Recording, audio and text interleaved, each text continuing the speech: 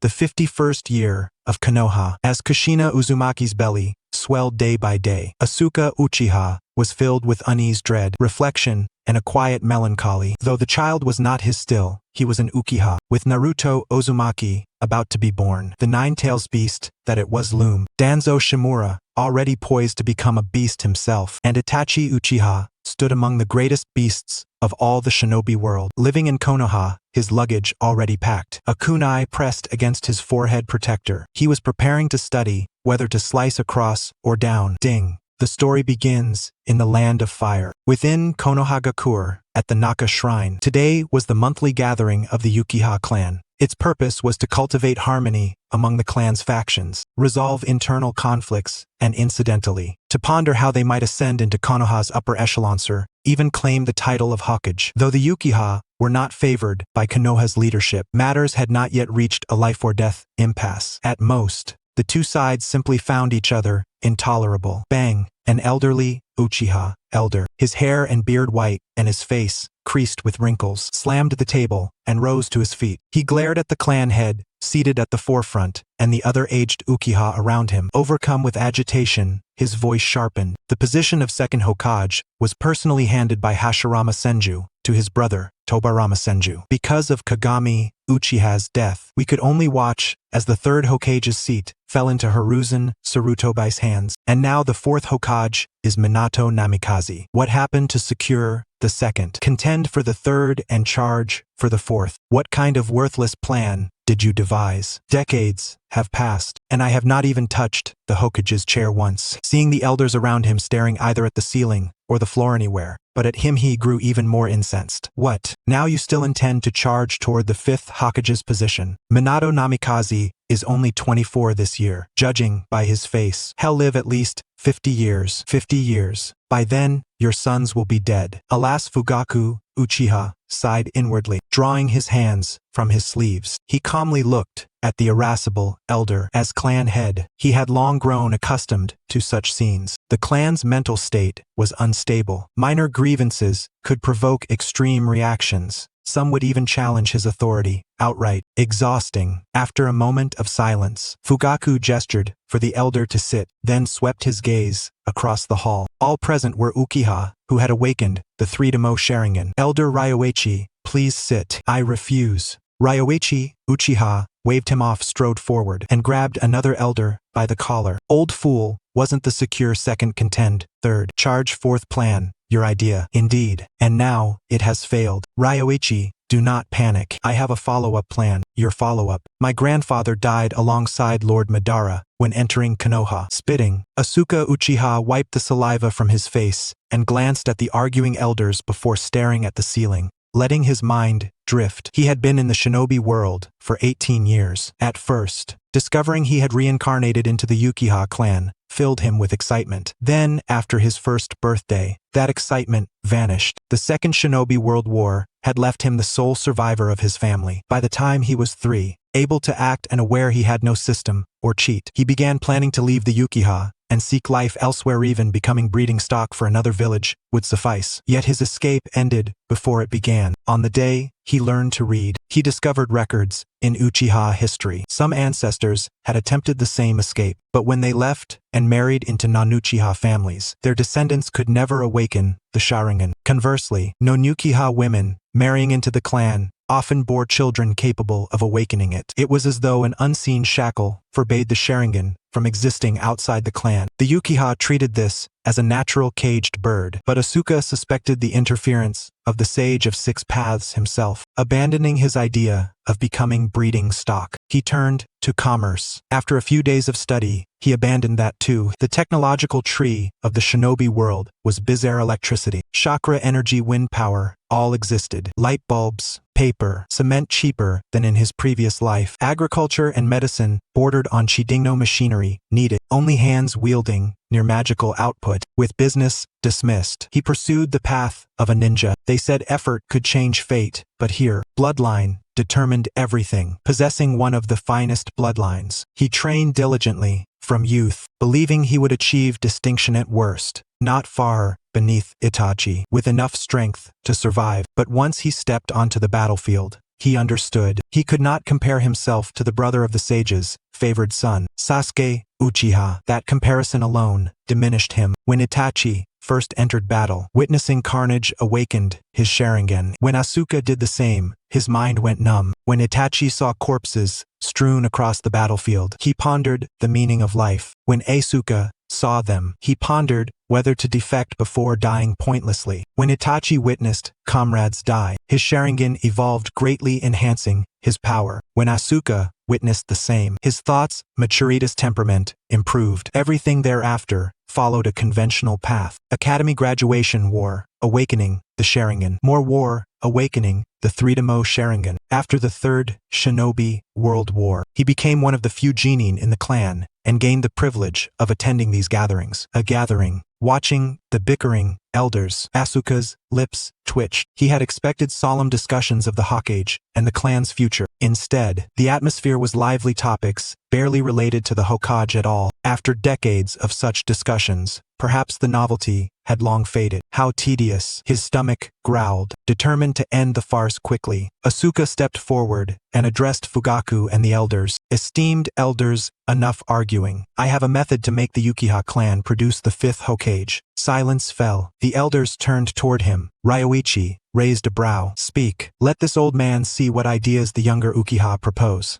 My idea is, after surveying their expressions, Asuka rubbed his empty stomach and declared, Clan head Fugaku, have you considered divorcing and pursuing Tsunade, the current head of the Senju clan? Now that only Lady Tsunade remains of the Senju, a marriage alliance would ensure the 5th Hokage is ours. In time, the Senju would merge into the Uchiha. In the Warring States era, our ancestors dreamed of annexing the Senju. If you achieve it now, clan head, your name will be carved in stone for generations. The hall fell deathly silent. A scarred elder rose. A great clan like ours relying on the clan head selling his body to become Hokage. Even if I agreed, others would note, neither would the clan head. Indeed, another one-eyed elder echoed, what nonsense. To mingle Uchiha with Senju, our plan failed, but we can still aim for the 5th Hokage. Bullshit, Ryoichi roared, pointing at him. He recounted their repeated failures, from Madara yielding the Hokage position to Kagami's death, to failed candidates and defeats each time their sword breaking before reaching its target. And now, you want to aim again. If selling the clan head's body works, I accept it. When I reach the Pure Land, I will kneel before Lord Madara and explain myself. As factions formed and tempers flared, Asuka quietly slipped to the door and exited, closing it behind him. TSK. He glanced back at the escalating chaos without comment. The Uchiha were frankly unstable. Their lax governance allowed not only free speech, but even physical or ninjutsu-based arguments. His outrageous proposal had ignited them completely. Madmen. With a flicker, he vanished, preparing to pack up. After witnessing the 4th Hokage's wedding, he would defect. Boom. A wave of heat blasted directly against Asuka's back. He stopped, turned around, and looked toward where he had come from. The sky above the Naka shrine had been dyed a deep crimson by flames. Fireballs exploded mid-air from time to time, like fiery fireworks. Quite a spectacular sight from afar. Looks like those old guys couldn't settle things with words, after all.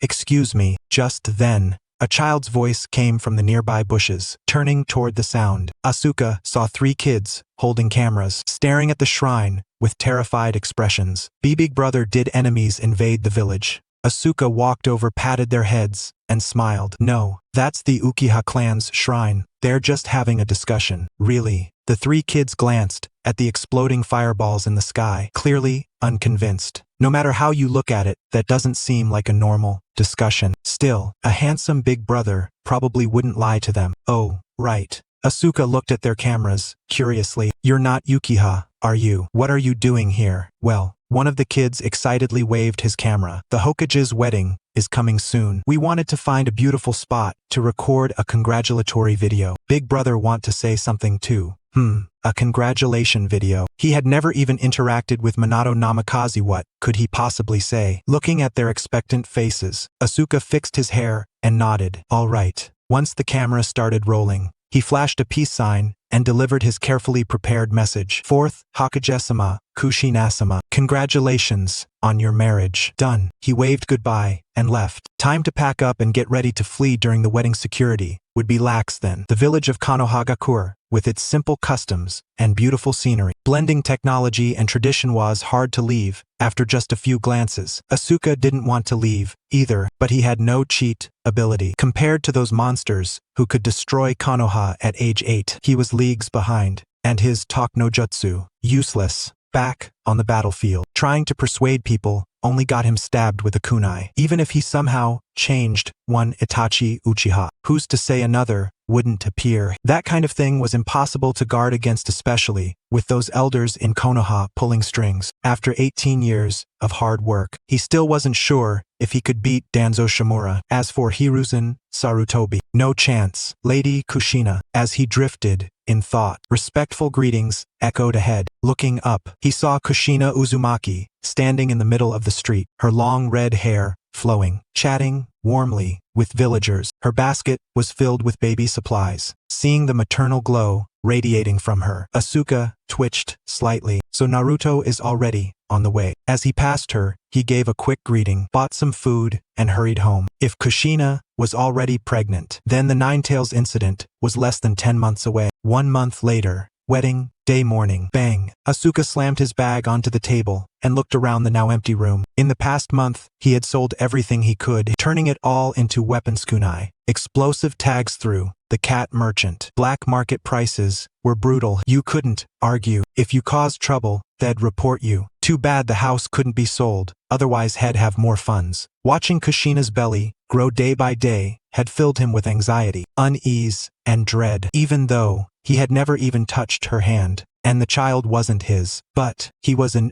Uchiha. After the Ninetales attack, the Uchiha clan's situation would collapse. Without hindsight, how could anyone explain the Sharingan appearing in the Ninetales' eyes? And everyone knew the Sharingan belonged to the Uchiha. A few years later, that filial son Itachi would raise his blade. Asuka looked out the window, memorizing the clan grounds one last time. Then he pulled out his Konoha forehead protector. Don't worry, I'll burn offerings for you every year. Now, how should he scratch it? Horizontal, vertical, ding, host, detected, counterattack system, initializing, name, Uchiha, Asuka, age 18, identity, Uchiha clan ninja, strength, Jonin. A mechanical voice echoed in his mind. He froze and laughed bitterly. So you only show up after I decide to defect. Still, a system is a system. This system will assist the host in surpassing Naruto Uzumaki and becoming the strongest in the ninja world. Receive, beginner, gift pack. Receive. Items suddenly appeared on the table. He picked up a ticket-like item and read aloud. Family bucket of honey mustard, fried chicken, loved by kids. Quantity, unlimited. Usage crush, to summon. He froze. What does fried chicken have to do with becoming stronger? Next item. 3-day Ninja Academy, learning boost card. Fire will lecture, notes. Teacher, preference guide. Mini camera. Asuka stared at the pile. System, don't you think this is for academy students? What's my strength? Jonin. And this, for academy students. You sure you didn't mess up? No error detected. Haha. Silently he grabbed his bag and headed out. Defection could wait. The 4th Hokage's wedding feast. That couldn't be missed. The land of fire, Konoha Park. Distinguished guests, friends gathered here today, ladies and gentlemen, good morning. Clap, clap, clap.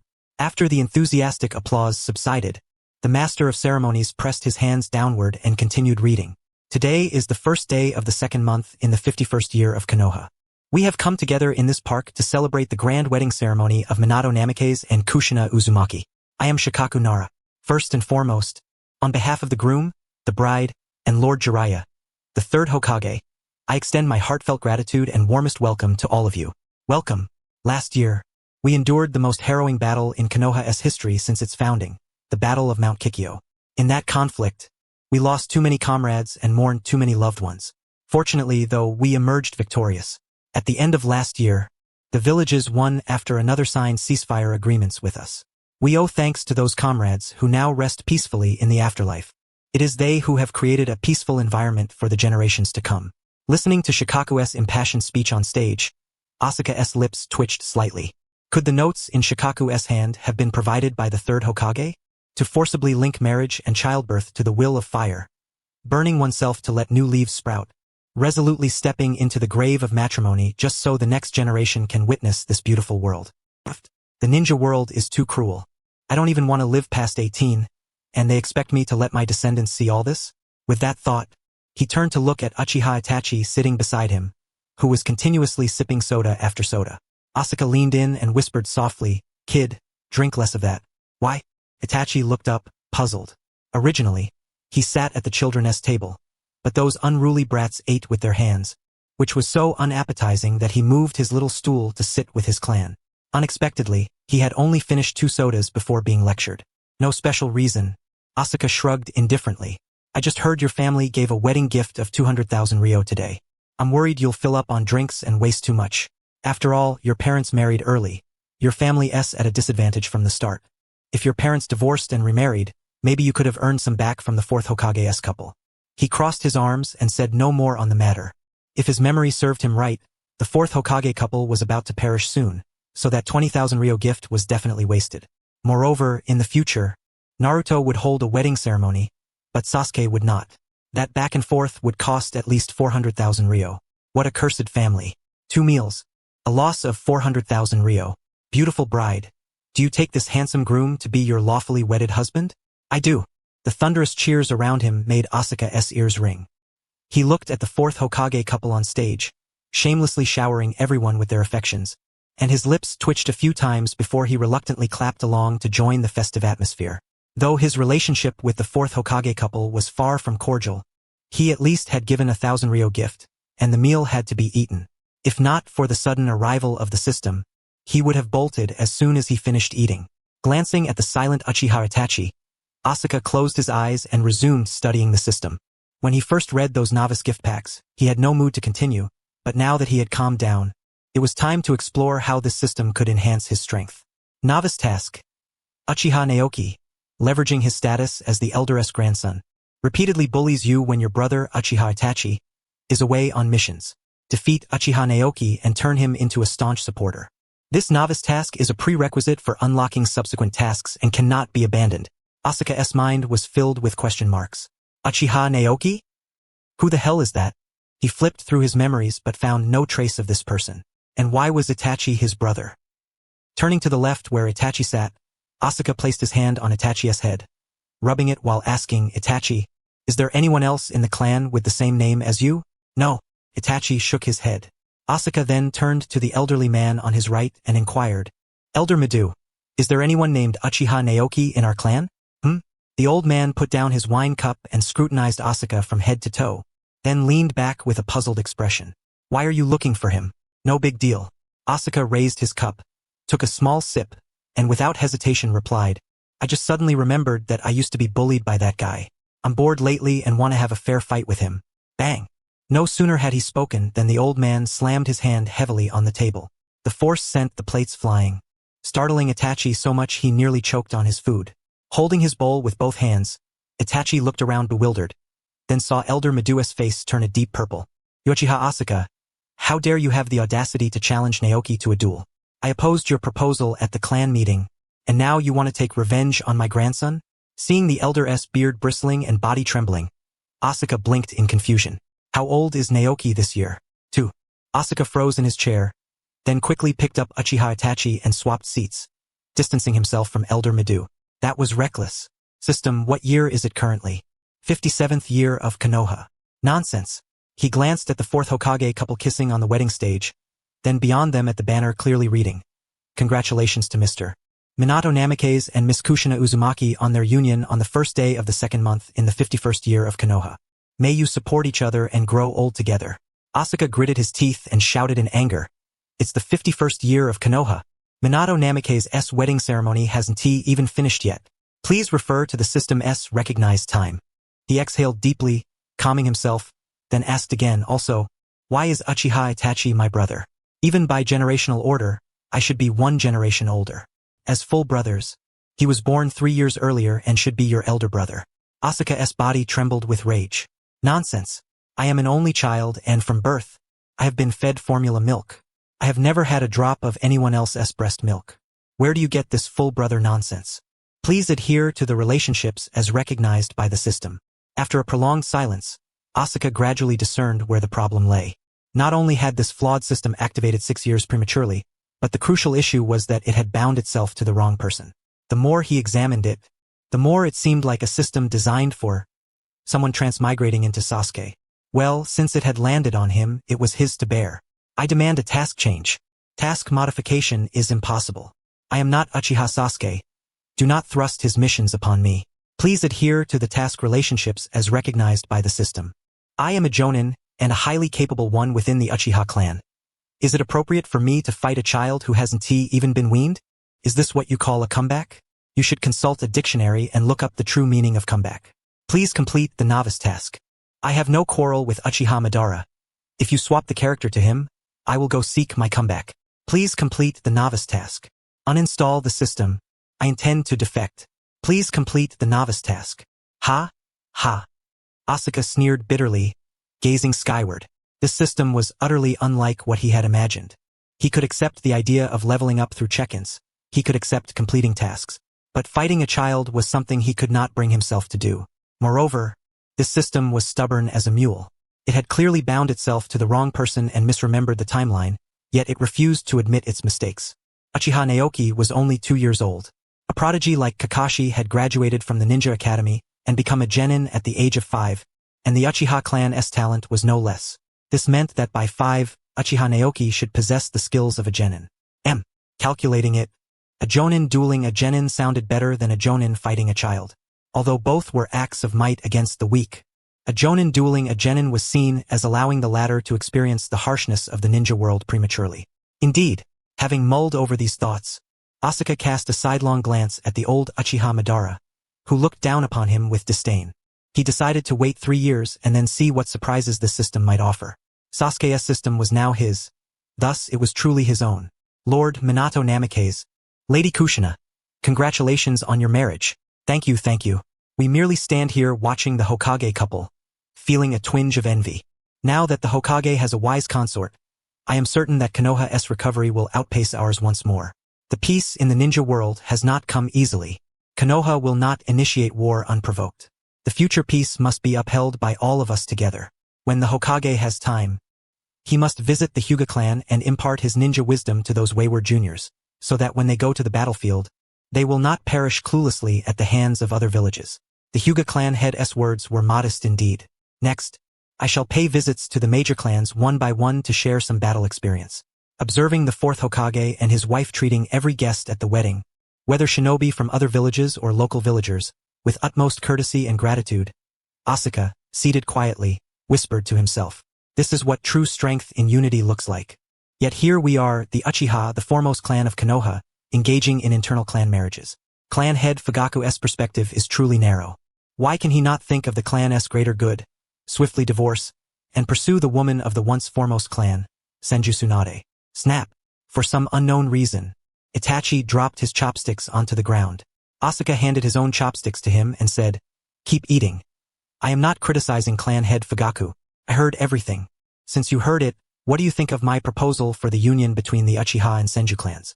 Furthermore, since the Senju clan has dwindled to a sole clan head, only Fugaku from our Uchiha clan, due to his status, is eligible to wed Princess Tsunade. If the clan head does not divorce, who else will?" Upon hearing Asuka's plan, Itachi shook his head without hesitation, his expression a clear refusal. Not long ago, when he was out shopping with his mother, he overheard someone mention this plan. His heart twitched, and his mother nearly erupted in fury, almost donning her ninja combat attire to confront the proposer. Though the plan was sound and logically flawless, the proposer clearly had not considered the feelings of himself, his mother, Lady Tsunade, and others. Most importantly, no one from either clan would consent to it. Seeing Itachi remain silent for a long moment, Asuka retrieved from his pouch a novice gift pack given by the system and pulled out a book titled Detailed Explanation of the Will of Fire course at the Ninja Academy. After flipping through it briefly, he softly recited, "When I was at the Ninja Academy, the teacher once told me that Konoha is one big family. We are all part of that family. We should not view problems from the perspective of a single member or clan, nor with narrow-mindedness. More often, we must see issues from the village's standpoint." Ignoring the disdainful gaze from Uchiha Madara beside him, Asuka tore off the book's cover casually, crumpled it, and stuffed it into his pocket, continuing to read quietly. Only by resolving internal conflicts can we confidently confront external threats. Subsequently, Asuka closed the book, stood up, and gently pulled Itachi to a secluded corner. He crouched slightly to avoid forcing Itachi to look up at him. Glancing toward the wedding scene in the distance, Asuka's gaze returned to Itachi, praising, "You are a genius, wise, rational, and deeply thoughtful. Clan head Fugaku often praises you in our presence. Though you are but 4 years old, I hope you can now view the issue of your parents' divorce from the Hokage's perspective. Do not let the boundaries of the Uchiha clan or the village constrain your thinking. Consider it carefully from the Hokage's vantage point. Moreover, if your father fails to win over Princess Tsunade after the divorce, he can always remarry your mother. Then you could reclaim 200,000 ryo, perhaps even earn more. Either way, it's a win." With that, he gave Itachi an encouraging look. Asuka was unafraid of earning the reputation of corrupting the clan head's son. What he taught was flawless, pure will of fire, personally annotated by a ninja academy instructor. Besides, Itachi had already learned some mischief from Shursui. He had begun to consider matters from the village's perspective. In that case, why not have you consider the issue of father's divorce and marriage to Tsunade from the village's standpoint? Watching Asuka's retreating figure, Itachi crouched on the grass, tugging at blades of grass while pondering the matters just raised. As the clan head's son, he was naturally aware of certain internal clan affairs. Since the Uchiha, alongside the Senju, founded Konoha but had narrowly missed the Hokage position 4 times, considerable resentment had accumulated within the clan. During the last clan assembly, the elders even came to blows over this matter. If the tensions continue to accumulate at this rate, a conflict between the clan and the village is inevitable. Yet, the solution to this predicament is remarkably straightforward. A member of the Uchiha clan must ascend to the position of Hokage. However, he had also heard from Shursui that it is exceedingly difficult for the Uchiha clan to produce a Hokage, not only due to inherent emotional shortcomings but also because of various external factors. Nonetheless, if the Uchiha clan were to marry Princess Tsunade, everything would indeed change.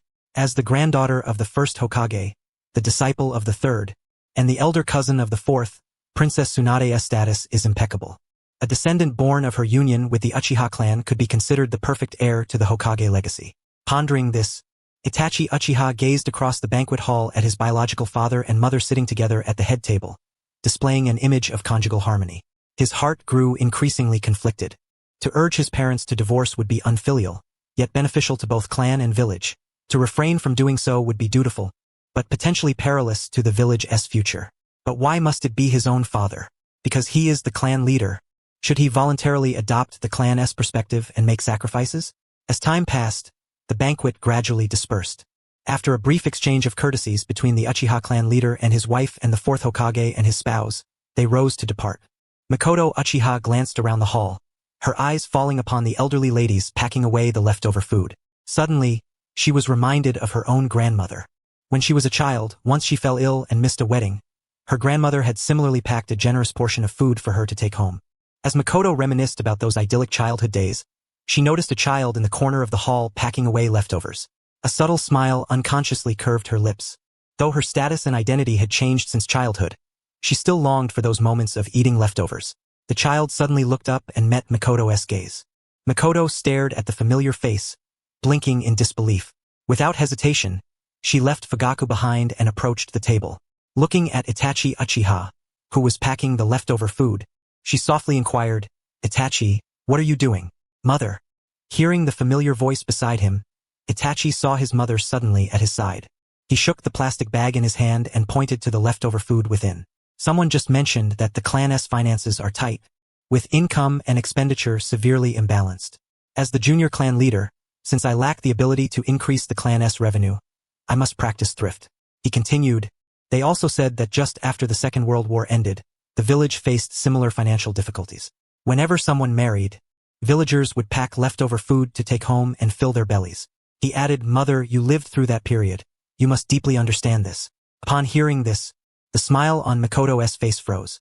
Earlier, when she saw Itachi packing the food, she had assumed it was to feed the cats in the clan grounds. She had never imagined he intended to take it home to eat, although it was delicious. Thinking of this, Makoto took a deep breath, crouched down, and caressed Itachi's head with a look of affection. That was indeed the case back then, but the situation now is far better. Besides, you've packed far too much. We won't be able to finish it all. No, Itachi shook his head. Placing the bag on the floor, he counted on his fingers. Because father and mother married early, at that time you did not yet know Lady Kushina, so when you married, Lady Kushina did not give a congratulatory gift. But today you gave a gift of 200,000 Rio. Even if I marry in the future and Lady Kushina again gives 200,000 Rio, and then her child marries, I will have to return 200,000 Rio. Calculating it all, our family still ends up losing 200,000 Rio. Unless at these words, Makoto's heart skipped a beat.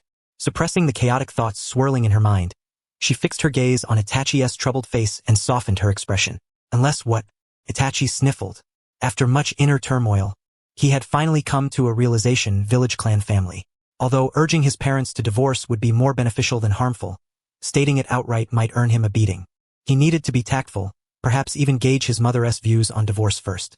At this crossroads, much like on the night of the clan's annihilation years later, Itachi chose to sacrifice his small family for the greater good.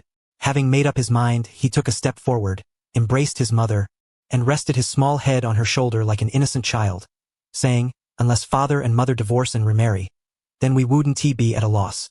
The gifts we receive, we could donate part to the orphanage and use the rest to improve the living conditions of widows and orphans in the clan." Makoto's expression finally settled into calm. Looking at her son, she suddenly felt that starting school a little earlier might not be so unbearable after all. As long as he had a ninja academy diploma, it would not be just for those gifts that he would urge his parents to divorce and remarry. That fool must have been influenced by someone. Who told you that? Hearing the icy voice from above, Itachi suddenly felt a twinge of unease.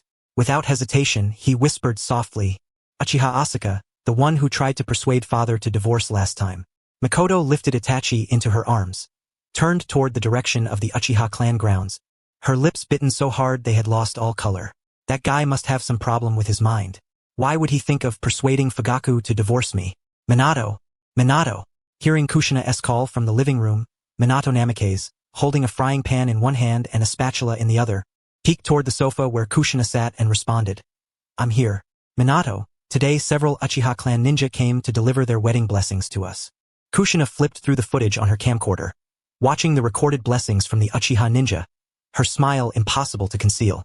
Yet, the smiles on those Uchiha faces seemed forced, strained. It was as if someone stood nearby during filming, threatening them with words. Suddenly, the scent of cooking oil filled the air. Raising her head, Kushina saw Minato, who had quietly come to her side, looking down at the images recorded on her camcorder. Seeing the spatula still dripping oil, Kushina patted the sofa gently, a trace of concern in her voice. "Be careful, the sofa is new." "Ah, sorry." Minato realized his mistake and quickly returned to the kitchen to put away the spatula and apron. Returning to Kushina's side, he joined her in watching the footage. The blessings came not only from villagers within the village but even from ninjas of other villages. Even the Hidden Cloud village, which had not yet signed a ceasefire agreement with Konoha and was still embroiled in minor skirmishes, sent their blessings. Minato. At this moment, Kushina wrapped one arm around Minato's shoulder, while her other hand gently caressed her gradually swelling belly as she asked, "A few days ago, I heard from Makoto that the internal conflicts within her clan have been intensifying, and the clan members are becoming increasingly difficult to manage. At the last clan meeting, someone even suggested that the clan leader should get a divorce and pursue the head of the Senju clan." Minato Namikaze gazed blankly at his wife. In his mind, he pictured Fugaku and his wife's affectionate relationship and hurriedly inquired, "Why?" Sighing, Kushina set down the camera in her hand, wearing an expression of exasperation. "It's all because of the Hokage position. Ever since Makoto married Fugaku, she has nearly been driven mad by those clan members, each day dragging the clan leader to forcibly reminisce about the past. For example, when the village was founded, the first Hokage patted Uchiha Madara on the shoulder, telling him about passing the second Hokage title to him. Later, the second Hokage patted Uchiha Kagami on the shoulder, saying that unlike the other Uchihas, he was the most likely to inherit the third Hokage title. Then, the third Hokage patted Fugaku's shoulder, saying that if he could repel enemy attacks, his name would appear among the candidates for Hokage. Minato, as the fourth Hokage, maintaining the village's stability is your responsibility, and the Uchiha clan is the premier family of Konoha." Watching his wife hesitate to continue, Minato immediately connected her mention of the Senju clan leader. "Are they trying to get me to mediate between them? That would get me killed by Lady Tsunade." The memory of his master being punched into the hospital by Tsunade, only to be healed and then punched again, flashed through his mind. Shaking his head vigorously, he muttered to himself, No way, Lady Tsunade would slaughter Jiraiya-sensei. Kushina looked at Minato with a puzzled expression, unable to understand his train of thought. She had told him that if the Uchiha clan's internal conflicts were not addressed promptly, it would affect the village's future. Where did you get that from? You idiot? Kushina hopped onto Minato's lap, clutching his collar and shaking him back and forth.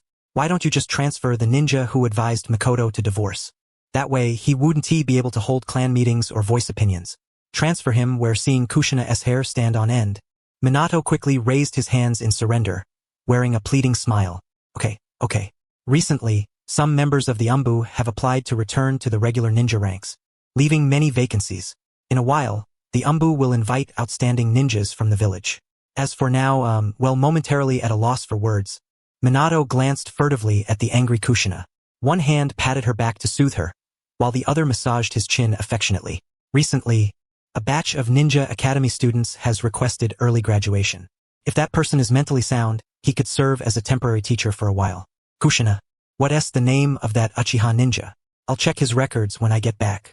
That's more like it. Kushina picked up the camera still resting nearby, flipped through it for a moment and pointed to a blessing video. That's him, Uchiha Asuka, an elite ninja of the Uchiha clan, a remarkably versatile shinobi. It said that even when he was a chunin, he already possessed jonin-level combat ability. Now that he is a jonin, his exact strength is unknown. So it's him. Following Kushina's finger, Minato saw the somewhat familiar figure on the camera. Gazing at that familiar silhouette, Minato recalled past memories. Suddenly, a flash of lightning struck through his mind, and he fell silent. Noticing Minato's sudden quietness, Kushina shook his shoulder with concern. Is something wrong? Not really. Minato shook his head and slowly spoke as he recalled scenes from the Third Great Ninja War and Asuka's dossier. His experience resembles Lady Tsunade's somewhat. However, among combat-type ninjas, he is one of the few who masters and excels in medical ninjutsu. The records state that the Third Great Ninja War claimed all his comrades. Despite his lengthy training in medical ninjutsu, he couldn't even prolong his comrades' lives. He could only clearly sense their life force fading away.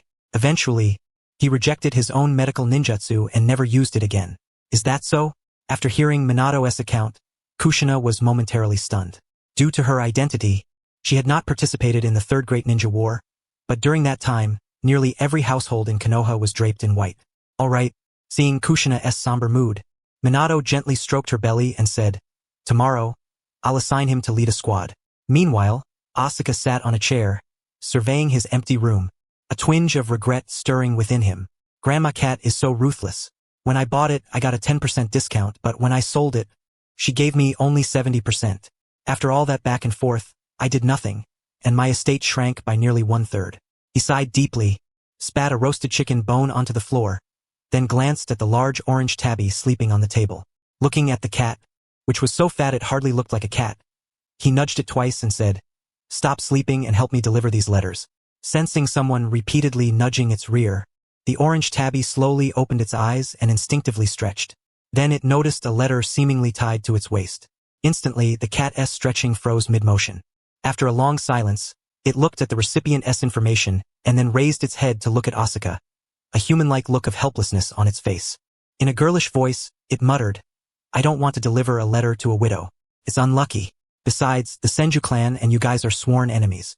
"Pa!" Asuka spat on the ground, then looked toward the Senju clan's territory and said, "Their clan was wiped out, and only one woman remains. What use is it to talk about enmity now? When the Senju clan was still around, the clans would argue occasionally. Now that they're all dead, kicking them when they're down is just cruel." Upon hearing this, the orange tabby glanced twice at Asuka, then casually opened the letter. Reading its contents aloud, it said, "To the head of the Senju clan of the forest, Senju Tsunade, as the Third Great Ninja War gradually draws to a close, the ninja world finally welcomes a temporary peace. Although this peace is only fleeting, I, as the head of the Uchiha clan, wish to discuss the future of our two clans that have quarreled for 1,000 years, as well as the future of the village and the ninja world, through this letter. Uchiha Fugaku." Snap! Just as the letter was read to the end, a piece of paper suddenly slipped out of the envelope. The orange tabby picked up the paper from the table, glanced at it, and exclaimed, "Asuka, you're getting rich. Why did you stuff 100,000 Ryo bills in the envelope? Without slipping any money, there's no way Tsunade would come back to us. What's with all this effort on your part?" Smack! Asuka lightly smacked the orange cat's head, his tone dripping with irritation. I just want to live out my days in safety. Once violence is involved, it means danger. If it can be resolved peacefully, then peace is the only way. Early morning. A hazy mist suddenly descended, cloaking Konoha, a village barely 50 years old, in a shroud that made it appear 49, utterly devoid of vitality. After finishing his morning routine, Asuka pushed open the door and stepped outside. Gazing at the dense fog surrounding him, he muttered, "If only I could have a grilled fish sprinkled with chili flakes right now. Don't you think so?" Turning back to the house, he saw the plump orange cat still asleep. Asuka's mouth twitched slightly before he snapped his fingers, summoning 2 buckets of honey mustard-flavored fried chicken. He placed one on the table and, clutching the other, stepped out of the house. Today marked the monthly clan meeting. Since he had decided not to defect, he might as well attend properly and, while he was at it, find out when they planned to devise their comeback strategy. Crack, crack. The streets were sparsely populated in the early morning, and the loud sounds of Asuka devouring his food echoed far and wide. By the time he arrived at the shrine, a considerable number of elderly men had already gathered. Hearing footsteps approaching, Uchiha Madara recognized Asuka and snorted coldly, turning his head away in disdain. "Hey, Elder Madara, haven't you forgotten what happened yesterday? Have you? Shut up. I don't want to talk to you. Have some food. It's not good for old folks to skip their morning meat. Keep it. I don't eat such greasy stuff in the morning." Greasy? As Asuka stared down at the bucket of fried chicken in his hands, his face instantly hardened. "Do you think we're just anyone? We are the Uchiha. Other clan elders need to live healthily, eat light meals. That's because their digestion isn't good. Don't lump our clan in with the others. Besides, I've heard that Lord Madara's grandfather, though over 70 years old, insisted on eating 5 pounds of fried meat every breakfast and ultimately lived long enough to witness Konoha's founding." As Asuka held up 5 fingers, Madara's cheek twitched. "Sure, some people are in good shape, young at heart, smoking 2 packs a day, drinking a pound of alcohol at a sitting, 10 pounds of meat daily. But I'm not that old man." Bang! Suddenly, Asuka used a summoning jutsu to call forth a heap of greasy food, distributing it among the surrounding elders. Just as Madara expected them all to refuse, he instead watched as these silver-haired men accepted the oily fare without a hint of hesitation and began to devour it heartily. Damn it, just yesterday they were preaching about vegetable porridge and pickles for health, and now they're eating this stuff. You old geezers still can't stand to see the Uchiha become the 5th Hokage. Huh? Taking a deep breath, a flicker of damnable competitiveness stirred within Madara. Glaring at the chicken wings dripping with grease, he gritted his teeth and said, "Bring me 2 buckets." When Fugaku arrived at the Naka shrine just in time for the meeting, he inhaled the thick aroma of fried chicken and glanced at the clan shinobi with grease-slicked mouths.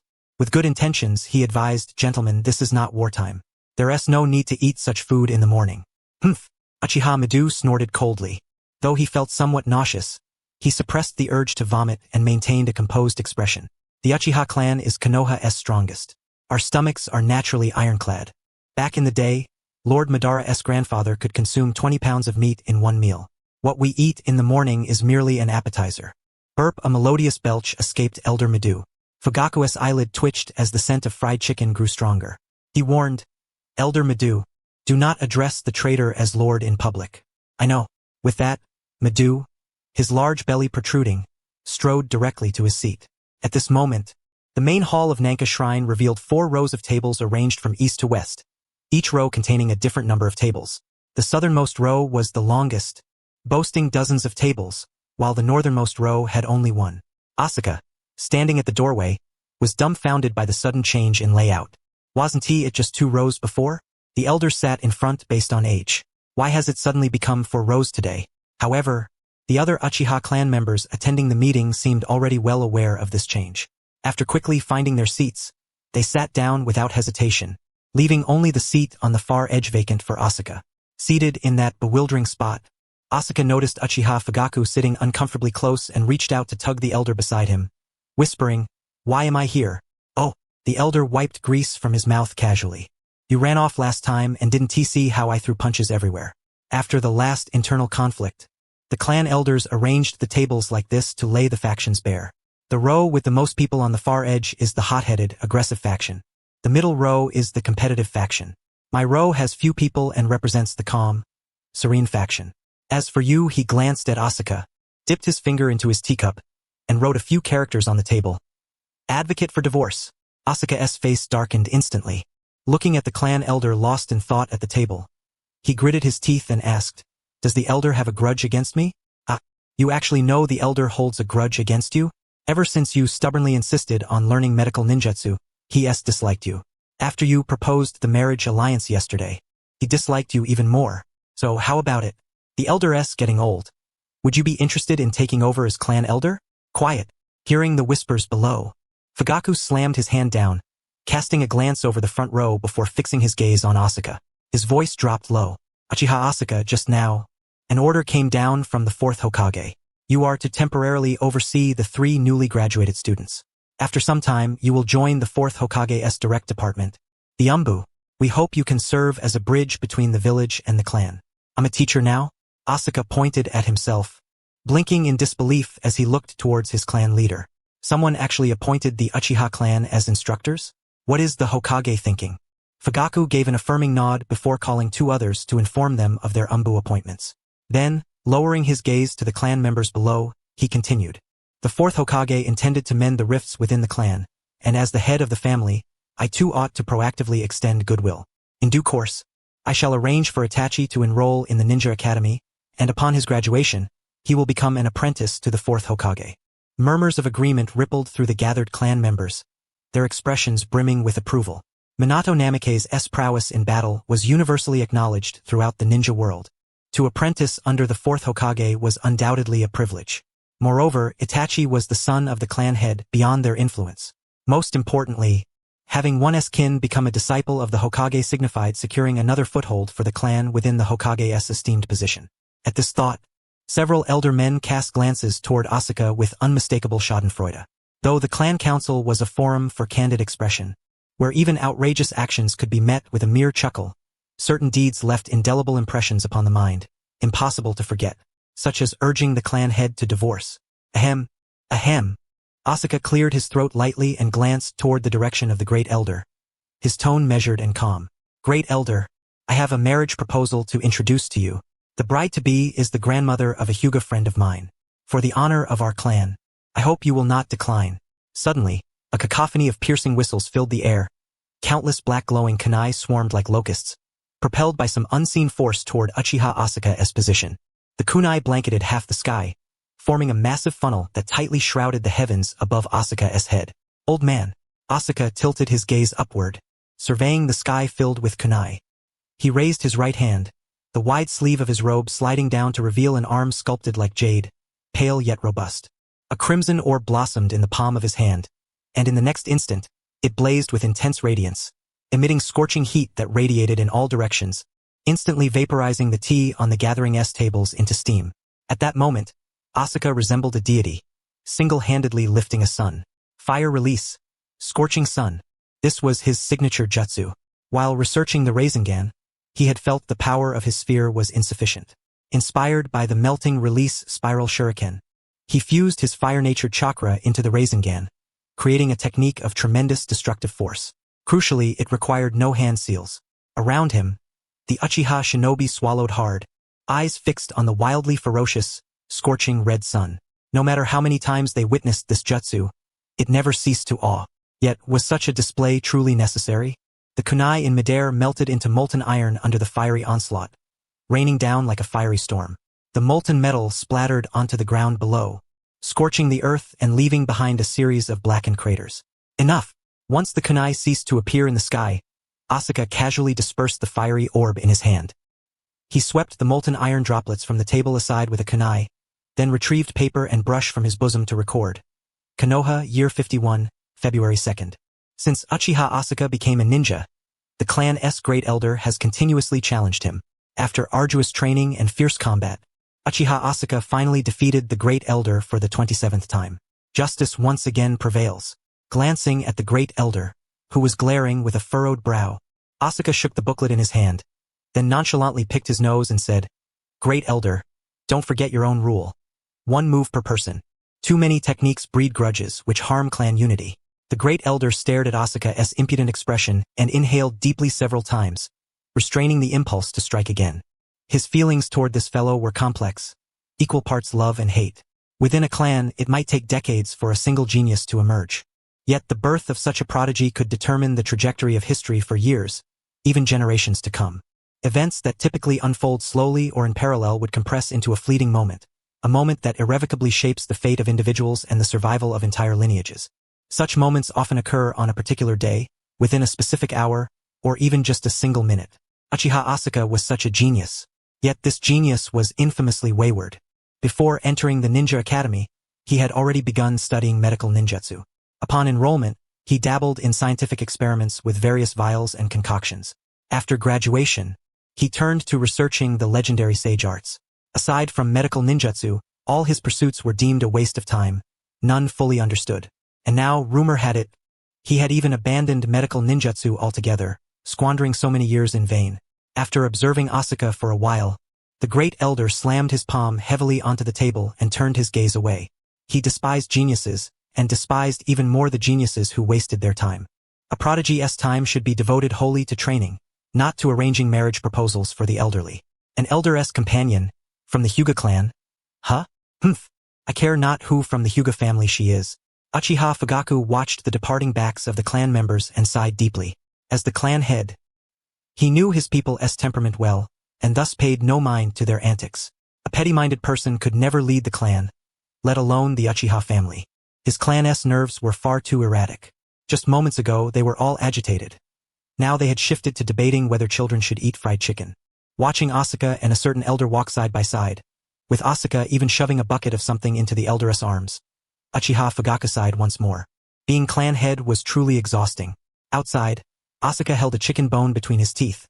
His gaze fixed on Elder Ryoichi beside him as he softly inquired, "Say, Elder Ryoichi, when do we stage the coup d'etat?" "A coup?" Ryoichi's body shuddered, eyes wide with alarm as he scrutinized Asuka.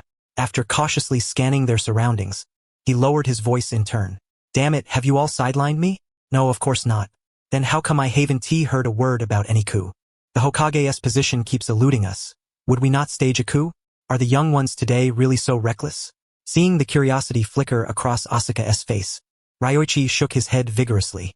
After securing the lid on the bucket he carried, he fixed Asuka with a solemn gaze and whispered, "Asuka, by seniority, I am actually your second uncle. Though your parents passed early, your second uncle yet lives. I hope that next time you entertain such dangerous thoughts, you will remember your second uncle." Hiss! Asuka drew a sharp breath, scanning Elder Ryoichi with suspicion. "Second uncle Ryoichi, then when did we start contemplating a coup?" "You damn!" Ryoichi shot Asuka a glare. How could someone's mind be so consumed with thoughts of rebellion? Could he not just live peacefully? Could it be that during the war, all of this fellow's comrades perished, leaving his heart hollow and deprived of affection? Indeed, at 18, he has reached the age traditionally deemed suitable for marriage. After a brief pause, he patted Asuka on the shoulder, shook his head, and strode away without another word. Truly, a man must have a vulnerable spot. Those without any weakness harbor such perilous thoughts. Gazing at Elder Ryoichi's departing figure, Asuka stroked his chin with one hand as he walked home, recalling the events of his previous life. Through careful probing, he was certain that the Uchiha clan currently harbored no intentions of staging a coup. Although their circumstances were somewhat unpleasant, it was not nearly enough to warrant such drastic measures. Could it be that Uchiha Fugaku acted on his own accord in plotting a rebellion? At the thought of a recent conversation with an elder, during which some information was subtly revealed, Asuka narrowed his eyes toward the direction of the Naka shrine. Uchiha Fugaku is a man who values the future of the Uchiha clan above his own life. Proud of bearing the clan's symbol, he is extremely strict with his friends, family, and himself, tirelessly sacrificing for the prosperity of the Uchiha. Such a man would likely entertain thoughts of rebellion only if he could no longer envision a future for his clan. After all, the ability to awaken such eyes comes at the cost of one's mental stability. It would be best to focus on investigating Danzo first. The following day, at the Ninja Academy, Irika, a young girl with flowing purple hair, faced Irika but kept glancing toward the doorway with eager anticipation. "Do you think we'll be assigned to the same group? Who will be our instructor?" "I'm not sure." Irika shook his head, then looked toward the purple-haired girl with equal anticipation. "Probably a chunin or perhaps a special jonin, maybe even a jonin." "Humph." A cold, untimely sneer came from nearby, as a girl with black hair and pale eyes looked disdainfully toward the entrance and spoke slowly. "The Shinobi World War is not yet over. Most jonin are burdened with missions. How could any of them serve as our instructors?" Bang, bang, bang. Just as her words faded, the three heard a knock at the door. Before they could react, the classroom door was pushed open from outside. Then, a ninja with short black hair, clad in a black, form-fitting combat suit complemented by a green Jonin chainmail, stepped inside. Holding a piece of paper, he strode toward the podium. Looking down at the 7 or 8 seated children, he glanced at the list in his hand and called out, Umino Irika, Yuzuki Yuyaka, Hyuga Hanaha. Seeing the three stand somewhat nervously, Asuka smiled at them and said, Follow me. Watching the Jonin-s retreating figure, along with the Uchiha clan emblem emblazoned on his back, Yuyaka and the others exchanged glances, their faces revealing a complex mixture of emotions. The Uchiha clan's strength is inversely proportional to their spirit. This was well known throughout the shinobi world. Though their instructor was a Jonin, they did not wish for their mentor to hail from the Uchiha family. After Asuka led the three youngsters to the rooftop, he turned to face them and introduced himself. My name is Uchiha Asuka, a combat-type Jonin from Konoha. I enjoy eating cooked food, and I'm not opposed to raw either. Recently, I've taken up journalism as a hobby, and my dream is to live a safe life. Now it's your turn to introduce yourselves. Gulp. Irika swallowed his saliva and took a tiny step forward, whispering, I am Umino Irika. I just graduated from the Ninja Academy. I really like the ramen made by Uncle Ichiraku. I dislike mustard. My hobby is soaking in hot springs, and my dream is to become a teacher. Asuka nodded and shifted his gaze to the purple-haired girl. My name is Yuzuki Yuyaka. I just graduated from the Ninja Academy. I detest greasy food. My hobby is flower viewing and my dream. At that moment, Yuyaka suddenly felt her cheeks flush. She covered her face with both hands and whispered, Can I not say my dream? Of course. Surprised that their instructor was so approachable, Yuyaka's eyes widened dramatically. Was Uchiha really this easygoing? And you? I am Hyuga Hanaha. I also just graduated from the Ninja Academy. I like bananas, dislike milk, enjoy daydreaming, and my dream is freedom. Looking at the pale-eyed girl and the mark on her forehead, Asuka instantly understood the true meaning behind her dream of freedom. A bird in a cage, was it? Such a tragic soul. With that thought, he casually formed a hand seal and summoned 3 family-sized buckets of food. Then said, typically, instructors would bore their students with some sort of difficult test, something about fostering teamwork or capturing bells. But I am different. The way to earn my approval is to finish these 3 buckets of food. If you cannot, I will send you back to the Ninja Academy. After all, I am a combat-type ninja, and this task of teaching you was forcibly assigned to me by the Hokage. That simple? The 3 stared at the buckets in Asuka's hands, disbelief etched on their faces. This assessment is certainly not that simple. With that, Asuka vanished in a flash. When he reappeared, the 3 saw the Uchiha ninja holding a pile of food. Milk, mustard, and oil. At the sight of these 3 ingredients, the trio's hearts sank with a foreboding sense. All of these were foods they despised. Bang! Asuka bit open a container of milk and poured it directly into one of the buckets. Thump, thump, thump, watching the bucket slowly drown in milk. Hanaha's eyes welled with tears as she murmured, Enough, really enough. That's way too much. After soaking the bucket thoroughly in milk, he donned gloves and slathered a thick layer of mustard on each chicken leg. Finally, he took a brush, dipped it in oil, and flicked it onto the chicken legs. EW. Shivering at the sight of oil dripping down the chicken, Asuka solemnly handed the 3 buckets to the trio and said, This is your first lesson. A ninja must not have foods they detest. Oh, by the way, sitting on the railing, he looked at the 3 conflicted children. As if recalling something, he continued, My medical ninjutsu skills are quite advanced. Although I once swore never to use medical ninjutsu again, if any of you suffer food poisoning, I can reluctantly provide treatment. After all, vows are made for others to hear. Eat up, even if it means repeating a year at the Ninja Academy, you must finish everything today. The 3 of them lifted their heads to glance at Asuka, and seeing the earnest expression on his face, they lowered their gazes back to the food in their bowls, a wave of nausea instinctively rising within them. Milk soaked in honey mustard. What on earth is this? Honey mustard mixed with some unknown oil. Will it upset my stomach? Half a day later. Ugh. Ugh. Yuck. Yuck. Cough. Cough. Cough. Asuka, already asleep, was roused by a series of agonized groans. He looked toward the 3 on the rooftop, their faces contorted in pain, then glanced at the empty buckets before them, a faint smile curling at the corner of his lips. Congratulations, you are now officially qualified as genin. Teacher, my stomach hurts so much. At this, he leapt down from the platform to Yozora Mayuzuki's side, finding her half kneeling on the ground, her face etched with pain. A green glow emanated from Asuka's palm as he pressed it against her abdomen. After a moment, he scratched his head awkwardly and muttered, "That unscrupulous merchant from the outer village, when I said to bring any bulk oil, you actually gave me fish oil."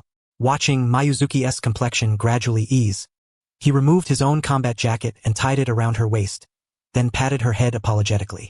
"Well, because you consumed fish oil, your digestive system hasn't absorbed it properly. There's a high chance you'll have diarrhea soon. You should head to the school restroom and stay there for a while. I'll take you home tonight. Also, don't touch the oil stains on your backside. They're tough to clean." Hearing this, Mayuzuki cast a puzzled glance at Asuka, unsure why he had tied his jacket around her waist. Oil stains on my backside? Her curiosity ultimately got the better of her, and she reached back to touch the area. So much oil. Yuzora Mayuzuki's eyes fixated on her grease-laden palm, and she remained silent for a long while. Then, lifting her head with a look of grievance, she glanced at Asuka before turning and dashing toward the restroom without a backward glance. "You drank too much milk. You'll have to stay in the restroom for a while, too. You ate too much mustard, but you 1T need to go to the restroom. Just remember to buy a bottle of glycerin suppositories from the hospital later. You'll have a hard time tomorrow."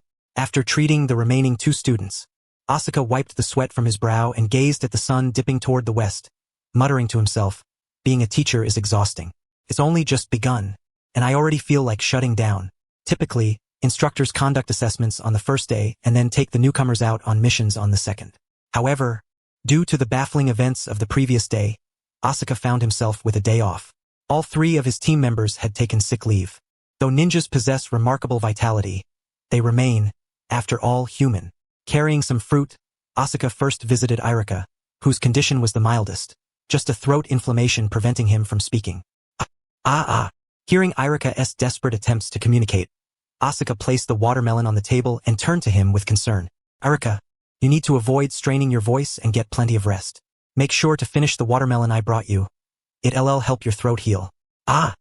Irika rasped a reply, his gaze shifting between the large watermelon on the table and the caring instructor before him. Honestly, outsiders would find it hard to comprehend the complex emotions swirling in his heart at that moment. He was considering requesting a new teacher, though he wasn't sure if it was too late. "All right, I have to check on others now. You take care and rest." Having said this, Asuka vanished from the room in an instant, appearing outside the window. After orienting himself, he headed toward Mayuzuki's home. She's dealing with diarrhea now. The thought of the miserable state she must be in, caused entirely by himself, made Asuka select the most expensive fruit from the shop. Upon arriving at Mayuzuki's residence, he frowned slightly at the freshly laundered bedding and clothing in the yard, murmuring, "Is the diarrhea really that severe?" Knock, knock, knock. He rapped his fingers against the door, and after a while, a feeble voice answered. The door isn't locked. Hearing this, Asuka twisted the handle and entered, his eyes scanning the clean and orderly room. He nodded approvingly. "Definitely much tidier than my place. At least there's no cat hair around. That fat cat sheds all year round. I'll have to shave it sooner or later." Standing quietly at the door for a moment without anyone coming to greet him, Asuka tiptoed further inside and softly called out, "Hello? Is anyone home? I'm Yuzora Asuka, Yuzora Mayuzuki's instructor." "Teacher?" Mayuzuki suddenly leapt up from the sofa, clutching her stomach, her face pale and filled with terror as she looked toward Asuka standing at the doorway. "What are you doing here? And you're holding a durian. Damn it, he can't possibly expect me to eat durian skin today, can he?" With that thought, Mayuzuki swallowed hard and instinctively took a few steps back. Tears welled up in her eyes as she trembled. "Teacher, why have you come?" Asuka had by then removed his shoes and stepped into the living room. Setting the durian down, he regarded his pale-faced student with an apologetic expression.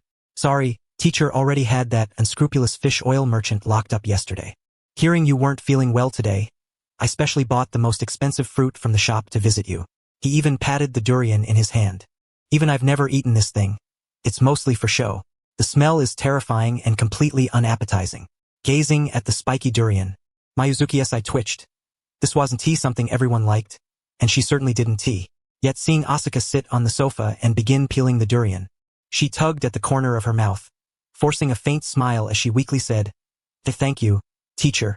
But you really didn't have to go to such trouble buying such an expensive fruit." "Don't mention it." Asuka beckoned to Mayuzuki with a finger and then handed her the peeled durian, concern evident in his voice. "Teacher used to be a medical ninja, so I know exactly what patients should eat. Mayuzuki, you're a little weak right now, this is just right. Try some. Seeing the care written plainly across his face, Mayuzuki lowered her gaze to her stomach, avoiding his eyes and softly refusing. And no, it's not necessary. You know the medical ninja code that Lady Tsunade established, right? Asuka rose to his feet, facing Mayuzuki as he spoke while pacing slowly. The 3 cardinal rules of medical ninjas. First, a medical ninja must never abandon treatment before a teammate dies, and teammates must unconditionally accept the medical ninja's proposed treatment plan. Now, we are a team, but... As her mentor drew ever closer, she waved her hand in refusal while retreating backward. Before she could finish voicing her rejection, Yuzuki Uyaka witnessed the other party seemingly teleport, suddenly materializing right before her. Such a swift body flicker technique. Ugh. Ugh. After stuffing the durian flesh into her mentor's mouth, Asuka gazed at her student's resistant expression. Both palms then emanated a green glow once more. One hand covered the student's mouth, while the other pressed against her abdomen, sighing with sentiment. Uyaka, do you realize? When I left the medical field back then, countless people vehemently opposed me. Even that old Lady Tsunade, far away in the gambling den, upon hearing the news, packed her bags and fled back to Konoha. That old lady even told me she had been on a lucky streak at the time but lost millions because of me, and she wanted me to compensate her. Is this the scent of a man? Gardenia fragrance. Yuzuki Uyaka felt that with every breath she took. The subtle gardenia scent would permeate through her nasal passages into her lungs, only to swirl back with every exhale. Why does this sensation make me dizzy? Just like inhaling secondhand smoke from my father? At this moment, the peculiar aroma of the durian no longer registered. Her mind was entirely consumed by the gardenia scent. Hey! Asuka waved her hand before Uyaka's flushed face, a hint of surprise in his voice. Not that bad, right? What? Snapping back to reality, Yuzuki Uyaka blinked in puzzlement, unable to comprehend what her mentor was implying. I covered your mouth merely to prevent you from spitting out the durian. Recently, my finances have taken a severe hit. I cannot bear to see food wasted. But why did you lick my hand? Gazing at the dampness on his palm, Asuka's eyes shifted instantly as realization dawned. He could understand such matters. After all, during his time at the Jonin Academy, those beauty-obsessed female classmates often did all sorts of bizarre things to win his favor. But I am your mentor. Has the Jonin Academy changed its nature? Or has the entire shinobi world lost its essence? Even Jiraiya's writings lack that flavor nowadays. Whoosh! Uyaka's face flushed even deeper, her hands clutching her garment's hem tightly as she hastily defended herself. I was simply eating durian just now. I understand. Asuka patted Uyaka's shoulder and shook his head. When I was at the Jonin Academy, female classmates frequently swapped my lunch with meals they personally prepared when I went to the restroom. Back then, I was naive and ate whatever was given to me. But one day, I happened to see a female classmate cooking, and her saliva dripped into the lunchbox. From that day until graduation, I only ate 2 meals a day, breakfast and dinner, relying on sheer willpower at noon. Sighing, Asuka leapt out the window, departing Uyaka's home. Unexpectedly, even after becoming a teacher, he still, Asuka-sama, the clan head is looking for you.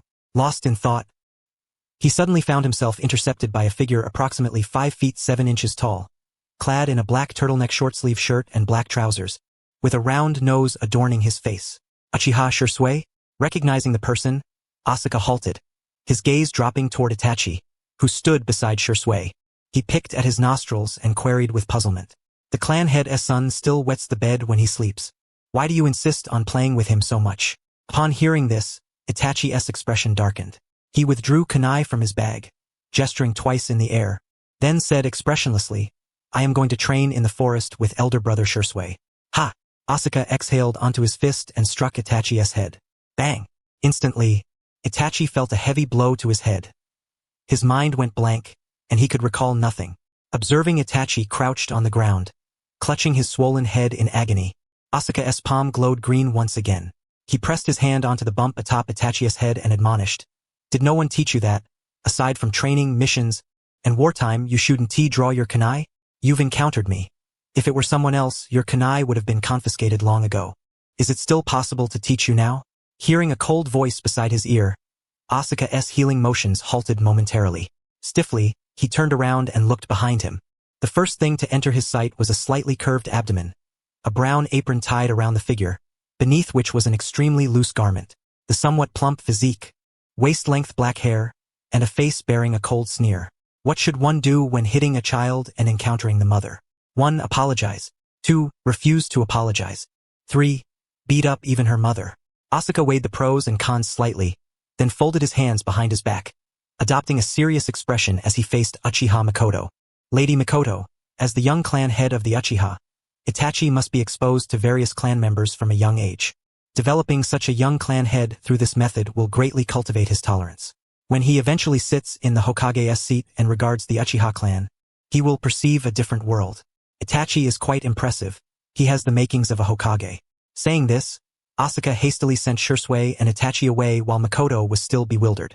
His gaze then fell upon Uchiha Makoto's abdomen. Seeing the slight curve, Asuka immediately thought of Sasuke, whose conception was not yet complete. It must be said, these two brothers are geniuses among geniuses. Apart from their unfortunate fates and somewhat cursed lineage, the rest is still bearable. What are you staring at? Uchiha Makoto, feeling unnerved, quickly shielded her belly with a basket, frowning as she looked at Asuka. This strange man, ever since her first pregnancy, always sighed several times and cast anxious glances whenever he saw her rounded belly, as if it contained a monster. Lady Makoto, I must say, your genes are indeed exceptional. The sons you give birth to are geniuses among geniuses. While reflecting thus, Asuka strode toward the clan grounds. Passing by Uchiha Makoto, he whispered in a voice only the two could hear, Lady Makoto, after this one is born, please don't have any more. At your rate of one child every 3 years, even the Uchiha clan's lives won't endure it. If the clan head finds contraceptives uncomfortable, I can perform a vasectomy for you. I'm discreet, and my vasectomy skills are excellent. Let us think more about the future of the Uchiha. Truly, 2 sons are enough. Huh? Uchiha Makoto's pupils dilated instantly, and she stared at Asuka's retreating figure in shock. How did he know the child in her womb was a boy? The doctor just said the embryo had only just formed. The specifics still had to wait. Why did he know? No, she recalled the times when she first got married, during her first pregnancy, and then the second. Each time, she could discern a trace of anxiousness in the way Uchiha Asuka looked at her. What on earth was he so worried about? As a prodigy of the clan, Uchiha Makoto had naturally paid close attention to him from the start. Details that she had previously overlooked now seemed to connect, giving her the uneasy feeling that he was hiding something from her. As a jonin of the clan, although pregnancy had dulled her intellect somewhat, her overall judgment remained sound. Coupled with his sudden suggestion that she divorce Fugaku, Uchiha Makoto narrowed her eyes and glanced at her belly, silently pondering. Could it be that he, too, possessed eyes that foresaw the future? The cerulean sky stretched out like a vast canvas, adorned with a few scattered clouds that rendered the mood exquisitely serene. In a courtyard within the Uchiha clan territory of Konoha village, Fire Country. With a heavy sigh, Asuka knew that Uchiha Fugaku would never seek him out without reason. Sure enough, it was about the matter of testing students, and he had been reported. His timing was unfortunate, as he also encountered the Great Elder here. The old man's gaze upon Asuka was as if he had beheld an unparalleled beauty, his eyes gleaming with a strange green light. Then, he shamelessly stole the clan leader's spotlight, wagging his finger and lecturing sternly. Although your medical skills are exceptional, that is no justification for employing such extreme methods to test students. The game of stealing the bell not only hones the cooperation of an entire class but also fosters bonds among comrades. Most importantly, the only danger in this game is the instructor. What can your so-called test cultivate? Resistance to poison? Or the camaraderie of sharing a toilet? Our Uchiha clan has not produced a single qualified instructor in years. Do you know why? It is because of teachers like you, who defy convention and drag the clan's already plummeting standards even lower, digging a deep pit at the bottom and kicking it again, casting the baseline into ruin. Seeing that the Great Elder showed no sign of stopping, Asuka wiped the spit that had landed on his face, then looked up at the old man before him and patiently explained, Great Elder, my intentions were quite clear. I merely wished to test those 3 students. Before Asuka could finish, the Great Elder slammed his hand on the table, interrupting him and continuing to spit out his words. Testing their diarrhea timing? Asuka sneered coldly and promptly closed his eyes, choosing to ignore the old man's nonsense. The elder's heart was weak, and he had no children. If Asuka pushed him too far, he'd be bedridden here today, hospitalized tomorrow, and confined at home the day after. The sun gradually dipped westward, and 5 pots of tea had already been refilled. The aroma of food wafted through the air. The Great Elder lifted his head, finishing the last cup of tea. He looked at the frowning Asuka and felt an immense satisfaction swell within him. It had been many years, truly many years, since he had felt such delight. The last time was when he had just become a ninja and received praise from Lord Madara. I have made a promise to the parents of those 3 students on your behalf. I trust you will instruct them earnestly and methodically from now on, without any ulterior motives. The great elder lectured as he stood, preparing to leave for his home to dine. Yet just as he rose, a sudden heat surged from his thigh to his mind. Buzz! With a sudden jolt, the great elder felt his leg betray him. Damn it! Too long sitting cross-legged while scolding. My leg's gone numb. Watching the great elder let go of his cane and collapse straight toward him, Asuka's pupils constricted sharply. Damn it! I've been listening to your nagging all afternoon, and now you want to extort me before you leave? With no one else around. If the old man fell before him, Asuka wouldn't be able to explain what happened. Thinking this, Asuka lifted his foot and kicked the great elder squarely in the face. As the foot in his vision grew larger and larger, the great elder barely had time to cry out before his forehead was struck with a heavy blow, and a tremendous force hurled him backward. Bang! The great elder flew through the air, crashing through the guest room door of the Fugaku residence and tumbling inside. Clack, clack, clack, just emerging from the kitchen. Fugaku heard the commotion in the front yard and swiftly appeared there. Gazing at the human-shaped hole in the guest room door, Fugaku fixed his eyes on Asuka and inquired, "What happened?" Phew! Asuka took a deep breath, faced the hole in the door, and formed a hand sign for reconciliation through the air. His voice was low and steady as he said, "Great Elder, I apologize." Then, he turned to the clan leader and continued, "Clan leader, the Great Elder wanted to test my skills just now, and we lost control of our strength. I have other matters to attend to, so I take my leave. Not staying for a meal? No. Thank you for your kind invitation." Swish! At the moment Asuka's figure disappeared, Uchiha Mikoto appeared beside Fugaku, clad in an apron. She held a frying pan in one hand and a spatula in the other. After glancing at the large hole in their door, concern flickered across her face as she asked, "Great Elder, are you all right?" "I am well. Very well. Today has been a joyful day." The Great Elder emerged from the room, leaning on his cane with a broad smile, looking at the dust-covered old man bearing a large footprint on his face. Uchiha Mikoto hesitated before asking again, "Are you truly unharmed?" "I am." The Great Elder brushed the dust off his clothes, glanced at Mikoto's pregnant belly, then turned his gaze toward the direction Asuka had vanished. A thoughtful expression crossed his face. Smack! After a moment's contemplation, he lightly tapped the stone slab with his cane and slowly remarked, "Since Tsunade developed hemophobia, that young man is now the highest combat medical ninja in the medical ninja ranks, and the best at medical ninjutsu within the combat ninja ranks. Perfect choice for a bodyguard." Recently, the 4th Hokage, Minato Namikaze, has been selecting suitable candidates to form the Hokage's protective guard. I feel he is just right. The Uchiha clan has been suppressed for so long by the rod. It is time to offer a sweet date. Asuka, of course, was unaware that discussions about him were once again taking place in the Fugaku household. He had already left the clan territory and arrived at the Valley of the End outside Konoha village. Indeed, the very place where Uchiha Madara and Senju Hashirama had their legendary battle. Boom! Boom! Boom!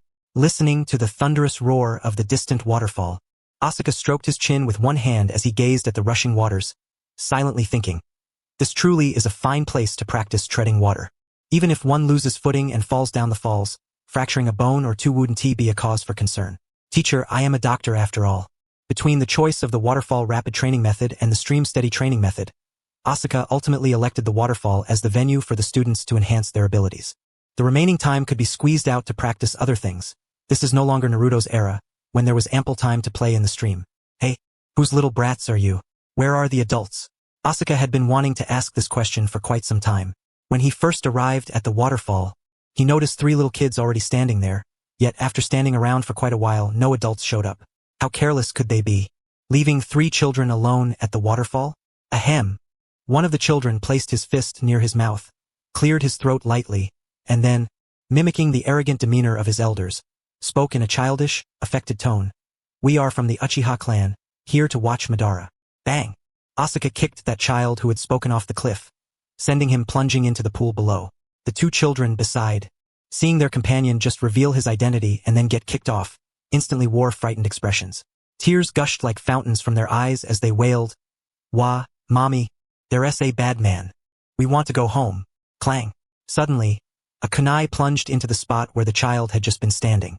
The 2 sobbing children, peeking through their fingers, saw the kunai emitting a sinister black glow.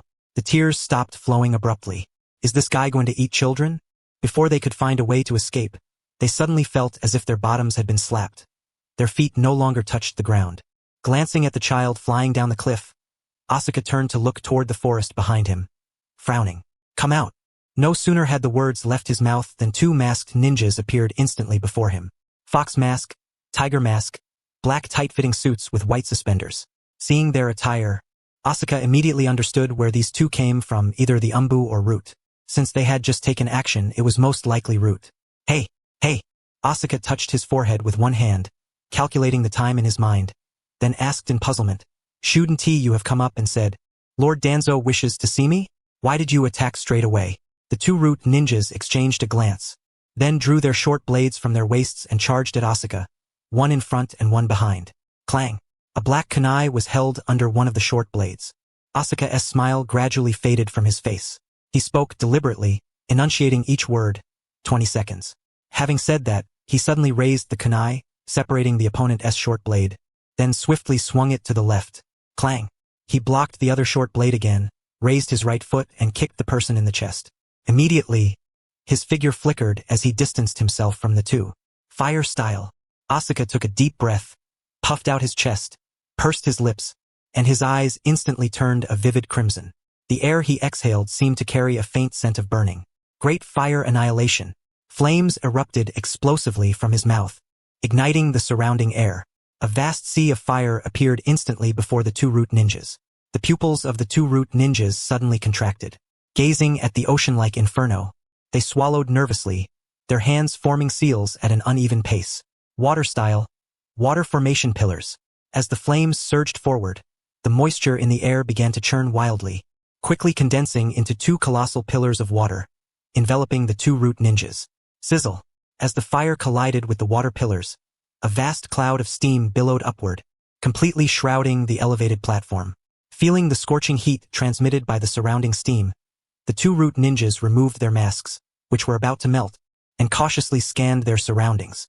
The dense steam rendered the environment hazy. It was impossible to tell from where the Uchiha's next attack would come. Pa! Asuka spat on the ground, looked at the thick steam ahead, casually picked up a stone, and dove in. In less than a second, two sharp cracks echoed from within the steam. Bang! Bang! Nice shot! Seeing the stones had cracked in his hand, yet the two Root ninjas swayed but did not fall. Asuka couldn't help but admire their resilience, then gathered chakra in his hands and sliced along the muscles of their arms and legs. Chakra scalpel. As a doctor, he knew precisely where to cut so that the enemy would lose mobility quickly without endangering their lives. This technique worked with incredible speed. Watching the two collapse to the ground, Asuka dislocated their jaws, then turned and jumped into the pool below to retrieve the three children. It had only taken about 10 seconds. Those three kids shouldn't have drowned, right? When Asuka found the three children, they were rolling their eyes wildly, intermittently spitting jets of water from their mouths, proof that they had swallowed plenty of water. After tending to the three children briefly, he strode directly to the two Root ninjas, crouched down, and examined them carefully. To be honest, since his graduation from the Ninja Academy until now, he had encountered more than 10 waves of Root ninjas. Some started fighting after 2 words, some after 3, some dragged him to secluded groves to attack. Some used excuses to lower his guard before striking. In any case, it always ended in a fight. But this was the first time someone had attacked immediately without a word. Lowering his head to look at the female ninja lying on the ground, Asuka reached into her mouth, pulled out her tongue to take a look, then shook his head. It really is the tongue-sealing Root technique. Your operational skills are truly poor these days, attacking on sight. Forget it. He put her tongue back into her mouth, rubbed his fingers over her clothing, and continued, Don't look at me with that martyr-esque gaze. I'm not here to pry for information. Upon hearing this, the two Root ninjas showed astonishment on their faces, but then suddenly realized something, and their expressions darkened instantly. Not prying for information means you're just going to kill us outright. Don't worry. Asuka seemed to know what they were thinking. He picked his nose lazily and said nonchalantly, I don't spill the blood of my fellow villagers. Although you attacked me, in my eyes we're all from the same village. It would be pointless to waste our village's strength, right? Our weapons should be aimed at outsiders. This made the two Root ninjas even more bewildered. Have I encountered a saint? Does the Uchiha clan really have such a good person? Helping the two who had collapsed to their knees, Asuka used his medical skills to reattach one of their arms, then had them sit facing each other, separated by the length of one arm. Sigh.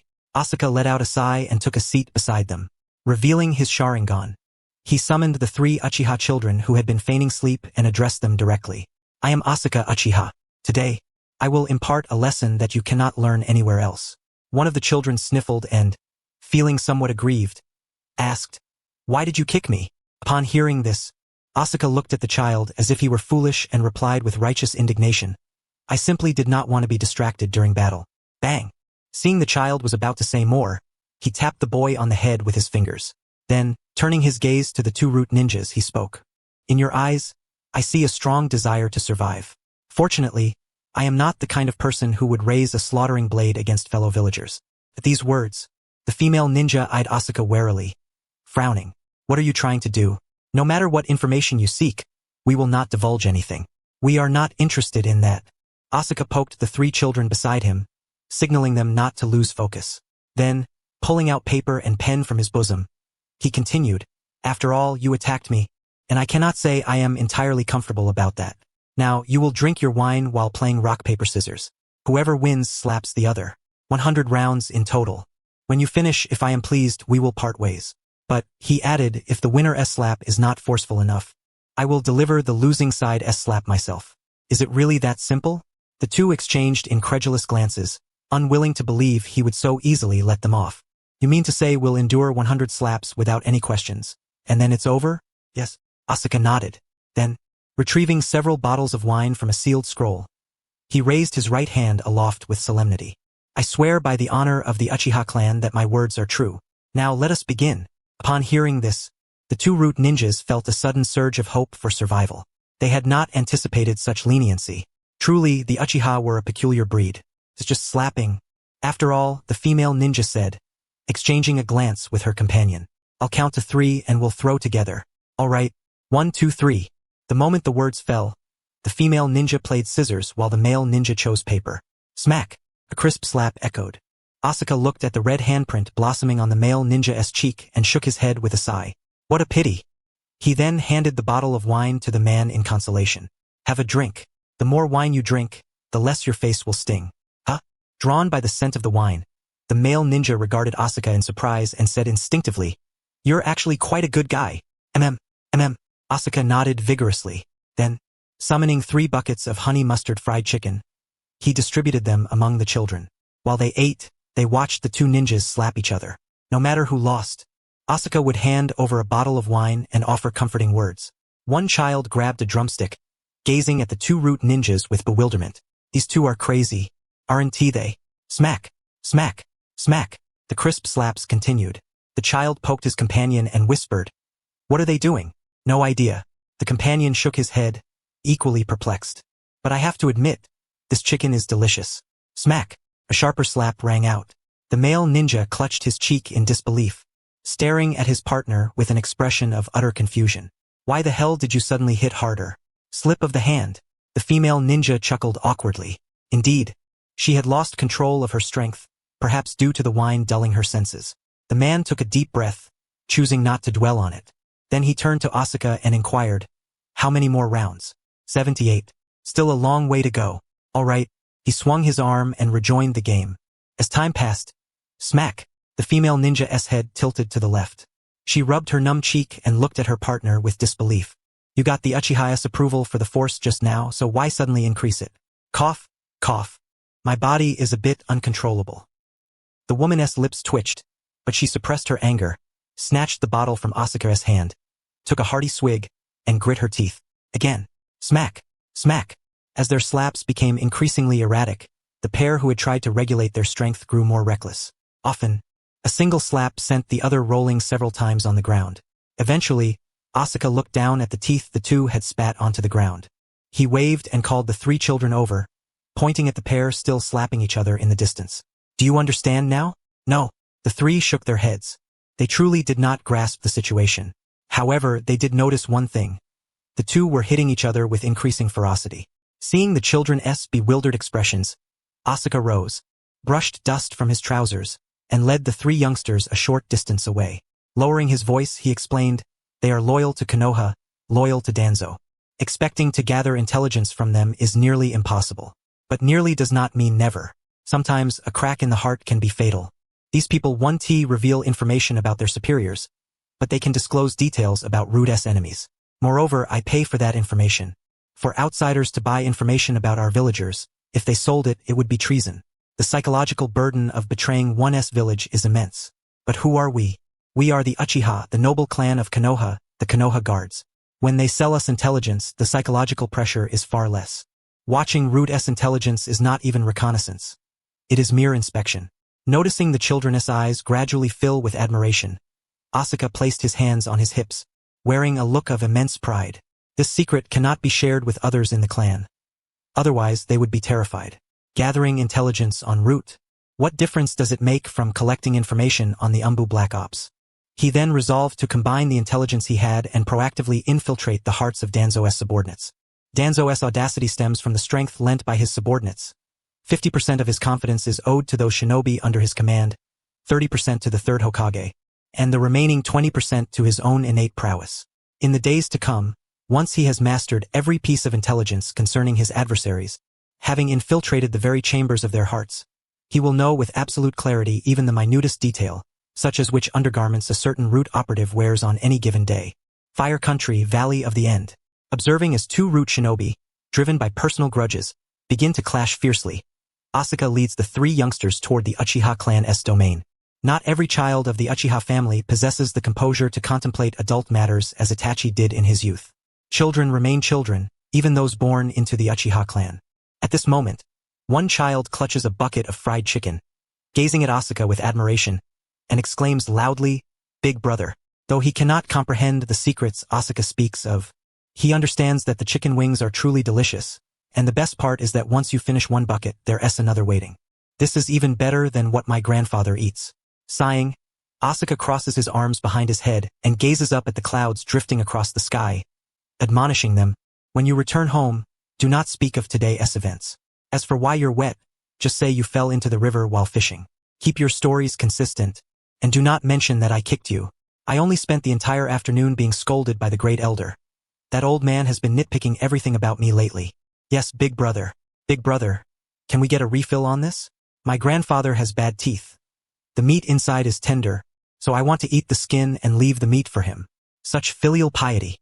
Hearing the sincere voices of these three children, Asuka almost believed their tall tales, if not for the fact that he saw the drool dripping from their mouths onto the ground. "Oh right." After refilling the buckets for the three little ones, Asuka patted their heads and chuckled. "Since you've come to the Valley of the End today, I suppose it's to pay homage to Uchiha Madara's legacy.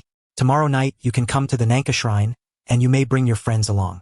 I will impart to you the fire will of Uchiha Madara, and narrate the tale of how Madara, through his fire will, persuaded the first Hokage, and together they forged a realm." The three children tilted their heads, their eyes filled with confusion. The fire will? The legendary ninja Uchiha Madara's fire will? But isn't he a rogue ninja? Seeing their puzzled gazes, Asuka said no more, but smiled mysteriously and enticed them. "There will be fried chicken, and I'll even bring some drinks next time. Tomorrow night, let us listen to the story while we comprehend the orthodox fire will that Madara painstakingly cultivated." Oh! Yay! Though they did not grasp the words of this elder brother, they understood one thing clearly. Such delicious fried chicken, and the promise of more tomorrow night, perhaps even unlimited refills. TSK. After watching the three children cheerfully, Asuka turned to face the direction of Konoha village. Since they had resolved not to defect, it was time to take measures to salvage the clan. At the very least, ensure the descendants do not produce fools, even if madness must be endured. "Fire will witness my reform. System," Asuka called out silently as he pushed open the door.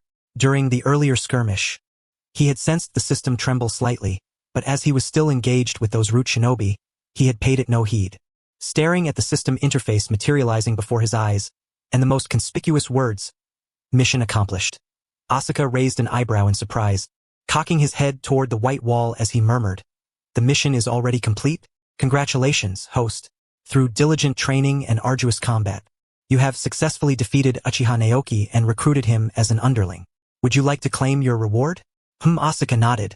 He was beginning to piece together the situation. Uchiha Naoki must be one of the three children he had kicked off the cliff. Does this count as a victory? With a twitch at the corner of his mouth, Asuka settled into his chair and said gravely, "Claim the reward." Boom! No sooner had he spoken than a warm current surged through his eyes, flickering out as swiftly as it had appeared. This, supporting his chin with one hand, Asuka's expression turned contemplative as he muttered, "When I heard of Uchiha Makoto's agonies during pregnancy, it must have been dozens of times more intense than this warmth." The Uchiha clan's spirit, when provoked, manifests changes in the eyes. Once sufficiently stimulated, the eyes evolve. According to his estimation, if he were to quantify his progression from the 3-tomo Sharingan to the Mangekyo Sharingan, it might be akin to before warmth, 3,000, 10,000 after warmth, 30,005, 10,000. He would need to complete approximately 14,000 missions to ascend to the Mangekyo. Even at a rate of 5 per day, that would take 2,800 days, about 7 years and 7 months. Given the original timeline, the Uchiha clan had roughly 65 years of existence left. "Excellent system," Asuka exclaimed, turning to pack his belongings. "Just kidding. Without the Mangekyo, am I supposed to rely on my head against others' Mangekyo during the clan's annihilation night?" Clack. As he stood, a scroll suddenly dropped onto the table. Picking it up casually and scanning its contents, Asuka sank once more into silence. "Good system. Chidori Senbon. An A-rank ninjutsu technique that transforms the Chidori into countless sharp needles aimed at the enemy. The number of needles released depends on chakra quantity, and when combined with the Sharingan it can target vital points." After musing quietly, he looked up at the ceiling, his face filled with speechless disbelief. Putting aside whether he possessed lightning nature chakra, even if he did, he would not use Chidori. Is this the system assuming he will inevitably master Chidori in the future and thus preemptively teaching him a jutsu? Sighing, Asuka tossed the scroll into the cabinet, resolving to find a lightning nature ninja eventually to trade or do a favor for. After all, he lacked lightning chakra. Very well. The first mission of the ultimate counterattack system is complete. A counterattack to solitude. New mission issued. The path of growth is always fraught with numerous challenges. However, the trials bestowed upon you by fate have been excessive. The reason for your crushing defeat in the future battle against Naruto, aside from your inferior hacks and the Sage of Six Paths partiality, is that the friends you have made have diminished your own potential. While Naruto is currently ostracized by the villagers, befriend Shikamaru Nara. His brilliant mind will perfectly complement your formidable combat prowess. Now, forging a close friendship with Shikamaru Nara would also spare you from becoming adversaries with Naruto Uzumaki in the future, lest Shikamaru, with his brilliant mind, confound you so completely that you cannot discern north from south. This mission may be declined. Mission rewards. An advancement in Sharingan awakening progress, a mysterious exchange voucher, and a letter from a stranger. Having perused the newly issued mission by the system, Asuka turned to gaze toward the Nara clan's domain. Shikamaru Nara? Of course, he knew exactly who that was. He had even shared drinks with Shikamaru's father. If his memory served him right, Shikamaru was probably still in his mother's womb back then. Decline? Gazing at the rewards detailed by the system, Asuka shook his head resolutely and declared, "I accept." Today was a radiant day, bathed in sunshine. Although it was February, the sun's warmth was so intense that one felt compelled to shed a few layers of clothing, much like the person beside him. Yuzuki Uyaka wiped the sweat from her brow as she watched the young man in green sprinting away, murmuring to herself, "When will I have the boundless energy of Might Guy every day?" "Good morning." Suddenly, a voice lacking in vigor reached her ears. Turning toward the sound, she saw Hinata Hanabi approaching with a pale face, her white eyes and cheeks ghostly in appearance. Seeing her teammate in such a half-dead state sent a chill down Yuzuki Uyaka's spine. She raised her hand and greeted her in kind. "Good morning, Hanabi. You don't seem very well either." Noting Uyaka's equally pallid complexion, Hinata Hanabi gritted her teeth and forced a bitter smile. "I hope nothing else will go wrong today. Indeed, I've been bedridden for 2 days already. Some of our senior classmates, those who graduated ahead of schedule, have already completed 2 missions, and some have even finished 3 D-rank missions." 3 missions in 2 days? A familiar male voice abruptly interrupted their conversation. They both turned their heads to see who had spoken, and upon recognizing their instructor, their hearts silently prayed. "Please, no more unexpected troubles today. We don't ask to learn anything new. Just don't want to be stuck in bed all the time." Asuka, unable to discern their thoughts, noticed the persistent cloud of gloom on their faces. Placing a hand on each of their shoulders, he said proudly, "Uyaka, Hanabi, have you ever heard of the Konoha legend, 10 missions in a single day?" At his words, their pupils constricted sharply. They stared at each other in shock, their minds recalling the recent village rumors. It was said that two significant events had recently transpired in the village, events that could influence the entire shinobi world's dynamics. This had prompted many villagers working elsewhere to return home, eager to witness the fourth Hokage's inauguration and wedding. Moreover, a middle-aged couple, presumably long separated, took advantage of their child's sleep to secretly carry out missions at night. According to the village's gossiping matrons, 10 missions in one day. Their faces, once pale, flushed deeply red as they lowered their heads, staring intently at the ground as though it concealed some treasure. Uchiha Asuka glanced down as well but saw nothing of interest. He withdrew his hands from his pockets and placed them on their foreheads, preparing to check if they were ill again. Ah! Ah! Two sharp cries suddenly shattered the tranquility of the park. Watching the students step back in unison, Asuka's hands froze mid-air. He awkwardly retracted them, then looked up toward the sparrows flying above, silently sighing. These students are truly difficult to manage. What did I do to deserve this? They're already shielding their chests with both hands, ready to flee at a moment's notice. Sorry, sensei. I'm late. Irika now came running from afar, breathless, breaking the awkwardness of the moment. He placed his hands on his knees, gasping for air, repeatedly apologizing to Asuka. After a moment, Irika, having received no inquiry about his tardiness, felt a pang of anxiety. Surely the teacher would not punish him deliberately? Thinking this, he quickly lifted his head and looked toward Asuka's position, preparing to explain his reason for being late. Sensei. Irika blinked in confusion at Asuka, who was squatting on the ground, drawing circles with a dry twig. His gaze then fell upon his two teammates, and with astonishment, he asked, "What is wrong with sensei? Why does he look so constipated?" Humph! Hinata Hanabi snorted disdainfully, pulling Irika close and pointing at Asuka, who remained seated on the ground drawing circles. Her face was full of disgust. Irika, you just arrived. You don't know the situation here. Just now, he was proudly telling Yuyaka and me that kind of gossip. Is that something a teacher should say? Irika looked at Asuka in puzzlement, then turned to his companions and asked, "What kind of gossip?" Upon hearing this, Hinata Hanabi grew visibly agitated. She clenched her teeth and glared at Asuka. Her cheeks puffed out like dumplings as she muttered, "It's that legend from Konoha about doing 10 times a day, 10 missions in one day. How is that something to be proud of?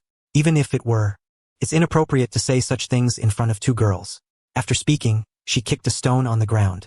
SNT, the Uchiha clan known for being aloof? Where did this lecherous Uchiha come from? 10 missions a day? Irika pinched his chin thoughtfully, slowly replying, "Isn't 10 missions a day something to be proud of? While I was lying at home, I investigated our instructor.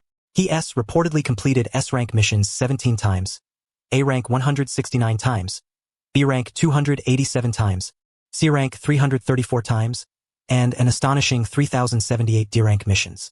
That record of 10 D-rank missions in one day was set when Sensei was 7 years old." How many?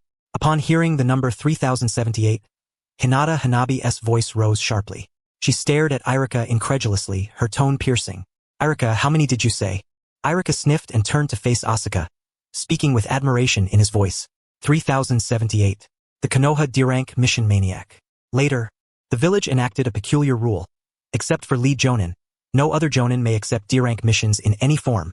Each violation would incur a penalty. Subsequently, our instructor risked losses to pay fines in person, while his clones disguised themselves to accept missions. However, this did not last long. It was said that a certain righteous individual reported him for disrupting the mission market by taking missions at a loss. As a result, the third Hokage assigned members of the Hyuga clan to the mission office to blacklist him, and that was the end of it. I see. Hinata Hanabi looked at the somewhat dejected Asuka and murmured, "So when he said 10 missions a day, he meant this? What else could it be?" Irika cast a puzzled glance at his companion. Sometimes he truly could not fathom what was going on inside these guys' heads. Back in school, when he overheard the gossip among the female classmates, it was always nothing but scandalous chatter. "Sensei, I'm sorry." Hinata Hanayana tugged at Yuzuki Yuyaka's sleeve as they approached behind Asuka. They looked down at the circles drawn on the ground, their faces tinged with shame. "We misunderstood your instructions, Sensei." Clap, clap. Asuka dropped the stick, stood up, and clapped his hands. Seeing their apologetic expressions fixed on the ground, he waved it off casually. "I'm not that petty. When you're on missions in the future, if your period causes you to fail, Sensei can step in and surgically remove your uterus on the spot. And when you get married and decide not to have children, you can also come to Sensei to have your uterus removed. In fact, you could even His words trailed off as he noticed the two trembling before him. Asuka smirked, vigorously ruffling their hair with a warm smile. I was just teasing you. Ah, sensei, sorry. I'm really just fooling with you. Now, let us go. With that, Asuka grabbed the three of them and headed straight for the mission assignment area. Originally, Asuka had trained to become a medical ninja. Besides mastering the art of combining yin-yang release, another motivation was his interest in Uchiha Mikoto and Uchiha Fugaku. Those two were practically devils. If it weren't for the lack of a suitable opportunity to intervene, Uchiha Itachi would never have been born. It was a pity, though. He wondered if, in the future, Uchiha Mikoto would let him help with sterilization, and maybe even cut off Uchiha Fugaku. When the four arrived at the mission office, the smile on Asuka's face vanished instantly. He raised an eyebrow as he looked at the Hyuga clan member seated there. I'm back again. Hearing the somewhat familiar voice, the Hyuga looked up, appraising Asuka and the Uchiha clan crest on him. After blinking, a sudden realization struck like lightning in his mind. Uchiha Asuka? Yes. Asuka nodded repeatedly. The Hyuga sniffed and frowned. Only C and D rank missions are assigned here. S and B rank need to be reported to the Hokage himself. Well, Asuka reached out to pull his three students close, bending slightly to rest his chin atop Yuzuki Uyaka's head. Breathing in her subtle fragrance, he grinned. I'm a teacher now. Hurry up and bring out the mission list so I can pick. Only then did he realize he wasn't alone. He had brought along 3 kids. How embarrassing. Hinata Hana-Anna nodded, a sheepish smile creeping across her face as she caught the skeptical gaze from her clanmate. Her teacher didn't seem very likable. Hand it over. Huh? As Asuka snatched the mission list from the Hyuga, he scratched his nose while scanning the tasks. Investigate pet whereabouts. Conduct investigations. Pick up trash. Find pets. Help dig sweet potatoes. Babysit kids. The usual. After a moment, he pointed to several tasks casually. 5 missions to track down lost cats. 5 to find pets. But no dogs. I've hated dogs for the past 2 years. Also, 3 missions to pick up garbage. Forget babysitting. I despise kids running around making a mess. And that conduct investigation, I'll take that too. Sensei. Just as Asuka was about to continue selecting missions, he felt a poke on his thigh. Looking down, Yuzuki Uyaka looked up at him anxiously. If you have something to say, just say it. Don't look like you're about to speak but then hold back. Sensei. Enough already. Enough. Don't take so many. We're not here to stock up. There's no need to take so many at once. Asuka blinked, his gaze falling on the Hyuga at the mission desk, his tone puzzled. Too many? The Hyuga, observing Asuka's innocent expression, sneered coldly. He bent down, picked up a mission scroll from the ground, and slammed it heavily on the table, teeth clenched in frustration. Uchiha Asuka, every time you come here to accept missions, you make me feel like I'm running a shop. Thanks. Asuka cheerfully placed all the mission scrolls with the 3 youngsters, waved goodbye to the Hyuga and nearby ninjas, and strode away. Glug! A nearby ninja watched the 4 leaving, each clutching a mountain of mission scrolls, swallowing hard in disbelief. How can they take more than 10 missions at once? That guy's Uchiha Asuka. What's wrong with him? Back then, the mission office had only 3 simple rules, but ever since that guy became a ninja, the rules had increased to 11. 8 of them were because of him. Sensei, there's no time. No time doesn't mean skipping meals. Asuka glanced at the busy ramen chef, then seated his 3 students in chairs one by one. Eat 3 bowls each, Sensei's paying. Now that you're ninjas, Sensei must tell you a harsh truth. Treat every meal as if it's your last, because you never know whether tomorrow or an accident will come first. He lowered his voice, gesturing toward the Senju clan's territory. I was born in Konoha in year 33, and Senju Shigeru died in year 37. I was already old enough to remember when he passed. TSK. I heard from the ninjas collecting his body that when the last of the Senju clan died, there was nothing in his stomach. He starved on his way to the Pure Land. Who knows if there's even food in that Pure Land? Bang! Before he could finish, Asuka felt a heavy blow to his head, rubbing the swelling that was slowly rising atop his head. He glared back angrily. Who hit me? I did. The other party admitted with surprising boldness. Asuka's gaze slowly traveled upward. Long, pure white legs, a gently undulating abdomen, waist-length crimson hair, veins bulging on the forehead. Why was she here? Watching Kushina sit down beside him as if ready to eat ramen, Asuka tugged at the corner of his mouth. His expression instantly turned serious.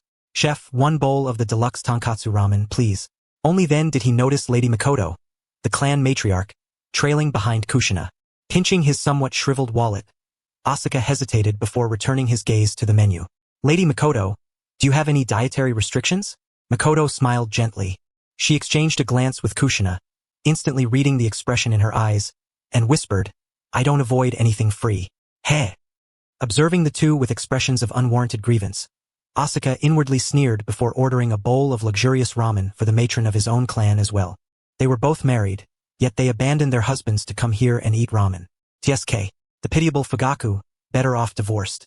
Gazing at their teacher's mischievous grin, Irika and the other two exchanged glances before huddling together to whisper, what has gotten into the teacher? Not quite sure, but it seems he's brooding over something unpleasant. I heard a while ago that the teacher's relationship with their family wasn't very harmonious. With this lingering question, after finishing their ramen and seeing the two off, the three turned simultaneously toward their teacher, curiosity evident in their voices. Teacher, what are you all about? Lowering his gaze to the gossiping expressions on their faces, Asuka shook his head from side to side, glanced around, then lowered his voice. It's nothing. The fourth generation's wife once lived for a time with the Senju family. She knew Shizune, and they're somewhat related. Anyway, that poor Shizune kid, before he died, he didn't get to eat his fill, and it was his sister, Lady Tsunade, standing before me who said her brother also died hungry before being blown up. So, as ninjas, you must treat every meal as if it were your last. Never waste food, and never leave an empty stomach. Then, staring toward the direction where the two pregnant women had vanished, Asuka crossed his arms over his chest and murmured softly, look at those two, their bellies growing ever larger. It's truly distressing. Every night, I dream of Kushina sitting on me, commanding the nine tails inside her belly to slap me. And Mikoto Uchiha's mood sours unless one of them, either her or Fugaku, is sterilized. If some butterfly effect occurs and Mikoto's belly swells again after giving birth to Sasuke, then the Uchiha clan might as well ascend to heaven right here. Irika and the others looked up at Asuka, noting the occasional flickers of inner struggle on their teacher's face and the muttered grumblings. Exchanging curious glances, they asked in unison, Teacher, what are you saying? Asuka rolled his eyes at them, then fixed his gaze on Hinata Hanabi. Hanabi, sterilization? I know you yearn for freedom. You understand the situation of the Hyuga clan better than I do. Do you want your descendants to live under a curse like you? Idiot. Seeing Hanabi genuinely hesitate there, Asuka tapped her head a few times with his fingers, speaking with no patience. You really are an idiot. I only said that casually, and you actually took it seriously. Don't worry, you won't have any offspring. Idiots like you can't find boyfriends. Saying this, he pulled a scroll from his pocket and stuffed it into their arms, his expression grave. The mission begins. From now on, I am your guiding teacher and temporary captain. You must obey my orders.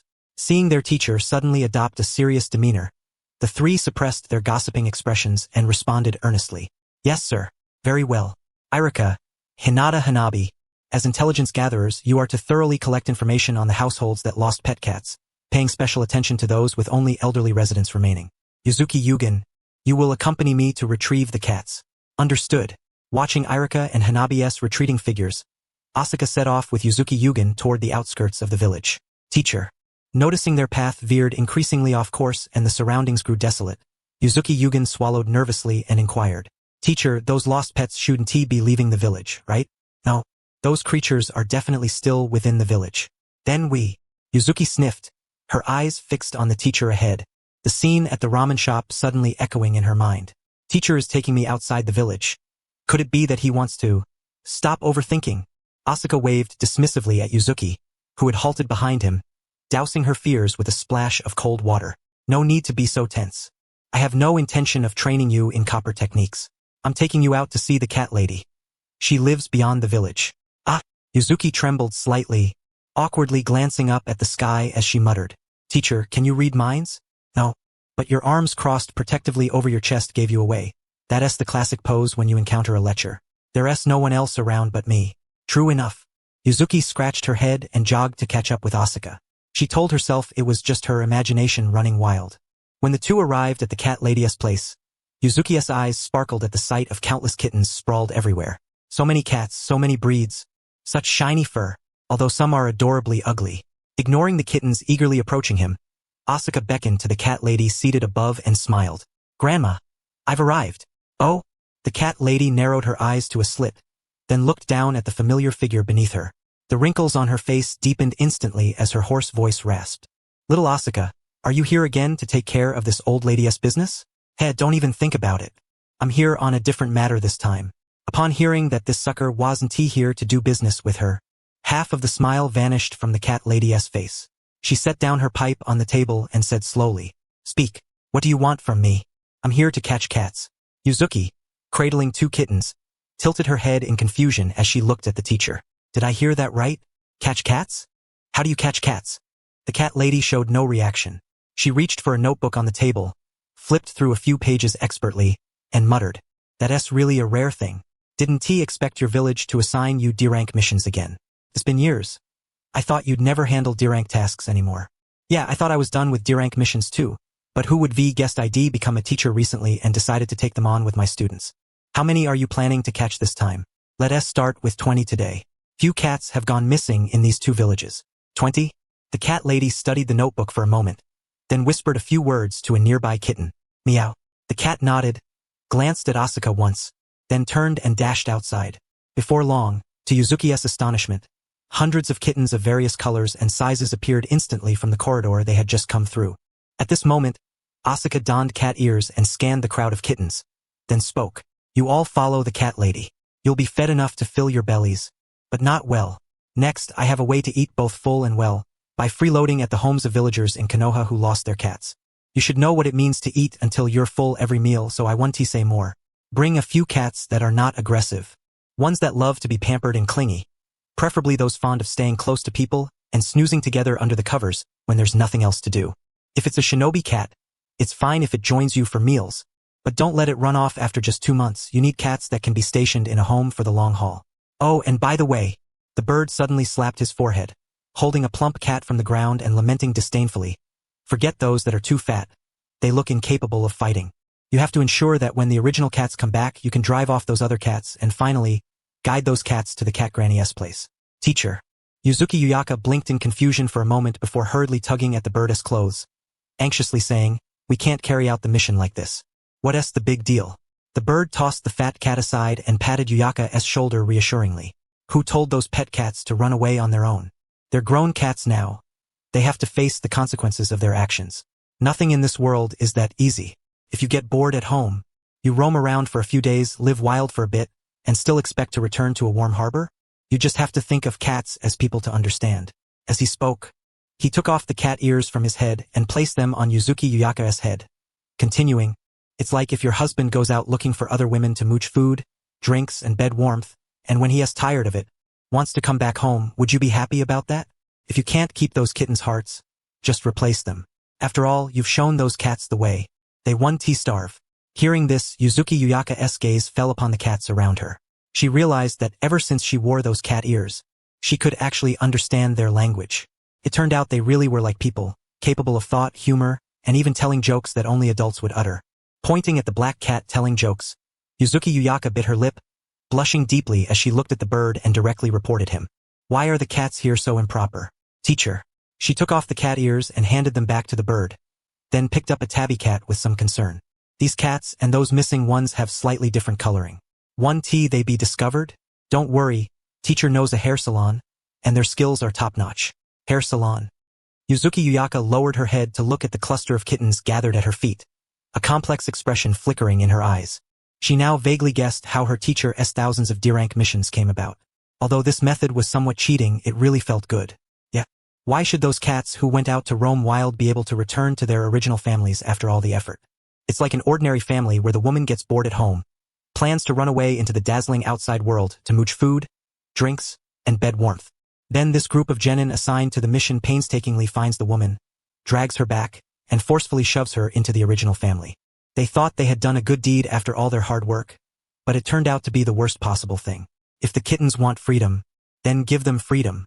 Just find new cats. It's that simple. After mentally convincing herself, Yuzuki Uyaka looked at the bird with a hint of admiration. No wonder he could be a teacher while she was just a student. The teacher's perspective was just different from ordinary people. In a dim cave, Danzo loosened the bandage on his forehead, and his tightly closed right eye slowly opened. Staring at the red eyeball in his right eye socket in the mirror, along with the 3 black tomo within it, Danzo fell silent for a moment before turning to look down at the kneeling root ninja. The deterioration of his right eye's vision was progressing faster than he had anticipated. If he couldn't find a replacement before going completely blind, he would truly become sightless. Unfortunately, during wartime, although some Uchiha upper ninjas had fallen, their bodies had never ended up in his hands. Danzo squinted at the kneeling crowd and spoke with a slightly hoarse voice. Report on the Uchiha clan's outings. Yes. One root ninja stepped forward, then half kneeling on the ground, reported most Uchiha upper ninjas have been active within the village, showing no signs of leaving. 3 chunin have left the village to carry out B-rank missions, and 7 genin have left to execute C-rank missions. Uchiha Asuka left the village this morning to perform a D-rank mission. Uchiha Asuka. Danzo muttered a few words in his mind, then looked down at the kneeling ninja and inquired, what about those 2 useless ones who caused trouble last time? They are recuperating at home. Send someone proficient in interrogation to visit them, and tell them to put aside matters regarding Uchiha Asuka for now. Once healed, have them come here. Yes. After the ninja vanished from sight, Danzo reached behind his head and resumed wrapping his bandages. Among upper ninjas there were tiers. Under the same conditions, an Uchiha upper ninja had a significant advantage over other clans' ninjas. Defeating an Uchiha upper ninja was not difficult if you had numbers, but killing one was an entirely different level of challenge. Especially when they came with a medical ninja, it was far from easy. Danzo shook his head, his gaze landing on the Uchiha clan's territory. Last time, he only wanted to test that guy's strength, but ended up testing nothing and wasted a lot of medical expenses. It was even more unpleasant than treating a meal for Zabuza. Achoo! Asuka wrinkled his nose, glanced at the kittens hanging on Yuzuki Uyaka, then looked up towards the dense forest ahead, muttering to himself, I always feel like someone is cursing me. I'll drop by that root ninja's house tonight and discuss the enemy business. Tomorrow I have to explain the will of fire to the village kids. The day after, I'll take them on a mission.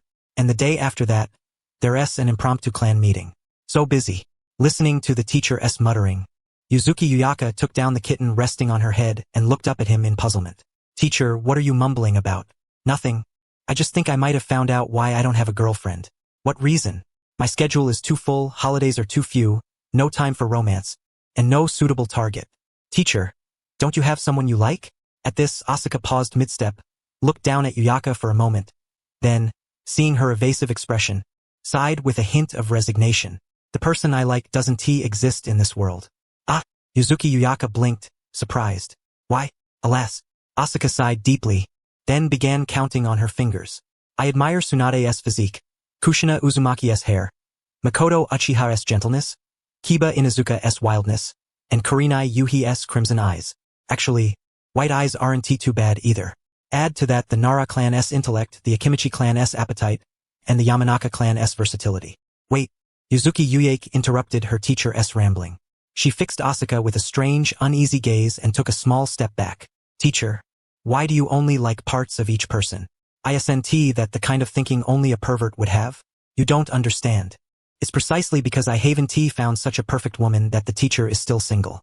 Asuka pointed toward Konoha, trying to divert attention from the slip of the tongue she had just made. Do you know Kakashi? Do you know why Kakashi still doesn't have a girlfriend? Why?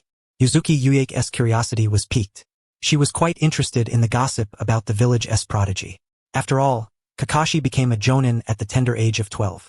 Even with half his face covered by a mask, his handsome features couldn't be hidden.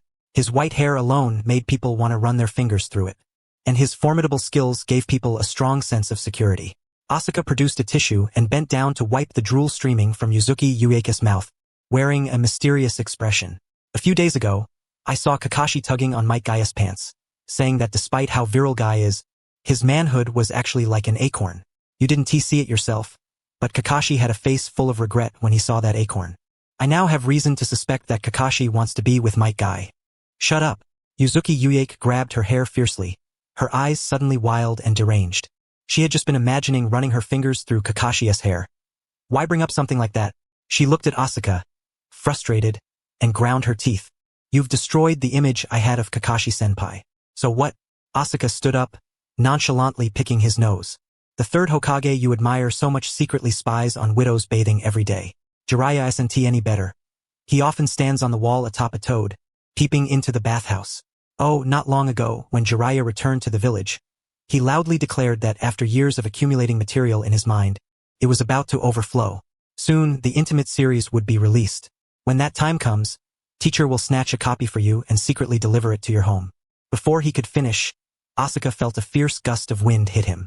He glanced at Yuzuki Uieke's murderous expression, then looked at the little cat flying through the air and hurriedly warned, "Don't throw the cat. Losing too much fur will affect the mission." "I don't care. I feel a hollow emptiness inside. That's a sign you're lacking love and the will of fire. I'll fix you up." "No." She grabbed the cat perched on her head and hurled it at Asuka again. If Yuzuki Uieke knew the meaning of will of the heart, she would understand that after her teacher's lecture, her resolve had shattered. Meow, meow. When Irika next saw Uchiha Asuka, he noticed the cat hair clinging to the teacher's clothes and the nearly hairless kittens trailing behind him. After hesitating for a moment, he pointed at one of the bald kittens, his tone hesitant. "Teacher, are you always this rough when catching cats?" Asuka shook his head in dejection. He stole a glance at Yuzuki Uieke's flushed face, then extended a hand toward Irika and said, "How is the information gathering coming along?" "It's all here." Taking the notebook handed to him, Asuka scanned the recorded information and then addressed Hinata Hanabi. "Hanabi, now is the time to test your sensory skills. Consider this a covert operation.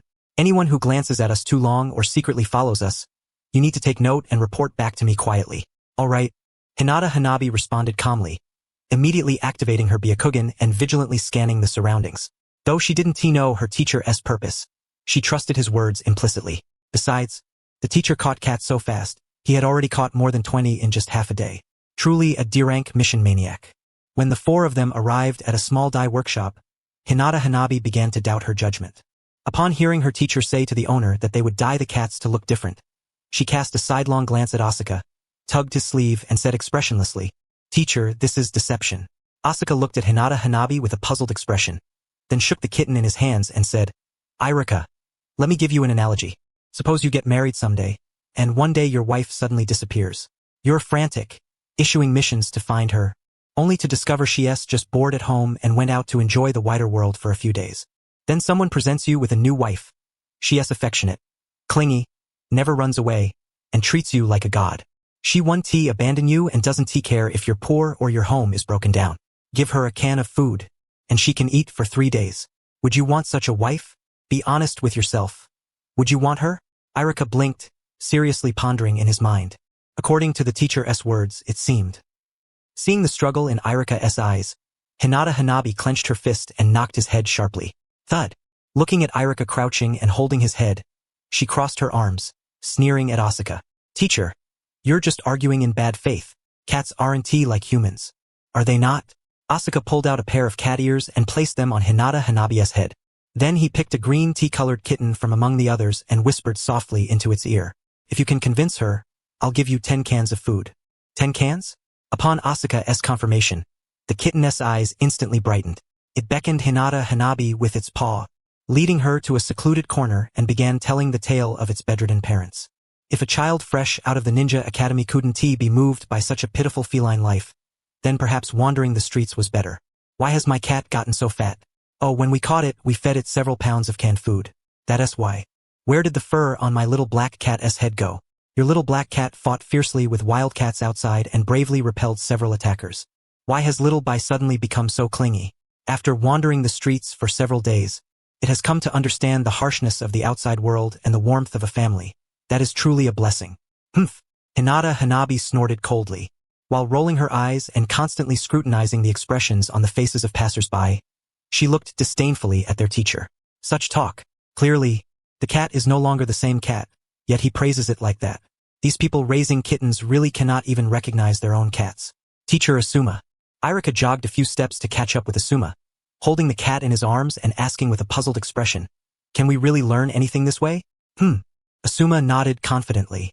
Turning to face the 3 students, his playful smile instantly vanished, replaced by a serious demeanor. "The D-rank cat-catching mission is designed to test your observational skills, intelligence gathering, hands-on abilities, and teamwork. When it comes to intelligence gathering, you and Hinata Hanabi have done very well." Just then, Yuzuki Yuka suddenly lifted her head and looked at Asuma, seizing the moment to continue. "To avoid being discovered cheating, we must remain constantly vigilant of our surroundings. Each of us must be on high alert, attentively observing the expressions on the villagers' faces to prevent them from detecting anything unusual and reporting us to the Hokage. This is just like going on a mission outside the village. Any carelessness can easily bring disaster. The teacher has only raised the difficulty of our mission slightly. Originally, The cat-catching task required only observing the cat, but now we must observe the pedestrians passing by. Then what about hands-on skills and teamwork? Listening to Irika's foolish remark, Asuma rubbed his head, feeling a bit troubled. It's a D-rank mission. If you want hands-on skills, next time I'll take you to pick up trash. That requires hands-on work. As for teamwork, just now the four of us sneaking around like ghosts. Isn't that teamwork? Look how well we coordinated. Hinata Hanabi, you stand watch from a distance. Irika and Yuzuki Yuka, you stand in the street and keep a constant eye on the suspicious gazes of the people around. I'll personally return the cat to its owner. The flawless coordination. When I had to do this alone before, I even had to use a shadow clone. Such a hassle. After saying this, Asuma looked at the three students' darkened faces and could only display the expression of helplessness. Other teachers would only perform D-rank missions rigidly, but I have managed to make you turn this into a performance. Where else in Konoha could you find such a good teacher like me? Indeed, teaching students is a troublesome task. Or rather, teaching students who cannot adapt is troublesome. Is this what distinguishes an excellent teacher from his foolish students? Hiss! Asuma drew a cold breath. Just now, when he was momentarily distracted, he suddenly had a feeling, as if someone was watching him with malicious intent. After secretly scanning around, Asuma's gaze suddenly landed on Hinata Hanabi. Was it you who secretly used Byakugan to look at me just now? Swish! Hinata Hanabi's face instantly flushed crimson. She quickly shook her head and kept insisting she did not. She had indeed looked, but not just now. Such a powerful sensory ability. A man with short hair, wearing a single-eyed mask striped with orange and black, clad in a black hooded robe trailing to the ground, now stood before the memorial monument in Konoha village. Recalling the scene within the village just moments ago, he silently smiled. Had his movements been any slower, he would have been discovered by that person. Uchiha, ha! Reflecting on the fragments of his clan's past, his head shook and his gaze grew hollow. The clan had given him much care in the past. Although only his grandmother and he depended on each other, he never lacked food or ninjutsu. Even the eccentric clan member from before had once enthusiastically intended to teach him medical ninjutsu. But which Uchiha learns medical ninjutsu? However, if he truly studied medical ninjutsu no. Uchiha Obito shook his head, dismissing the what-ifs from his mind. Then he kicked the flowers at the foot of the tombstone aside, staring coldly at the monument. Without me, the Uchiha means nothing to me. Without Rin, Konoha means nothing to me. Kurama, Kushina Uchiha Obito's gaze shifted to the home of Minato Namikaze, his hollow eyes gradually regaining their luster. He had heard that when a Jinchuriki of the Ninetales gives birth, the seal weakens significantly. This might be a rare opportunity for him. If he missed this chance, he would have to wait for Kushina Uzumaki and Minato Namikaze to have a second child. Thinking of Rin, who died without ever experiencing love, and then of Kushina, who was about to bear a second child, Obito once again kicked the fruits lying on the monument into the ditch, anger surging within him. Why should she have a second child? Achoo! Kushina rubbed her nose, her gaze resting on the Hokage's office building, a sweet smile blooming on her face. Surely Minato isn't working seriously and is secretly thinking of me. Seeing Kushina's love-struck expression, Asuma, passing by nearby, quickened his pace. How annoying, no matter where I go, I run into this guy. He held no particular feelings about Kurama or the impending Knight of the Ninetales. Although the strength of the three-tomo Sharingan was formidable, it was still insufficient to control a nuclear weapon like the Ninetales, unless it evolved into the Mangekyo Sharingan, and even then, only at the cost of blindness could the control be wrested from Obito. Sigh. It seemed Konoha was about to gain yet another group of orphans. If possible, I should donate some money. Thinking this, Asuma cast a sidelong glance at Kushina, quietly pondering. The timing of Kushina's childbirth must be the utmost secret in Konoha. He would find an opportunity to examine her and roughly estimate the due date, just to prepare. Present, Asuma had no intention of informing Minato or the higher-ups in Konoha. He couldn't even clearly explain the origin of the Ninetales, let alone explain that someone was using the Ninetales to attack the village. Informing them would bring no reward. Afterward, those old geezers in Konoha would most certainly label him somehow and secretly set traps to throw him down. Shivering at the thought, Asuma turned and headed toward a certain household in the village. A few days ago at the Valley of the End, although he had not identified the two attackers at the time, he had secretly marked them and already knew where they lived. These two had each lost a spouse due to the war, but visiting the widow's home during the day would be too conspicuous. Observing the surroundings and seeing that no one was paying much attention to him, Asuma performed a swift body flicker technique, stepping along the windowsill and entering one of their homes. Who's there? Upon hearing the noise near the window, the man inside abruptly sat up from the bed, his face brimming with vigilance as he turned toward the window.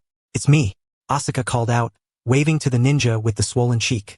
Then retrieved an apple from his pocket and tossed it to the man, speaking casually. "I grabbed this from a merchant outside the village on my way here. Don't be stingy. After all, if I had gone to the fruit shop to buy something before coming to see you, it would have been too conspicuous. What brings you here?" The ninja did not glance at the apple rolling back and forth on his bed. Instead, his eyes were fixed intently on Asuka, his brow furrowed. "Have you changed your mind? Suddenly decided to interrogate me? I want to divulge a single piece of information." "No." Asuka shook his head, then rose and paced around the modest room, scrutinizing its simplicity. Turning back to the root ninja seated on the bed, the smile on his face gradually faded. "Oda, I'm not an ordinary Uchiha." Just as Oda was beginning to feel puzzled, Uchiha Asuka's expression darkened. He pulled out a notebook and slammed it against his chest. Continuing, "Guess who I am?" He blinked, instinctively picking up the notebook to examine it. "Konoha Jonin Uchiha Asuka." Above the name, in bold black letters, it read, "Assassination and Tactical Special Forces." "Ha, this is the Umbu," Oda muttered. Although the identities of Umbu members are classified, they sometimes need to prove their credentials during certain missions. This notebook served as one such proof. Facing Oda's stunned expression, Asuka laid his cards on the table. "I am an investigator from the Assassination and Tactical Special Forces. I came today to inquire about some information regarding your root division. We now have ample reason to believe that Konoha harbors a formidable military force that does not answer to the 4th Hokage's command. That is why I'm here. We need to uncover some details about root. Of course, the 4th Hokage has authorized a substantial budget to reward those who provide information. Now, do you understand what you must do?" Terrified, Oda nodded hastily. Yet he then stuck out his tongue, pointing to the seal on it, his face etched with sorrow. "I am marked by a curse seal. I cannot reveal any secrets of the elders, no matter how much you interrogate me." "Humph." Asuka's lips twitched in disdain. He held no interest in Danzo's secrets. After all, having traveled through time with his memories intact, he already knew all of Danzo's secrets. What he wanted now was merely to know what kind of underwear Danzo wore each day. If he could track that old man's movements, all the better. With this thought, Asuka's fingers lightly tapped the table, his face turning somber. "I don't need information about your leader, nor about your organization's internal affairs. Just tell me about the female ninja who attacked me alongside you that day." After speaking, he pulled a wad of cash from his pocket and placed it on the table. Threats might yield temporary intelligence, but these guys could just as well feed him false information. Compassion was the better strategy. Seeing that Asuka was not prying into Danzo's secrets, but focusing specifically on his comrade, Oda glanced at him with some confusion. However, recalling the partner who had fiercely slapped his cheek, the pain still fresh, a surge of anger welled within him. That damn shrew really hit hard. Just her personal information? Sold. If an enemy ninja village wanted to buy information on his comrade, under the pressure of desertion, he might hesitate to speak. After all, being chosen by Danzo as a subordinate meant a resolve to die. But since the other party was from the Assassination and Tactical Special Forces, his psychological burden lightened considerably. Umbu gathering intelligence on route? That's not reconnaissance. It's inspection. Though route and Umbu operate independently, in certain respects, route functions as a branch of Umbu, the so-called parent and child departments. What's wrong with a sub-department reporting intelligence to the parent? Our two departments have a father-son relationship. Besides, there's money involved. Having realized this, Oda wasted no time and divulged every detail about his comrade, including not only her ninjutsu and strength but even her clothing preferences and the timing of her menstrual cycle. A real big catch. After leaving Oda's home, Asuka strolled through the bustling streets of Konoha, gazing thoughtfully at the passers-by. He had never imagined that the female ninja bore a special identity, from the Nara clan. Recalling the information Oda had just shared, Asuka's lips curled into a slight smile. When he had previously purchased intelligence, though always with money, it involved coercion and temptation, sometimes even the use of the Sharingan. But now, with his Umbu status, acquiring information had become remarkably easier. While Minato Namikaze was still alive, Asuka resolved to leverage his Umbu identity to accomplish as much as possible, lest the third Hokage ascend later and revoke his Umbu membership. Creak. Just as he pushed open the door, Asuka spotted a plump orange tabby cat sprawled across his bed. Hanging his ninja tools pouch on the wall, he greeted the cat. "Yo Chubby, you're back." Was the message delivered? The orange tabby lifted its eyelids to glance at Asuka, then closed them again, emitting a girlish voice from its throat. Delivered. That old hag Tsunade nearly pounded me into cat pate. But when I handed over the 100,000 ryo, she sent back a silent reply. What did she say? Asuka inquired. She said that when Jiraiya was pursuing her, he wrote 328 letters totaling over 2 million words. Only then did she begin to soften a bit. Your one letter doesn't say much. Write 500 letters first. Oh, and remember to tuck money inside the letters. Otherwise, that old hag's fists will be landing on this lady's head. At this, the orange tabby rolled over, gazing up at the ceiling with a human-like expression of helplessness. Asuka, I feel like you're wasting your efforts. 500 letters. 10,000 ryo each, that's 5 million ryo. How many cans of cat food could that buy me? Maybe I could learn a transformation jutsu and keep you company. You don't understand. Upon hearing this, the cat suddenly sprang up from the bed, pacing cat-like to Asuka's head. While rubbing its paws against his hair, it said indignantly, Then tell me, what's your purpose in doing this? Don't use that excuse from last time to fool me. Sigh. Asuka sighed deeply, raising his eyelids slightly as he looked at the orange tabby perched atop his head, and explained, Outsiders know that the Senju and Uchiha clans have been adversaries for nearly 1,000 years. If they suddenly hear that the Uchiha clan head wishes to marry the Senju clan head, their first reaction will be disbelief. And when they discovered that a considerable number of Uchiha clan members actually supported this proposal, they would have to deliberate on the matter with utmost caution. After all, more often than not, the will of the clan members can sway the clan leader. Regardless of whether this letter originated from the clan leader, it suffices for outsiders to believe that it came from the Uchiha clan, for it represents the resolve of certain individuals within the clan. Whether they are hawks, doves, or moderates, I harbor no fondness for any of them. Therefore, I intend to take a more radical stance, forming a faction advocating divorce, the faction's principle being to urge the clan leader to divorce and seek marriage with the Senju clan leader, thereby uniting the two clans as one, with their sights set on the 5th, 6th, and 7th Hokage. This is not merely a declaration of my ideology within the clan but also a message directed at certain people in Konoha. After all, alleviating the discord between the two clans is also a manifestation of the will of fire. Whether Tsunade Senju or Fugaku Uchiha consent or not is of no consequence. What matters is that I have taken action. Those who witness my deeds and resonate with my ideals will stand behind me and become my supporters. Moreover, love letters must continue without interruption henceforth, as they embody my unwavering resolve. At worst, I will take on assignments to earn money to support Tsunade. Were I the current eldest elder of the Uchiha clan, this letter would bear my name. Thus, although it did not comprehend what Asuka was saying, observing the earnest expression on this fellow's face, a look of sudden realization appeared on his countenance as he remarked, You do not truly intend to persuade Fugaku Uchiha to divorce? No, this is genuine. Not only do I wish to counsel him to divorce, but I also intend to have him sterilized. Then challenge the eldest elder and sign it with your own name. I want tea. Tsunade is getting on in years. I want someone younger. She looks rather fresh. You saw that? Not only did I see it, but while she was gambling, I even took a nap on her chest. Haven tea, you noticed? The night is deep. Wearing a black outfit, Asuka pushed open the door and leapt onto the rooftop, then identified the location of the Nara clan territory and vanished into the Uchiha lands with several swift movements. Within the morbid Uchiha clan, it is difficult to garner support without adopting somewhat extreme ideas, especially from those conservative elders who propose securing second place, contending for third, and striving for fourth, only to squander the clan's hopes in vain. In that case, why not try my own ideas? Konoha has existed for 51 years. The older generation is gradually fading, and the younger generation has lived alongside the Senju clan for 51 years, harboring no lingering hatred. Was I writing a love letter to Tsunade? No. It was an expression of attitude. Ha! A sudden screech of brakes echoed as Asuka crouched on the rooftop, closing his eyes to sense the location of the Nara ninja. Is it there? Moments later, Asuka opened his eyes, gazing at the darkened house in the distance, murmuring to himself, It's my first time breaking into a widow's home at night, having made little effort to conceal his movements. Upon pushing open the door and entering the room, he sensed a sharp sting at his neck. Who are you? Lowering his gaze slightly, he spotted a kunai pressed against his neck, then slowly raised both hands in surrender and said, It's me, the Uchiha you attacked last time. Before she could finish speaking, he felt a sudden pain in his wrist, and the kunai fell to the floor with a faint clatter. Ryoko Nara, don't casually press a kunai against someone's neck. It's quite dangerous. Asuka rubbed his neck and then kicked the kunai aside, groping in the dark toward the table, preparing to light a candle. Don't light it.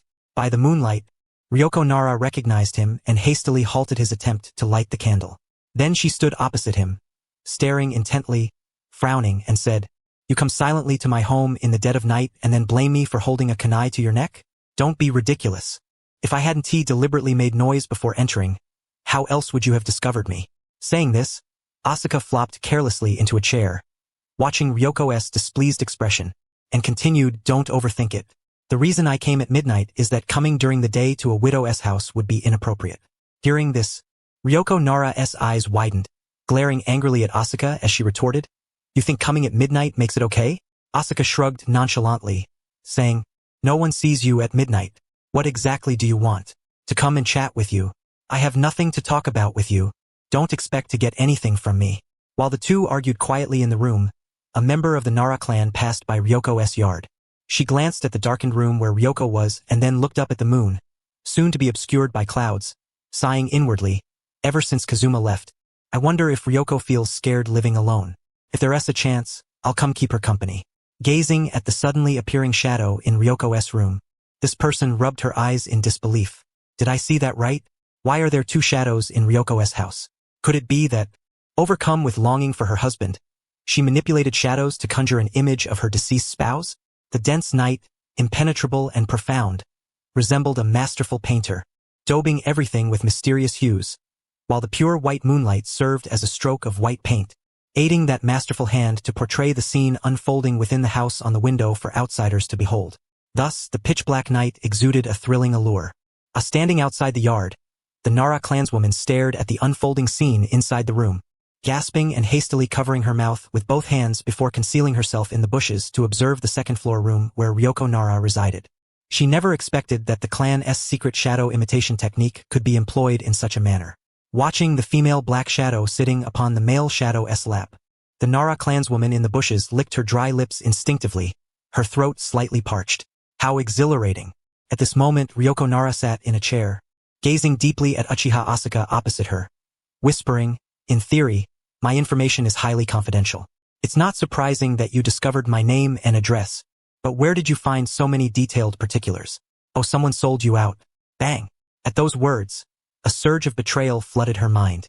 Ryoko slammed the table, stood up, and instantly appeared in front of Asuka, grabbing his collar with both hands and gritting her teeth. "Who was it?" As Asuka's nose nearly touched her face, he leaned back without a moment's hesitation and said, "Oda." "Humph." Upon hearing the name Oda, Ryoko snorted coldly. She had harbored vague suspicions earlier, but knowing that a teammate had betrayed her still stung deeply. "That scoundrel can sell my information now. What if he sells me out to the enemy on the battlefield? You really don't need to be so angry. If you sell me Oda's information, wouldn't he that even the score between us? Don't even think about it." Upon being rejected, Asuka calmly withdrew a scroll from his pocket. After idly playing with it in his hands for a moment, he spoke. "You joined that place because you wanted to find a cure for your son, right? Bring him home from the hospital. I can treat that illness." "Really?" Upon hearing this sudden news, Ryoko Nara stared at Asuka in utter disbelief. Her 2-year-old son had been lying in the hospital for over a year due to an incurable condition. During this time, whenever she had free moments, she would go to the hospital to accompany him. If it weren't for the swelling on her cheek making it difficult to explain, she would never have appeared at home. After a brief silence, she placed her hand on the scroll Asuka had handed her, her voice trembling. "Really? More or less? If you can bring Tsunade over, she can treat him too. What do you want me to do? Pass on intelligence? My dream is that no matter what new underwear the elders change into, I'm the first to know." "Stop joking. Our mouths are sealed. There's no way we divulge the elders' secrets. That's just a metaphor. If you receive any missions concerning the Uchiha in the future, you can secretly tell me." Asuka rolled his eyes at her. Seeing Ryoko still watching him warily, he couldn't help but feel a little exasperated. "Rest assured, I'm not interested in you, nor will I ask you to do anything dangerous. If you ever feel what I ask is risky, you can simply refuse. Besides, you don't need to fear me using your son as leverage, because I will cure his illness first so he can attend school like a normal child, graduate, and take on missions." Upon hearing this, Ryoko Nara fell silent for a moment. She had expected the other party to impose harsh conditions or perhaps harbor ill intentions toward her. Unexpectedly, he imposed no restrictions and even seemed to be deliberately helping her. Looking into the clear eyes of this Uchiha man, Ryoko directly voiced the doubt lingering in her heart. Why? Why are you helping me like this? Asuka shrugged. After taking a sip of tea from the table, he said casually, because we live in the same village and have shared life together for 51 years. Isn't it normal for villagers to help each other when there's no conflict of interest? You're aware of the discord between the Senju and Uchiha. When Tsunade was still in Konoha, although she verbally scolded and disfavored the Uchiha, she never stopped treating their patients. A healer's heart is benevolent, practicing the art of kindness with noble sentiments, unashamed before heaven and earth, unashamed before one's conscience. Seeing the skeptical look in her eyes, Asuka twitched the corner of his mouth and revealed his true intention. Actually, the real reason I'm treating your son is hoping that someday in the future, you'll remember this favor and pass along intelligence crucial to the fate of the Uchiha clan when the time comes. Is that so? Ryoko Nara found herself sinking into self-doubt. She couldn't quite believe that an Uchiha would suddenly care about her, a fellow villager. But hearing this supposed true motive, it didn't sound genuine either. Whatever. As long as my son is cured, this guy has no leverage over me. If he really wants me to do something dangerous, I can always quit the ninja ranks. The favor can wait until the next life. Meanwhile, outside the room in the grass, the Nara clan member's vision blurred. What had she just seen? Ryoko Nara was manipulating shadows, first violently grabbing another shadow's collar, then pressing their faces so close they kissed. After pondering in her mind, the Nara clan member roughly understood Ryoko's anger. It was nothing more than the sorrow of a widow whose husband had left her and their orphan child behind to journey alone to the Pure Land. Suddenly conjuring her husband's shadow in such a way must have overwhelmed her emotionally. TSK. Watching the two shadows pressed tightly together, the Nara clan member shook her head, stood up, and prepared to leave. She had never realized before just how deeply devoted Ryoko was. Turning around, she glanced one last time at the two shadows inside the room. The moment she clearly saw the expression of emotion on the male shadow's face. Her own expression froze. She rubbed her eyes hard, staring in disbelief at the scene unfolding within the room, murmuring, Ryoko. Ryoko, is she really that desperate for a happy life? Shadow manipulation was one thing, but to conjure one up like that this is then. Upon seeing Ryoko's own shadow, she fell utterly silent. Instinctively, the Nara clan member reached out to grasp the air. Not a single sensation. Seems Ryoko is ill. The next day at dawn, the Nara clan member who had crouched in the grass all night stepped out of her home. Dark circles under her eyes. Gazing up at the crimson sun overhead, she muttered to herself. What does it feel like to grasp air? I've held it all night and felt nothing at all. Naomi, what are you mumbling about so early in the morning? Hearing the familiar voice behind her, Naomi turned around and greeted her sister weakly. Good morning, sis. Naomi, what is wrong? Sighing, Naomi looked at her sister's concerned expression, beckoned her closer, and whispered into her ear. Sis, I have a secret to tell you. Can you help me think it over? You can't tell anyone else. Just us two sisters. Seeing her sister's haggard face, she nodded and gestured for her to continue. Then, Naomi recounted everything she had witnessed and her confusion from the previous night in full detail. After listening, her sister instinctively reached out to grasp the air, wearing the same puzzled expression. There's nothing there at all. But seeing the flicker of curiosity in her sister's eyes, she patted her shoulder playfully and teased. Maybe you'll only understand this feeling once you find a boyfriend. With that, she found an excuse and slipped away before Naomi could ask more. Although she didn't understand these things herself, she was sure her best friend, who was well-versed in many matters, would. The sun hung high in the sky, and it was already noon. Ryoko finally opened the door and stepped outside, breathing deeply of the fresh air. Last night had been the most peaceful sleep she'd had in a year. Her son's illness had finally found a solution. Good afternoon, Sister Yoshino. She greeted the clan leader's wife as she passed by her home, then closed her eyes and began basking in the sunlight. The last time she basked in the sun with such ease and contentment seemed to have been 2 years ago. Yoshino Nara stood rooted to the spot, her gaze fixed on Ryoko reclining on the lounge chair, her expression suddenly clouded with complexity. Though she lacked medical knowledge, she understood the nuances of relationships between men and women. Ryoko's complexion was rosy and radiant, her mood evidently joyful, with no trace of dark circles beneath her eyes. It was plain that she had enjoyed an excellent night's sleep. Moreover, the cold and unapproachable aura that usually surrounded her had vanished entirely. Could the rumors that circulated through the clan earlier that morning really be true? Had the period of widowhood, which was said to last a year, come to an end? That very evening, Yoshino stormed out of Ryoko's room, her anger palpable, and made her way from the clan grounds to the home of Kaichi Yamanaka in the mountains. Knock, knock. Kaoru Yamanaka opened the door and looked at Yoshino, whose face was flushed with emotion, with surprise. What's wrong? Come inside and talk. She pulled her sister-in-law into the living room, sat heavily on the sofa, and cast a wronged glance at Kaoru, tearfully confiding, Kaoru, do I look like a shrew? Don't be upset. Kaoru sat beside her, gently tapping her chest to ease her breathing while offering comfort. When did the wife of the Nara clan leader become a shrew? Whoever is spreading these rumors about you, I'll deal with them. Yoshino exhaled heavily, her voice trembling with anger as she turned toward her clan's territory. When my brother died, I made it clear that his wife could remarry. But at that time, she told me she didn't want a divorce and wanted to keep the family intact. Seeing how determined she was, I agreed. However, I told her that if she ever wanted to remarry, she just needed to tell me.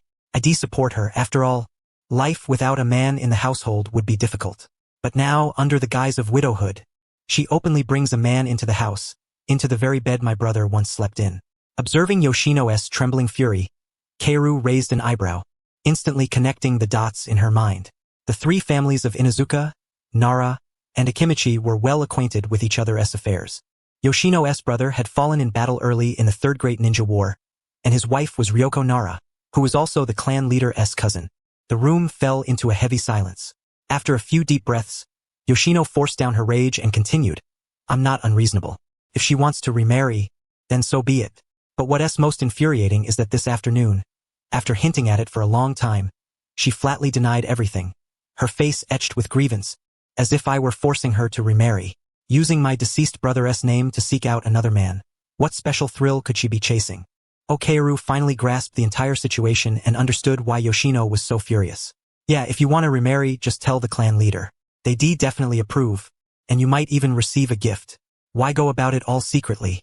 Kaoru quickly took her friend aside, watching Yoshino's chest rise and fall with heavy breaths, and softly asked, Yoshino, what do you plan to do? I'm going to get proof of her being with that man. If he is not part of the Nara clan, I'll convert my brother's inheritance within the clan into an equivalent value to buy her a house outside the clan. But if he belongs to the Nara clan, then she can move into his home. As for my brother's house, it will be passed on directly to my nephew. Rubbing her reddened eyes, Yoshino turned to her friend with a tone of pleading. Kaoru, you have to help me.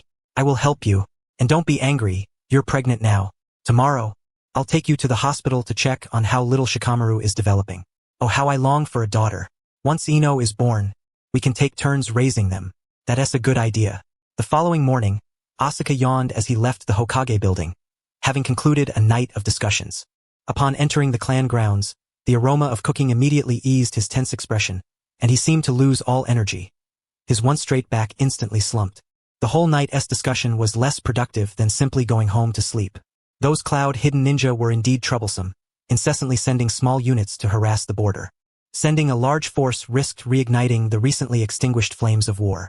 Sending small units could repel the cloud ninja, but they would soon return. Dispatching the Uchiha clan was vetoed by Danzo. Sending Danzo himself was also refused. The fourth Hokage wanted to go, but the third opposed the idea, fearing a shadow war between Kage. Orochimaru was a possibility, but Danzo conjured an excuse to veto that as well. Inviting Tsunade back to fight was declined, as was Jiraiya's return. Deploying the Ninetales as a nuclear option was opposed by both the third and fourth Hokage.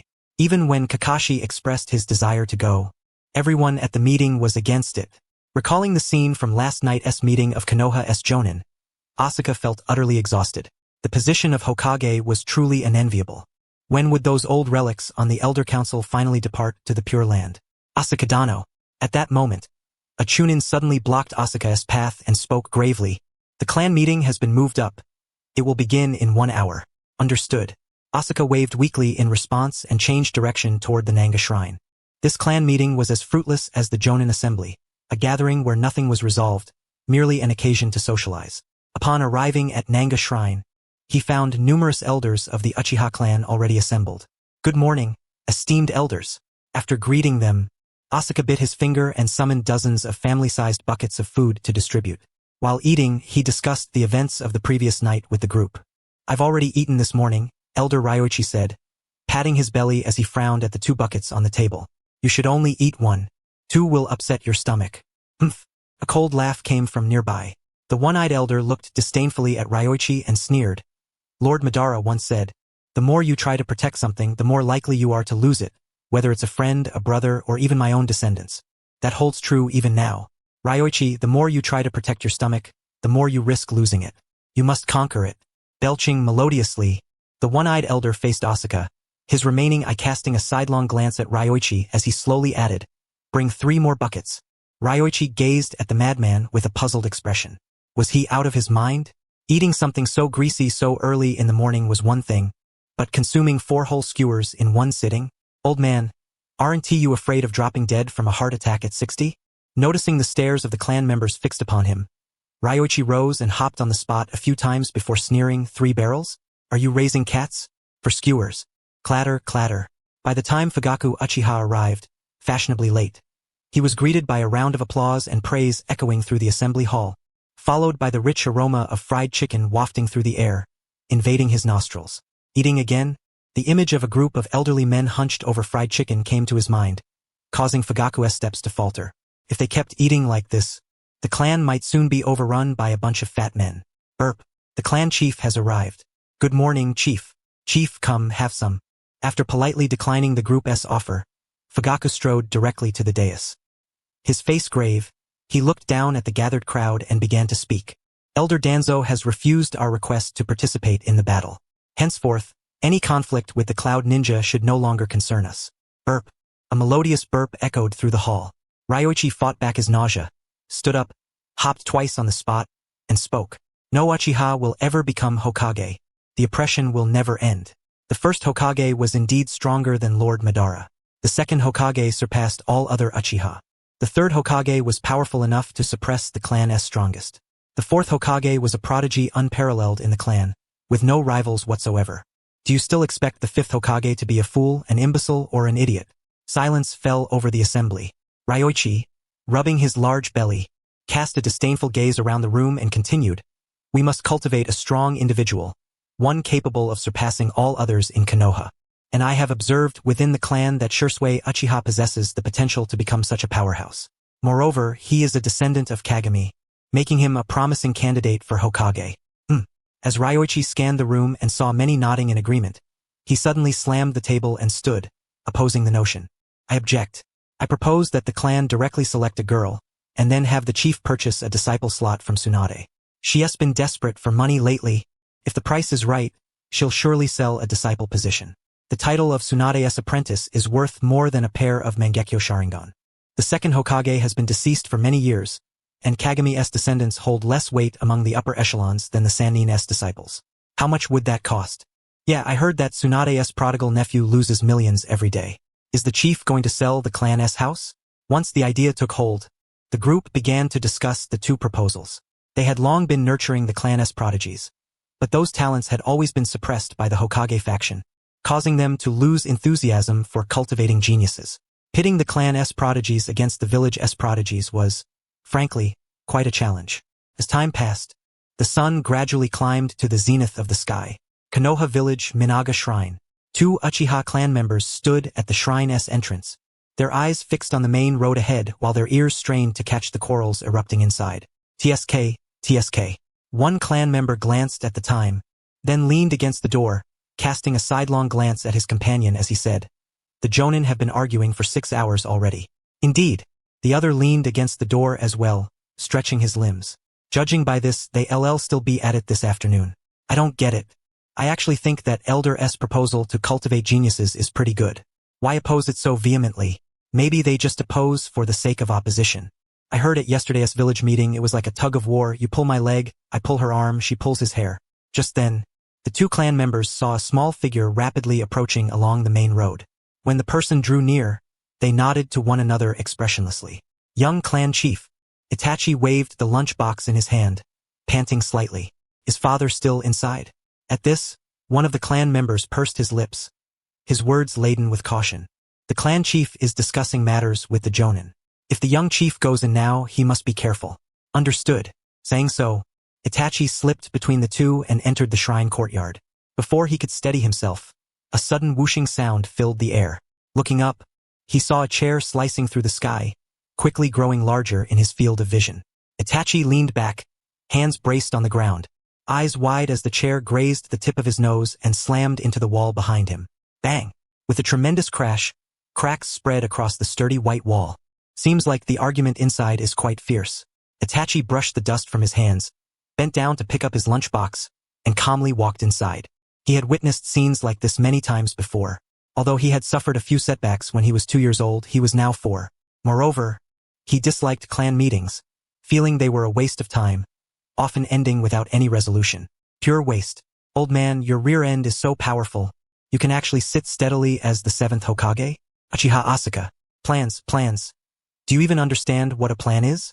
If we follow the plan step by step, can't we Uchiha become the 7th Hokage? I want to be the 5th Hokage. Why don't you come up with a plan for me to be the 5th Hokage? The 4th Hokage is still alive, yet you're already eyeing the 7th Hokage. You truly have foresight. The uproar inside abruptly interrupted Itachi's thoughts. He hesitated before the tightly shut door, clenched his fists, and tapped twice. Bang! Bang! Creak.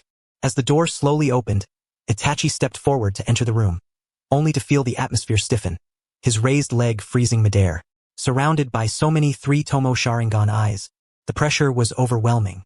Steeling himself, he approached the head seat, placed the lunchbox on his father's desk, then stepped back to stand behind his father, covertly observing the jonin. One nose was red, another face swollen, a third's hair singed and curling, and the man beside him was even exhaling black smoke from his mouth. A brutal battle indeed. Taking in the scene below, Itachi's mouth twitched involuntarily, and he took 2 steps back. It seems the 2nd Hokage's assessment was accurate. The Uchiha clan is a lineage plagued by mental instability. This is not to say there are no sane individuals among them, but rather that those who are sane cannot rise to become the strong. Here at the Naka shrine, all the clan's formidable members have gathered. Asuka stood upon the table, his gaze briefly sweeping over Itachi Uchiha before retrieving a sheet of paper from his pocket. He unfolded it and began to speak. This is a compendium I compiled after studying the clan's history before and after the village's founding, gathering the words and deeds of Lord Madara and his brother Izuna, then summarizing them. Learn from those who came before us, so we shall not lose our way. Learn from those who came before us so we may illuminate the future. Noticing all eyes fixed upon him, Asuka cleared his throat and recited, Izuna Uchiha. If we are to seize power within the village, we must fabricate pretexts and ally with the Senju. Only then can other clans join us. Once accomplished, the spoils shall be divided 70-30, with other clans' power being shared. Madara Uchiha. Why only 70%? Izuna. 70% belongs to the Senju, we get 30% and still must consider their mood. Madara. Whose mood? Izuna. Pointing to a portrait of Senju Hashirama. Madara. I travel all this way just to look at their faces? Izuna. Yes. Madara. I still have to fabricate pretexts? Izuna. Yes. Madara. I still have to win over the Senju? Izuna. Yes. Madara. And still have to tolerate that damn Senju's mood, ending up with only 30% benefit? Izuna. Yes. Madara. Doesn't that make me a beggar on my knees? Izuna. Well, if I follow your logic, cooperating with the Senju means begging on our knees. But many clans would kill to have such strength. Madara. Let me ask you, why do I unleash Susanoo the moment I enter Senju territory? It's because I'm not limping. I refuse to kneel. Izuna. So you wish to stand and fight for power? Then, brother, you should return to the mountains behind Konoha. Madara. I just don't understand. I am one of the 2 great founders of Konoha, yet I am weaker than my clan acting alone? Izuna. In the eyes of other clans, you are a founder. In the Senju's eyes, you are a beggar on your knees. Struggling for power is not shameful. Madara. It is shameful. Damn shameful. Izuna. Then, brother, do you wish to stand? Or do you wish to struggle for power? Madara. I want to stand and claim the position of village leader. Izuna. You cannot. Madara. Cannot? Izuna. Cannot. Madara. What about this? Pointing to an Uchiha relic. Izuna. Possible, but you must kneel. Madara. And this? Pointing to the Uchiha clan emblem. Izuna. Possible, along with other villages. Madara. What about this relic plus the emblem? Can I contest with those? Izuna. May I ask, brother, where does your confidence come from? At that moment, Madara revealed his Mangekyo Sharingan. Pausing here, Asuka allowed the assembled a moment to digest the revelation before continuing. You all know what followed. Lord Izuna perished at the hands of Senju Tobarama. Lord Madara, for the sake of peace in the ninja world, buried his brother's death deep within his heart. Then together with Senju Hashirama established the village, naming it Konoha. Later still, Lord Madara's Mangekyo could not overcome the first Hokage. I share this today to tell you all this. The path the Uchiha must take to become Hokage was already charted by Lord Izuna. That path is to win over the Senju and divide the power held by the other clans.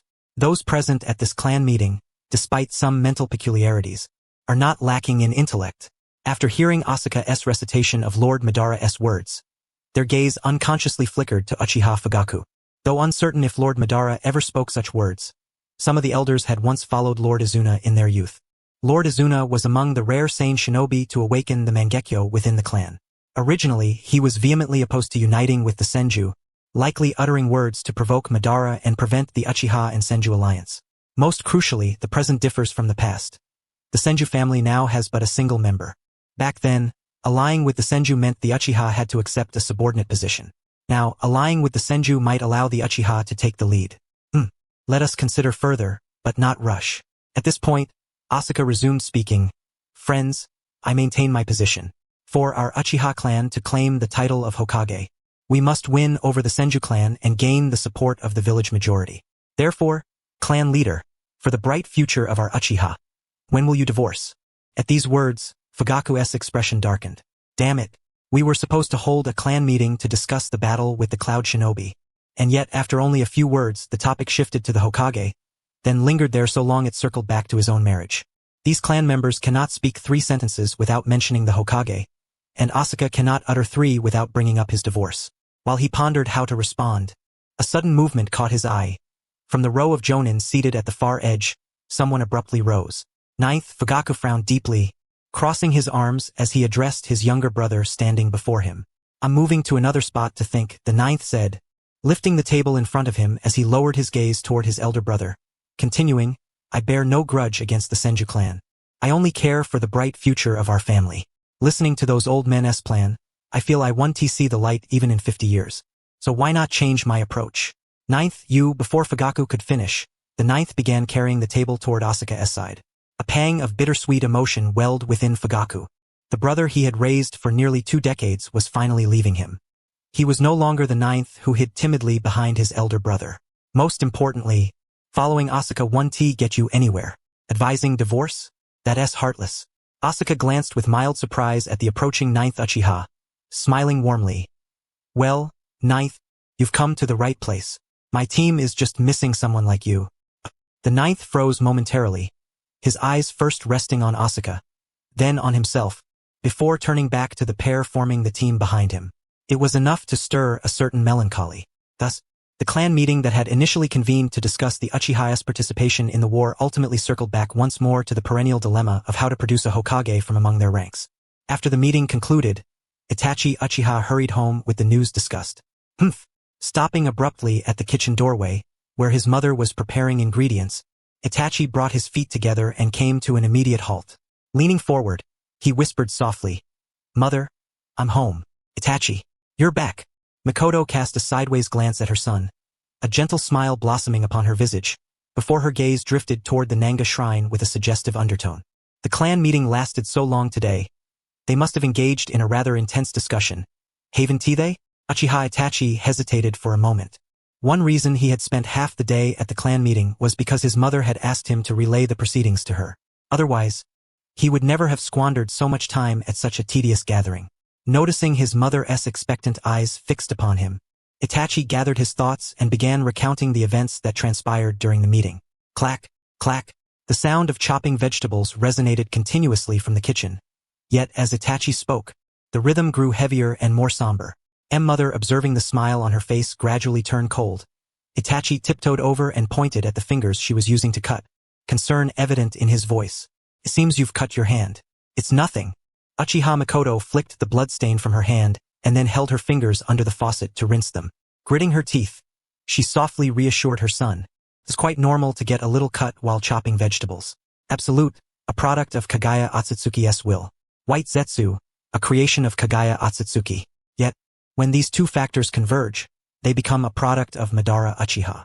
Madara Uchiha, as the former clan leader of the Uchiha, was undisputedly the foremost figure of the clan in his time. His thoughts were beyond the comprehension of ordinary people. For instance, the prolonged surveillance of the Uchiha clan by Lord Madara. This was information White Zetsu had acquired from the clan during yesterday's monitoring of Konoha, found within the meeting records. The document contained some information about you.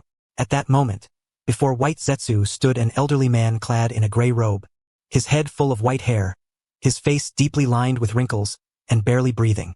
It was difficult for the world to imagine that he was once Madara Uchiha, a name that had shaken the shinobi world. Gazing upon the deeply sleeping Madara, White Zetsu waved the paper in front of him and softly called out, "Lord Madara? Lord Madara? Are you dead?" After calling for a long time without any response, White Zetsu stroked his chin with one hand, his eyes scanning the slumbering Madara as a mischievous thought crossed his mind. Should I relieve myself on Lord Madara's head before Black Zetsu returns? Although defecating is troublesome, squeezing might just force something out. Cough at that moment. A feeble cough interrupted White Zetsu's musings. Watching Madara gradually regain consciousness, White Zetsu hurriedly handed over the paper, saying, "Lord Madara, this contains some information about you and Lord Izuna." Madara suddenly opened his eyes, his gaze sharp as he looked at the paper in White Zetsu's hand. Taking a deep breath, his voice was hoarse and aged as he spoke. "Izuna?" "Yes." Upon hearing this, Madara took the paper and lowered his head to read. Begging for alms? Aligning with the Senju? Crafting false accusations? After reading the so-called dialogue between Izuna and himself, Madara closed his eyes and began to sift through his memories. As a direct participant, how could he not recall Izuna ever saying such things? Nor had he ever spoken them. There is some truth to it. After a moment, Madara slowly opened his eyes again, folded the paper, and set it aside, speaking in a measured tone. "How are the Uchiha clan members now?" "Not bad. The fourth Hokage, Minato Namikaze, holds no prejudice against the Uchiha," came the reply. "Is that so?" Madara nodded, closed his eyes, and resumed resting. "If you live well, I bless you. If you do not, I still wish you well in the days to come. Though I have been expelled from the Uchiha clan, as a former clan leader, Izuna entrusted the clan to me before his death. I hope your days ahead improve. Time is short. The shinobi world's true peace is not far." Thinking of his younger brother, Madara's expression gradually softened. "I wonder if I will meet Fist after death." "A bunch of fools." Asuka shrugged his shoulders, his entire demeanor resembling that of a zombie, staggering toward the direction of the Uchiha territory. He simply could not comprehend it. The gap between people was greater than that between humans and cats. Today he taught those 3 students the skill of climbing a tree with their feet. Such a simple task, yet by the end of the day it could not be said they had mastered it. At the very least, they shouldn't have fallen immediately upon standing. Thinking of those 3 bruised and battered fellows, Asuka glanced sideways at the plump orange tabby perched on his shoulder and said, "You're smarter than those 3 students. Go back and practice your transformation jutsu more, and don't be like today again." The orange cat lifted one eyelid, then stuck out its tongue to lick its nose, sounding a bit weary. "You said that fat is beautiful." Asuka suddenly became flustered. Thinking of that cylindrical cat girl from today, his face instantly flushed. "I swear I said that, but your reference shouldn't be Tsunade, right? If not, you could use Kushina as a model. Why did you pick Akiyama? Are those 2 fatties the same?" All right. The orange cat covered its ears with both paws, displaying an impatient expression. "Tomorrow, I'll just transform into Tsunade." Upon hearing this, a mental image of Tsunade instantly appeared in Asuka's mind. With a pair of cat ears atop her head, whiskers beneath her nose, a cat tail on her behind, occasionally licking her paws while crouching on the ground. Quite bizarre. After a moment of silence, Asuka looked sideways at the orange cat on his shoulder and whispered, "I want a beautiful woman with cat ears, not Tsunade with cat ears. If that's impossible, start practicing on Kushina first. I have an image of her son in my mind, so I'm quite accepting of her having whiskers on her face." Saying this, Asuka pushed open the door and entered the yard. Looking at the people standing there, he blinked at the entrance, then wore an embarrassed expression and said, "Sorry, wrong place." Bang!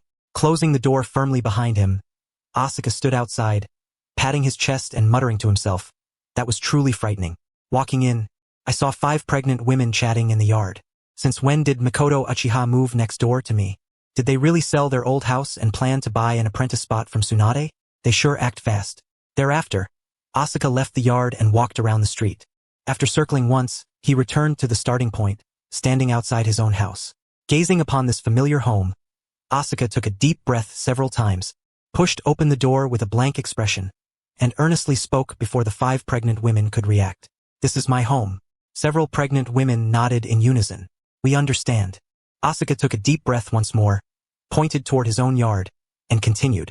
"You are now standing inside my residence. Makoto brought us here." Upon hearing this, Asuka's gaze settled on Uchiha Makoto, and seeing her belly, which seemed to have grown another size, a wave of worry swept through his heart again.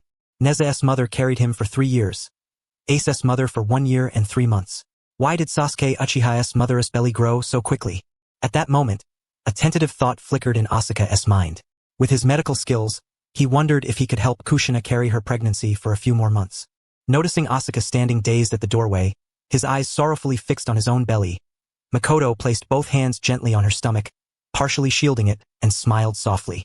"Asuka-kun, we came to see you today because of some matters. Please come inside and speak." At that moment, Asuka regained his composure, opened the door to invite the women in, then pointed to the sofa in the living room, indicating they should be seated first.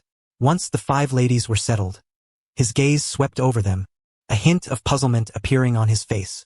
"The wives of the heads of the Nara clan, Yamanaka clan, Akimichi clan, Uchiha clan, and Inuzuka clan, 5 ladies have come to see me. What is the purpose of your visit?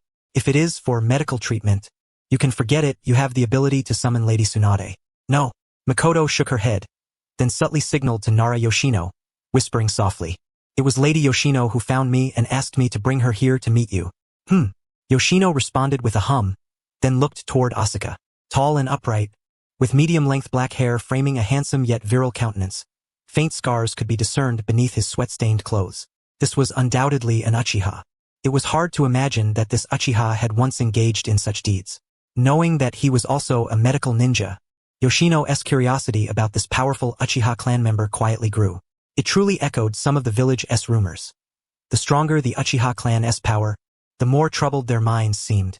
Clearing her throat lightly, she produced an envelope from her pocket and placed it on the tea table, half closing her eyes as she looked at Asuka, speaking gently. "Asuka-kun, I heard you are Konoha's finest detective?" A detective is a profession responsible for investigating cases, primarily handling criminal investigations as a form of civilian law enforcement. A private detective, however, is commissioned privately to investigate matters such as extramarital affairs, missing persons, or uncovering secrets. Asuka fell into the latter category. As a member of the Uchiha clan, he was not lacking in wealth. The reason he became a private detective was merely to use the role as a cover, his real purpose being to uncover little secrets about supporting characters in the Hokage world. How could one traverse the world of Naruto without developing an interest in its people and affairs? Manga volumes never reveal who is cheating, who is involved in scandalous affairs, or who becomes a mistress. For delicate matters that cannot be openly addressed or handled through official missions, that was when he stepped in. Until the formal commencement of the Third Great Ninja War, he often casually gathered gossip about minor characters, helped others analyze treasure maps, or searched for hidden treasures.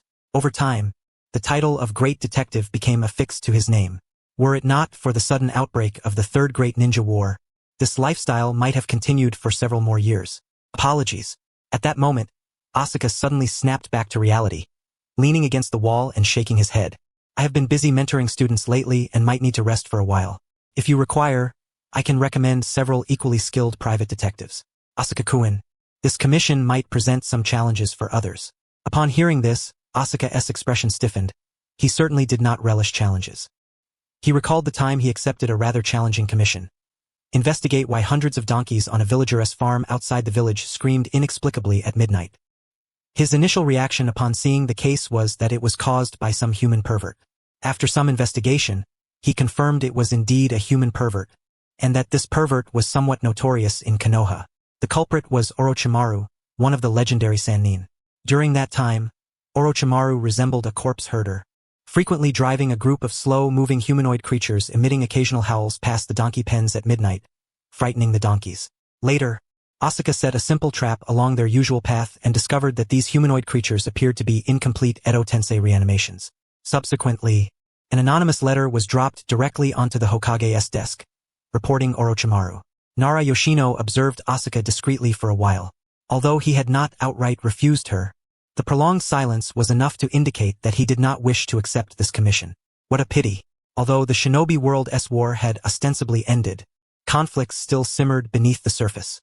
The village's sensory jonin were either burdened with critical missions or stationed on the front lines defending against enemies. After searching everywhere, no idle personnel could be found. Otherwise, they would not have to seek assistance from the Uchiha family. After a brief pause, she turned toward Uchiha Mikoto and silently mouthed, "Mikoto, it's up to you." Reassured by her gaze, Uchiha Mikoto rose and approached Asuka. Having lived within the Uchiha clan for over 20 years, she was intimately familiar with the disposition of her kin. The tactic of provocation was surprisingly effective on her own clan members. Asuka-kun. Uchiha Mikoto smiled at Asuka. For some reason, whenever she looked upon his face, her fingers throbbed faintly. Were it not for her cursed identity, or if time were to be rewound a few years, she probably would have already stormed to his door, persuading someone to divorce. Taking several deep breaths, she suppressed her resentment and then gestured invitingly, signaling Asuka to follow her into the yard. Once in the yard, she cupped her belly with both hands, casting a somewhat suspicious glance at Asuka as she spoke softly. "I recall you once proposed at the clan meeting to ally with the Senju and unite with other clans. Correct?" "Indeed. Then why, given such a prime opportunity today, do you not seize it? Or is it that you do not wish to accept this commission because, with your current capabilities, it is impossible to complete it in a short time? Do you expect the clan leader to undertake all efforts to build alliances with other clans?" Upon hearing this, Asuka gave Uchiha Mikoto a faintly amused look. "You say I cannot do it. I believe I can, but I simply do not wish to prove it to you. Only a normal Uchiha would fall for such provocations. I am far from normal. Moreover, the task of winning over other clans ought to be the responsibility of the clan leader. For the honor of the Uchiha, he should be willing to sacrifice himself, even to the extent of offering his own flesh." After a brief wait, Asuka still did not receive any further lecturing from the clan leader's wife. Feeling somewhat puzzled, he glanced at Mikoto Uchiha, only to find her staring blankly back at him. Her eyes, nearly as dark as ebony, somehow seemed pure, like black gemstones gleaming under the sunlight, radiating an enchanting allure. Instinctively, Asuka's gaze drifted downward, resting on her gently rising abdomen. His mouth twitched slightly before he abruptly turned his head away. He simply could not bring himself to like either of these two brothers. Asuka-kun. At that moment, Mikoto Uchiha suddenly extended a hand, waving her injured finger before his face to draw his attention. With a faint smile, she spoke gently, "Before Fugaku became clan leader, his abilities were far inferior to yours at the same age. In his youth, he bore no title of genius, nor did he have the luxury to study medical ninjutsu. You, however, surpass Fugaku by a great margin in your prime. The future of the Uchiha clan rests upon your hands to shape. If you truly wish to change the fate of our clan, why not give it a try? Start by accepting this mission. Opportunities to cultivate good relations with other clans must be seized. It will greatly aid the idea you proposed. Though you often make frustrating suggestions, young Uchiha, I have great faith in you. Of course, you are free to refuse now, no one will force you." Seeing the smile fade from Asuka's face, she twirled a lock of her hair around her finger, then spoke softly, "If it's a yes, it's a yes. If not, then no. What do you mean by taking a break? Such an attitude will only make Lady Nara think you simply do not want to accept her commission. Moreover, it contradicts the original intent behind your plan to win over the Senju and unite the other clans. Or were your proposals nothing more than idle words? If that is the case, I would be quite relieved. From a single glimpse, one can understand the whole. Your suggestion to divorce was merely talk. Wasn't it? I knew it. No member of the clan I believe in would do something so despicable, so utterly shameless, deserving of divine wrath and eternal damnation. Ruining their own lifespan and reputation." Asuka hastily covered Mikoto's mouth, his lips twitching as he stared at the clan leader's wife's beaming face. Her tongue was venomous indeed. If she kept cursing like this, would she soon utter words like cut-off descendants as well? And to compare him with Fugaku on what grounds? Was that bastard son even born of the same bloodline as him? After a moment of silence, Asuka turned and strode back inside. Though he did not care for such crude provocations, he suddenly recalled a task in the system about befriending Shikamaru. After sending away several pregnant women, Asuka weighed the envelope in his hand and recalled the situation Lady Gino had described, falling into deep contemplation once more. Suspecting the clan leader's cousin might have a man, he was asked to investigate clues about this man and leave the rest to them. Combining the time she provided, Asuka clenched his right fist and struck his left palm, a look of sudden realization dawning on his face. If he remembered correctly, that night he had spent the entire evening in Ryoko's room. So, the The person she was looking for must be me, but I'm definitely not Ryoko's man. How can I reveal myself without ruining my reputation? The following day, the sun rose as usual. Asuka was awakened by the overly plump body of the orange tabby cat pressing down on him. Feeling a little breathless, he opened his eyes and gently moved the cat from his chest to the pillow beside him, then yawned and got out of bed. Gurururu. Asuka brushed his teeth by the window, studying a book titled Fashionable Women's Ultimate Figure in his hand. Knock, knock, knock. Just as he finished brushing his teeth and was about to take a nap, someone knocked on his door. Before he could respond, the door creaked open. A little head with long purple hair poked through the gap. Yuzuki Yugen seemed surprised that Asuka's door was not locked. She looked in curiously and happened to see Asuka standing in the center of the living room, one hand holding a cup for rinsing his mouth, the other clutching a magazine whose cover clearly marked it as unsuitable for children. Seeing his 8-pack abs and muscular thighs, Yuzuki blinked and her face instantly flushed crimson. Sorry for disturbing you. With a bang, the girl slammed the door shut behind her, leaning against it and gasping for breath. Though the morning chill in Konoha in February still lingered, it offered no relief to her. Her forehead was drenched with hot sweat. Brushing your teeth while looking at that so early in the morning? But then she realized, shouldn't he be the one feeling embarrassed for being caught peeking at a lewd magazine? Why was she the one hiding? She felt utterly cowardly. With this thought, Yugen mustered her courage and opened the door again. However, by then Asuka had already dressed and tossed the magazine aside. If the Toad Sage can get rich by gathering material at the bathhouse, there's no reason I can't do the same with books, he said.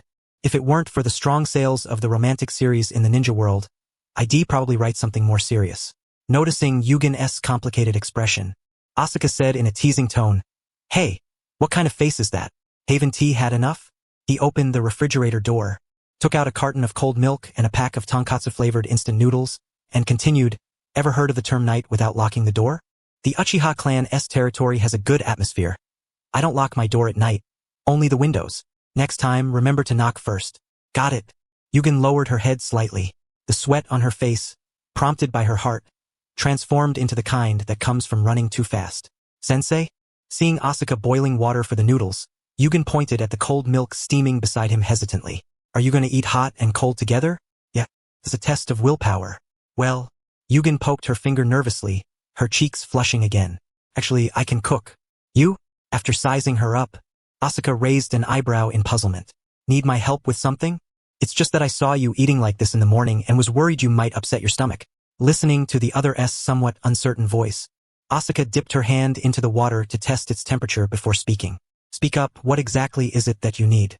After a brief hesitation, Yuzuki Yuka gritted her teeth and said, I'll start by making breakfast.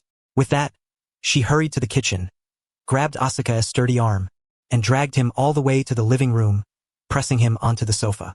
Then she tied on an apron and busied herself in the kitchen. Half an hour later, Asuka gazed at the neatly arranged slices of egg, the oil-fried bread, and ham on the plate. Looking up at Yuka, his expression shifted once again. To be honest, just half an hour ago, he had been expecting some sumptuous feast. And this was it? Not bad. Taking a bite of the ham and discovering it tasted just as it should, Asuka gave a thumbs up and praised. You did really well, there's not a hint of burnt flavor. Your boyfriend is a lucky man from now on. Heh. After a bout of silly laughter, Yuka suddenly remembered her real purpose. Fixing her gaze on Asuka, who was eating the fried egg, she looked at him expectantly. Teacher, I heard you once studied swordsmanship? I did, but after practicing for a while, I realized it wasn't quite what I imagined, so I gave it up. He had indeed studied swordsmanship for some time. Initially, he had hoped to unleash slashing attacks from a distance, much like in the world of pirates, but soon found that simply swinging a katana was far less effective than explosive ninjutsu. Later, after copying some sword techniques with his Sharingan, he turned to other pursuits. Teacher, I have a request. Please, go ahead, I'm easy to talk to. Hearing this, Yuka took a deep breath, then bowed deeply in one smooth motion, closed her eyes, and shouted, Teacher, please accept me as your disciple. Huh? Asuka blinked, suddenly feeling that the egg in his mouth had lost all flavor. He put down his chopsticks and turned to look at her. You mean a student? Yes. Hearing her resolute voice, Asuka felt as if his temples were being electrified, throbbing intensely. What had triggered this sudden desire to become his disciple? Expressing his doubts aloud, he saw Yuka press her legs together and speak firmly. You are the finest medical ninja among sword-wielding shinobi, and likewise the best swordsman among medical ninjas. Grandpa Kosuke himself acknowledged that your mastery of swordsmanship is in no way inferior to his. Lady Tsunade once mentioned that having a medical ninja on each team greatly increases the survival chances of its members. I want to learn medical ninjutsu, but I don't want to give up swordsmanship, and I can't have two masters at the same time. Kosuke? I senti he that scapegoat old man. A perennial genin on par with Might Desai. Thinking of who Kosuke was, Asuka's mouth twitched and his expression instantly darkened. He had copied quite a few sword techniques from that old man back then, and now it seemed the time had come to return the favor. After a moment of silence, he turned to Yuka and slowly asked, "What exactly happened to make you suddenly want to learn medical ninjutsu?" Yuka clicked her tongue and wore an innocent, wide-eyed expression, staring at the ceiling without speaking. "During yesterday's clan sparring match, I accidentally injured my opponent, and then my mother locked the door and gave me a beating that night. That night, lying in bed, she finally understood why her teacher had once chosen to study medical ninjutsu. From what she had learned about her teacher over this time, when he first studied medical ninjutsu, he must have harbored the hope of being able to heal the very wounds he inflicted on his opponents. Moreover, she had heard that aside from Lady Tsunade, no one in Konoha surpassed her teacher's medical ninjutsu skills. If I strike the enemy with my left hand's swordsmanship and use medical ninjutsu with my right hand on myself, wouldn't that be an eternal motion machine that never gets injured? Having grasped the importance of medical ninjutsu, Yuka had wanted to get out of bed and become a disciple last night, but unfortunately, her mother had forbidden her. Recalling this, Yuka's excitement was hard to contain. She stepped forward a couple of paces, blinked her large eyes rapidly, but all the words she wanted to say got stuck in her throat, leaving her speechless. All right, I understand.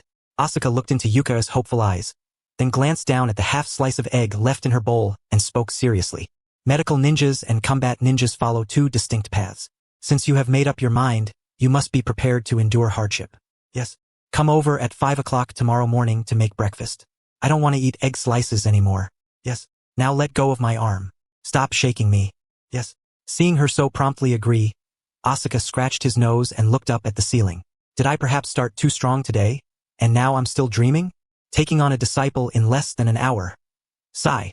With an almost imperceptible sigh, Asuka walked along the streets of the clan territory, rubbing his greasy belly. The morning's vigor had vanished almost entirely. Although his abdominal muscles were well-defined, 8-pack abs with no excess fat, he looked anything but greasy. But the egg slices this morning had been way too oily. He now felt as if his stomach were an oil kettle, with gastric juices boiling the oil, furiously frying the remaining food. Good morning, Lord Asuka. Morning. Hey, little Asuka, want some cucumber? Judging by the shine on your face, you must have been eating a lot of oily food lately. The cucumbers here today are particularly thick and cheap. I'll give you a discount. That sweat, it's from my morning exercise. Besides, these cucumbers don't look naturally grown. They seem like they've been soaked too long and puffed up. I'll suggest to the clan leader that we organize a matchmaking event sometime. Auntie, you shouldn't be fiddling with cucumbers at dawn every day. It's exhausting. Brother Asuka, want some candy? The candy's covered in your saliva. You better lick it clean. Licked it. There's still saliva on top. Put it in your mouth and lick it. Licked it. There's clearly still some. Watching Asuka tease the child like a fool, Yuka instinctively rolled her eyes. This mentor was nothing like the aloof, unapproachable Uchiha she had imagined. Not to mention that his appearance was top-notch in the village. Even his temperament was exemplary. He was more normal than normal people. Standing at 6 feet tall, he was a towering presence even in all of Konoha. Yuka was 165 centimeters tall. Rounding up, that's about 5 feet 7 inches. On tiptoe, she could reach 5 feet 9 inches. The difference between 5 feet 9 inches and 6 feet was negligible. Realizing their heights were almost the same, Yuka breathed a slight sigh of relief. The last shred of intimidation she felt toward Asuka vanished completely, erased by simple rounding. Gazing upon the casual attire adorning the other, a genuine smile blossomed across his face, accompanied by the blood-stained tooth clasped in his hand. Truly, this hardly seemed like an Uchiha. It was unclear who had assigned the teacher such a darkened epithet. It was nothing short of slander. TSK, I told you children shouldn't eat candy. You've gone and lost a tooth.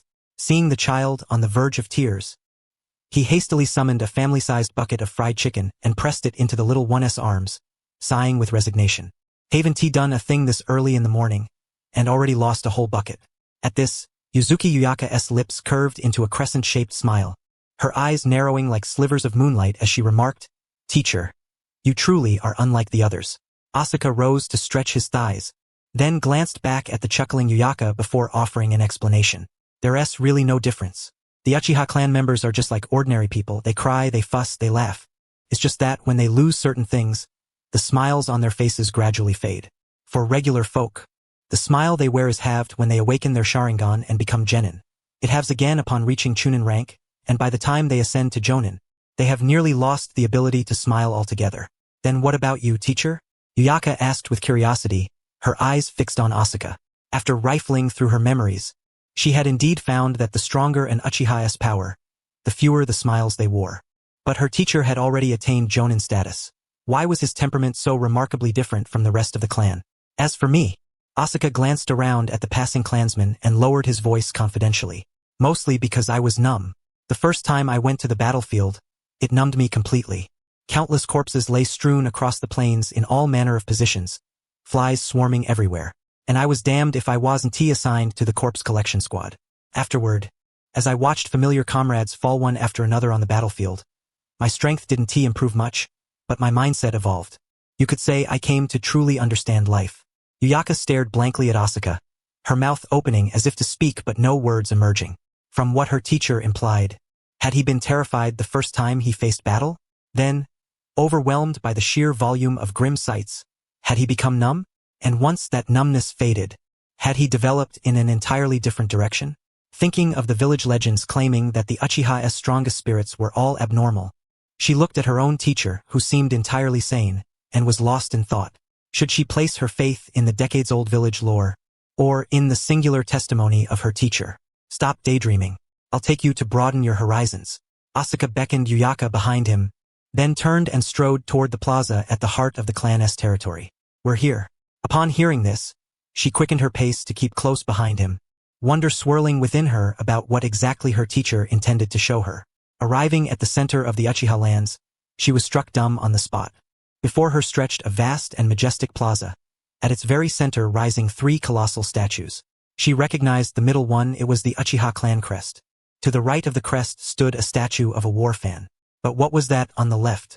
Fixating on the statue resembling a war deity, its eye sockets glowing with the Sharingan, Uyaka hurried forward to catch up with Asuka, panting. Teacher, what is that towering war god? A war god?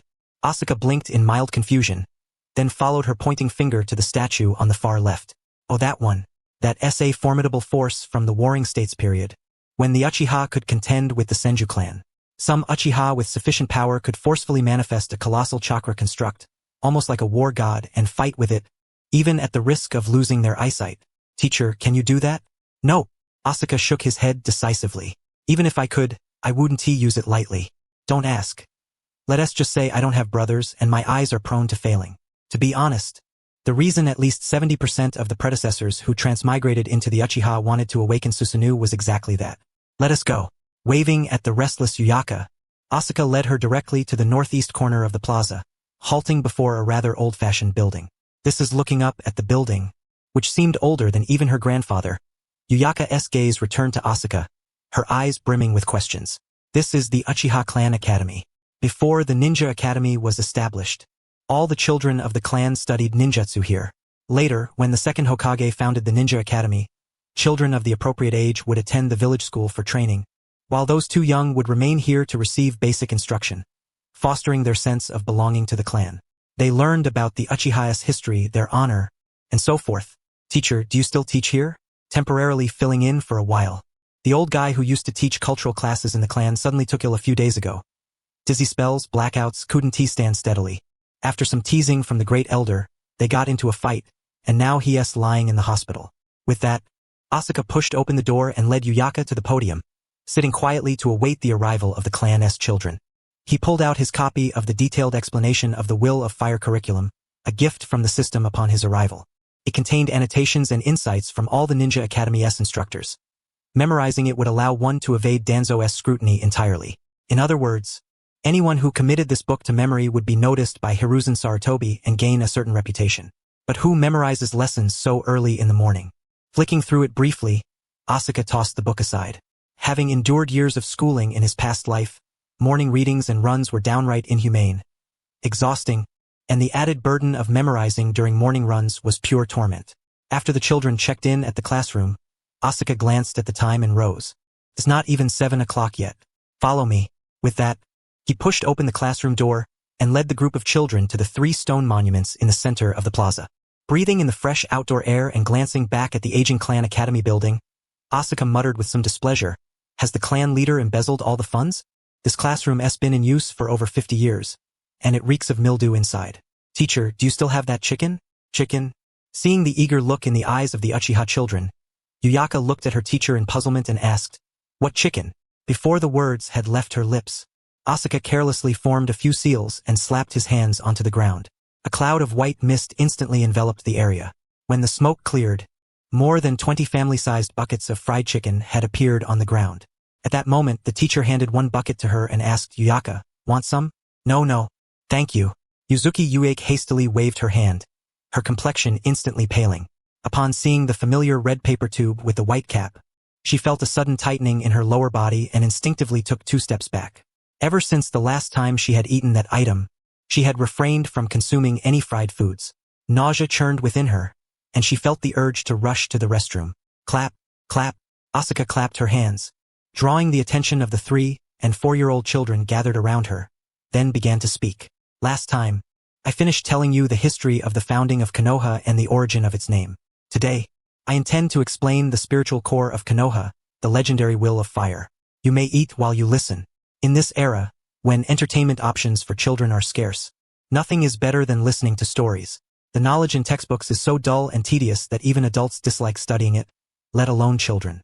She then picked up a piece of chicken, took a couple of bites, and continued. The will of fire traces back to its origins, which can also be said to be the wills of Hashirama Senju and Madara Uchiha. Before the founding of Konoha, there was no such concept as the will of fire. Ever since these two became friends, Hashirama proposed the establishment of a village to protect the children, so that they could be kept away from the horrors of war. Madara agreed, believing that this would better protect his own children. Thus, the will of fire in Konoha can be simply summarized as the protection of future generations. The children, their mouths dripping with grease, listened intently to Asuka's narration of the will of fire.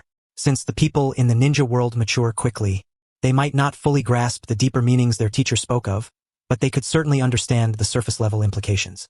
As time passed and circumstances evolved, the will of fire gradually changed as well, yet it never strayed from its core of protecting future generations.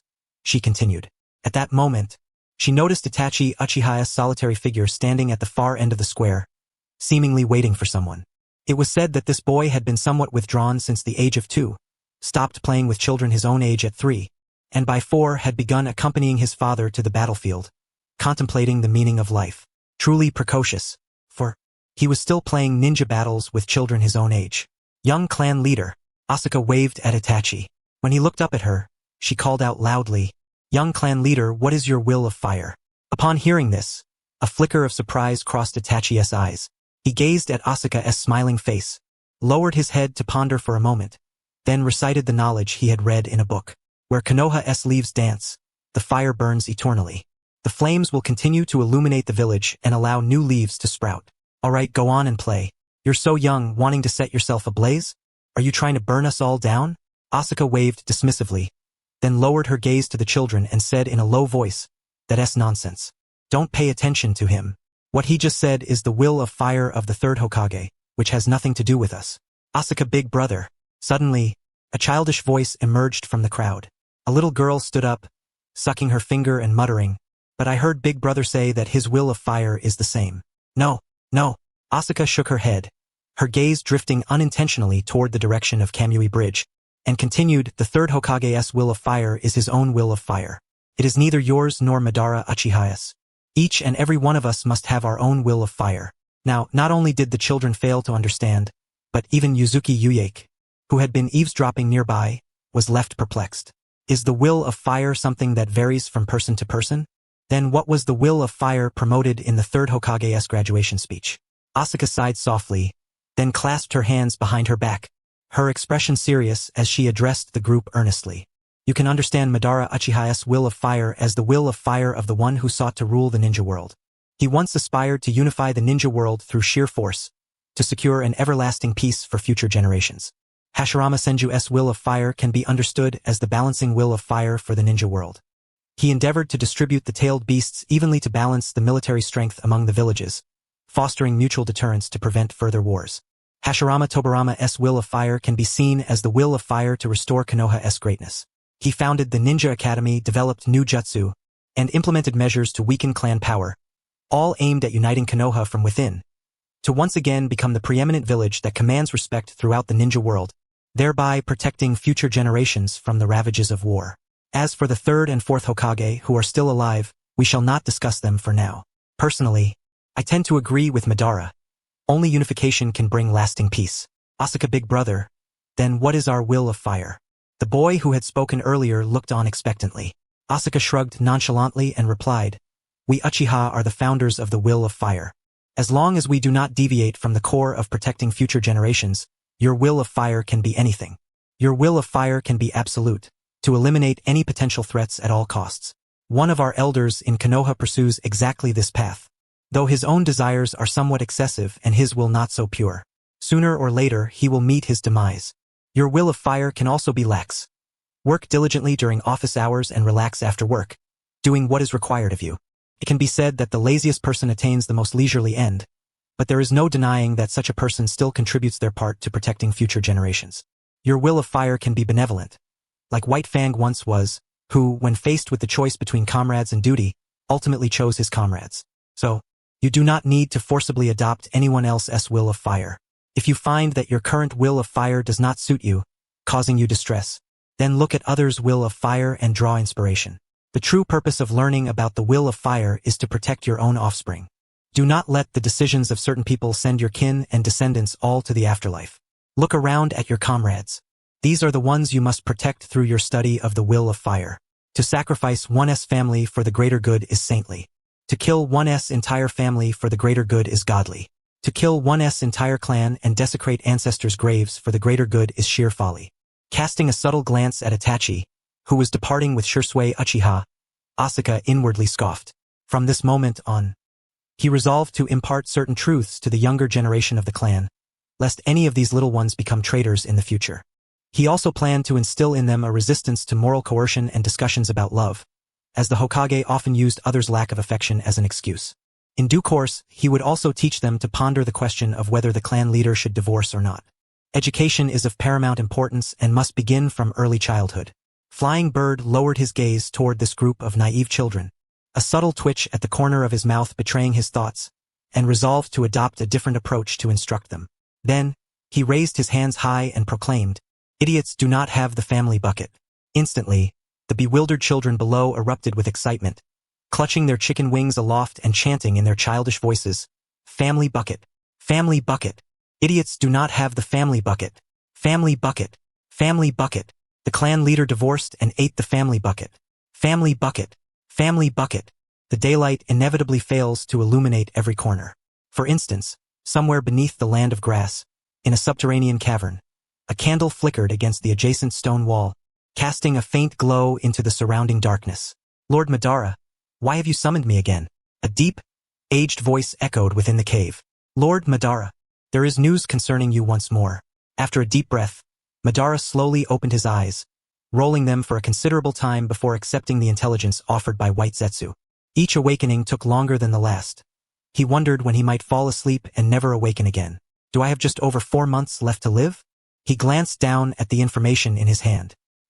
Madara blinked in disbelief, his Sharingan spinning several times within their sockets before he fixed his gaze once more on the note. Do you, the old lord, aspire to reign over the ninja world, yearning for eternal peace? Alas, Hashirama never agreed with me. He persistently clung to the ninja villages, cough, cough. After a bout of wild laughter, Uchiha Madara began to cough violently. Clutching the intelligence tightly with one hand, his gaze turned profound as he looked toward the location of Konoha. If that fool Hashirama were to see the current ninja world, to behold the present Konoha, would he even come to accept my ideals? Folding the paper neatly, he looked at the grinning Naruto White Zetsu before commanding, gather intelligence on Uchiha Asuka. Huh? Naruto White Zetsu scratched his head in confusion.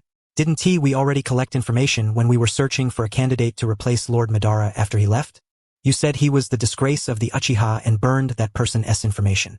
Madara tilted his head to glance at Naruto White Zetsu, his usually expressionless face now revealing a hint of bewilderment. Such a Uchiha of interest to him, and yet he had overlooked him? Have Hashirama's cells rendered his mind as foolish as Hashirama himself? Just as Madara began to suspect a problem with his cells, another White Zetsu appeared on the ground beside him. Speaking in a sharp voice, Lord Madara, forget about that idiot. When we gathered intelligence, Uchiha Asuka was studying medical ninjutsu. Oh, Madara suddenly recalled. That fellow seemed to be the only Uchiha in the clan who was both a combat jonin and a medical jonin, with extra energy to spare, and had already awakened the Mangekyo Sharingan. Then he cast a dark, brooding glance toward Konoha, his tone suddenly cold and sharp. I always said I could never be influenced by that idiot Hashirama. My lady, HM? I was thinking. Thinking what? Thinking of you. Yoshino Nara hesitated, observing Asuka's serious expression. It seemed she understood something. After a moment's hesitation, she refused. No, if Shikaka finds out about this, he'll beat me. If you don't say anything and I don't say anything, he won't know. There's no wall in the world that doesn't leak. Just grant me this one wish, please. Asuka clasped his hands together sincerely, looking earnestly at the matriarch of the Nara clan. No.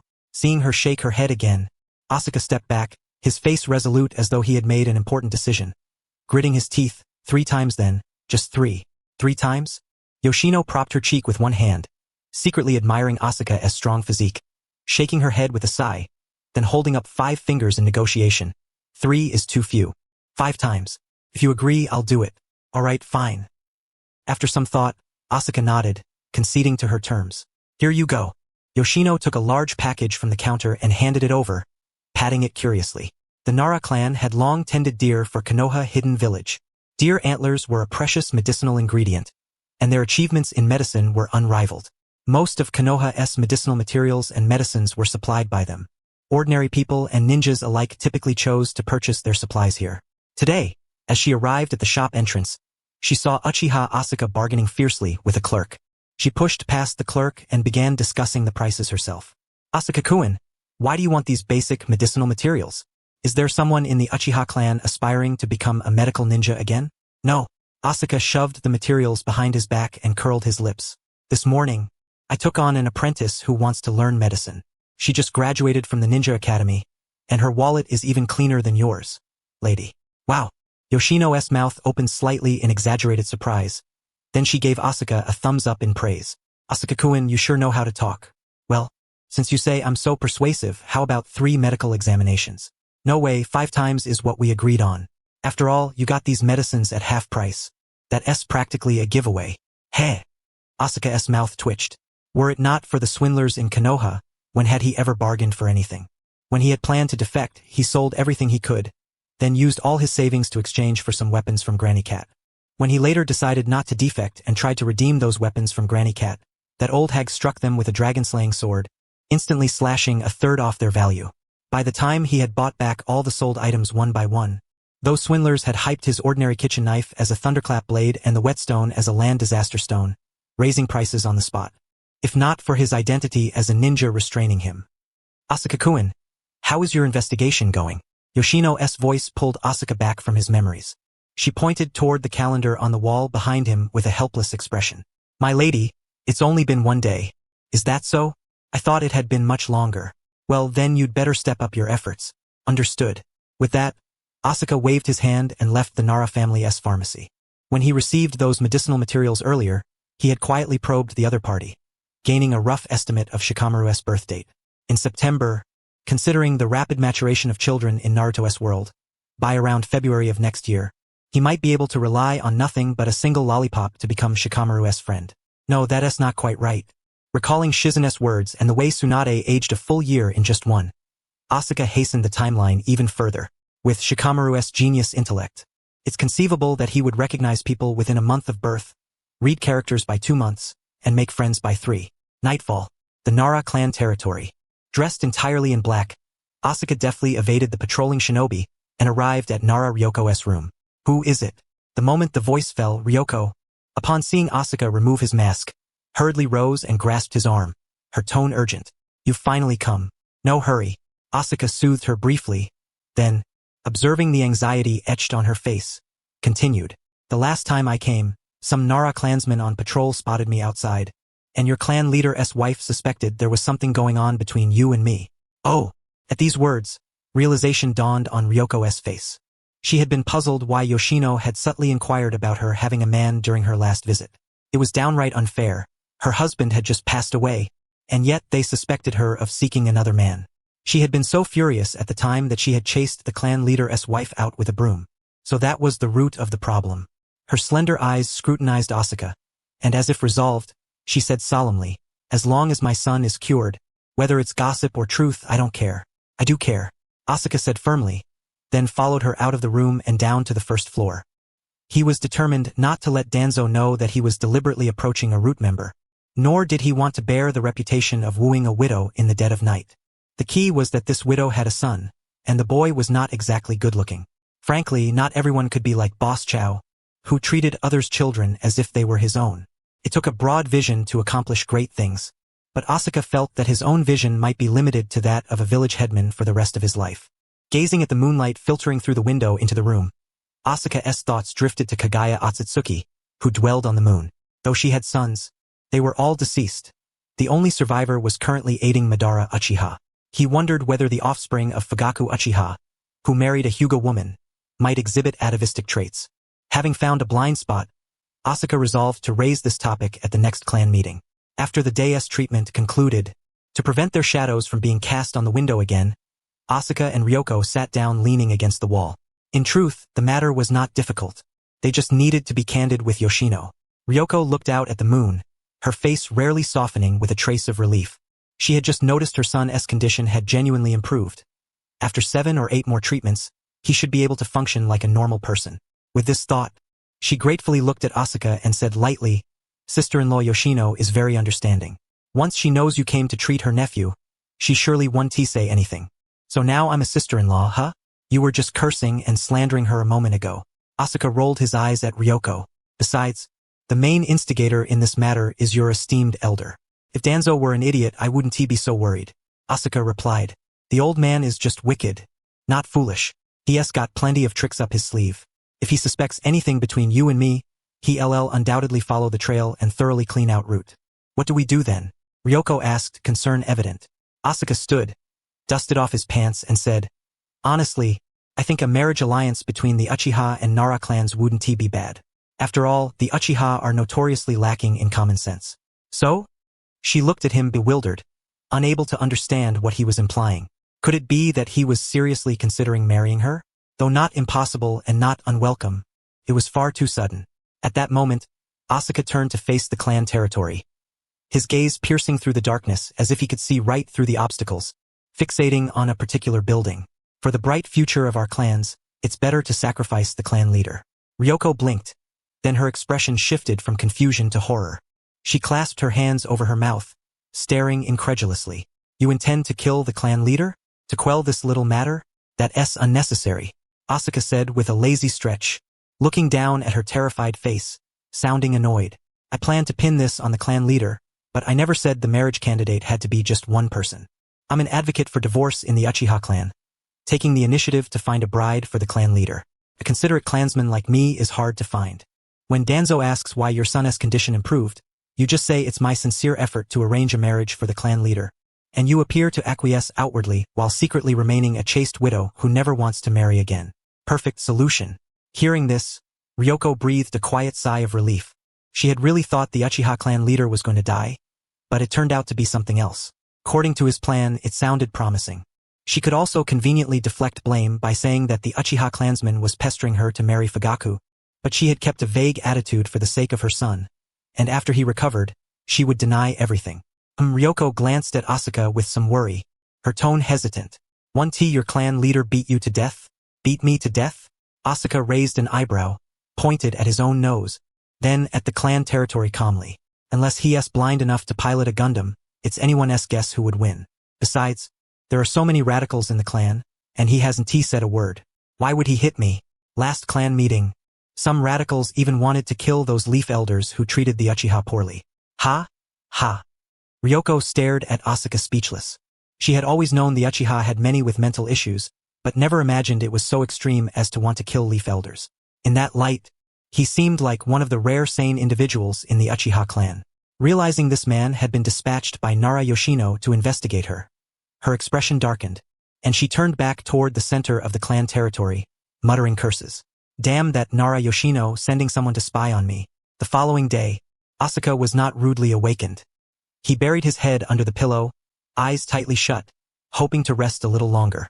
Last night had been utterly exhausting. Clang, clang, clang. Chop, chop, chop. The kitchen was filled with the sounds of chopping vegetables and spatulas hitting pots. Bang! The crash of a breaking bowl followed. Asuka pulled away the pillow, groggily walked to the kitchen, and looked at the busy Uyake inside, mumbling indistinctly. Actually, you just need to get up early and make me some instant noodles. No. Yugogo Yuzuki wiped the sweat off her forehead and decisively declined Asuka's offer. Asuka leaned against the wall, stifled a yawn, and after a slight twitch of his nose, inhaled the aroma in the air with a satisfied expression.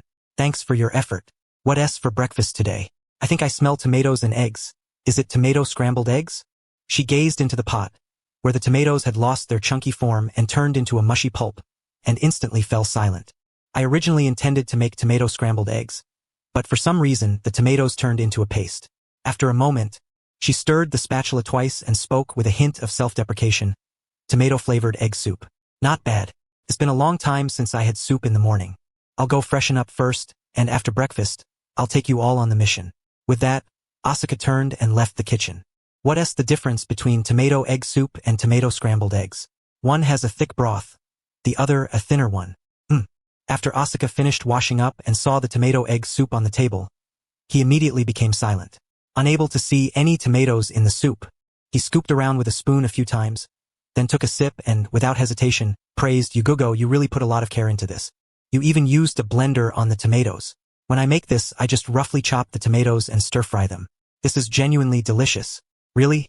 Asuka nodded. Whenever someone else cooked for him, regardless of taste, he always said it was good. Compliments never hurt.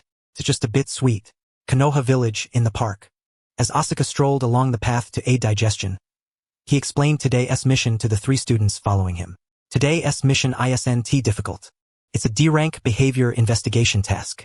A villager is about to marry his girlfriend but has recently noticed odd behavior from her. He wants us to help investigate her conduct to see if she is suitable for marriage. Behavior investigation missions test your tracking skills, intelligence gathering, and interrogation abilities. Before he finished speaking, Irika suddenly raised his hand, puzzled. Sensei, what do you mean by interrogation ability? That, huh? Asuka pondered briefly, then nodded toward the police department's prison and explained. Interrogation ability means extracting the answers you want from the subject's mouth. The Great Memory Restoration Technique is a frequently used ninjutsu for interrogation and is relatively simple. Yugogo Yuzuki ransacked her memory but could not recall what rank the Great Memory Restoration Technique belonged to. The name alone sounded very advanced. Is it an A-rank technique? She voiced the question lingering in her mind. The Great Memory Restoration Technique. Asuka stopped walking, turned to face the 3, organized his words in his mind, and explained. Its advanced name is the Secret Mind Reversal Technique, a secret ninjutsu of the Yamanaka clan. The lower-level expression is taijutsu, yes, the taijutsu you train daily. So at that moment, Hanabi Hyuga's forehead sprouted several dark lines as she rolled her eyes at their teacher and said icily, the so-called interrogation means literally beating someone up? You could say that. Asuka nodded, then produced a scroll from his pocket, unfurled it, and read aloud. Assaulting a villager without cause results in 20 days detention, a 100,000 yen fine, self-payment of the villager's medical expenses, and prohibition from accepting any missions in any form for 3 months. You can't just beat up villagers willy-nilly. If they falsely confess under duress and later complain to the Hokage, you'll be in trouble. When I was younger and dealt with frustrating scoundrels, I always went in armed with evidence. Even if they reported me to the Hokage, the 3rd Hokage couldn't fault me. Alright, now you know the trick to this mission. Handing the mission scroll to the trio, Asuka clapped his hands and commanded, dismissed. Swish. The moment he finished speaking, the 3 exchanged glances, leapt to a nearby large tree, and dashed toward the village. Watching their departing figures, Asuka clasped his hands behind his back and gazed nostalgically at the clouds in the sky. When he undertook such missions, encountering those who betrayed their families, he first collected evidence, then, pocketing it, confronted them. Usually, these people harbor a lot of wishful thinking, which is when the Great Memory Restoration Technique comes into play. With his exquisite medical ninjutsu and the great memory restoration technique in hand, these missions were as refreshing as eating chilled watermelon on a sweltering summer day. Delightful. With that thought, he reclined on a park bench, pulled a medical tome from his bag, and began leafing through it leisurely. As his medical ninjutsu approached the pinnacle of the world's standards, his curiosity about Tsunade's secret grew stronger. Her childhood photos were as straight as a coffin lid, yet such a drastic change occurred in a short time. Although his medical ninjutsu was slightly inferior to Tsunade's, it was not so distant as to be unattainable. There had to be a significant secret here. If he uncovered it, it would be like finding money in a sack. Meanwhile, Yugugo Yuzuki, Hanabi Hyuga, and Irika had arrived at the mission site. Their task was straightforward. The client had already provided his girlfriend's usual travel times. All they needed to do was track, record, and interrogate. This mission was so simple it could be done with eyes closed. Hanabi, don't lose her. Got it. Noticing Hanabi's cool expression and the prominent veins around her eyes, Yugugo knew she had activated her Byakugan. Then she turned to Irika and whispered, Irika, you go ahead to the bathhouse she frequents. If she goes there today, you cover the adjacent bath. We'll join you shortly. Understood. Irika promptly separated from the group and arrived first at the bathhouse. As time passed, he soon saw the target arrive, carrying her bathing items. Alone? Seeing her enter the women's bath alone, Irika immediately furrowed his brow.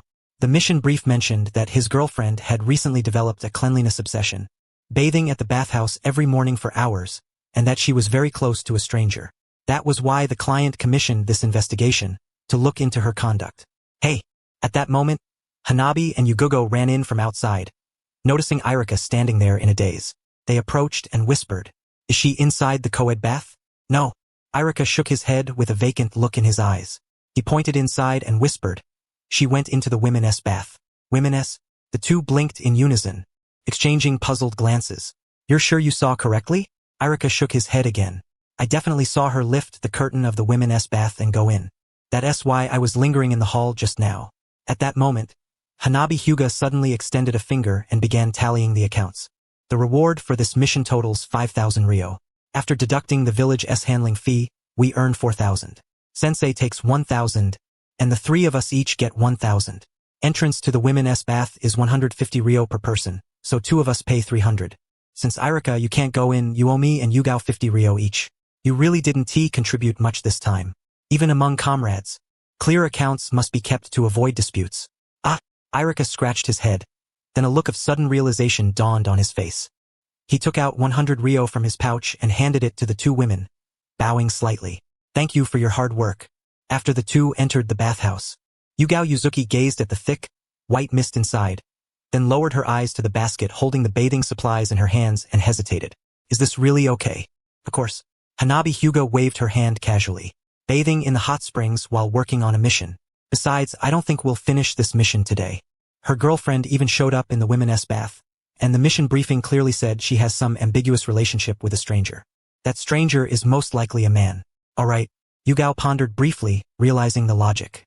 She set down the basket, placed both hands on her pants, and was about to undress when a commotion arose from the neighboring room. You're so naughty. Shall we go to your place later? Not here. Upon hearing a distinctly rough voice, Hanabi Hyuga's arm, mid-undressing, froze in the air. Then, expressionless, she put her clothes back on, exuding an aura that warned strangers to keep their distance. Seeing Hanabi pick up a kunai and head toward the adjacent room, Yugao frowned. You don't need to take the kunai, right? No. Hanabi's right hand gripped the kunai tightly as she said coldly, We cannot tolerate a pervert who breaks into the women's bath. With that, she parted the curtain and strode into the neighboring single bath. A piercing scream pierced the air. Hanabi glanced expressionlessly at the mission target who was clutching a towel over her body. Then her gaze shifted to another person. A woman? No, it's a transformation technique. As a member of the Hyuga clan with the Byakugan activated, Hanabi could observe the chakra flowing inside the target's body. Seeing the chakra coursing within, her expression darkened. This person is actually a ninja. Who are you? The mission target asked cautiously, staring at Hanabi, who held the kunai firmly. I am a ninja hired by your boyfriend to investigate your recent strange behavior. You have a boyfriend? The ninja in the bath stood up, shocked, staring at the other woman. No, don't listen to what she is saying nonsense. Boyfriend? I'll break up right now. She stood and approached Hanabi with a sneer. Go back and tell your employer that he has no girlfriend from now on, and your mission is over. Hanabi's eyelid twitched. Her gaze rested on the mission target, then shifted to the ninja behind her. Silently mourning for her employer, she shook her head. This isn't about your employer now. It's about the person behind you who intruded into the women's bath without permission. She looked at the ninja behind, who was fully dressed but had yet to cancel the transformation, and continued, "Show me your identification." Identification? The woman glanced at her male companion in surprise. "Do you have that? Isn't it not processed yet?" Hanabi's expression turned questioning. "No identification? An undocumented resident? No, ninja-sama, listen to me." Before he could finish, the woman suddenly lost her temper. She pointed at Hanabi's nose and shouted, "What do you mean undocumented? Why are you speaking so rudely? He wants to get the ID but you won't allow it. You say he is foreign, and his information is incomplete, so they won't issue it." No. The ninja quickly waved at Hanabi, sweating profusely. "What undocumented? Ninja-sama, listen to me, you're still a foreign undocumented resident." Hanabi nodded in understanding. She took another kunai from her backpack and said seriously, "You're probably going to be detained and investigated by the Konoha Police Department for a while." "Don't detain me. I'm a merchant, here to do business in Konoha this time. Why are you wasting time with her?" The woman pointed at the white-eyed girl and then turned to her male companion, displeased. "You let them detain you? You secretly brought the gold this time and sold it all, right? You've cleaned out all your money on you. What are you afraid of the police department for? Let them investigate. Money laundering?" Hanabi's expression darkened further. "You're not a good person? You're laundering money? Come with me to the police department." Seeing Hanabi's increasingly grim face, the man hurriedly wiped the sweat from his forehead and began explaining. No, ninja-sama, listen to my explanation. Let us not make this a police department matter. You're so annoying. Why are you explaining to her? What's she going to do to you? We're not going anywhere, not the police department either." The woman cut off her companion's words, still feeling upset. She then pointed at Hanabi's nose and shouted at her companion. "You didn't say you're a ninja? She is also a ninja. What are you afraid of? Our Sand Village and Konoha are both among the 5 great ninja villages. What is there to be afraid of?" Hanabi looked at the two inside with a puzzled expression. She rubbed her cheeks, stiffened from shock, and asked, "Hey, do you work in the Hidden Sand Village?" No, I don't work in the Hidden Sand Village." The man's sweat multiplied.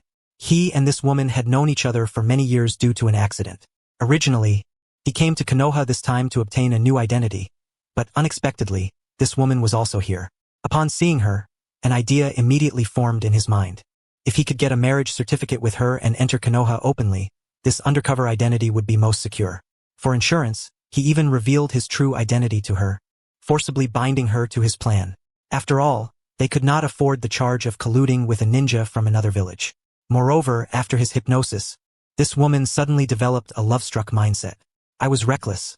I hypnotized myself too forcefully and ended up clouding this love-struck mind with delusions. What work could there possibly be? He is a ninja from the Hidden Sand Village. Doesn't that mean peace has been achieved in the ninja world? This time he came to Konoha. "Shut up," the man roared, slapping the meddlesome fellow away with a sharp blow. "Damn it. He was already trespassing in the women's bathhouse, and now my cover is completely blown." At that moment, Yuzuki Uyake also grasped her kunai and moved to stand beside Hyuga Hanaha, her gaze wary as she fixed her eyes on the sand ninja. This mission had clearly slipped beyond control. It involved a ninja from outside the village, and a stealthy intruder from the sand village at that. No matter how you looked at it, this did not resemble a D-rank mission. Could it be a B-rank? B-rank missions might require ninja to engage in combat. Recalling the overview of a B-rank mission, Yuzuki Uyake's expression darkened, and her heart trembled once more. She was in no way letting her guard down merely because she was now within Konoha. This was not the village center. It took time for Konoha's ninja to rush over, and anyone daring to infiltrate a great ninja village like this was at least a chunin level or higher ninja. 2 genin against a chunin or above, victory seemed unlikely. Swallowing nervously, Yuzuki Uyake looked at the figure ahead as if facing a formidable enemy. In an instant, she discarded her kunai and drew the sword at her waist, bracing herself for battle. Sigh. The sand ninja sighed inwardly and slowly drew his kunai, his attention not on the 2 youngsters before him, but on the maps of Konoha's streets that surfaced in his mind as he began plotting his escape route. He must be out of his mind to engage in a fight with Konoha's ninja after his identity was exposed. Bang! Feeling the faint pressure emanating from the man, Yuzuki Uyake struck first. As her body vanished from the spot, a pit instantly appeared in the wooden floor. Annoying. With a single kick, she sent the recently rising mission target flying. The gleaming long sword slashed diagonally across the ninja's shoulder. Clang! The sand ninja raised his left arm and pushed forward. The sword blade struck the kunai's edge, sparks flying in the air. At that moment, Yuzuki Uake suddenly tilted her blade to the left, slicing along the kunai's edge, delivering a horizontal cut aimed at the sand ninja's neck. "You brat, quite bold, aren't you?" The sand ninja took a step back. The kunai returned to block on the left side. After deflecting her strike, he lifted his leg and kicked toward Uake's face. Just then, Hyuga Hanaha bent down, the 8 trigrams diagram appearing instantly in her eyes. Watching the incoming kick, her chakra surged rapidly into her right hand. She pressed her 5 fingers together, aimed at the chakra point on the sand ninja's abdomen, and thrust her right hand forward sharply. 8 trigrams empty palm. A shockwave burst forth from her palm, flying at high speed toward the pressure point on the sand ninja's abdomen. Sensing the wave in the air, the sand ninja withdrew his leg and vanished in a flash, instantly appearing behind Hyuga Hanaha. Raising his kunai high, his face twisted into a grimace. He had forgotten there was a Hyuga here. If he didn't eliminate her, the chances of his escape failure today would skyrocket from 99 to 9,999. Ah! Hearing the shout behind him, the sand ninja hesitated momentarily. He glanced back and saw a boy in gray clothing rushing toward him, gripping a kunai in his right hand and tightly clutching his right wrist with his left, shouting loudly. Has the quality of Konoha's new generation really declined to this extent? Smiling grimly at the boy charging with closed eyes, the sand ninja pulled out a detonating tag from his pocket and stuck it onto Hyuga Hanaha's back. Then, with a kick, he sent her flying toward where Yuzuki Uake stood, turning to face Irika. Idiot! Dodging Irika's kunai with a sidestep, he raised his hand and swung down fiercely. Irika felt a numbness across his face, followed by a piercing pain from forehead to chin. The intense agony forced him to drop his kunai, clutching his face with both hands as he began to wail. "Let us go." Muttering to himself, he glanced at the ticking detonating tag and, as if fearing the Hyuga ninja wouldn't die, pulled out several more kunai from his pouch and flung them toward the 2 girls. Meanwhile, Yuzuki Uake lay on the floor holding Hyuga Hanaha, hearing the sizzling of the detonating tag burning. They hurriedly reached behind to tear off the burning tag.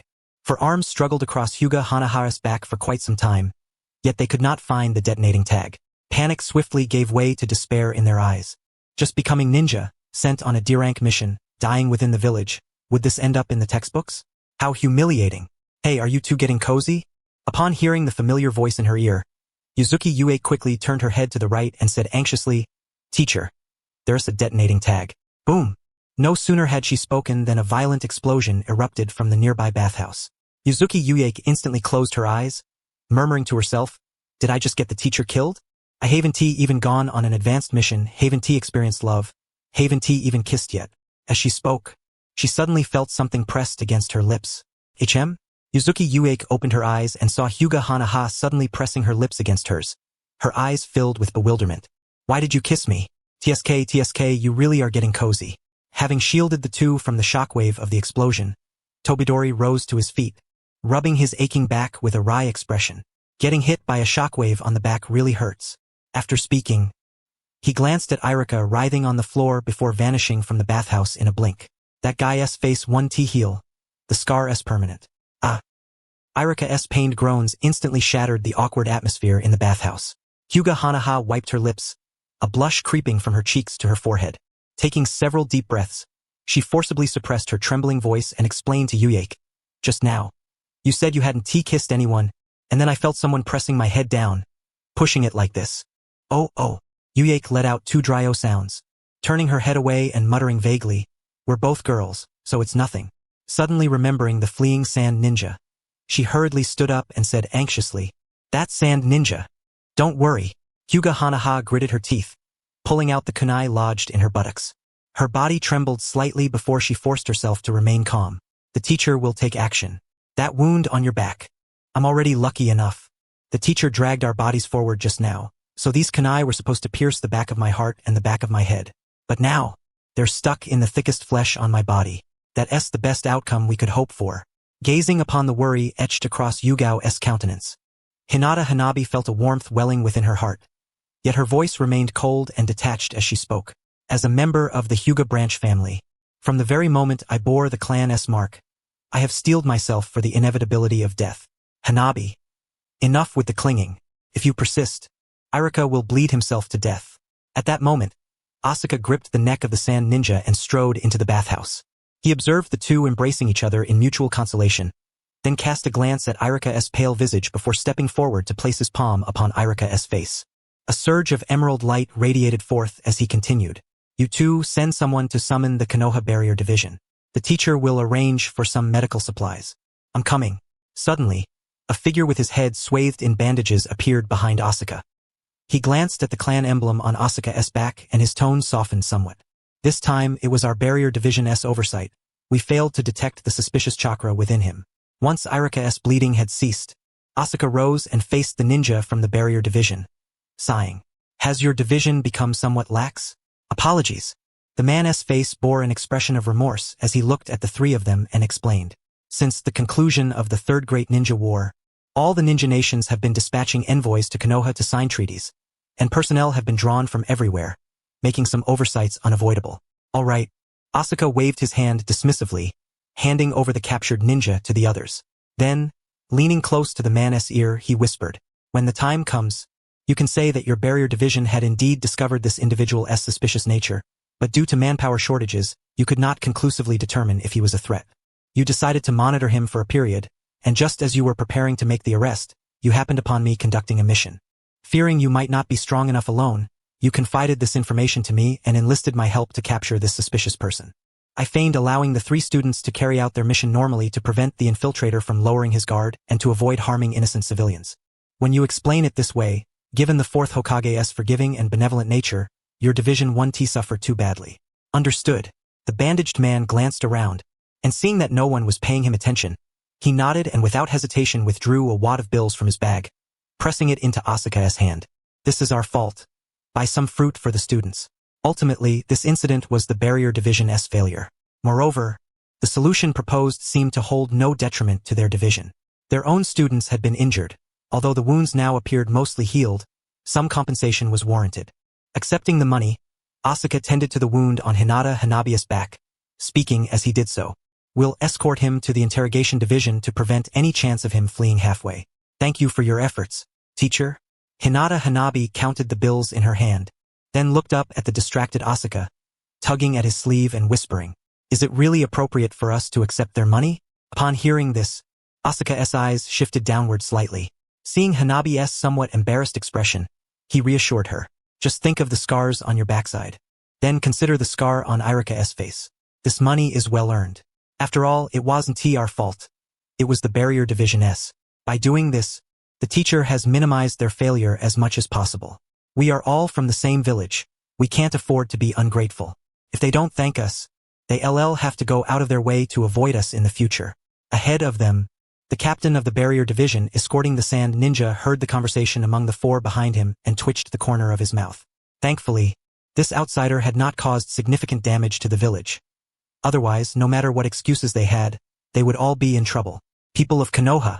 At that moment, an elderly man, his eyebrows drooping down to his chin, his head wrapped in bandages and garbed in a long robe, suddenly blocked the path of Asuka and the others. He cast a glance at the captured ninja, then fixed his gaze on Asuka and his companions with a kindly expression. Thank you all for helping this old man find Daisuke, who had lost his way. I apologize for the trouble he has caused. Peering out from behind Asuka, Hinata Hanabi poked her head forward, frowning as she looked at the kindly old man. This is a sand ninja, an infiltrator into the village. No. The elder shook his head, his voice frail. He is an attendant who came with me to Konoha for negotiations, not a spy infiltrating the village. Together, Hanabi narrowed her eyes and inquired, Old man, who exactly are you? I am. He glanced up at the rooftop to the east, then swept his gaze over the group before settling on Asuka with a cheerful smile. Outside the village of Konoha, people generally refer to me as Kaiboso. But within Konoha, I am the special representative of the Land of Wind, the chief negotiator between the Land of Wind and the Land of Fire, the founding elder of Sunagakure, and lifelong senior advisor. I am the principal advocate for peace, the mastermind behind the Third Great Ninja War, the soulmate of Danzo Shimura, the confidant of Hiruzen Sarutobi outside the village, the iron ally of Konoha, the second mentor of Sunagakure, the second puppeteer of Sunagakure, the second medical instructor of Sunagakure, the omniscient scholar of Sunagakure, the protector of the village, and the great guardian of peace, Kaiboso. The sheer litany of titles left Hinata Hanabi somewhat bewildered. She poked Asuka and whispered, "Teacher, who on earth is this old man?" "He is Kaiboso, the younger brother of the puppeteer Chiyo, primarily responsible for the intelligence and espionage operations of Sunigakure. So in the end, he is still Kaiboso? Why not just say your name from the start, and save the word count?" At this moment, Asuka stepped ahead of the group and faced the old man calmly. "You know what this is about, and I know what this is about. Kaiboso, go conduct your negotiations. If you can resolve it peacefully, fine. If not, then prepare for war." A few days prior, during a meeting of Jonin from the village, as the staunch pro-war elder of Konoha, Danzo Shimura repeatedly opposed the fourth Hokage's decisions and sought to single-handedly reignite the Great Ninja War. Suddenly, the third Hokage appeared behind Danzo in an instant and pressed his head down onto the table. At that time, Danzo's eyes, bloodshot and filled with hatred, swept toward Sunigakure as he snarled, "Sarutobi, if you hadn't pinned me down like this, I fear I would have destroyed Sunigakure." The atmosphere in the meeting room immediately intensified. The war was on the verge of breaking out, hinging on a single decision. Snap! Danzo stumbled and nearly fell from the rooftop. Then, planting his feet firmly with chakra, he stood calmly on the roof as if nothing had happened. "This kid has exaggerated my reputation a bit too much." Casting a glance downward at Asuka and across at the Sunigakure delegation, he waved his hand and instructed the ninja behind him. "No need to hurry down yet. Lord Kaiboso, why waste words with them? Just seize him immediately." A female ninja, dressed in a backless outfit with yellow-green hair and wearing the Sand Village forehead protector, suddenly leapt in front of Ebizo. She gazed at Asuka ahead, and suddenly a fireball ignited in her palm. With a cold tone, she said, "Is this the sincerity of your Konoha negotiations? Planning to capture our comrade and use him to threaten us for your own gain? Yagura?" Seeing the fireball in her hand and her face, Asuka vaguely guessed who she was. The heroic Yagura, huh? This D-rank mission sure is troublesome. Whoosh! Watching the fireball hurtling toward the barrier squad members, Asuka furrowed his brows and immediately stepped in front of the woman. With a flick of his hand, he altered the trajectory of the fireball, sending it soaring into the sky. Boom! As the fireball exploded and disintegrated midair, the scorching heat instantly dried the sweat on the faces of those nearby. The group of Konoha villagers, seeing ninjas battling on the street, turned on their heels and fled the scene. Not bad.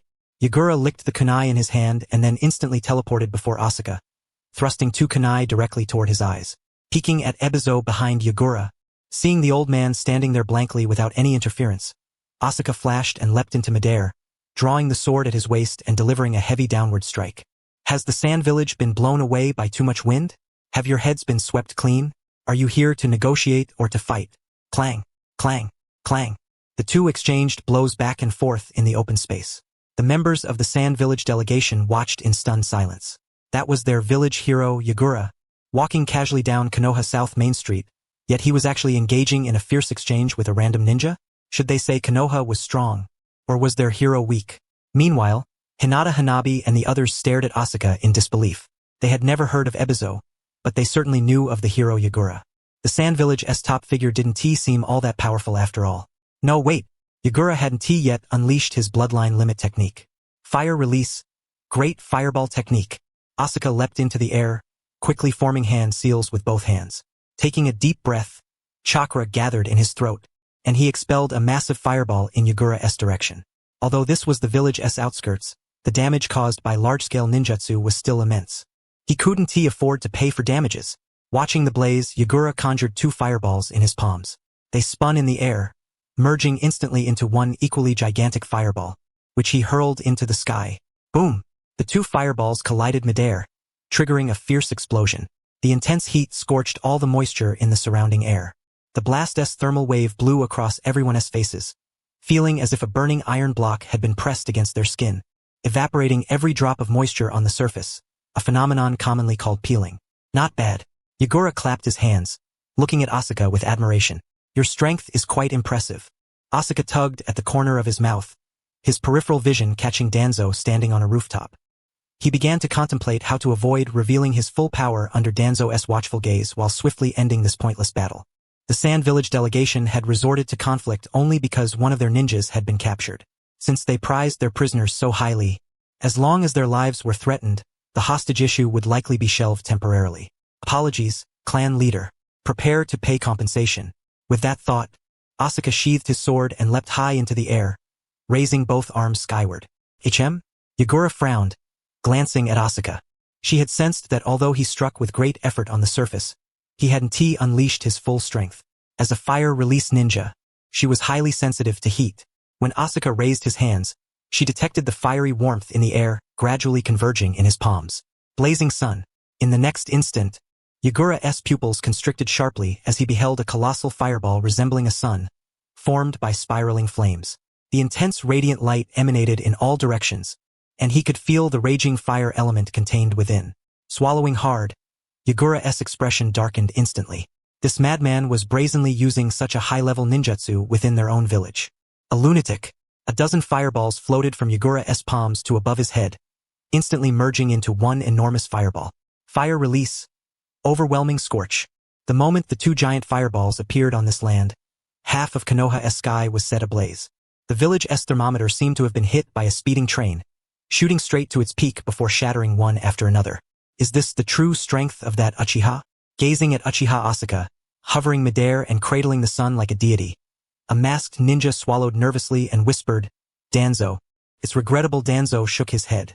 Although the scene before him was breathtaking, it still fell short of the intelligence he had. Asuka had one more technique, a mark that covered his body, reputedly doubling his combat power. This was also the origin of his codename Darkening. Unfortunately, after he was promoted to Jonin, detailed data on him ceased. Although forbidding the Uchiha from the battlefield reduced the number of those awakened by the Sharingan in their clan, it also diminished the intelligence Danzo had regarding their combat abilities, especially detailed power assessments of those Uchiha Jonin. Boom! Suddenly, a rush of air friction sounded by Danzo's ear. He instinctively turned toward the battlefield, his pupils narrowing. Those two idiots actually threw their fireballs? This was the village. Seeing Asuka's fireball leave his hand, Yagura shouted to the crowd behind him before hurling his own fireball and beginning to retreat. His body was not immune to explosions, nor to intense heat. After stepping back 2 paces, Yagura expected an explosion that never came. Puzzled, she turned around to see a figure suddenly appear in the arena. A man with blonde hair, blue eyes, and wearing the white Hokage cloak emblazoned with the 4th Hokage's insignia. Minato Namake's? Sigh. Minato sighed inwardly, glancing at the blister on his palm before turning to Danzo watching from the rooftop with a hint of exasperation. He regretted agreeing to welcome the Raikage delegation here in the first place. Ebizo still gave him some leeway. Hokage-sama. Asuka landed behind Minato, recounting everything that had just transpired. Those without strength appeal to reason. Those with strength need not reason. But those who possess strength backed by powerful support wield an overwhelming presence even when reasoning. Asuka's cheerful expression vanished, replaced by a cold arrogance as he faced the Sand Village group. He proposed to execute them. Don't let them survive until the new year. Daring to grope around in the village out there, he might as well be digging up the ancestral tombs of a renowned family. Minato, you have arrived at the most opportune moment. At this juncture, Danzo also descended, leaning on his cane as he approached Asuka. After casting a discerning glance over her, his gaze settled upon Ebizo. His voice, frail with age, resonated. Long time no see. Indeed. Ebizo nodded, his countenance once again adorned with a benevolent expression. He fixed his eyes on Danzo and remarked, "It's been over a month. Ebizo, your recent espionage work has become increasingly crude. You actually got exposed in front of a genin." Likewise, Danzo retorted. "Recently, a student from the Sunagakure Ninja Academy uncovered a Konoha spy. When time permits, we should exchange them, and perhaps include prisoners from the war as well." TSK. At that moment, Yakura suddenly stepped before Asuka. Upon seeing the clan emblem on his back, she sneered, "Now it makes sense. You're a madman from the Uchiha clan. No wonder you dare to unleash S-rank ninjutsu within the village. You fool from Sunagakure, you haven't grown a single bit of sense. The reason it hardly rains in your village is partly because of you. Take my advice. Ally yourself with the land of rain. The common folk there suffer greatly. If you throw a few fireballs into the sky every day, in 10 years you'll surely become a bodhisattva of the land of rain, worshipped by the citizens. Enough of your empty boasts. Come with me to an open space and we'll settle this with a fight." Heh. Asuka cast a cold sneer toward Yakura. "Fool, idiot, battle-crazed man, this fellow carries quite the negative buff. No wonder he met his demise at the hands of the hidden mist. The poor soul." After a moment of reflection, Asuka turned to her 3 pupils and admonished them. Let me impart a ninja-esque common sense. Keep your distance from fools. The saying fools have their blessings is merely survivor bias. Generally, fools die young, suffer greatly, and their lives are filled with darkness. Interacting with fools brings more harm than good. Do you Uchiha not even bother to avoid speaking ill of someone to their face? Treating the person like clay to be molded? Hearing the cold voice behind her, Asuka replied without hesitation. Before the Hokage arrived, you were reckless and arrogant. After the Hokage's arrival, you remain just as reckless and arrogant. Did the Hokage come here in vain? At these words, Yakura turned his head toward Minato Namake's. Seeing the radiant smile on his face, he parted his lips but remained silent. Hokage-sama, please handle personal grudges without involving the village. Huh? Minato scratched his head, about to offer some counsel, only to find Danzo's firm grasp on his right hand. Minato, sometimes sacrifices are unavoidable, but, watching Yakura raise his foot high, glancing at Asuka's back for a prolonged moment, Minato hesitated. I feel this sacrifice could be avoided. She is Sunegakure's hero Yakura, and he is Uchiha Asuka. This is a rare opportunity to probe the opponent. Enduring some hardship for the Uchiha and gathering more intelligence on Yakura will carry extraordinary significance for certain future village operations. Ninjas must learn the art of self-sacrifice. The brief commotion did not disrupt the normal lives of Konoha's villagers. Under the blazing sun, the streets echoed with cries of vendors, bargaining, and taunts. Let us settle this once and for all. Kakashi. No. Kakashi rolled his deadpan eyes at Might Guy, then shifted slightly to the left as he walked, saying, Guy, I've now joined the Umbu. I deal with death daily. I no longer have the simple-minded spirit to spar with you. Then find it again, the original spirit you had when we first sparred. At these words, Kakashi looked up at the sun. The dazzling sunlight caused him to squint slowly. The original spirit when we first sparred. When I went to the bathroom, you stood by the wall. When I bathed, you popped out of my bathtub. Even when I slept, it felt like someone was under my bed. Recalling those days when Might Guy forced him to spar, he gazed into his opponent's fiery eyes, pondered a moment, then resignedly said, rock, paper, scissors, best of 5. Kakashi, you're fooling Guy again. Suddenly, a voice came from behind the two. Hearing that familiar sound, Kakashi's mouth twitched before he revealed his usual deadpan expression and lowered his gaze to the ants crawling on the ground. This guy is truly hard to like. Kakashi, the man who never forgets his youthful spirit, is the most endearing. Kakashi turned toward Asuka and said lazily, Actually, it doesn't matter if I'm not liked. HM? Upon recognizing the female ninja clinging to Asuka's back, Kakashi's expression stiffened, his entire aura instantly shifting. A Sunegakure ninja? Is she Yakura? How did she end up in this state? At that moment, Yakura was covered in dirt. Beads of sweat as large as soybeans dripped down her cheeks onto Asuka's clothing. Her chin rested on Asuka's shoulder, breathing heavily, her arms dangling limply before Asuka's chest as though broken. TSK. Asuka approached the pair, gave Yakura a light shake, then supported her thighs with both hands. Turning to Might Guy, he panted heavily, Guy, remember, youth has no price. Use the 8 gates while you still can. Today's match, you're certain to win. Upon hearing this, Kakashi's face paled. He looked at the trembling, excited Might Guy, swiftly moved beside Asuka, and hastily changed the subject. Why is Yakura here? Oh. Asuka's eyes shifted slightly as he glanced at Yakura resting on his shoulder, then casually replied, She followed Ebizo to the village for negotiations. That guy kicked me out by over 10 meters when I wasn't paying attention, and then we fought in the forest outside the village. The outcome of the sparring was obvious, I won. I couldn't just leave her lying there, nor could I treat her on the spot, so I carried her to the hospital. Despicable. Yakura spat out 2 words through clenched teeth, then resumed heavy breathing. Sai, who told you all Uchiha Jonin are battle-type ninjas? At this, Yakura's eyes widened instantly. She felt her lungs constricting ever more, the bastard still carrying her on his back, his chest pressing against her back, making breathing increasingly difficult. When my injuries heal, I'll definitely kill him. Has your strength reached such a level already? No, it's that guy's overconfidence. He never bothers to gather intel before sparring. I severed some muscles in her limbs and the intercostal muscles on her chest. She is struggling to breathe now. Where would she find the strength to fight? Saying this, Asuka waved at the two and, turning toward the hospital, called back to Guy, youth lasts but 30,000 days. Each day passed is one less. Cherish today. Kai clenched his fists tightly. His eyes ignited as if fueled by some natural gas, blazing fiercely. He gazed at the receding figure of Uchiha Asuka, then turned to Kakashi. his voice trembling with excitement.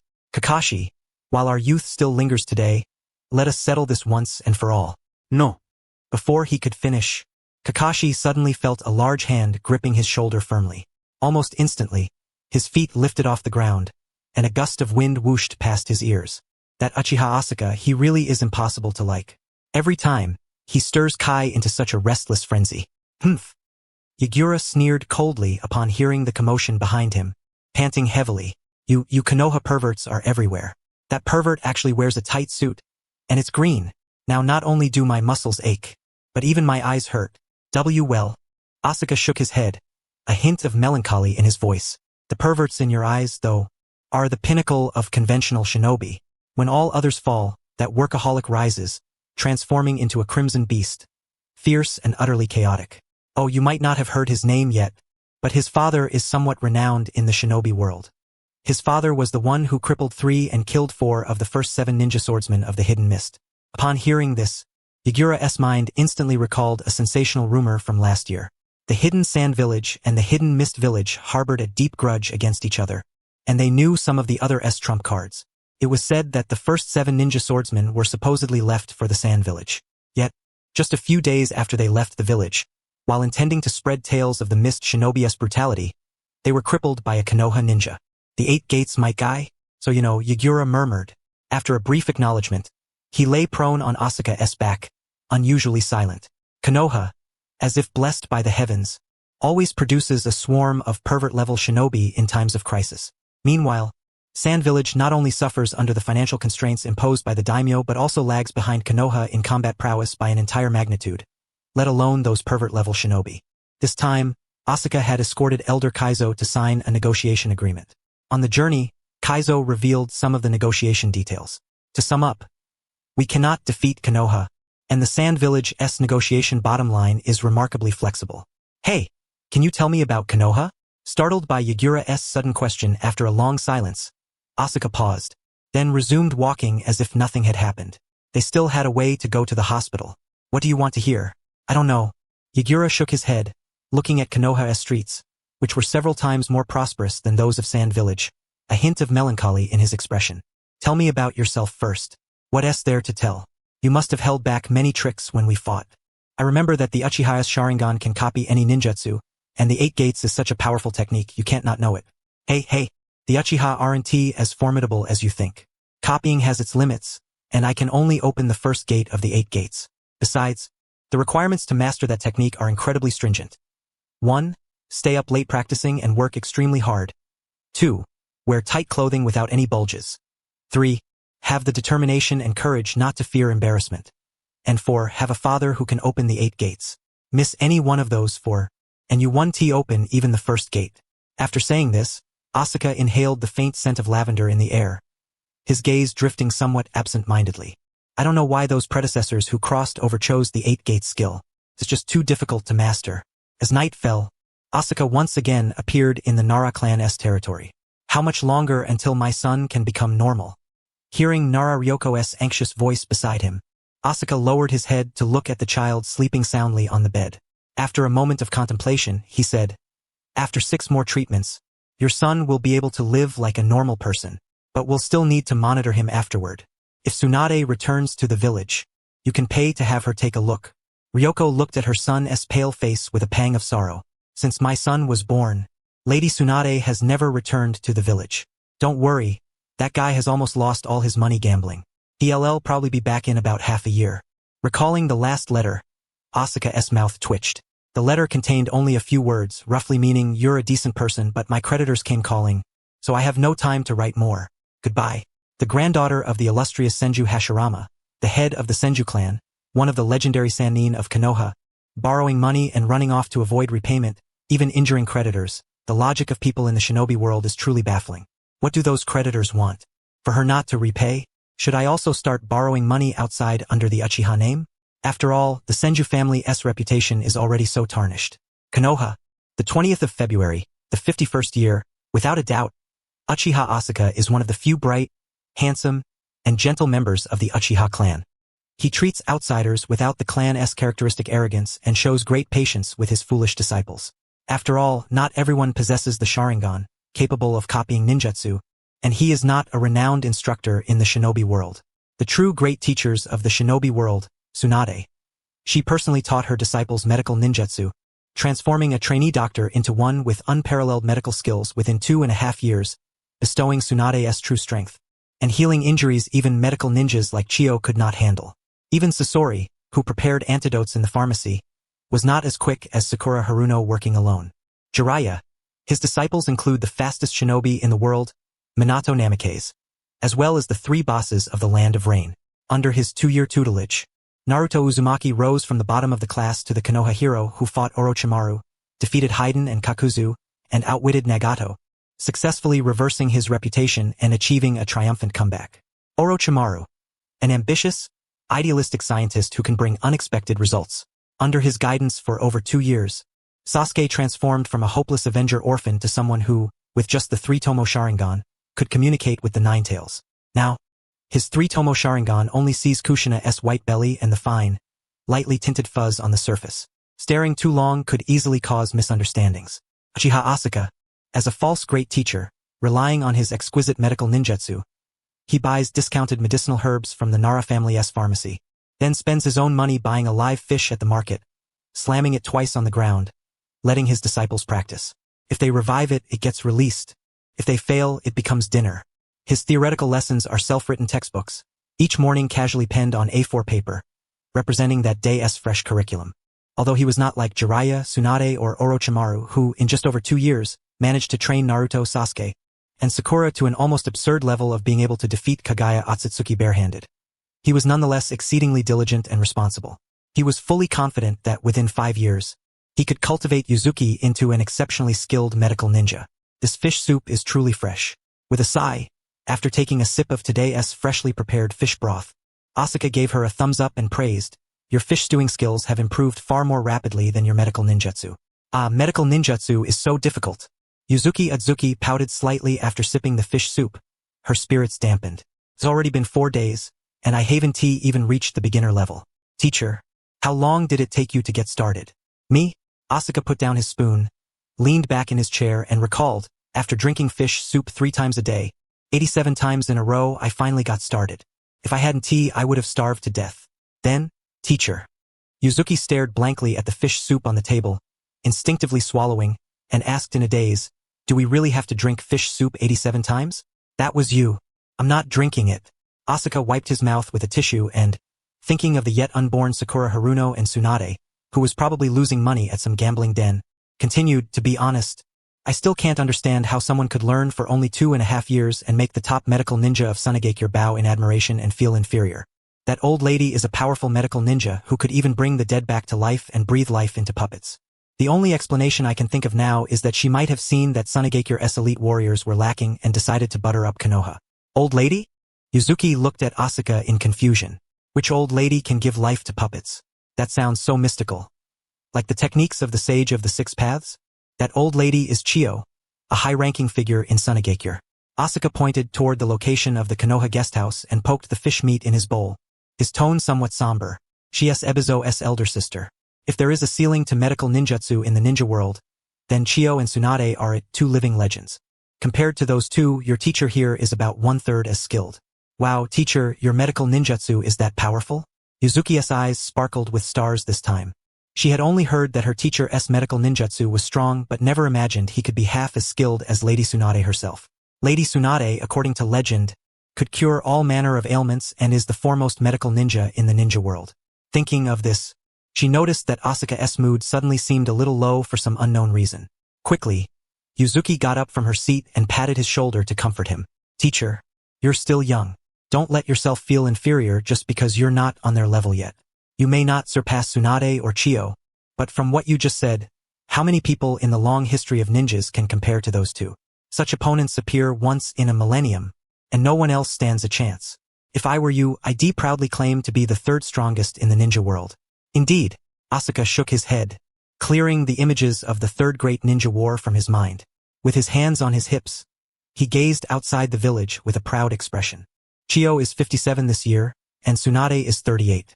When Chiyo passes, I'll be the 2nd best in the ninja world. When Tsunade passes, I'll become the very best." Ding, ding. Ding! At that moment, the clock on the wall suddenly chimed. Asuka glanced at the time and, seeing the hour hand pointing to 10, rose and said, "I'm going out to take care of some business. You finish eating and get home quickly." "All right." Following that, Asuka leapt onto the rooftop and hopped his way to the Nara clan's territory. He touched the tip of the anonymous report letter he held in his pocket and fixed his gaze on the center of the clan's grounds. Over the past few days, he had gradually relayed his information about coming to the Nara clan's territory to Nara Yoshino. Exhibiting the good qualities of a detective, he planned to complete his final task today, a last treatment for Ryoko's son, and then hand over the remaining intelligence to her tomorrow. Then, Nara Yoshino would realize that this private detective was actually the culprit who had trespassed into the Nara clan's grounds and knocked on the widow's door late at night. If nothing unexpected happens, then nothing unexpected should happen. Asuka smiled lightly, then, with practiced ease, pushed open the door and stepped inside. Except for Naruto, who was influenced by Ashura's saintly nature, the rest of the ninja world repaid kindness with kindness and enmity with enmity. Danzo's faction. 1. Creak. Hearing the door open, Nara Ryoko, who had been hiding inside, turned to look at the entrance. "Huh? Why is he here?" When she saw Asuka creep in stealthily, her brows furrowed immediately. Then, as if recalling something, an expression of sudden realization crossed her face. "This guy probably has the same goal as us, to trap the real culprit and obtain substantive evidence. And judging by how familiar he looks, this isn't his first time sneaking in. A professional who's already gathered the essentials in advance. Why are you here?" Asuka blinked at the suddenly appearing Nara Ryoko, looking somewhat puzzled. "I've been here several times. Haven't I always sneaked in like this after avoiding the patrols?" Lowering her voice, Nara Ryoko said, "You'd better find a place to hide." Hearing this, Asuka was even more confused. "I'm going back to sleep after treating your son. Why should I hide?" With that thought, he closed the door behind him and got straight to the point. "Where's the child?" Nara Ryoko pointed to a vacant room nearby and lowered her voice. "In the empty room next door." "All right." Asuka turned to leave. "If I'd known your son was next door, why did I bother coming here? And today this guy gives me a weird vibe." At that moment, Nara Ryoko suddenly grabbed Asuka's arm, frowning. "Where are you going?" Then, rising to her feet, she held Asuka's arm firmly and whispered, "You were unusually calm when you saw me earlier, which means you've probably guessed something." "That's right. Based on the information you provided, we roughly calculated that this person might come again late tonight. So we're here to catch him in the act ourselves. We didn't expect our thoughts to coincide. If you leave now, you might jeopardize our plan. The patrols in the Nara clan's grounds have orders to ignore any external intruders, but anyone leaving from inside is easily caught by clan members hiding in the shadows. Since you know this, stay here with us and wait. Hide quickly." Upon hearing Uchiha Asuka's puzzled voice, she extended her hand to point at the surrounding furniture and remarked, "There is someone here already. The curtain conceals someone as well. The cabinet beside it hides someone too, and under the bed, it's all dust. There is no one there." Asuka, silent and contemplative, approached the curtain, stealthily lifting a corner of it, only to find Madame Akimichi inside, offering him a friendly smile. Next, he moved to the cabinet, pried open a narrow gap, and saw Madame Nara and Madame Yamanaka hiding within. Madame Yamanaka even made a shushing gesture toward him. This tiny room was, astonishingly, sheltering 5 people. "Oh, make that 6. Counting myself. Should I confess now or wait until tomorrow?" Far from the heart of Konoha village, inside a modest cottage within the Nara clan's territory, the atmosphere was eerily quiet. Beneath the dim yellow light, one could observe the simple and aged furnishings, where the slightly moldy ceiling sharply contrasted with the surrounding pristine white walls. In the corner of the room stood a tall figure, dazed, just outside the cabinet door. Asuka folded his arms across his chest, his index finger rhythmically tapping the muscle on his forearm, his face betraying a thoughtful expression. There were 5 people inside the room who most likely were not expecting the true culprit.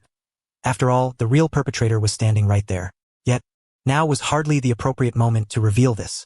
If he were to speak up, perhaps the shadow would seize control of his actions, causing the plump Akimichi lady to grab his neck with both hands and leap into the air for a fierce plum blossom sit-down strike, followed by the Yamanaka clan members wrestling for control over his body, committing a series of unseemly acts. The mere thought of such social disgrace sent a shiver through Asuka's body. Then, he recalled the abnormality he sensed earlier on Nara Ryoko, a flicker of realization crossing his face. Finally, he understood what was amiss. It must be the Yamanaka clan manipulating Nara Ryoko with their ninjutsu, using her as bait. Now, The fish had swum right into the house. Sigh. Staying here tonight was simply a waste of time. Better to tend to the children's illness.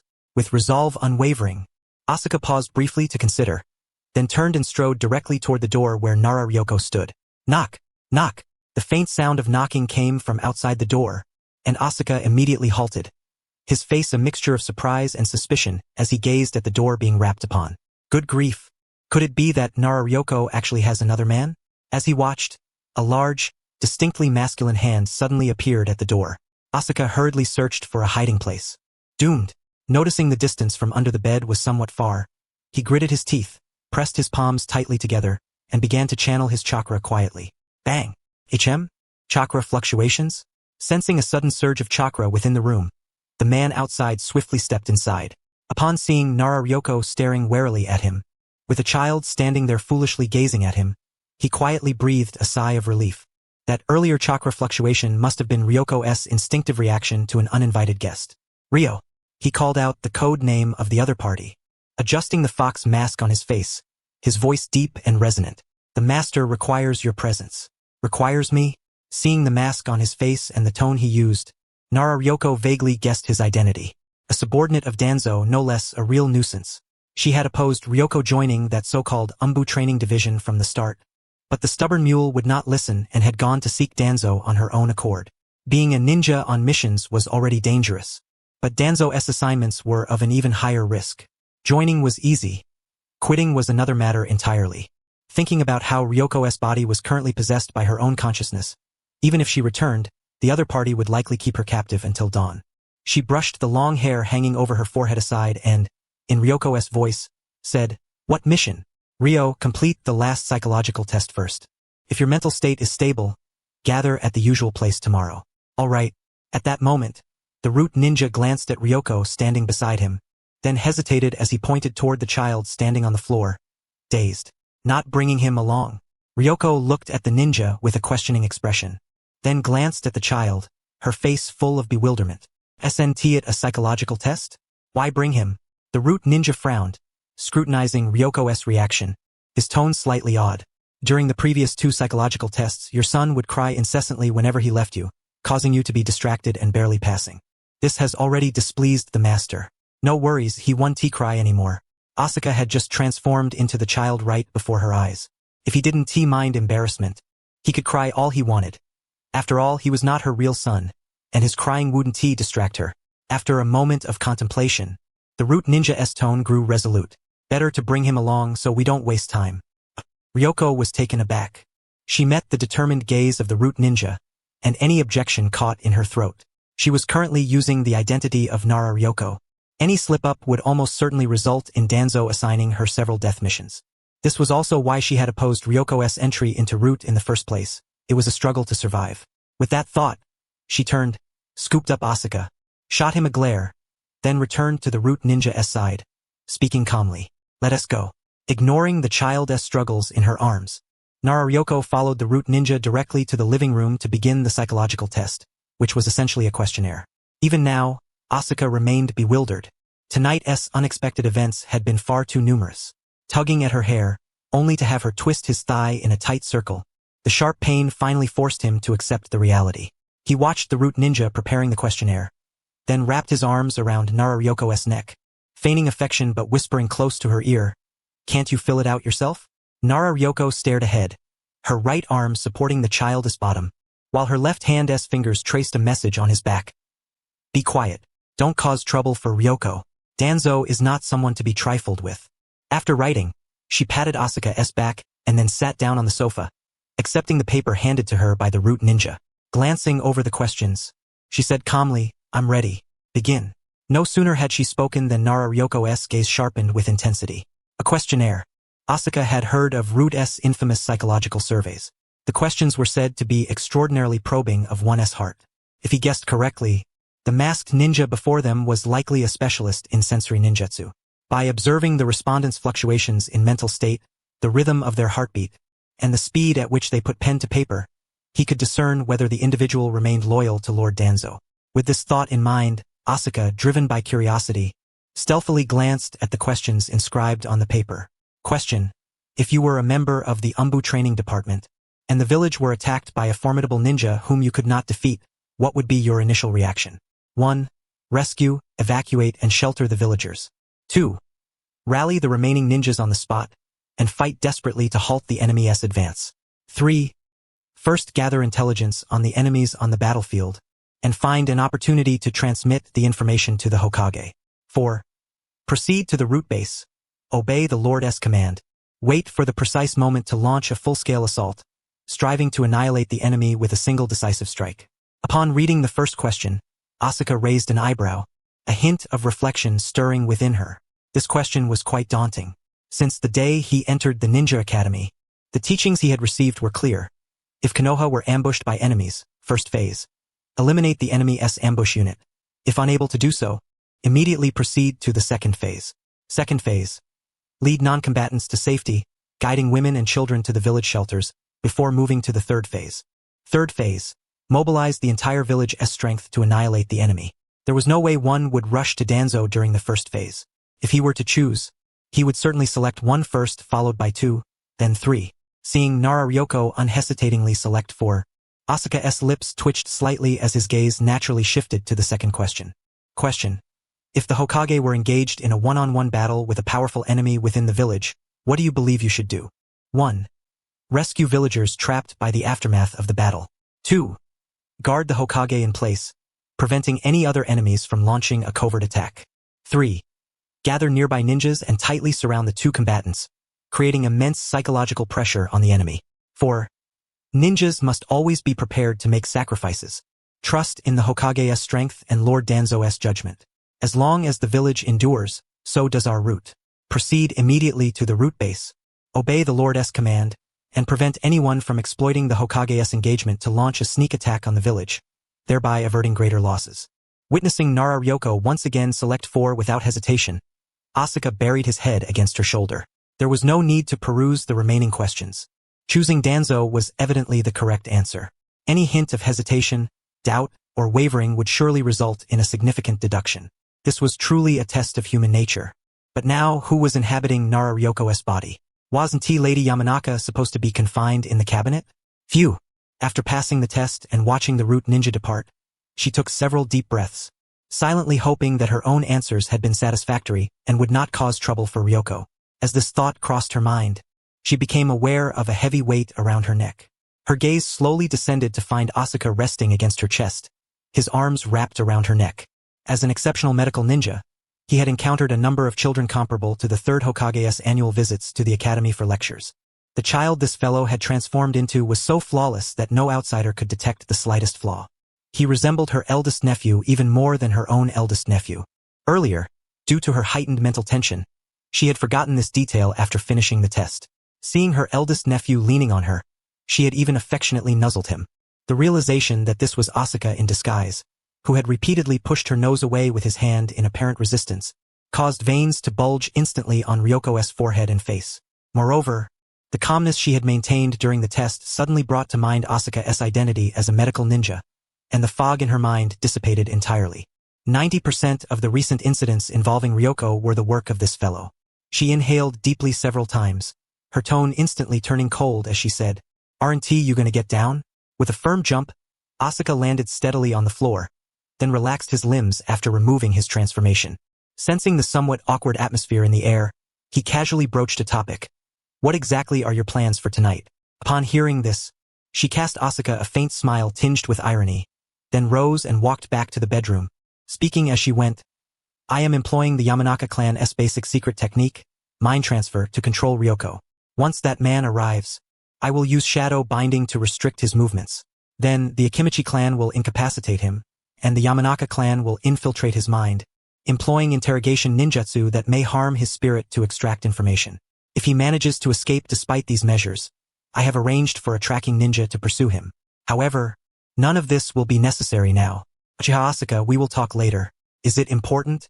Regardless of its importance, if you dare run away today, Ryoko will appear at your home tomorrow, and the wedding feast will be held in the Uchiha clan's territory the day after." Upon hearing that the widow would be sent to his home, Asuka's retreat faltered for a moment.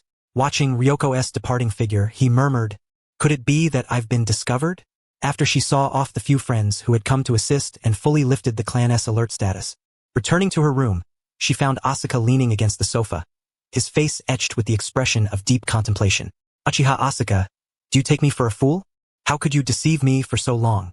Following the voice, Asuka saw Nara Yoshino standing before him. Her face darkened. Is Shikamaru's mother really that intelligent? I haven't even betrayed myself, yet I'm already exposed? Lady Yoshino, were you the one controlling Ryoko just now? Yoshino nodded, observing the confusion on Asuka's face and offering a brief explanation. The Inoshikacho trio of clans formed an alliance during the Warring States period. We three families have always coexisted harmoniously, like a single extended family. This is something your Uchiha clan cannot match.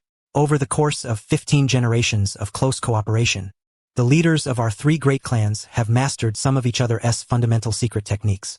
After all, to collaborate intimately, one must know each other thoroughly, right? So, now you might as well be straightforward. For instance, what is your purpose in approaching the Nara family? Upon hearing this, Asuka knew he was thoroughly exposed. He stood, gesturing toward the sofa for Yoshino to sit, then moved to a place convenient for escape and spoke. Actually, I came to arrange a marriage alliance on behalf of the clan leader. I've met Uchiha Fugaku. He is not a man who commits adultery during marriage. Don't use such excuses to deceive me. What if the clan leader divorces? Yoshino seemed to hear a joke, pursing her lips with a smile. He will divorce. Seeing Asuka's unwavering expression, a flash of lightning crossed Yoshino's mind. Then, with the gaze one reserves for a precious creature, she looked at him and sighed. So, you are the bastard that Makoto cursed. You Uchiha clan are the most tolerant I have ever seen, with a diversity of opinions within the family that is truly remarkable. Lady Yoshino, since you already know the reason, I will take my leave to sleep now. Don't be in such a hurry. Jino reclined against the sofa, pointing toward Ryoko, who lay unconscious in the bedroom, before continuing. While Ryoko is still unconscious, why don't you tell me about your other intentions? Other intentions? Asuka halted in his tracks, covertly scrutinizing Nara Jino. Noticing her propping her chin on one hand, her face brimming with curiosity as she appraised him, his gaze gradually descended to her rounded belly. Does making friends count? Making friends? Following Asuka's gaze, Jino lowered her eyes to herself, remaining silent for a long moment before uncertainly asking, Are you craving my body? No, not at all. When a man seeks friendship with a woman, isn't that always the underlying thought? Seeing her misconceptions, Asuka waved his hand dismissively and clarified. Actually, I want to befriend your son. Ha! Jino scoffed. She couldn't believe anyone would want to befriend her unborn son. Was this some kind of prophetic insight? An anticipation that her son would become a great figure, prompting early investment? But you're investing far too early. He is still in the womb. With that thought, Jino grabbed a cushion from the sofa and responded perfunctorily. Shikamaru can't speak yet, but he just kicked my belly. As his mother, I can understand what he means. He agrees. Tell me about the other intentions. Watching Nara Jino babble nonsense, Asuka spread his hands and spoke seriously. There aren't any. None? Really none? He truly has only two intentions. To bring some warmth to Danzo's subordinates, and to befriend Shikamaru with lollipops, while he is just learning to read. Then listen to me. At this moment, Nara Jino glanced sideways at the still unconscious Ryoko, then fixed her gaze on Asuka, her expression instantly chilling. You haven't revealed your true purpose at all. When you were answering earlier, I suddenly recalled how natural your expression was upon seeing Ryoko. You had no way of knowing I had entered Ryoko's body.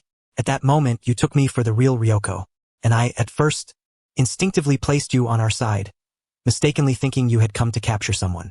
But in truth, the person we intend to capture is you. Am I right?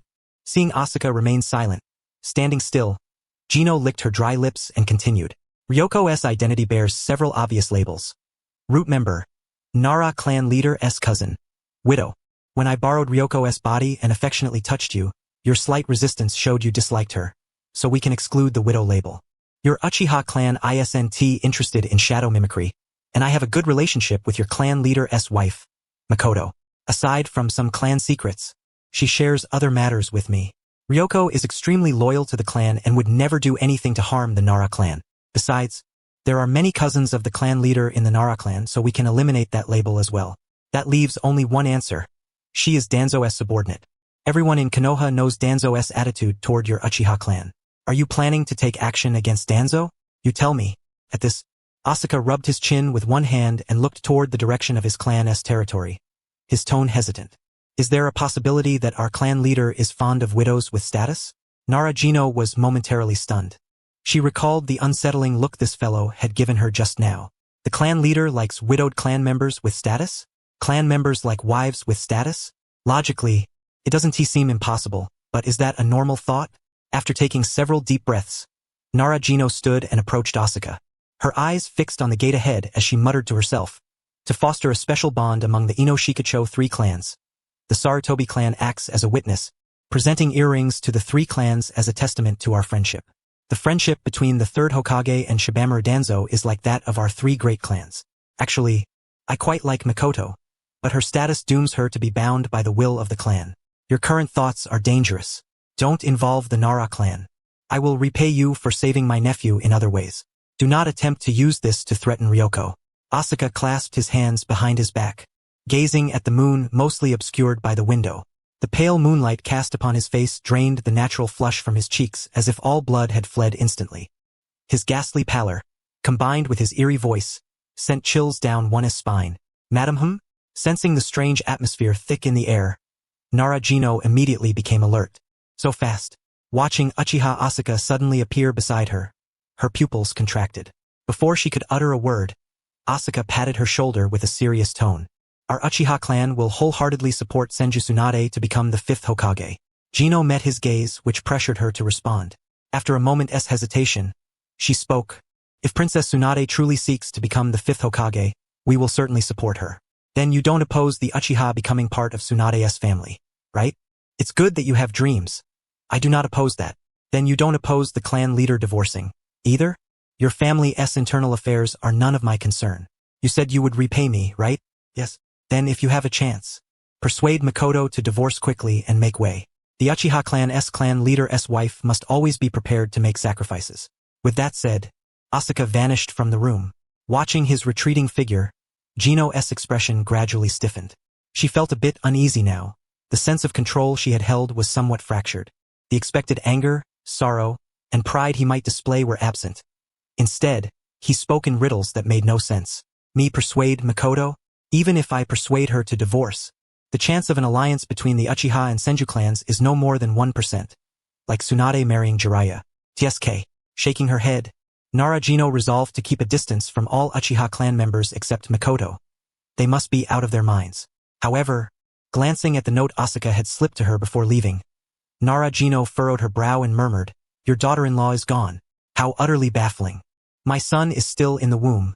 Where did a daughter-in-law come from?" The earth lay dormant, with only a gentle breeze stirring.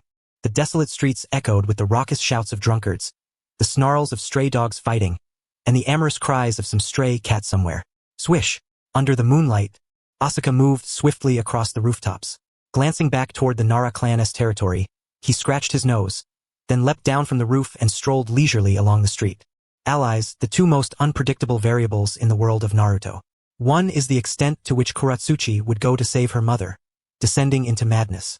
The other is when an ally might betray you. Since the inception of the Hidden Sand Village as a shinobi village, it has been an ally of Konoha. Yet, during the First Great Ninja War it stabbed Konoha in the back. In the Second Great Ninja War it kicked Konoha twice. And in the Third Great Ninja War, it even fought all the way to Kikyo Mountain, which was akin to smashing the windows right at someone's doorstep. Rumor has it that this time, the Hidden Sand has come again to sign a treaty of friendship and alliance. As Asuka pondered the years to come, recalling the alliance of the Hidden Sand and Orochimaru's faction that once overthrew the 3rd Hokage, a wave of bittersweet emotion stirred within him. The Hidden Sand is a ruthless ally. Once they decide to betray, betrayal is imminent. Casting a glance over the drunken men sprawled across the street, Asuka's mind drifted back to the moment when Shino Nara was conversing with him, dipping her fingers into her tea and writing 3 characters on the table. His expression involuntarily turned somewhat awkward. Wait a moment? If the 4th Hokage had not died, he would have been willing to wait, but the 4th Hokage's life was tragically short. Yet, she told me to wait a moment and I am about to change Nara's wife. If Lady Kunoichi knew that I was planning to match her son with an Uchiha, I wonder if she would leap for joy. Upon returning home, Asuka immediately activated the system, staring at the large characters completed displayed on the screen. After a moment of contemplation, he murmured, "System, sometimes, Making friends does not require the consent of the individual. In childhood, within the household dominated by the mother's word, the choice of friends is generally decided by the mother.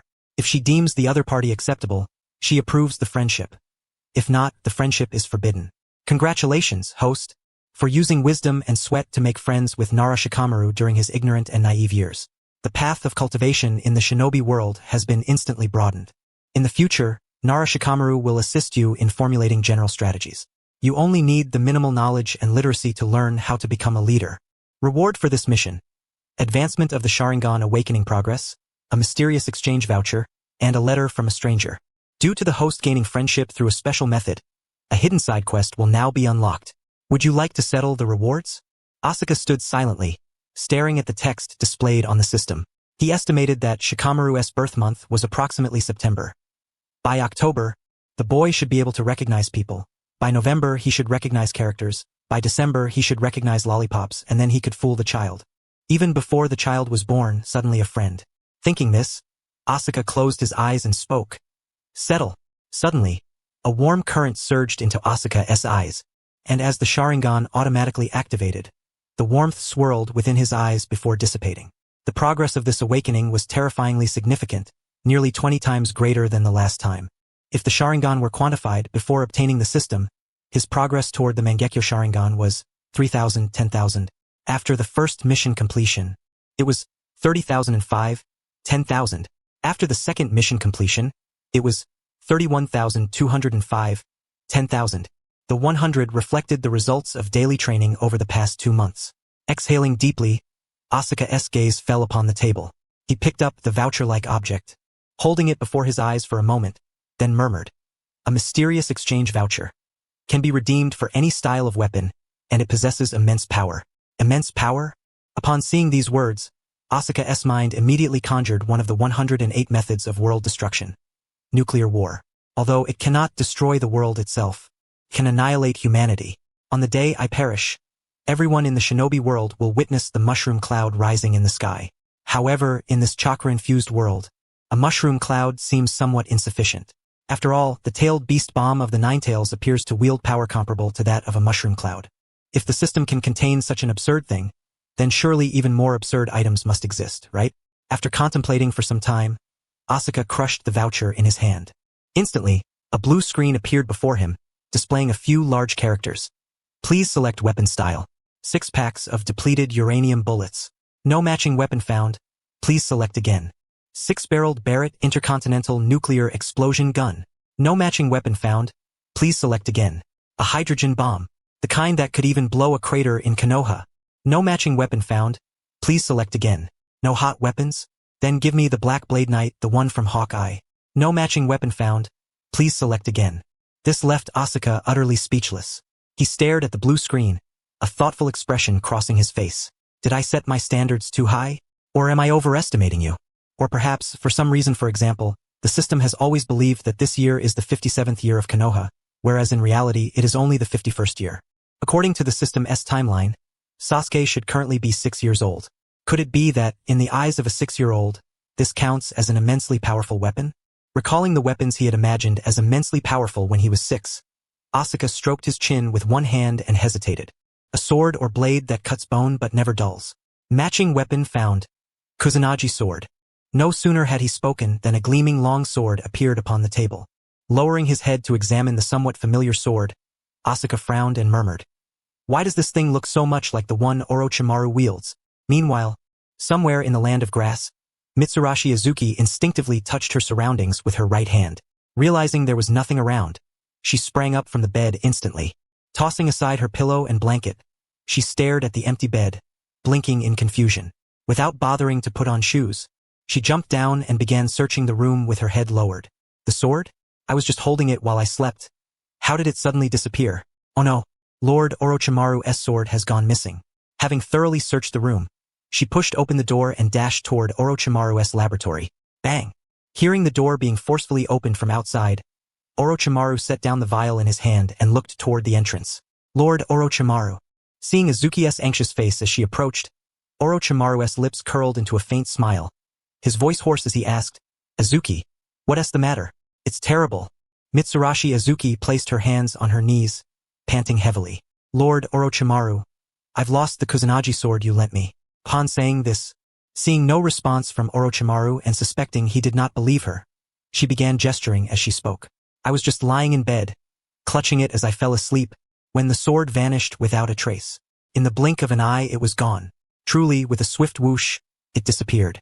When I found myself holding nothing, and tried to look for it again, it was nowhere to be found. After reorganizing the jumbled words of Akato in his mind, Orochimaru gently nodded, his face utterly devoid of any hint of anger. He ruffled Akato's hair, dismissively remarking, I still have weapons of that sort here. Moreover, I sensed no chakra fluctuations just now, nor did I detect the presence of any ninja. Clearly, the opponent must be a ninja skilled in concealment. Do not waste time on inanimate objects. When that sword reappears, retrieve it. Also, this place has likely been discovered. Gather your belongings and leave. Understood. Madara Akato lowered his head, a hint of dejection in his demeanor as he kicked at the stones. Damn it, how could that thing vanish into thin air? Could it be that some unknown ninja snatched it right from my hands, coming all the way to Lord Orochimaru's base just to steal a sword from me? Although it is a fine blade. Yong! Dong! Yong! The midnight bell tolled as Asuka folded his arms, continuing to scrutinize the long sword in his hands. He wasn't sure if it was a trick of his imagination, but the instant the sword appeared and he grasped its hilt, he could feel a faint warmth emanating from it. This system is quite sophisticated. Is this sword freshly forged? Impressive. After admiring it for a while longer, he turned his gaze to the unknown letter. A letter from a stranger. Sender Uchiha Izuna. Uchiha Izuna? As a member of the Uchiha clan, he naturally knew who Uchiha Izuna was, the clan's second strongest, younger brother of Uchiha, slain by Senju Tobirama. That was years ago. With that in mind, Asuka opened the envelope, withdrew the letter within, and began to read. The deterioration of eyesight has progressed far beyond initial estimates. Brother often uses the Sharingan in battles against the Senju clan. I fear his vision will decline even faster than mine. My own strength is insufficient to support the Uchiha clan or to contend with the Senju. From this day forth, I will reduce the frequency of using my eyes. The Mangekyo will not be activated unless life or death demands it. 3 tomo are sufficient to handle ordinary Senju clan members. I have already made arrangements for certain matters. Should I fall in battle beyond our borders, these eyes shall be entrusted to brother. I hope brother will inherit this power and continue to protect the Uchiha. The Uchiha clan is our pride. Yet it is precisely this pride that prevents us from truly living alongside the other shinobi clans. Our abundant emotions easily lead us into darkness, condemning us to be shunned by them. Having finished the letter, Asuka tilted his head towards the wall, his face etched with confusion. This thing seems useless to me. Is it just telling me that overusing the Mangekyo will cause blindness? Perhaps. Thinking of Sasuke in Mikoto's womb, Asuka lowered his gaze back to the letter and began recalling the figure of Uchiha Madara. He should still be alive now, but probably not for long. Could this letter be meant for me to deliver to Madara, to exchange something with him? But that doesn't add up. The letter is supposed to be for Sasuke 6 years from now, by which time Madara's bones would have long turned to dust. What could he possibly exchange with bones? Could it be related to Uchiha Obito? The thought of Obito, currently masquerading as Madara and deceiving everyone, made him nod instinctively. This letter likely has a strong connection to Obito. Casually tossing the letter onto the table, Asuka resumed examining the system. New mission issued. Due to the host's unique method of gaining the other party's friendship, a hidden side quest will be unlocked, each to their own. Although you calling me dad and me calling you brother is a jest, jests often stem from reality. Sometimes friendship falters over minor disputes, becoming irreparable, but familial bonds do not. Family possesses immense tolerance. Being both Shikamaru Nara's father and friend is not contradictory. Having a clever wife adept in diplomacy will make your future interactions with the great clan smooth as swimming in water. Defeat Yoshino Nara in any sense and make her your staunch supporter. This mission may be declined. Mission rewards. An S-rank ninjutsu, a crate of supreme ration pills, a book on skincare techniques for women at 30. Not bad. Asuka noted that the mission rewards were quite generous. An S-rank ninjutsu, very few in all of Konoha possessed one, and he had only one which he had created himself. Supreme stamina pills could instantly restore over half of one's energy and even temporarily raise chakra limits. He only dared use one during wartime. As for that last skincare book, it must be a boon for women. But Yoshino Nara is married, damn it. Mission declined. Do you wish to decline this mission? Yes. Mission successfully declined. New mission issued. As the text prompt concluded, Asuka sat back in his chair for a moment before the system's light flared up once more. New mission issued. Your elder brother has joined the Umbu, serving as a bodyguard alongside Kakashi for the third Hokage. Uchiha Itachi, through talent and effort, has earned the recognition of all Umbu members and become captain of Konoha's Umbu division. One day, Kakashi inadvertently witnesses you and Itachi sparring in the forest. Even with Itachi suppressing his strength to a minimal level, you cannot make a single drop of sweat bead on his brow. Though Kakashi does not mock you, he secretly praises your brother, calling him the #1 genius of the Uchiha clan. The implicit meaning, your talent is, like your birth order, second best, always inferior to the eldest. Your next task is to gain Kakashi's approval. This mission may be declined. Mission rewards: progress toward opening the Sharingan once, a mysterious key, and unlimited servings of addictive, stinky spicy snail noodles. Instant version. Asuka smiled faintly upon seeing this mission and burst into laughter when he saw the rewards. This task is far too simple. The first mission he received was to bully a child. The second also involved a child. At last, the third mission is back to normal, that's the style of a transmigrator S system, that's how a proper system should be. Gaining Kakashi's approval? Asuka clenched his fists, thinking of Kakashi, a fellow jonin, whose eyes always crinkled with laughter. He wondered if Kakashi was home. Tomorrow he'd go straight to his doorstep. Early the next morning, Asuka opened his eyes, not bothering to brush his teeth, and dashed straight to the Hitaki residence. Asuka-kun. Good morning. Morning. After exchanging greetings with Makoto Uchiha, he cast his gaze upon Itachi Uchiha, who was diligently carrying the vegetable basket, and immediately came to a halt, raising his thumb in approval as he looked at Makoto with unmistakable affirmation. Itachi is truly a filial son. Madam, to have nurtured such an exemplary child is indeed a comfort to behold. Humph. Makoto Uchiha's lips twitched slightly, although the words themselves were not without merit.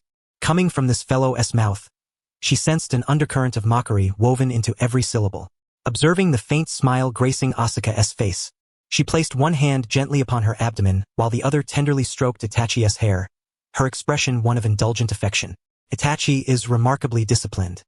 He rises early each day to train, and once his training concludes, he freshens up and accompanies me to the market. With that, she lifted her gaze toward Asuka, her eyes briefly sweeping over his disheveled hair before smiling softly. Asuka-kun, you are becoming increasingly careless about your appearance. Asuka tousled his unruly hair, pouting toward the clan leader's residence as he spoke.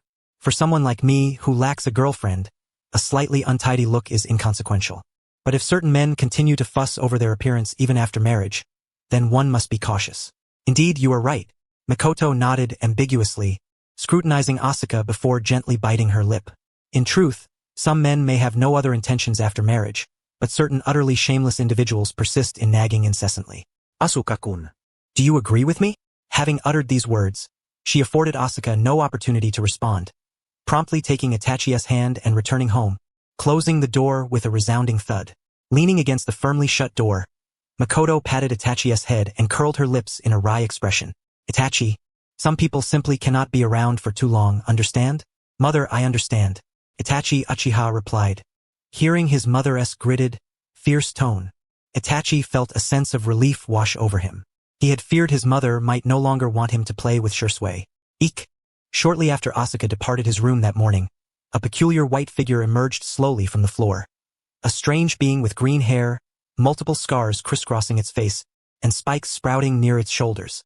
Madara Uchiha had utilized the outer path golem as a catalyst to cultivate Hashirama's cells, and created the white Zetsu that appeared during the last infinite Tsukuyami activation. Since then, he had employed the white Zetsu to gather intelligence in the outside world, keeping abreast of developments in the shinobi realm. The white Zetsu's ability to remain concealed was indisputable. Over the many years throughout Konoha and the entire ninja world, no one had detected their presence. Some white Zetsu accidentally exposed were mistaken for the doubles of certain shinobi rather than being linked to Madara Uchiha. First, it glanced at Asuka's tightly closed door. Then its gaze settled upon the envelope resting on the table. Lord Madara instructed not to gather information on Uchiha Asuka. He does not wish to hear that name. Furthermore, Lord Madara said that if there is any news concerning him in the ninja world, it should be reported exactly as it is. So, Uchiha Asuka is connected to this intelligence? What shall I do? The white Zetsu, having suddenly appeared in Asuka's room, lingered in place for a long while. Its arms hung loosely as its eyes fixed intently on the letter. The two conflicting orders Madara had implanted in its mind instantly clashed. Bang! After a burst of white smoke, the clash between the two commands was so fierce that a small sapling sprouted atop its head. The figure shuddered, muttering softly, "Do not mention the name Uchiha Asuka, only say that this letter was found in the Uchiha clan territory." With that thought, it tossed the letter to the ground, then bent down to retrieve it. The entire being seemed to sink into quicksand, gradually descending deep beneath the earth before swiftly moving toward the land of grass. Lord Madara! Lord Madara! Floating in darkness, Madara Uchiha once again heard the familiar call. He watched the fleeting images of departed comrades drift past his eyes like a revolving lantern, and a sneer escaped his lips. "So it turns out I am not yet dead." Madara slowly opened his eyes. The dim light of the cavern filtered in, revealing a white, indistinct figure standing not far from the glow. After cultivating Uchiha Ibito, he had secretly issued certain commands to the White Zetsu. Unless something of great importance or relating to him arose, they were not to disturb him. Recently, the disturbances to my rest have been quite bothersome. With this thought, his blurred vision gradually cleared. He then lifted his gaze toward the White Zetsu and rasped, "What is the matter?" "Lord Madara, I found a letter in the ninja world bearing the name Izuna-sama." After some contemplation during its journey, the White Zetsu felt it could not mention the words Uchiha or Konoha. Therefore, it had discarded the letter midway, picked it up again, and now presented it once more. At the mention of Izuna's name again, Madara's eyes flickered sharply. He took the envelope from the White Zetsu and withdrew the letter inside, unfolding it immediately to read. "Is this a handwritten letter from Izuna? When was this written?" As the long-sealed memories began to stir, Madara closed his eyes, slowly leaning back on the stone chair and recalling his youth. Within the dim cavern, an unnatural silence prevailed, broken only by the crackling of flames. The White Zetsu observed the sudden smile that blossomed on Madara's impassive face, which then shifted to sorrow, anger, and finally a trace of helplessness and despondence. Lord Madara can express so many emotions simultaneously. Is this what Afu referred to as the feeling of convenience? Just as the White Zetsu marveled, Madara opened his eyes once more. His gaze seemed to penetrate through countless barriers, fixed toward the direction of the Uchiha clan lands. He remained silent for a long while. He and Izuna had once taken pride in the Uchiha name, but in the end, the outcome was after a silent chuckle. He quietly sensed his broken, aging body and pondered in his mind. "I wonder if, buried beside Izuna, there will be a chance to meet once more after death." Sigh. Outside the gate of the Hitaki family residence in the Land of Fire, Konoha village, Asuka leaned heavily against the firmly closed gate of the Hitaki household, exhaling deeply. Kakashi had not returned home for 2 days. Dust had settled upon the table. No wonder Might Guy became so excited whenever he caught sight of Kakashi South Shadow on the street and eagerly challenged him to a spar. Seeing him even once was truly a rare occasion. Asuka Dano. At that moment, a shinobi spotted Uchiha Asuka's presence. He regarded Asuka, who lounged against another's gate leisurely like an old grandfather basking in the sun, and spoke in a low voice. "The clan leader has summoned you." The familiar voice by his ear pulled Asuka from his daydream. He frowned upon seeing the round-nosed clansman suddenly appear before him. "Shursui, I feel as if the clan leader treats you like a foolish errand boy, sending you everywhere every day. Don't you need to train?" Shusui's lips twitched, but he refrained from replying to Asuka's remark. Who else but him would, during his leisure moments, repeatedly visit the clan leader's residence in search of Itachi? Naturally, with such frequent comings and goings, Uchiha Fugaku found himself calling upon him more often to handle affairs. "I have here a set of the 8 gates technique. Would you care to learn it?" Upon hearing Asuka's tempting proposition, he paused thoughtfully before responding. "I'm studying it." Asuka rose and approached Shursui, then patted his shoulder and began to paint a radiant vision of mastering the 8 gates. "Since you're learning it, then learn more. The 8 gates technique is formidable. Do you know the one-tail? If you open 5 gates, you can single-handedly overwhelm the one-tail. Open 7 gates, and you become the tailed beast without a tail. Open 8 gates and you ascend to godhood. The quandary of the Uchiha clan will naturally be resolved." Indeed, what he said was undeniably true. Lee with 5 gates opened, overpowered Gaara. Guy with 7 gates, defeated the tailed beast without a tail, Kisame Hashigaki. And once the 8th gate is opened, could one not easily dispatch several elders of Konoha? At that moment, Shursui was not swayed by Asuka's dazzling prospects. He knew his own limits and shook his head lucidly. Yet, since the other mentioned the plight of the Uchiha clan, he recalled how, in recent days, upon visiting Itachi's home, he often saw Itachi's mother sitting on the sofa, muttering curses intermittently. Piecing together the news from the clan over the past 2 months, Uchiha Shursui fixed his gaze on Asuka walking ahead and inquired, "Lord Asuka, are those rumors circulating in the clan true?" "What rumors?" "That you single-handedly used ninjutsu to sway the clan elders, disrupted the clan leader's marriage, caused Lady Mikoto to weep every night, and made Itachi lose his original family." Asuka looked seriously at the little one, then interrupted his forthcoming words with a solemn tone. "That is slander.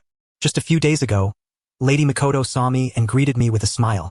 Uchiha Shursui shook his head, staring at the much older Asuka, hesitatingly asking, "Lord Asuka, do you think your views might be somewhat extreme?" "Extreme?" Asuka appraised Shursui from head to toe, secretly curling his lip. "Since the Uchiha merged into Konoha, how many Mangekyo Sharingan have there been? 2 appeared in the same era and both turned traitor. If not the Uchiha, then who else would perish? And you call my views extreme? You want to mentally control your clansmen, deprive them of independent thought, and turn them into zombies. Such ruthless and vicious tactics are used on our own people, not our enemies. And Uchiha Itachi's idea is even simpler, to annihilate the clan. I only wished for the clan leader to divorce. So who is truly more extreme?" With that thought, Asuka waved a hand nonchalantly. "This is my method of peaceful resolution. Only 3 or 4 are injured, but the majority's interests are preserved. When you become a jonin in 2 years, visit the clan council yourself. If your ideas surpass mine, I will move my desk behind you and become your supporter." Yet, Uchiha Shursui sniffled. He was well aware of the village and clan's conflicts, but was there truly no better way? Advising the clan leader to form alliances with other families was not wrong. But the clan leader's son was already 4 years old. There is no but. Every Uchiha has their own thoughts and will. No one changes easily, unless your ideas surpass mine. Having said this, Asuka turned and strode toward the Uchiha clan grounds. The Uchiha clan was, indeed, not a people easily swayed. Itachi even left the heavenly spear to Sasuke, showing he too understood that the Uchiha's mindset was not something one could easily alter in the conventional sense. His own thoughts, even if Uchiha Madara stood before him, would remain unchanged. He wondered if he were to write a book titled Konoha. The Uchiha clan is too obedient, would it not invite criticism? Entering the room, he glanced around. Bright sunlight streamed through the windows, casting a warm glow upon the pastries arranged on the table, imbuing them with a peculiar sunlit aroma. Asuka sampled a piece, then closed his eyes and began to chew. There is indeed a strange flavor, not the scent of spoiled food, though. Opening his eyes to look at Lady Mikoto seated opposite, Asuka took a sip of tea and said, "Thank you for your hospitality, Lady Mikoto. Where is Captain Fugaku?" Upon hearing this, Uchiha Mikoto smiled faintly as she observed Asuka swallow the entire pastry, then asked, "How does it taste?" "Quite good, though the food was somewhat unpalatable." Asuka complimented her as a matter of course, for one must never disparage food in front of its maker. He then picked up another pastry from the table and chewed elegantly. "Indeed, it is rather unpleasant." Fugaku was just called out. "Asuka-kun, please wait here for a moment." "Very well." Asuka nodded and resumed tasting another piece. He had to admit, aside from the flavor being off, the pastry was edible. As the clan leader's wife, she had to preserve her dignity and certainly would not serve expired food to herself. This must be the intended taste. With that thought, he sampled yet another piece. "Certainly unpleasant. After 4 pieces, I am still not accustomed." "So delicious?" "Extremely so." Observing Asuka's thumbs up, Uchiha Mikoto glanced at the remaining pastries on the plate, her expression tinged with puzzlement. That morning, she had prepared a batch of pastries, but was unsure which step went awry, resulting in their unusual bitterness. After tasting 1 piece, she had resolved to discard the batch. Upon arriving at the front yard, she saw Shursui had brought Asuka inside, and as the hostess, she could not ignore them, so she brought the pastries over to offer. Just as she placed them on the table and poured some water, having inquired about their visit's purpose, she saw Asuka reach for the failed pastries. Any impulse to stop him was firmly suppressed. "Asuka-kun, do you really think these are good?" Seeing him eat piece after piece, Uchiha Mikoto furrowed her brow slightly and asked cautiously, "They are delicious. Can't you tell?" "I can tell." Watching Asuka's face of enjoyment, she hesitated as she looked at the pastries. Then she took one, holding it up before her eyes for a moment. Could it be that only the piece she tasted was a failure, and the rest were successful? If so, when Itachi returned hungry, he could eat some. With that thought, Uchiha Mikoto bit gently into the pastry and chewed. Her smile slightly stiffened. Indeed, this was a failed piece. Tasting it once could be ignorance, but 2 times from a whole batch of failed pastries. She truly was foolish. She felt as if a pair of donkey ears had suddenly sprouted atop her head, and although the smile on Asuka's face remained unchanged from before, she could faintly sense a subtle mockery directed at herself. Noticing Uchiha Mikoto's unwavering gaze fixed upon her, Asuka glanced at the cake in Mikoto's hand, which had a bite taken out of it, and spoke. Lady Mikoto, the flavor of this cake is quite unique this time. It is indeed rather distinctive. She lifted her head, her eyes settling on the young Uchiha boy, who wore an expression of reverent enjoyment as he savored the delicacy, stirring a complex mix of emotions within her. At such a tender age, he already harbored such cunning. To deceive her with a decent cake, he had actually eaten more than half the plate. Excellent. Seeing her nibble delicately, Asuka looked at the cake in her hand with surprise, stroking her chin with one hand as her gaze scrutinized Mikoto, and she inquired, Delicious? Very delicious. Oh, is that so? When Uchiha Mikoto nodded gently, a tender smile graced her lips, yet Asuka's face grew solemn as she thought silently. Could this one have lost her sense of taste due to some terminal illness? Madam, please stick out your tongue. I suspect you might be ill. Huh? Watching Asuka's brows knit tightly into a furrow, Mikoto's heart skipped a beat.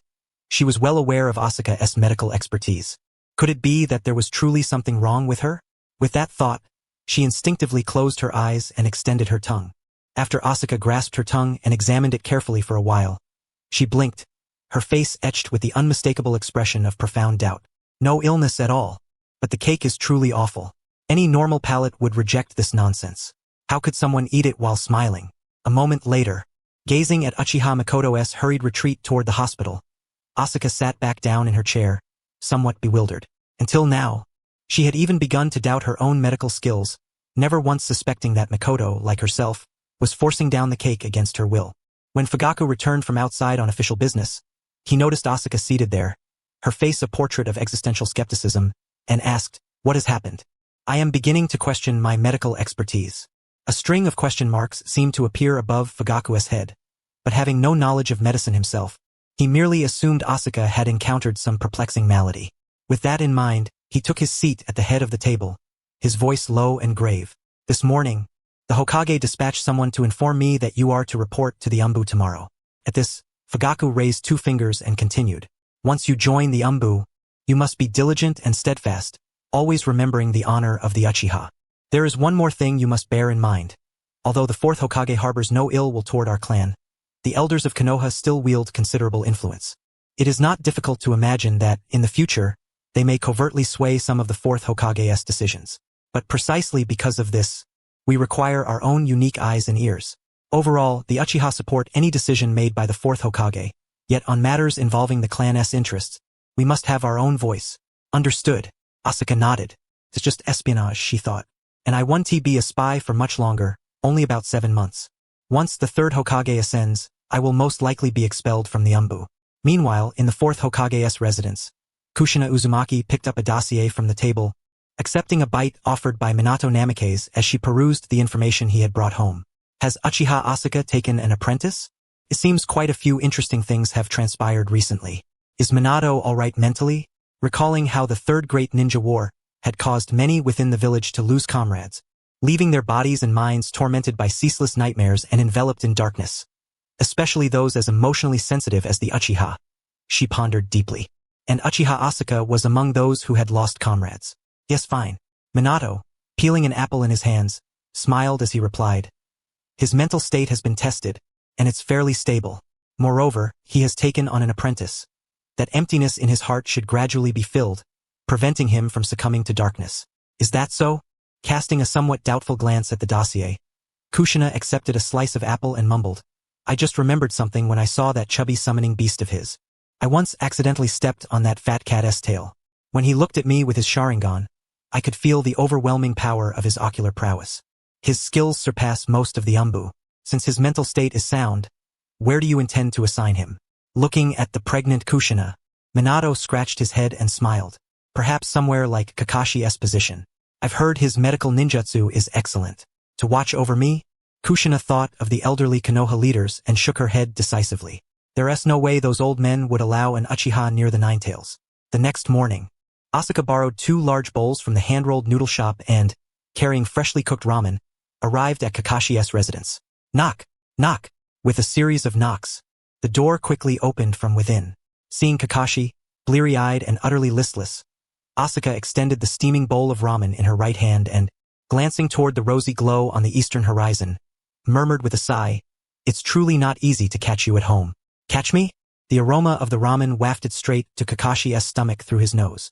Looking at the still steaming bowl, he raised his head toward Asuka, puzzled. "Catch me for what?" "Eat first, we'll talk after you're done." When Asuka forcibly pressed the ramen into his hands, Kakashi let out a big yawn, glanced at the clock on the wall, and his expression stiffened. "It's only 5 o'clock? Did I sleep for just an hour?" Afterward, each holding a bowl of ramen, they leapt onto the roof of the Hitaki residence, facing the dawn as they began to eat. "Kakashi, I didn't expect the level of your missions to be so high. Not a single clue can be gleaned about them." Slurping a mouthful of ramen, Kakashi barely roused himself and, gazing at the distant sunrise, mumbled, "Umbu missions are always like this, top secret. Shall we spar after we finish eating?" A mouthful of hot broth sprayed out as he turned to look at the excited Asuka, then lowered his gaze to the still steaming soup in his bowl, feeling a wave of silent exasperation. Sure enough, his uneasy premonition had come true. He had known Asuka wouldn't invite him for ramen without a reason. Then, with half-lidded eyes, he slurped the noodles and said, "Let us hold off on the sparring. I have a long-term mission on me, and excessive chakra consumption would affect it." Still, he didn't mind testing himself against Asuka. When his father was alive, there was a period when he often came to their home seeking advice on swordsmanship. Even after his father passed, Asuka had taken good care of him. Subsequently, upon acquiring the Sharingan himself, he became one of the only 2 members of the Uchiha clan who temporarily supported the decision not to reclaim it. Seizing the moment is better than waiting for an auspicious day. As Asuka took a sip of the hot soup, he then placed the empty bowl atop the roof, sighing contentedly, "I'm about to join the Umbu soon. By then, it might be that you have time when I do not, or I have time when you do not." Observing the expectant gleam in the other's eyes, Kakashi's mouth twitched slightly before he finished the bowl of noodle soup and declined, "Ah, I've been too busy lately, slap." At that moment, Asuka pulled a magazine from his bosom and tossed it into Kakashi's arms. "Maybe next time, slap." Before the words had fully left his mouth, Kakashi noticed another magazine had appeared in his embrace. Next, seeing that he had yet to sway Kakashi or breach his bottom line, Asuka immediately produced yet another magazine from his bosom and slapped it onto Kakashi's hand. Now he could sense Kakashi's unease. Utterly flustered, his face instantly flushed scarlet. Sigh, these 3 introductory magazines are yours. Tonight, I'll be waiting for you in the grove." With that, Asuka seized the 2 empty bowls and hurried toward the handmade ramen shop. Those magazines of his were nowhere to be found on the market. After all, they were his own creations. As for the 3 forbidden ninja introductory reading material, it was called an introductory book because it was a tome capable of unlocking the gates to a new world. Among the 3 forbidden, women represented that new world. The 3 forbidden ninja and the introductory reading material must not be conflated. As time passed, the sun rose over the horizon, and Konoha, shrouded in morning mist, gradually awakened from its slumber. The streets started to bustle with an increasing number of pedestrians. After returning the empty bowls, Asuka strolled leisurely to the Hokage's office, where the day's busyness had already begun. "Excuse me, where do I report for Umbu duty?" Casually grabbing someone, Asuka pointed toward Minato Namake's residence and said, "The Hokage ordered me to report today, but when I passed by his house earlier, I faintly heard the 4th Hokage's wife roaring. It seems Lord 4th will be late today. TCH. The ninja cast a sympathetic glance at the 4th Hokage's home, then pointed to a nearby room with a smile. "Register over there, then take the information to the Hokage for his signature." "Thank you." Watching Asuka's departing figure and the clan emblem on his back, the ninja raised an eyebrow and muttered, "The Uchiha really are quite approachable." Knock, knock. After rapping twice on the door, Asuka heard a somewhat aged male voice from within. "Enter." Pushing the door open, Asuka surveyed the bright room, its simple decor, and the elderly man seated sternly in the chair. With a serious expression, he announced, "Greetings. I am here to report for Umbu duty. Name? Uchiha Asuka." "Uchiha? Huh." The old man's pen paused mid-air. He looked at Asuka with some surprise. Although some Uchiha joined the Umbu, they preferred serving in the guard squad. To have received 3 Uchiha today was indeed rare.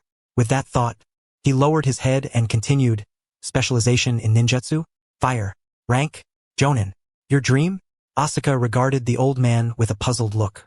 Must one have a dream to join the Umbu?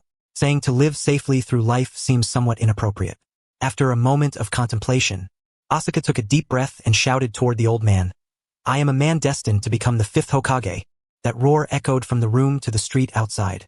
Passers-by stopped in their tracks, glancing at the Hokage's office, hearts stirring with admiration. Listen to that. From that shout alone, you can discern his spirit, determination, and will. Another ninja aiming for the Hokage title. Well done. Meanwhile, the elderly man inside the room covered his ears with both hands, staring at Asuka with a look of exasperation. If you want to be Hokage, then be Hokage, no need to shout. He then scratched his ear, jotted down a few notes, and continued his inquiry. After joining the Umbu, do you have any goals? For example, how many missions do you expect to complete? At what point do you plan to retire from the Umbu? No goals, just complete missions as they come. A mission maniac who does every task given. After recording this, the old man placed the pen on the desk, regarded Asuka kindly, and said, Welcome to the Umbu. Now we only await the Hokage's approval, then you can be assigned to a squad. Given your abilities, you'll likely be placed in the 3rd squad. The Umbu houses many hidden masters. Those ranked within the top 15 are almost all Jonin. Though they lack the Sharingan, their own strength is formidable. As for the squad leaders, not only are they powerful, but their mission count and success rate are terrifying. Even if you work to the bone, it will be difficult to catch up with them in a short time. Once inside, you Uchiha will need to temper your pride and avoid causing discord among your teammates. Hiss! Asuka inhaled sharply, stepped forward 2 paces, placed both hands on the desk, and curiously asked, So, the strength of the Umbu squad leaders? Exactly. The squad leaders are very strong with balanced capabilities. Although the difference between a leader and a sub-leader is only a word, it represents a vast gap in missions and strength, much like the difference between you and a sub-leader. May I ask, are there any Umbu high-ranking officials whose identities can be disclosed? The 3rd Hokage's right-hand men hold important positions within the Umbu and possess formidable strength. However, I am not permitted to share specific details with you at this time. Is that all? Asuka blinked in confusion. Of course, he knew who the 3rd Hokage's right-hand men were. Not just the 3rd's son and daughter-in-law. The strength of Umbu squad leaders is probably around elite Jonin level, unlikely to be at the Kage level. The sub-leaders might be special Jonin or Jonin, but the gap between Jonin ranks is greater than that between humans and dogs. Black and red, the Sharingan's colors, dark and crimson. A tall, voluptuous beauty with graceful curves, alabaster skin, and an impressive bosom stood solemnly by the blackboard, holding a pointer.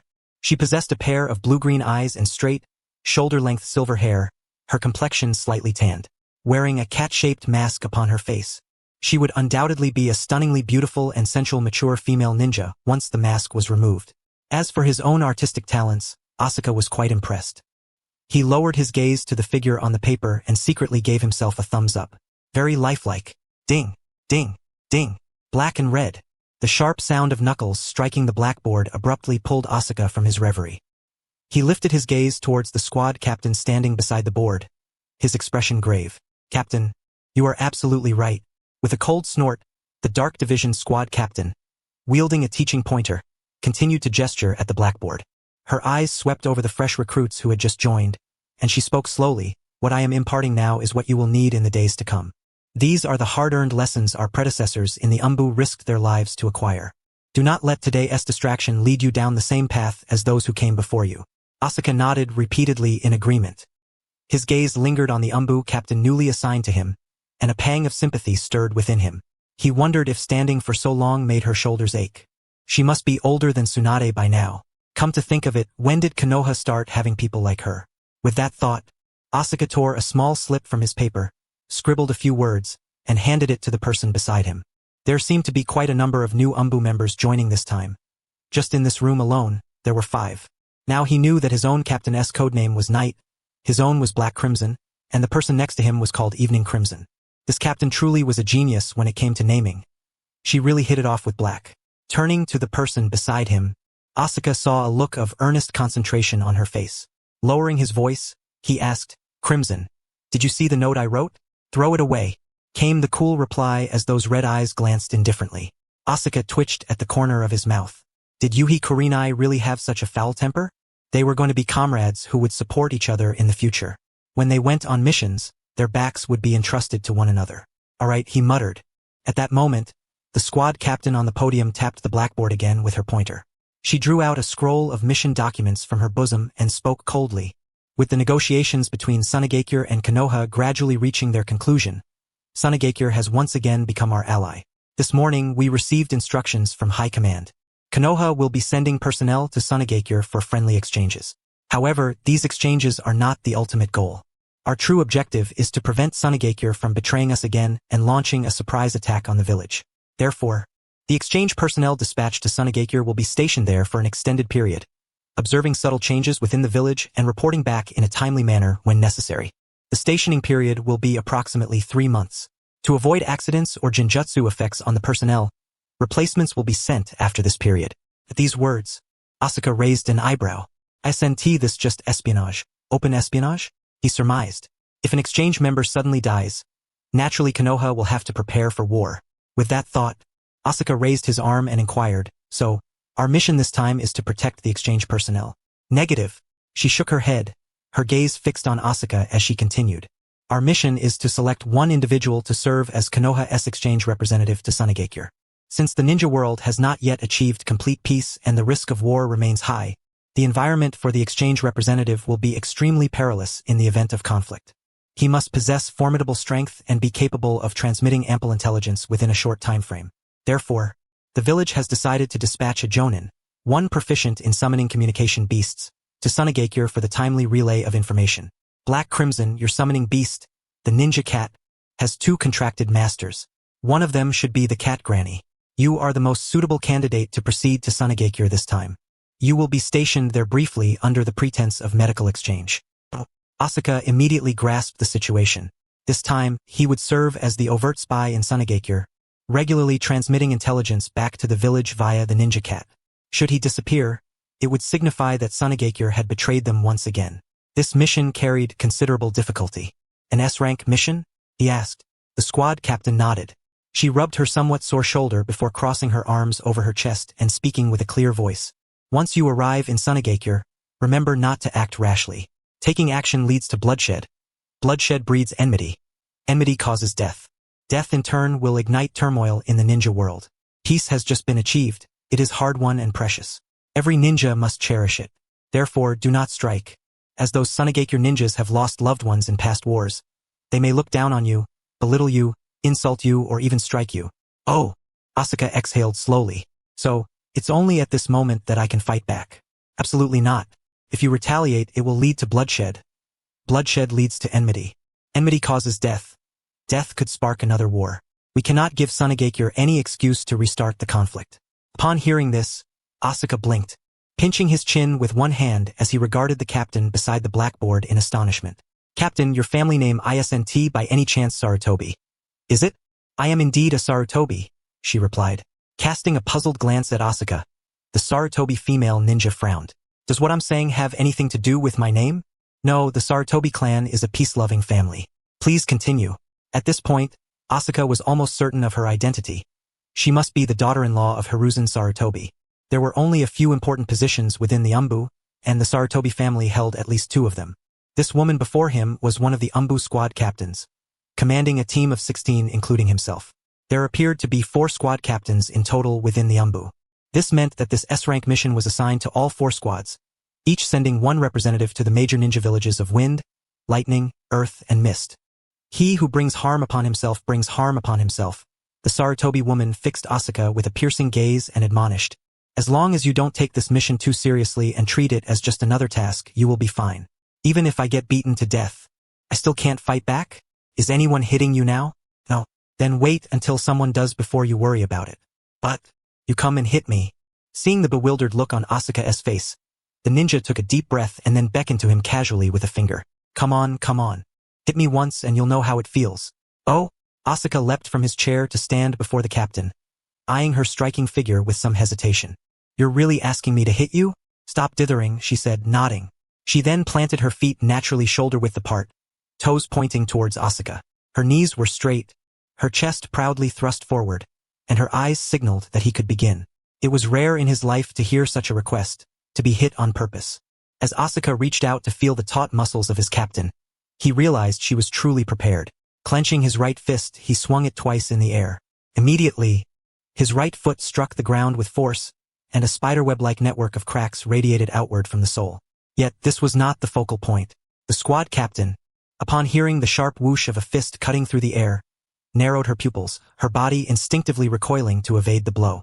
However, the two were so close that although her brain issued the command, her body had barely begun to respond when a sudden, searing pain erupted in her lower abdomen. With a muffled thud, the rookies who had just entered the umbu witnessed their squad captain's feet lift off the ground as her body bent into the shape of a shrimp, hurtling backward at a rapid pace. Boom! A wall crumbled beneath the impact, and dust instantly filled the room, causing everyone to cough violently. Their vacant gazes fixed on Flying Bird, watching as his fist still hovered midair, and they swallowed nervously. Cough, cough. Where's the captain? Don't know. I think she was thrown out. Why did he strike with such force? Silence. At that moment, the squad captain's composed voice came from outside. She brushed the dust from her clothes and walked slowly to Flying Bird's side, her tone calm. Just like me when you arrive at the hidden sand village. Even if the other party strikes you, do not retaliate. Saying this, she waved her hand at the others, giving a few instructions. Disperse. I'm a bit tired. I'll rest in the lounge for a while. Flying Bird glanced at the departing captain's retreating figure and couldn't help but murmur inwardly. Truly befitting the umbu, this squad captain. Each one is genuinely formidable, their resilience far surpassing that of ordinary people. Moreover, he finally understood why the captain was senior to Tsunade. The breadth of her heart was not something an ordinary person possessed. Such a captain deserved to be superior. After the squad captain returned to the lounge, she casually picked up a sanitary pad from the table, her expression serene as she headed toward the restroom. She closed the door and turned on the faucet in one fluid motion. As the sound of flowing water began, a sudden wail of agony echoed from within, mingled with a few curses directed at the unexpected arrival of her period. Sighing, upon stepping out of the dimly lit base, sunlight streamed through the holes in his mask, illuminating his pupils. Flying Bird raised a hand to shield his eyes from the glare, then turned to look at the newcomers gradually emerging behind him. Why are these people avoiding me as they walk by? Hey, shall we go for some barbecue? Before he finished speaking, the group of umbu novices quickened their pace, running even faster. Upon hearing the captain mention that this fellow's summoning beast was a ninja cat, they had guessed he might be an Uchiha, but never expected this Uchiha to have struck the captain so fiercely.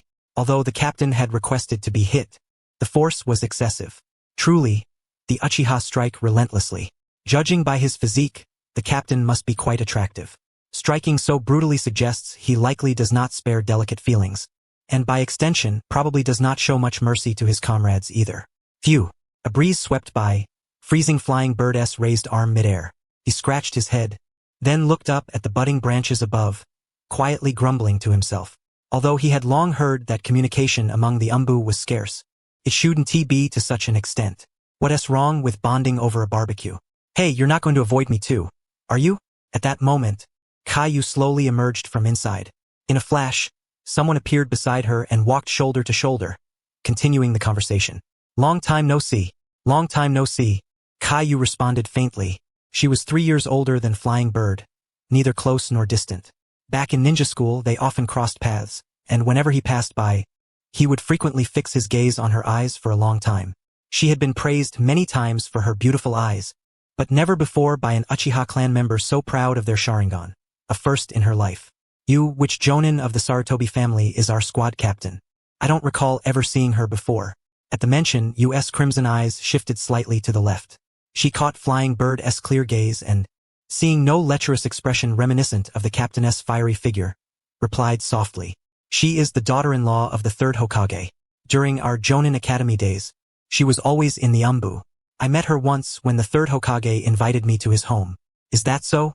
Flying Bird blinked, recalling the weddings held in Konoha after his arrival. It seemed he had indeed never attended any Sarutobi family weddings. The third Hokage's invitations to visit his office were few and far between, a stark contrast in treatment. Land of Fire, Hidden Leaf Village, Medical Division, top floor. Carrying fruit in one hand and flowers in the other, Flying Bird leisurely strolled from the east corridor toward the west. Earlier, When he had gone to chat with some hidden sand ninjas, he unexpectedly learned a piece of news. Itsong had not yet been discharged. Counting on his fingers, 7 days had passed since their battle. Though the medical staff in Konoha varied in skill, treating muscle injuries should have seen Itsong almost fully recovered within 3 days. Given her healing speed, could she be exaggerating? At that moment, a ninja clad in brown blocked Flying Bird's path and inquired, "You're here to visit Itsong from Hidden Sand as well?" "Yes," Flying Bird nodded, then looked at the hidden leaf forehead protector on the stranger's head and asked in surprise, "How do you know?" Many ninjas in the village had lost comrades at the hands of Hidden Sand. Upon learning that Itsong was bedridden, they clutched their kunai, eager to come and pay their respects. The man scratched his head, a hint of frustration in his voice. A word of advice. Hidden Sand and Konoha are about to form an alliance. The village elders have decreed that no Hidden Sand ninja may suffer any mishap here. Besides, even if you see Itsong, you'd only be sacrificing your life. Her strength is truly formidable. Flying Bird peered toward the direction of the ward and saw 2 Hidden Sand ninjas standing at the entrance, their faces cold and stern like gatekeepers, glaring fiercely at the surroundings. He now had a clearer understanding of what he might face upon visiting Hidden Sand. Indeed, he could very well be beaten up. Patting the man's shoulder, Flying Bird then produced a certificate from his pocket and handed it over. "I have been dispatched by the village to Hidden Sand for friendly exchange. I'm here to inquire about Itsong's condition." "Ah, is that so?" After inspecting the certificate briefly, the man shifted slightly to the left, clearing a sufficiently wide path for Flying Bird. He truly was a ninja sent by Konoha to liaise with Hidden Sand. Watching the man's departing back, the ninja inwardly sighed with a hint of melancholy. The number of people who have perished at the hands of Konoha in the Sand Village far exceeds those who have fallen to the sand in Konoha. It is likely that his days in the Sand Village will not be easy. Yagura lay propped up on the hospital bed, carefully perusing the latest intelligence from the ninja world. Konoha holds the upper hand against Kirigakure. Konoha and Kumogakure are evenly matched, but due to Iwagakure's collective withdrawal, Kumogakure has had to pull numerous shinobi from the battlefield to guard against Iwa's potential ambush. Iwagakure has retreated to defend against Kumogakure's sneak attacks and is currently negotiating a ceasefire agreement with Konoha. Once again, Konoha has stabilized the situation. Yagura's voice echoed softly in the room.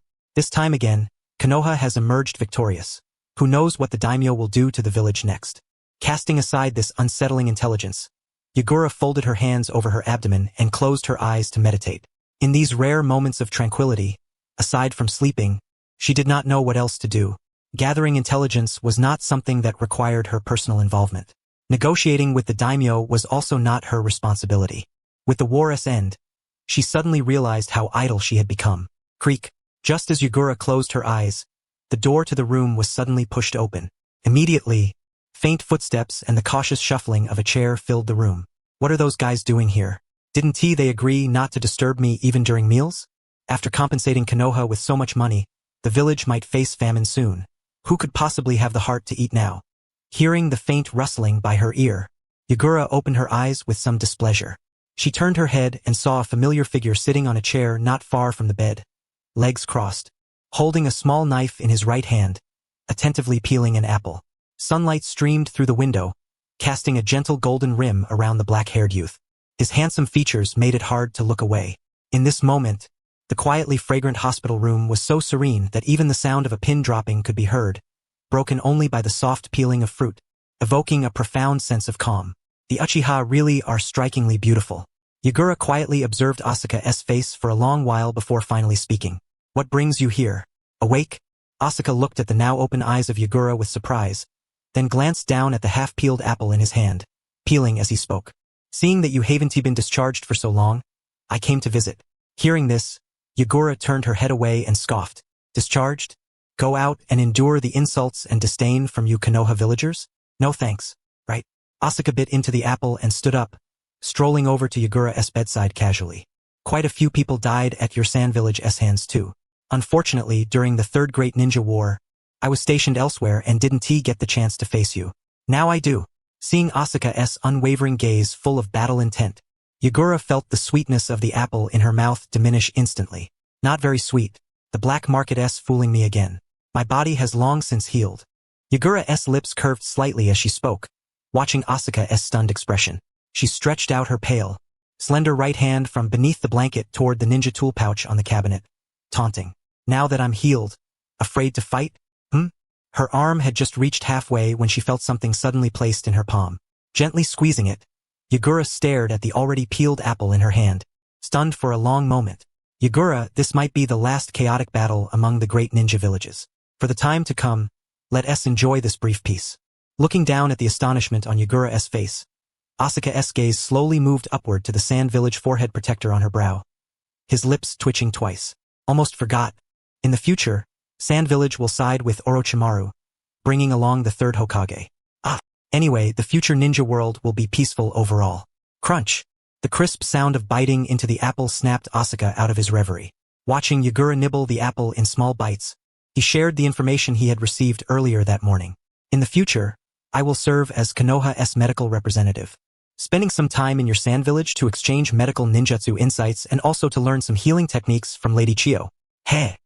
Yagura looked at Asuka with a half smile and slowly said, your village has sent representatives for such exchanges before, but those folks often ran into accidents. Like the tailed beasts going berserk, jutsu misfires, explosive tags accidentally landing in your home, or even poisoning just from drinking well water. Hearing this, Asuka rubbed his chin with one hand, frowning. So by your account, my days in the sand village won't be very pleasant? Seeing Asuka's sour expression, Yagura took a bite of her apple and replied casually, not really. If you become my slave, you won't have to worry about any threats from the village. No sooner had she spoken than Yagura's chewing faltered. Her eyes shifted as she felt a hand suddenly pinch her cheek. She glared at Asuka with a hostile expression and demanded, "What are you doing? I want to see how thick-skinned you are to say something like that without flinching." Seeing the dangerous look in her eyes, Asuka nonchalantly placed the bouquet he had brought into the nearby vase and said earnestly, "Last time you came to Konoha, I landed you in the hospital. Although I carried you for a long time afterward, you probably didn't have the mood to appreciate Konoha's scenery then. It's rare to have you here. It would be a shame to keep you cooped up in the hospital. This afternoon, I'll take you out to explore Konoha. And as a return favor, you can take me sightseeing in the sand village." At that moment, a gentle breeze stirred outside the window, causing the white curtains to rustle softly. Seeing Asuka's serious expression and recalling how he had carried her a great distance, constantly blocking villagers and Konoha shinobi who sought to harm her, Yagura lost the will to continue the conversation. Slowly finishing the apple in her hand, she handed the core to Asuka, who tossed it into the trash bin. Yagura took the wet towel to wipe her hands, then turned to gaze out the window. Hearing laughter from the street, her thoughts drifted to the village. Her apprentice, Khan, might enjoy Konoha's apples. They are quite sweet. Afternoon hours always pass so slowly. Sunlight filters through the branches, casting a peaceful and warm glow on the road. The bustling streets of Konoha remain as lively as before the war, as if no great battle had ever taken place. The fallen shinobi have not disturbed the lives of the common folk. We are tied at 5 wins each, so let this match decide the victor once and for all. Sigh, it seems my objections are futile. Then I suppose I get to choose the next contest's event? Rather than engaging in taijutsu duels, a 100-meter dash, or even a diving contest, or why not a gluttony competition? Forget it. Chakra conservation has become essential lately, so let us settle for a game of rock, paper, scissors. I accepted, absolutely determined not to lose. Kakashi, if you lose, I'll make you walk upside down around Konoha 500 times. Sigh. It's decided then. Rock, paper, scissors. Gazing at the two contenders playing rock, paper, scissors under the nearby tree, Yagong pressed his lips tightly, struggling to suppress a laugh. There are so many fools in Konoha. No, my stomach hurts. I am Yagong, hero of Sunagakure. My willpower must be strong. A dignified ninja, son of White Fang, and son of Might Dai, they're deciding their contest by rock, paper, scissors. These two truly are oddities. Ever since Yagong noticed that guy wearing the black mask behaving so strangely, he had been wanting to burst out laughing. Who would have thought that White Fang, whose very name made their village abandon missions, and Might Dai, who once crippled the 7 ninja swordsmen with a single kick, their sons could be so dull. They hardly seem like a threat to the village. Laugh if you want. Asuka watched the two rock, paper, scissors players impassively. This time, she wouldn't fan the flames. After all, she still had a match with Kakashi tonight. Let him have some fun this afternoon. Haha, I just didn't expect White Fanga's son to be like this. If Elder Chiyo knew this news, she'd probably be happy for a while. Upon hearing that, Asuka looked at Yagong's schadenfreude-laden expression and said slowly, "Yeah, they've always been like this. I've been poking at them for years with no effect. There must be something wrong somewhere." Yagong propped his chin on one hand, feigning deep analysis. I heard Kakashi replaced one of his eyes with a Sharingan. Could that be influencing him? That news has even reached Sunagakure? You guys in Konoha didn't hide it at all. Anyone keeping an eye on Konoha's intelligence knows White Fang's son has acquired a Sharingan. At this, a sudden flash crossed Yagong's mind. He stared into Asuka's eyes, puzzled. Your Uchiha clan just let the eye slip out like that? Not exactly slip out. Asuka shrugged, orienting herself as she walked. The Sharingan's origin is legitimate. It's a gift given willingly by a comrade. Plus, his master is the fourth Hokage. If the clan has issues, they just grumble quietly. Besides, the Uchiha have always been loyal to Konoha. Kakashi's gifted family background is well recognized. There's no reason to ruin such a genius over one eye. It's just a Tsutomu Sharingan. Except for a few clan elders who grumble, the rest choose to turn a blind eye. We're not the Hyuga. Ahem. Ahem. At that moment, a cough sounded nearby. Asuka stopped and turned to look at the Hyuga clan member not far from her, addressing him. Lord Hizashi. Shim. Hizashi nodded, glanced at Yagong beside Asuka, and said in a low voice, "Be careful not to let any Sunagakure ninja get hurt. The negotiations will conclude shortly." Understood. Asuka and Yagong stood aside, watching Hizashi escort a pregnant woman back toward the direction they came from. Crossing her arms, she raised an eyebrow. Is that the Hyuga clan leader? Yes. The child in his wife's womb is the next Hyuga clan head. Honestly, I feel like he's the one who should get sterilized. Think about it. In their Hyuga tradition, after this child is born, each subsequent child must have a seal placed on them. Isn't that a burden for the kids? Sterilization would be better. The happy Hizashi family wouldn't have to worry about whether the next generation should branch out. TSK, the Hyuga clan really is feudal. Asuka, I recently heard you advised your clan leader to divorce. What's going on? How many spies have you planted in Konoha that such news leaks out? Many. Be careful on your trip to Sunagakure. Don't get your eyes dug out. Alas, without Uchiha bloodline, the Sharingan's side effects are severe. The two walked toward the horizon, their shadows stretching long along the street. Passersby cast their eyes downward, faintly seeing exaggerated gestures cast in shadow. A gentle spring breeze swept through Konoha, rustling the treetops. Congratulations, host. Through your perseverance and wisdom, Kakashi has recognized your talent. Although your aptitude currently lags behind that of Itachi Uchiha of the same era, he believes that with sufficient time to grow, you will undoubtedly elevate your strength to stand shoulder to shoulder with Itachi Uchiha. You have now earned Kakashi's approval. Would you like to claim your reward? Indeed. Forcing Kakashi to use his Sharingan against me through cunning somewhat contravened his wishes. Thinking of how I used the excuse of guiding Kakashi with the Sharingan, pushing him to recklessly expend chakra, only to defeat him within minutes, sigh. Watching Kakashi's retreating figure, he tugged at his clothes, letting the cool breeze fill his chest, dispersing the heat within. Kakashi's mastery of the Sharingan was growing ever stronger. It was a close call to last 10 minutes against him. Claim reward. As soon as the words fell, Asuka felt a sharp pain in his eyes again. The pain intensified, and the Sharingan activated automatically, spinning rapidly. This time, the surge of heat was terrifying, nearly 20 times greater than the last occasion. If the Sharingan's progress were quantified before receiving the system, the distance to Mangekyo awakening was 3,000, 10,000. After the first mission, it was 30,005, 10,000. After the second mission, 31,205, 10,000. Now, after this mission, 33,205, 10,000. A full 200 points added. If another mission is completed next time, it probably won't reach 4,000, right? That would be terrifying. Just thinking that after 2 more missions, I might awaken the Mangekyo made Asuka's arm freeze midair. What will I do if my brother goes blind after awakening the Mangekyo? Clack. At that moment, a crisp sound rang out. Looking toward it, Asuka saw an ancient bronze-colored key lying on the ground.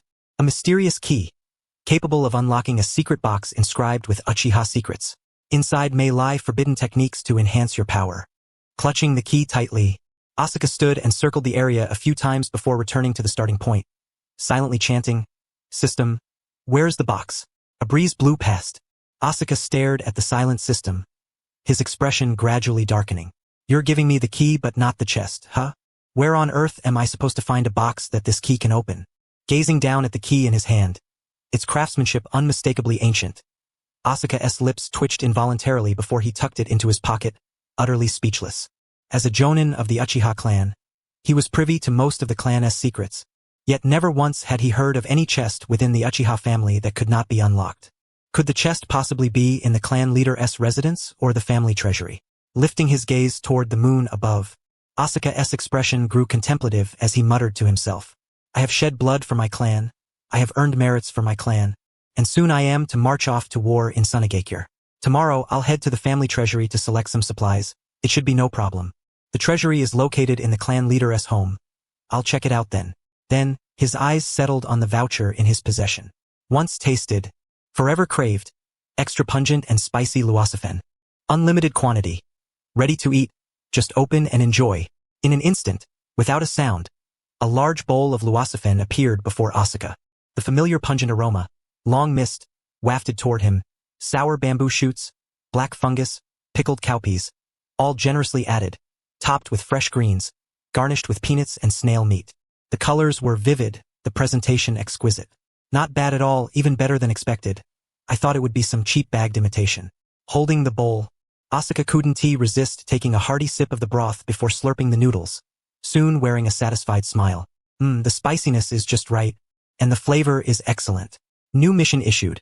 After gaining Kakashi's approval, many in Konoha have come to recognize your talent on par with Itachi Uchiha. They are now encouraging their children to aspire to your level. Meanwhile, numerous admirers enchanted by your handsome visage seek your guidance, and you engage in frequent private exchanges. At this moment, Naruto Uzumaki has noticed you as well. After much contemplation, he challenges you. The pride of the Uchiha within you fears no challenge. You arrange to meet in a small grove, initiating a fateful first duel. However, after expending chakra on 2 C-rank ninjutsu and 1 B-rank ninjutsu, you find yourself utterly drained, while your opponent not only remains unshaken by your deliberately misdirected techniques but even steps forward to land a punch on you. 6 words flood your mind. Chakra reserves are far too low, due to your slow chakra growth. You must find a way to augment your chakra through external means to overcome this deficiency. This mission may be declined. Mission rewards: advancement in Sharingan activation progress, a 30-day taijutsu training acceleration card, and a weapon resembling the Kubikirabocho. The system was the same as before, and the rewards were quite generous. Asuka fixed his gaze on the taijutsu training acceleration card, pondering silently. 30 days 1 TB nearly enough to master the 8 gates, right? Even if that card could compress a month's training into a single day, that's only 30 months total. To fully master the 8 gates, continuous training over 200 months or more would be required. He shifted his eyes from the card to the mission description. Increase your chakra through external means. Asuka knew of several methods to increase chakra externally. First, capturing a tailed beast and sealing it within one's body to become a Jinchuriki. Second, transplanting Hashirama cells. Third, becoming the wielder of the Kubikirabocho, among others. The strongest chakra reservoir in the ninja world was undoubtedly the Ninetales. Long ago, the gold and silver horned demons obtained Ninetales chakra by devouring its flesh and blood, earning them the title Twin Lights of the Clouds. Ninetales, huh? Asuka's gaze drifted toward the village as he imagined himself clutching the Ninetales and taking a bite, smacking his lips quietly. Many had tried devouring a tailed beast, but only 2 succeeded. The rest perished. As for devouring a Jinchuriki, Minato Namake's constantly devoured Kushina Uzumaki, yet no traces of the tailed beast's aura remained on him. Apart from having an extra pair of Sharingan and some blood relation to the Sage of Six Paths, Asuka had no real advantages. Convincing Minato to seal the other half of the Ninetales within himself. It seems some time travelers had tried that, but as long as Minato's mind remained clear, he was unlikely to entrust the Ninetales to an Uchiha. Sigh. The next day at dawn, Asuka sighed as he stepped out of his home and made his way to the elder's residence. After a night of thought, he had found no effective way to increase his chakra reserves. This mission would be no challenge for the real Sasuke. A little provocation, and he could activate the first tomo of his Sharingan, causing a surge in chakra. But Asuka was already at 3 tomo. Activating the Mangekyo Sharingan was no easy feat. Elder. Upon seeing the elder emerge into the front courtyard, Asuka greeted him and explained his purpose. The elder sat solemnly in his seat, pondering briefly before nodding. There are indeed some things in the clan treasury, but they mostly consist of ninjutsu collected over the years. If you seek items useful for your mission to Unintended, I'm afraid you will be disappointed. There used to be forbidden jutsu in the treasury, but unfortunately, Uchiha Madara absconded with them. Recalling the clan's once glorious history, tears welled in the elder's eyes, and a sense of helplessness crept into his heart. The former treasury contained a vast array of techniques, covering all major elemental ninjutsu, even some hereditary clan jutsu. But now, the treasury was somewhat superficial.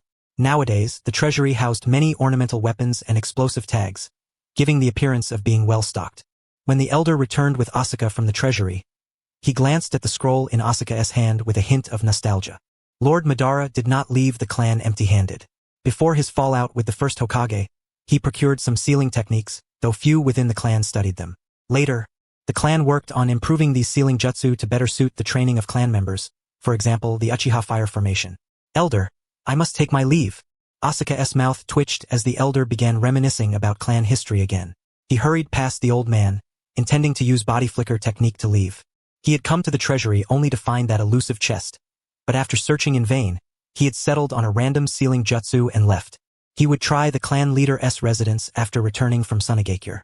At that moment, as if recalling something, the elder waved toward Asuka's retreating figure, his voice hoarse. There will be a clan meeting at dusk. The village has approved Fugaku's application to go to the battlefield. Huh? Asuka stopped, turning to look at the elder in confusion. What battlefield now? Though the Third Great Ninja War had largely concluded, some localized skirmishes persisted. Fugaku intended to take Itachi to witness the battlefield and gain first-hand experience of war. TSK. TSK. Hearing the enigmatic clicking sounds emanating from Tobird's mouth, the Grand Elder stroked his beard and chuckled warmly. I have witnessed Itachi's innate talent. Though deploying him to the battlefield at the tender age of 4 might be somewhat premature, it seems the ninja world is destined for a prolonged period of tranquility. It wouldn't hurt to observe him now. Observing the rosy glow that adorned the Grand Elder's face, Tobird curled his lips in mild disdain. He understood the true intent behind these elders' actions, merely an early exercise in preparation. The image they conjured of Itachi stepping onto the battlefield was one of accelerated maturity, the awakening of the Sharingan, followed by an unrelenting march to dominance over the new generation within the village, ultimately becoming the village's prodigious scion.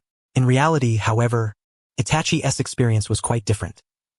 He abruptly realized that war was a hellish ordeal, prompting profound contemplation on the essence of life itself, transforming him into a man devoted to peace. Indeed, for the sake of peace, he even eliminated all of them.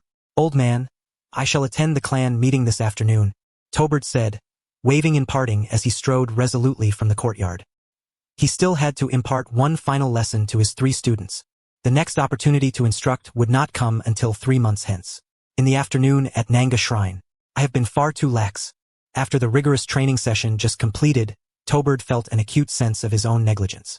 Since returning from the battlefield these past few months, he had only maintained routine training of his Sharingan. As for other forms of exercise, he had scarcely laid a finger upon them. This neglect had left his body somewhat rusted. Were it not for the imminent friendly exchange with Sunagakure, his prowess might have deteriorated to the level of an average jonin. Much like Kakashi in the future, pressing 2 fingers against the ground, Tobird commenced double-finger push-ups at the entrance of Nanga Shrine. 108, 201, 326. Upon reaching 500, Tobird exhaled heavily, then proceeded to loosen each joint before retrieving his neglected daily training regimen, which had been abandoned nearly a year prior. Expecting to restore his capabilities to their former peak within a single day was a fool's dream. He could only adjust gradually, step by step. Sweat poured like a waterfall, moistening the once parched earth beneath him. As time wore on, the upper-rank Uchiha shinobi began to appear one by one near the shrine. Casting a glance at Tobird, who was still drenched in sweat, they offered no greeting but instead each found a vacant corner to close their eyes and meditate. None of them were the least bit surprised by Tobird's presence here. As Konoha's envoy destined for a perilous mission to Sunagakure, the risks were glaringly obvious. Thus, the more strength they regained, the greater their chances of survival. Before they knew it, night had fallen. Elder Ryoichi, gazing at the now pitch-black sky, turned to the Grand Elder beside him and raised an eyebrow. Old man, are you sure you have the time right? Is the meeting today? Yes. The Grand Elder nodded with certainty. Though his face remained composed, his heart had already begun to race. An entire hour had elapsed since the appointed meeting time. Could he have truly misremembered? Sniff, sniff. Suddenly, a strange odor interrupted the Grand Elder's doubts. He sniffed vigorously, frowning as he looked toward Elder Ryoichi seated beside him, speaking sharply. Ryoichi, did you just pass gas? You're the one who just did. Then what is that awful stench in the air? Huh? Prompted by the Grand Elder's words, Ryoichi also detected the sudden foul scent permeating the air.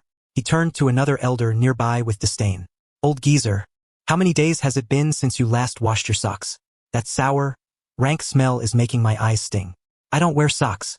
The old man stretched his foot onto Ryoichi's leg, wiggled his toes a few times, then stood up. His 3-tomo Sharingan spun wildly as he barked into the distance. Get your filthy self to defecate somewhere else. Do you think Nanga Shrine is a latrine? After a long silence with no response, just as he thought the matter was settled, the strange odor in the air grew even more pungent. Who on earth is it? Ryoichi rose, his Sharingan beginning to whirl. Scanning the vicinity, his gaze settled on Tobert, who was still eating noodles, and he frowned. You brat. Aren't you afraid that eating here will spoil your appetite? No worries. Tobert waved to the restless Uchiha elders before him, then raised his bowl of snail noodles to continue his hearty feast. Exhausted and famished after training, if not for the clan head's tardiness today, he wouldn't have been forced to fill his stomach here. So engrossed in his meal, Tobert failed to notice that all the nearby Uchiha clan members had risen, their brows deeply furrowed, facial muscles contorted in a mixture of distress and discomfort. If not for the fact that this was Nanga Shrine, they would have sworn they had wandered into their own outhouse. After a thorough search of the surroundings yielded no anomaly, Ryoichi grumbled as he approached Tobert, glancing down at the noodle soup before him. Just as he was about to pat the boy and suggest sharing some chicken wings with his grandson, he suddenly noticed the overwhelming stench. Pinching his nose, he instinctively lowered his head and sniffed the bowl in Tobert's hands. Ha! Tobert looked up, exhaling comfortably. Bang! Ryoichi plopped down onto the ground, his face contorted with disbelief. Elder, were you looking for me? What are you eating? Ryoichi stammered, pointing at the empty bowl in Tobert's hands, his body trembling involuntarily. He felt as though he had finally discovered the source of the foul smell. Tobert's gaze fell on the empty bowl. Wiping his mouth, he summoned another steaming pot and placed it before Ryoichi. His expression turned melancholic, his tone low. Our clan is one of love. No other family loves more profoundly than the Uchiha. This is a dish I developed, tailored specifically for our Uchiha clan. Carries the flavor of love. Sniffing the increasingly acrid stench in the air, Ryoichi fell into an uncharacteristic silence. Is the flavor of love really this sour and rank?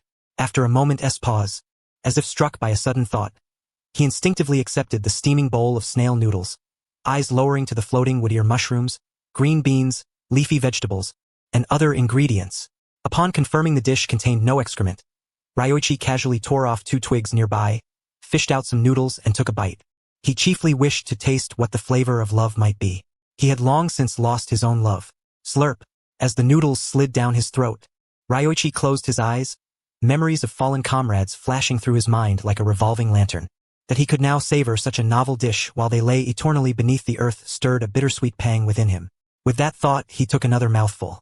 This unpleasant odor bore a resemblance to the sour sting he had once felt upon seeing others walking hand in hand through the streets. Ryoichi, what are you eating? At that moment, Ryoichi suddenly heard the terrified voice of the great elder from behind.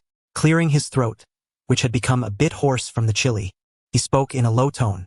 Our Uchiha clan is a clan of love, and this vermicelli is imbued with the flavor of love. It brings to mind some longings from the past that were never fulfilled. Recalling some painful memories from years ago, he took another bite of the vermicelli, savoring the sour, sweet and spicy tastes. The pungent sourness surged through his nostrils and flooded his mind. His current emotional state was indistinguishable from those bygone days. This dish truly suits us Uchiha. As he spoke, he extended the noodles in his hand, inviting the great elder to taste them as well. The great elder glanced at the vermicelli emitting a strange odor in Ryoichi's hand. Then, looking up at Ryoichi's eyes filled with reminiscence, his hand, which was grasping his beard, froze momentarily. Is this stuff really that extraordinary? Should I try some? However, he looked at the remnants of vermicelli in the bowl, then at the half-eaten portion still in Asuka's hand. The great elder's expression darkened. As if making a firm decision, he extended his aged arm toward Asuka and spoke. Young man, you must have made this, right? Bring me a fresh bowl. Asuka observed the great elder's expression, resolute as if facing death. After clicking his tongue, he prepared another bowl of luosafen for him. Slurp. It does have a certain flavor. You all come and have a taste. Upholding the principle of sharing good things together, after the great elder tried a bite of the vermicelli, he beckoned the surrounding clan members to come and partake.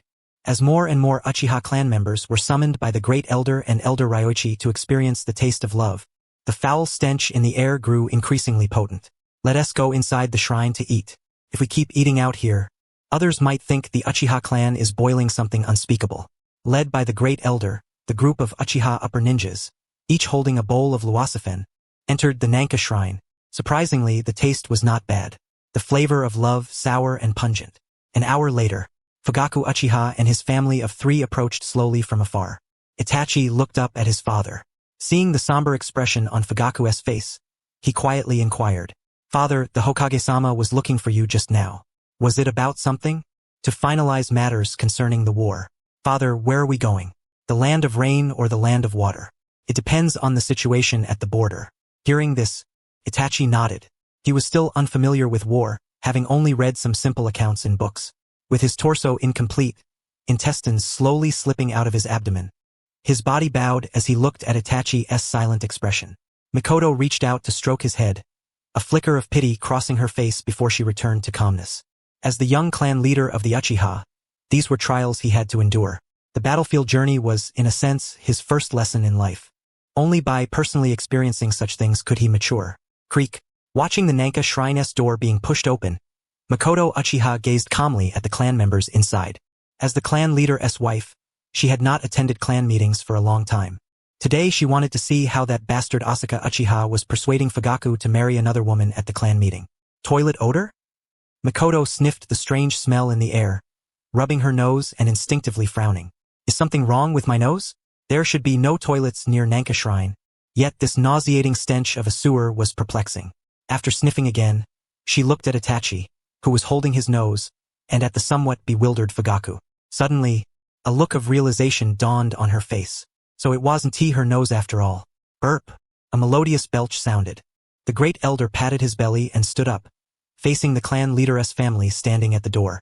His voice was hoarse as he said, "Clan leader, close the door first.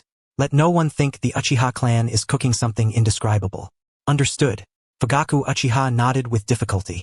After closing the door, he strode to the main seat and sat cross-legged, speaking calmly. "The smell here? The flavor of love." The Great Elder nodded confidently, rubbing his red-rimmed eyes. Then his gaze landed on Asuka, who raised 3 fingers and spoke firmly. 3 bowls. While Fugaku's family looked somewhat puzzled, Asuka bit his thumb, formed a summoning seal, and slapped the table. With a flash of white eyes, 3 large bowls filled with luosafen appeared on the table instantly. Placing the 3 bowls before Fugaku and his family, Asuka rubbed his reddened eyes and said, "Clan leader, tonight belongs to the Uchiha. The vermicelli is also filled with the flavor of love. Please enjoy." He regretted it. Dozens of people eating luosafen in a sealed room, the aroma was simply overwhelming. The key point was that each person ate more than 1 bowl. The pungency made their eyes ache. Fugaku sniffed the sour and foul odor emanating from the bowl, scanning the clan's upper ninjas below. Seeing their red and swollen eyes fixed on him with expectant gazes made his heart skip a beat. Hesitating for a moment, trusting his clan members, he picked up his chopsticks and tasted it. The flavor is bearable. That was his thought. Meanwhile, Mikoto Uchiha, smelling the sour and pungent scent piercing her nostrils, massaged her somewhat dizzy head. Her eyes fixed intently on Asuka as if she wanted to devour him. How could I possibly eat this stuff? Chocolate with a fecal taste wouldn't be much different. This likely summed up Mikoto Uchiha's true feelings at the moment. Quietly pushing her bowl of luosafen toward Fugaku, she instinctively clenched her fists. So angry, so tempted to hit someone. Due to the overpowering stench in the sealed room, after finishing the luosafen, Fugaku simply made a few remarks and dismissed the upper ninjas, who were nearly stupefied by the fumes. His eyes were also hurting from the smell. When Mikoto passed by Asuka, she shot him a fierce glare and emitted a chilling sneer. Ignoring his suggestions, she had already been pranked by him twice. First with that horrid pastry, now with these repugnant vermicelli. It was infuriating. As time passed swiftly, midnight arrived. At this moment, most of Konoha village had fallen into slumber. Itachi Uchiha stretched out his hand beside him, but finding it empty, he sighed softly. "I'm going to the battlefield tomorrow. Mother said she would sleep with me tonight." "Is she leaving already?" Itachi slowly opened his eyes. Through the moonlight streaming in from the window, he saw that his mother had not left. He discovered that his mother had merely sat up, her back resting against the wall, the Sharingan in her eyes incessantly spinning, her complexion unnervingly pale. Mother? Upon hearing Itachi's voice calling her, her gaze shifted from the direction of the Uchiha household to Itachi himself, and she spoke coldly, "Go back to sleep. Mother, aren't you gonna sleep yet?" At his words, Makoto Uchiha took a deep breath, closed her Sharingan, and patted Itachi's back with one hand. "I can't sleep." Itachi looked at his mother with concern. Puzzled, "Mother, what's wrong?" "I dreamt I was in the kitchen, and the pot was boiling over with chaos." As she spoke, Makoto's Sharingan spun anew in her eyes. She cast a hateful glare toward the direction of the Uchiha household, biting her lips until they lost their color. "Uchiha Asuka, I am waiting for you to return from Sunagakure." The following morning, at the entrance of Konoha village.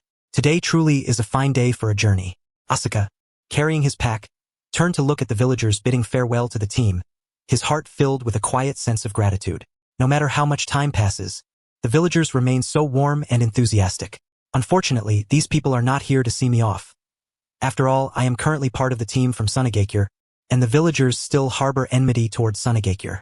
Casting a glance at another group of ninjas rushing toward the battlefield, Asuka's gaze lingered on Itachi Uchiha for a long moment, while he also sensed several pairs of eyes fixed upon himself. At that moment, Yuzuki Yuka squeezed through the crowd of well-wishers to the front. She jumped up and waved at Asuka, shouting, "Master, have a safe journey." Smiling, Asuka waved back at her, then saw his other two students also pushing through the crowd. When his eyes landed on Irika, he noticed the footprints on the front of the latter's chest, and the corner of his mouth twitched slightly. That unlucky fellow must have been stepped on a few times by the crowd, right? "Teacher, return safely soon." Hinata Hanabi glanced at Yuzuki Yuka, who was wildly waving beside her. She wanted to jump up and bid farewell to the teacher in the same way. But what is she thinking? At that moment, Yuzuki Yuka squeezed over again. Seeing Hanabi's hesitation, she grabbed one of her arms, raised it into the air, swung it back and forth, and shouted, "The teacher is leaving today. Don't look so gloomy." Watching the three students waving their arms enthusiastically to send him off, Asuka's lips curved into a smile as he waved back at them. Just as he was about to depart with the Sunagakure delegation, his gaze subconsciously swept over the crowd of well-wishers, coinciding with Makoto Uchiha looking over at the same moment. Their eyes met midair. He blinked, looking into Makoto's dark eye circles and the slight movement of her lips, and suddenly found himself at a loss for words. Thanks to the exceptional clarity granted by the Sharingan, he could fully comprehend what she was silently conveying. Yakura glanced at Asuka, who stood frozen in place, then stepped forward.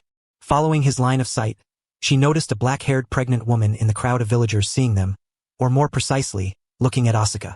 After observing the subtle movement of the woman's lips, Yakura turned her head toward Asuka and asked in surprise, "Are you married?" Asuka shook his head firmly and replied, "No, I'm still single."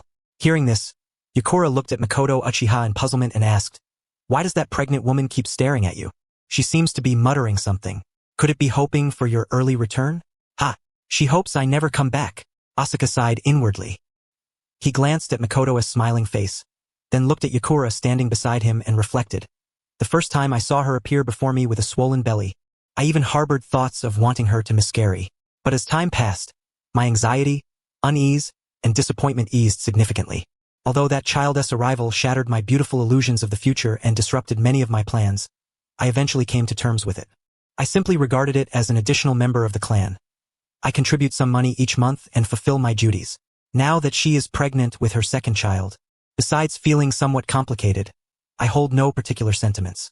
Oh right, she is here to see off her husband. If her husband were not departing for the battlefield today, I doubt she would have even shown up here. At the thought that the money he hands over monthly from his missions to the clan might be used on Itachi Uchiha, Asuka felt a faint pang in his chest. It would be more practical to donate to the Konoha orphanage. The orphanage might even give me a good person card. Itachi Uchiha would most likely stab me in the kidney. Smack! Seeing the complex expression on Asuka's face, Yakura struck her right fist against her left palm and revealed a look of sudden understanding. Combining it with the most popular Ninja World novel recently, she quickly painted several vivid scenes in her mind. A scoundrel impregnates another woman and tries to make her abort, but the plan fails. Because of the sudden arrival of that child, the scoundrel may have realized he must bear the responsibilities of fatherhood, and those responsibilities and demands are immense. This not only disrupts his future plans but also shatters his hopeful fantasies of pursuing other women. In the end, The woman insists on giving birth, and the scoundrel offers some money and brushes it off. Judging by the current situation, it seems this woman has seen through the scoundrel's true nature and distanced herself from him. Yakura nodded. Her gaze toward Asuka was filled with anger and disdain. Scumbag. She then swiftly moved beside Makoto. Before the latter could react, Yakura draped one arm around her shoulder, pointed at Asuka, and whispered, "Do you wish that man would never come back? I can help you." Following Yakura's finger, Makoto looked at Asuka, who was busy greeting others. She gently nodded once, then shook her head, her expression calm as she said, "Whether from the perspective of the village, the clan, or personal stance, I still hope he returns safely." Seeing that her expression was sincere, Yakura's face showed admiration mixed with gritted teeth as she said, "You are so gentle. If I were you, I would have long ago roasted that scoundrel who only wants to sleep around and shirk responsibility into a mummy." That one sentence rendered Makoto utterly silent. She observed Yakura's somewhat wrathful demeanor, organized her thoughts for a moment, then forced a smile and said, "Jonin Yakura, I feel that you might have misunderstood something." Misunderstood? After looking at Makoto for a while, Yakura slowly patted her shoulder comfortingly. "Let it be a misunderstanding then. Although I am from Sunagakure, from a woman's standpoint, I still hope you find happiness."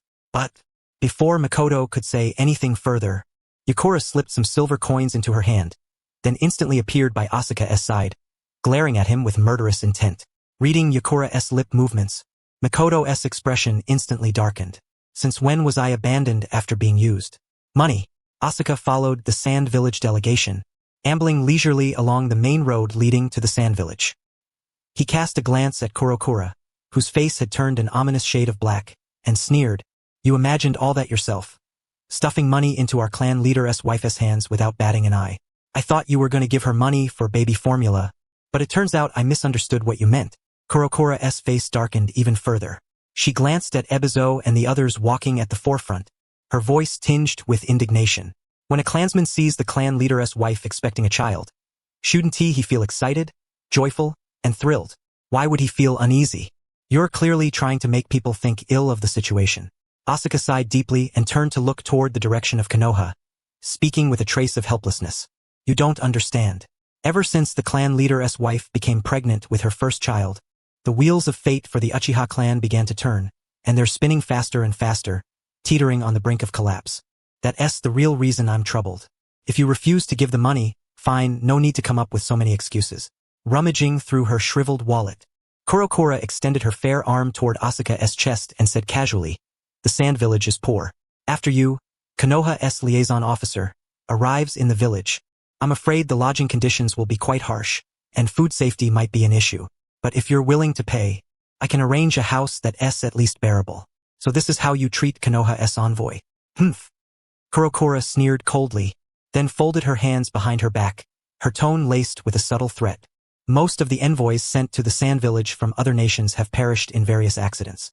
In a place like the desert, where nights are bitterly cold, it's not unusual for people to freeze to death occasionally if their lodgings are shabby." Before she finished speaking, Kurokura suddenly felt a thick wad of banknotes in her hand. She looked at Asuka in surprise, pinched the thickness of the bills with her fingers, and then slid them back into her wallet. "The village has been paying out too much compensation lately, and I've heard the daimyo has cut a lot of expenses. Even as a jonin, I have to start budgeting carefully. Extra money saved should be handed over to the village to support the orphans." She cast a subtle glance at Asuka, her expression becoming more complex. After spending several days together, Kurokura found that when she observed Uchiha Asuka without prejudice, her views of him began to change.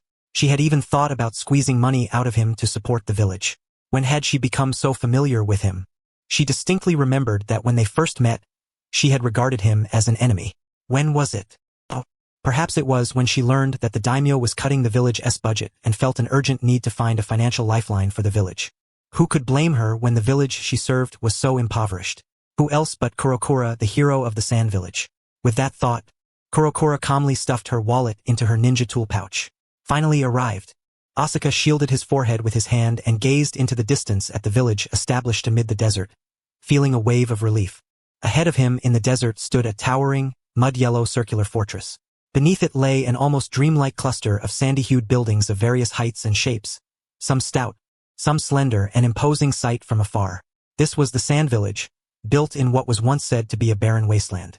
But after the first Kazekage chose this place to establish the village, it gradually flourished. Asuka had long wished to travel through the 5 great nations, but the ninja world was no longer what it had been after the 4th Great Ninja War. If he were discovered stepping into another village, he would at best be subjected to a major memory wipe, and at worst end up playing mahjong with the old sage of 6 paths. The risks were simply too great. When the group reached the entrance of the sand village, they were greeted by a broad avenue. Although the street was still far behind Konoha in terms of activity, the mere fact that there was any bustle at all in this 100-ri stretch of desert was enough to testify to the village's prosperity. Almost every pedestrian in the sand village wore long robes, their heads wrapped in bandages or white cloth to prevent sand from blowing into their hair. At that moment, the villagers noticed Ebizo and the others had returned. They put down their tasks and broke into smiles. Lord Ebizo, and Lady Kurokura, welcome back. How did the negotiations in Konoha go? One by one, the common folk cheered and approached the group, warmly inquiring after the ninja and secretly trying to glean news about the war. You really are popular, Asuka remarked somewhat sourly as he watched Kurokura being surrounded by enthusiastic villagers. When he had returned to the village after the war, although some welcomed him, the villagers instinctively stepped aside when they saw the stiff-faced Uchiha behind him, turning their smiles toward other ninja instead. Humph. Kurokura heard Asuka's voice and looked at the somewhat gaunt-faced villagers, an involuntary bitter smile tugging at the corners of her mouth. The village treated them like heroes, but they had betrayed those expectations. This time, the treaty signed in Konoha was a ceasefire, one that was disadvantageous to their side. You go on. It's not really appropriate for me to stay here. I'll go take a walk elsewhere, Asuka said, pulling a lollipop from his pocket and popping it into his mouth. Then he left the group and began to wander through the sand village. Although his official mission was to promote medical exchange between the two sides, he was actually a spy, albeit one whose identity was known to both sides. Much like a modern embassy, everyone knew he was there to gather intelligence, but besides increasing surveillance, there was little they could do. And once war broke out, expulsion was out of the question. He would almost certainly end up in prison. With that in mind, Asuka moved toward a nearby steamed bun stall and pointed at the buns in the bamboo steamer. 2 of these, please. Right away. The vendor handed him the steaming buns. As Asuka bit into one, his expression stiffened slightly before he gave the owner a thumbs up. This is the first time I've eaten a bun with sand inside. The taste is good, just a bit rough on the teeth. Hey! The owner scratched his head awkwardly, then took another bun from the steamer and handed it to Asuka apologetically. Sandstorms blow through here often. It's hard to avoid a little sand in the food. No problem having sand. The flavor is really quite good. Asuka sat down on a chair, watching the passers-by come and go, unable to help but click his tongue in surprise. He had assumed the sand village would be mostly inhabited by people from the wind country, but that dark-skinned burly man he saw earlier was from the lightning country, right? And that big fat guy looked like he was from the earth country. After finishing the bun, Asuka looked up at the vendor in surprise. Boss, why don't I see many ninja on the streets here? Hey! Upon hearing this, the shop owner's face blossomed with pride as he pointed towards the distant Wind Shadow Tower. Recently, the Lord of the Wind Shadow employed his formidable power to elevate a desert not far from the village into the sky, where he discovered a considerable quantity of gold.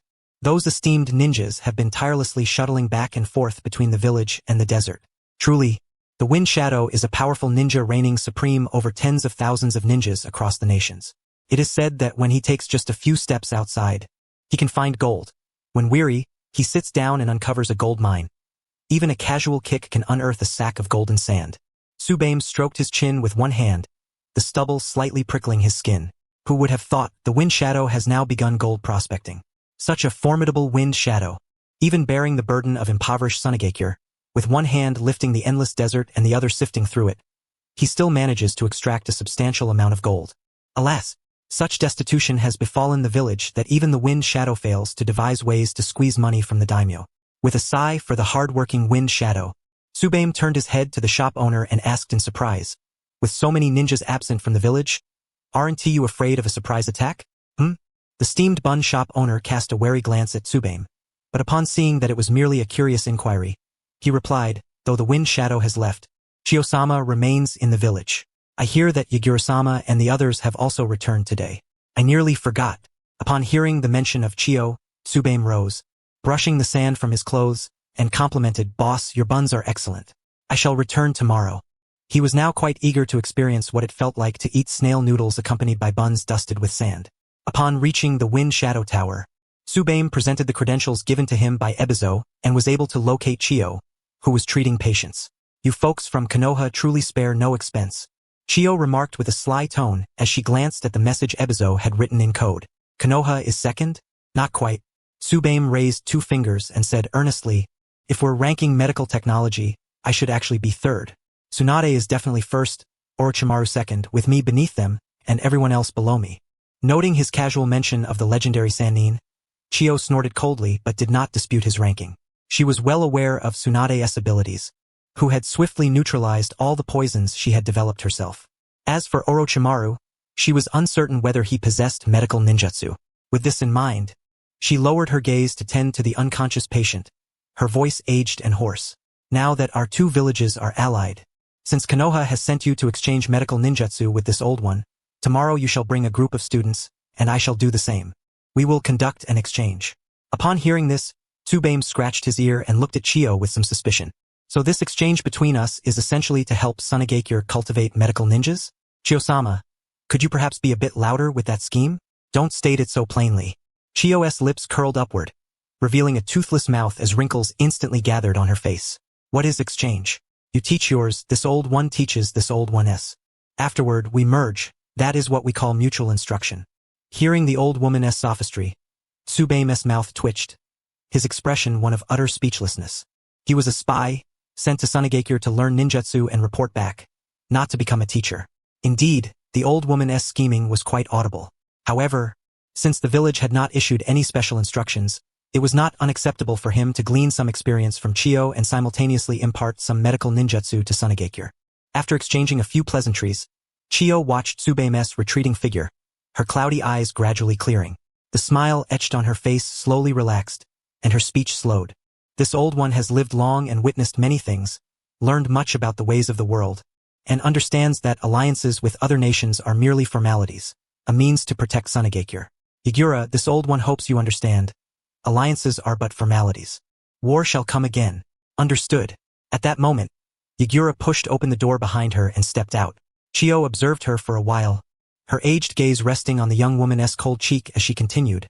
This old one has retired. Now it is the era of you young people. A sign of youth maturing is shedding one's facade. Our wind country is naturally barren. Not to mention comparing it to the land of fire, so rich and gifted. Even the stony regions of the land of earth are superior in many ways.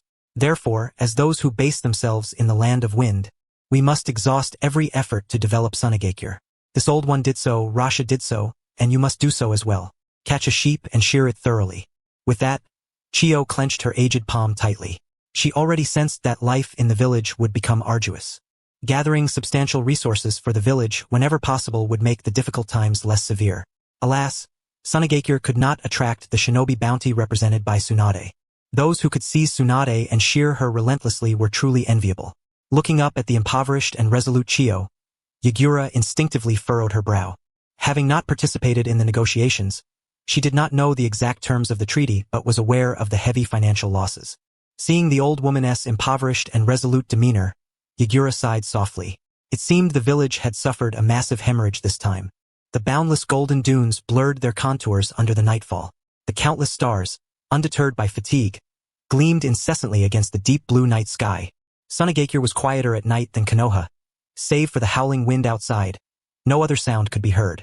The roaring wind, carrying sand, battered the window, providing an unusual lullaby.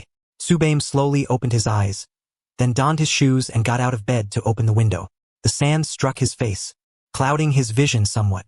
Glancing down at the street below, he propped himself against the balcony railing with one hand and vaulted down from the 3rd floor, crashing heavily onto the ground. Boom! The impact instantly created 2 pits in the earth, the tremendous force blowing the thin layer of sand away, revealing the bluestone slabs laid when the village was founded. Straightening up, Tsubame looked at the figure before him, who showed no effort to conceal his murderous intent, and yawned. Is it you? Roaming here in the dead of night, recklessly radiating killing intent. The man glared at Tsubame with murderous fury and growled. You filthy, disgusting ninjas from Konoha. How dare you come to our village? Tsubame looked down and tugged at his pajamas, pulling the shirt tucked into his pants free. He then looked at the approaching Tsunade shinobi and explained, I agree with what you said. Sometimes, I even feel our village is quite filthy. As for the reason why I came to your village, firstly, I might have been singled out. My voluptuous captain simply tossed the mission onto me. Secondly, it is highly likely that I was targeted.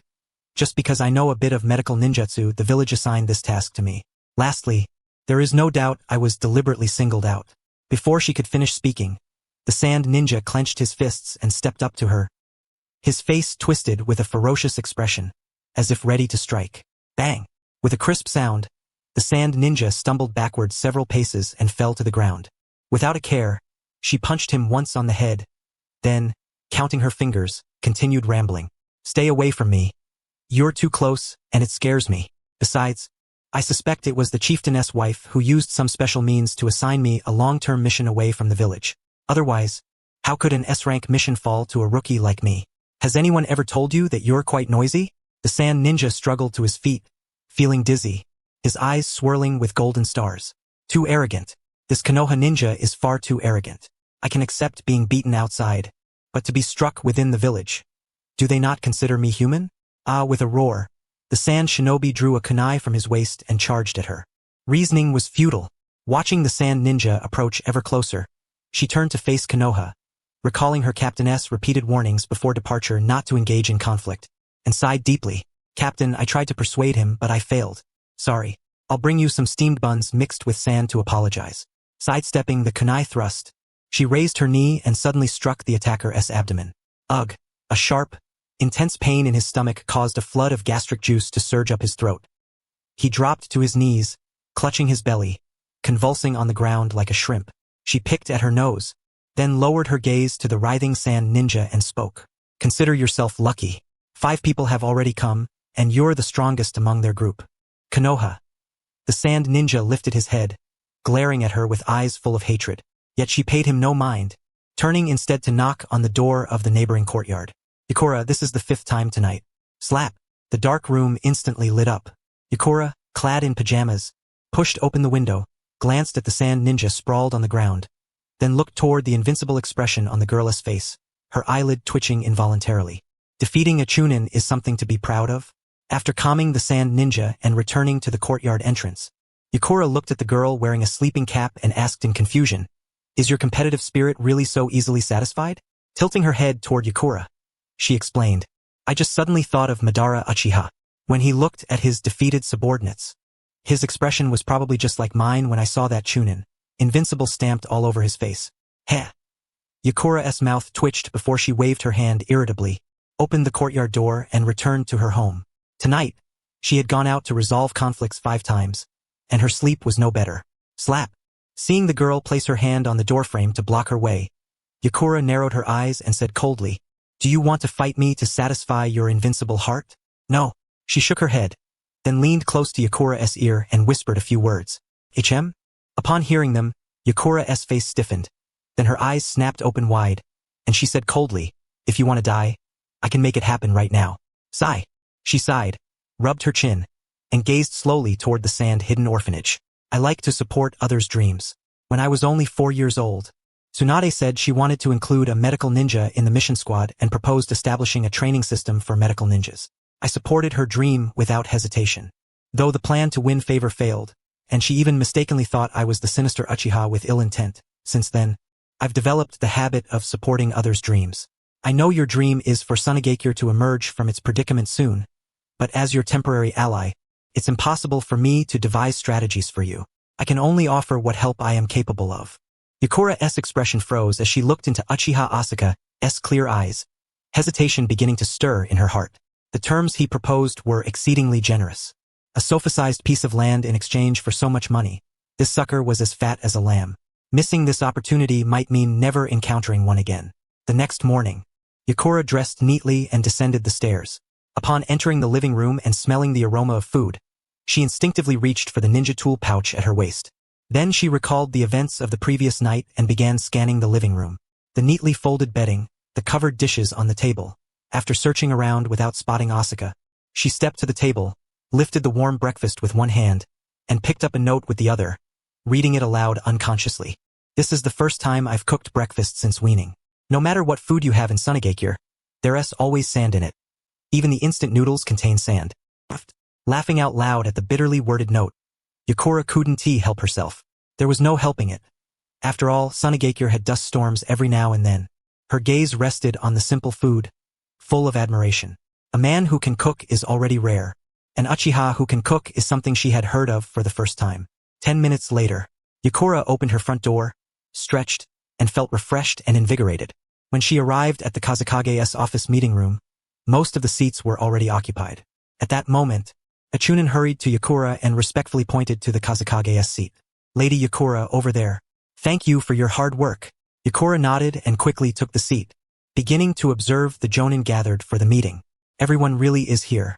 Almost all jonin who could come, except those on guard duty or at the front lines, had assembled. After a short while, a man dressed in black ninja attire and wearing a straw hat pushed open the meeting room door and slowly entered. Kazekage-sama. Seeing the jonin greet him, Rosa took his seat, pressed his hand down, and spoke in a low voice. "The meeting begins." "Wait." At that moment, a middle-aged man with a white scarf and scruffy beard suddenly looked toward Yakura and said, "Before the meeting starts, I would like to ask Jonin Yakura a question." Gazing at the official who had spoken first, Yitsong furrowed her brow slightly and replied with a calm tone. "Speak." Ye jang, Ronin. "I have heard that a Uchiha has taken residence in your home. How could you possibly consent to such an inconceivable matter? This is utterly chaotic." Upon hearing this, Yitsong smiled. "I was wondering what this was about. It turns out it's about last night's incident. I didn't expect word to reach his ears so swiftly." She crossed her arms over her chest, leaning back in her chair with a rather self-satisfied tone. "My sofa was sold for 1 million ryo. Your sofa is inlaid with gold?" The official asked instinctively, then immediately caught himself and scolded, "Jonin Yitsong, do not change the subject. We are discussing you and the Uchiha, not your gilded sofa." "Oh, that sofa was purchased by Uchiha Asuka. He spent 1 million ryo to rent my sofa for 3 months. In other words, he is currently leasing a place in my home. I just felt it was a very profitable deal, so I agreed. As for my personal safety and the intelligence concerning the village, I am well aware." 1 million ryo. The official slammed his hands on the table and abruptly stood up, staring at Yitsong in disbelief. Yitsong nodded with certainty.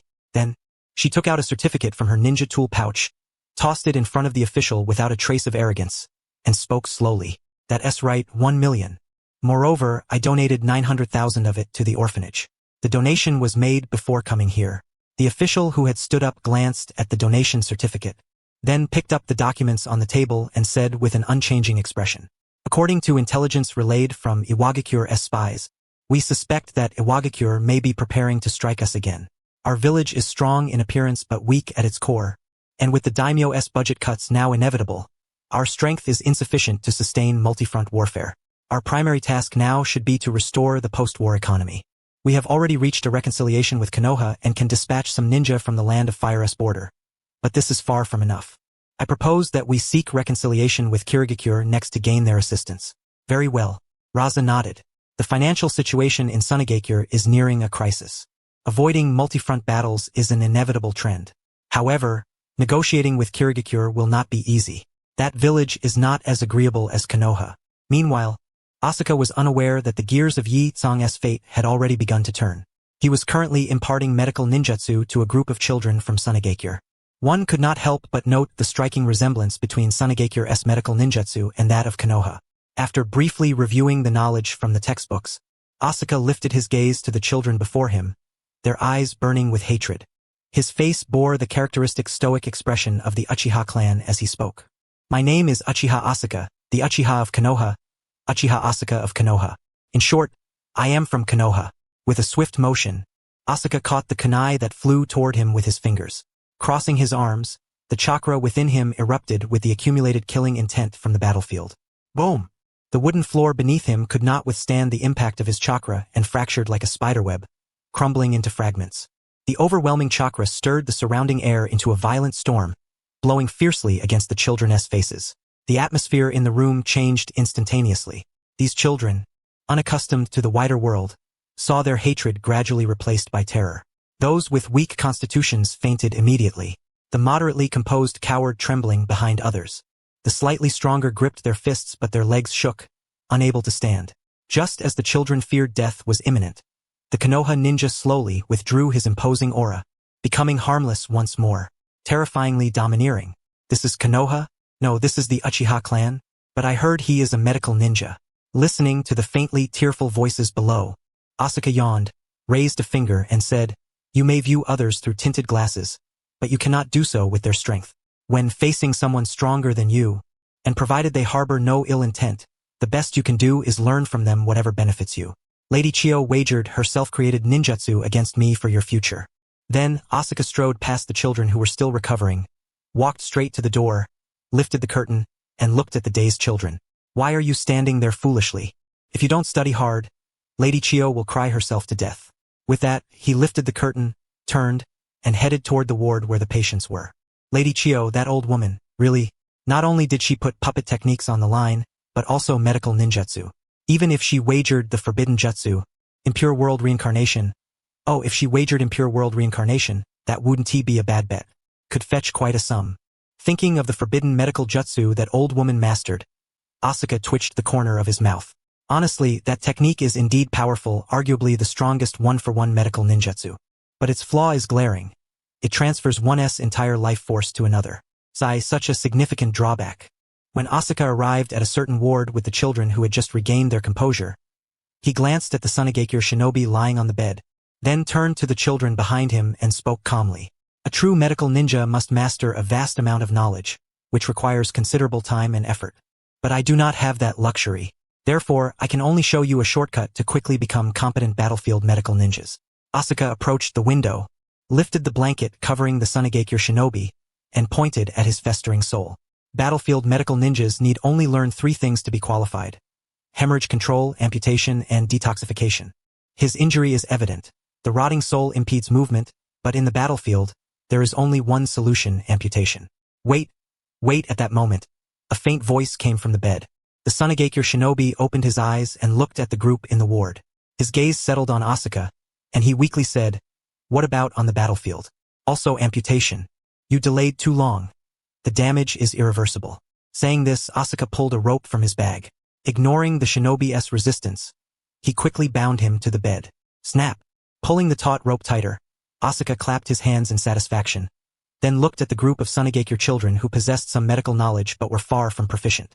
In this regard, Chiyo indeed performed admirably. She had prepared a group of children who had completed their theoretical studies and acquired rudimentary medical ninjutsu but lacked practical experience. This spared him the effort of teaching them the basics. "You should all have learned the hemorrhage-stopping technique." Yes. The children nodded in unison. Before they could pose any questions, the Uchiha ninja drew the large sword from his waist, and in the next instant, a cold gleam flashed across the thigh of the sand ninja. Thud! The sight of the gangrenous foot falling onto the floor, a scene so taboo, etched itself deeply into the eyes of these children. Ugh! Ugh! Waves of retching echoed through the room.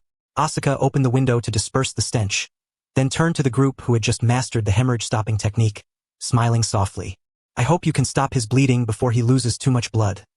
Otherwise, he might never become a ninja." Ah! At that moment, a medical ninja passing by outside the door heard the sharp cries from within and darkened his face. Do they really think Konoha lacks spies? When you teach medical ninjas, don't you always start with fish? And now, in front of these children, they just chopped off a foot? How despicable! Yet he had no intention of entering to intervene. Aside from Chiyo-sama's orders, the foot inside was truly beyond saving. But when they amputate, they always use anesthesia. Damn Konoha!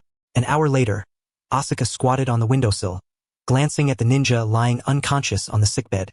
Then looking toward the few who were barely standing in the room, he applauded. Well done. Enduring the wails while stopping his bleeding, that's commendable. Demon. The gazes of those in the room shifted toward Asuka with newfound apprehension. This man could sever someone's foot without batting an eye, and without anesthesia. Moreover, his practiced movements suggested he had done this countless times. Now, the first lesson I teach you is decisiveness. On the battlefield, if you are the medical ninja of your squad and cannot immediately locate the source of the injury, but you can save their life through amputation, do not hesitate. Cut, then stop the bleeding. And remember, amputation can treat the vast majority of battlefield injuries. As for anesthesia, where on the battlefield will you ever get the chance to administer it? Having finished speaking, Asuka gazed deeply at the children in the room before leaping out of the window. His purpose today was simply to screen candidates. Teaching dozens of medical ninjas at once would be exhausting. Time to cook. Recalling that he had eaten sand all day yesterday, Asuka's gaze fell upon the elderly vendors selling vegetables, and he began to ponder what to prepare today. Pineapple fried rice, perhaps. Appetizing and perfect with rice. Also, though it felt exhilarating to throw money at Yagura, he was running low on funds. Tomorrow, he would have to post several missions to earn some living expenses. Huff! Yagura exited the conference room with a blank expression. A fierce wind blew across her face, causing her to instinctively squint. Since the establishment of the 5 great ninja villages, Sunagakure has had conflicts with the other 3 major villages, Konoha, Kirigakure, and Iwagakure. Among these, Konoha had the most disputes, Iwagakure came second, and Kirigakure third. Yet, fewer conflicts with Kirigakure did not mean fewer enmities. The village was about to suffer heavy casualties once more. As Yagura passed the mission office, she caught sight of a familiar figure and paused briefly. Then she turned and approached the person, asking with curiosity, "Asuka, what are you doing here?" "Posting missions," Asuka replied, eyes down as he filled out the paperwork without looking up. "Our village shops wouldn't rent to me, so I had to come here instead."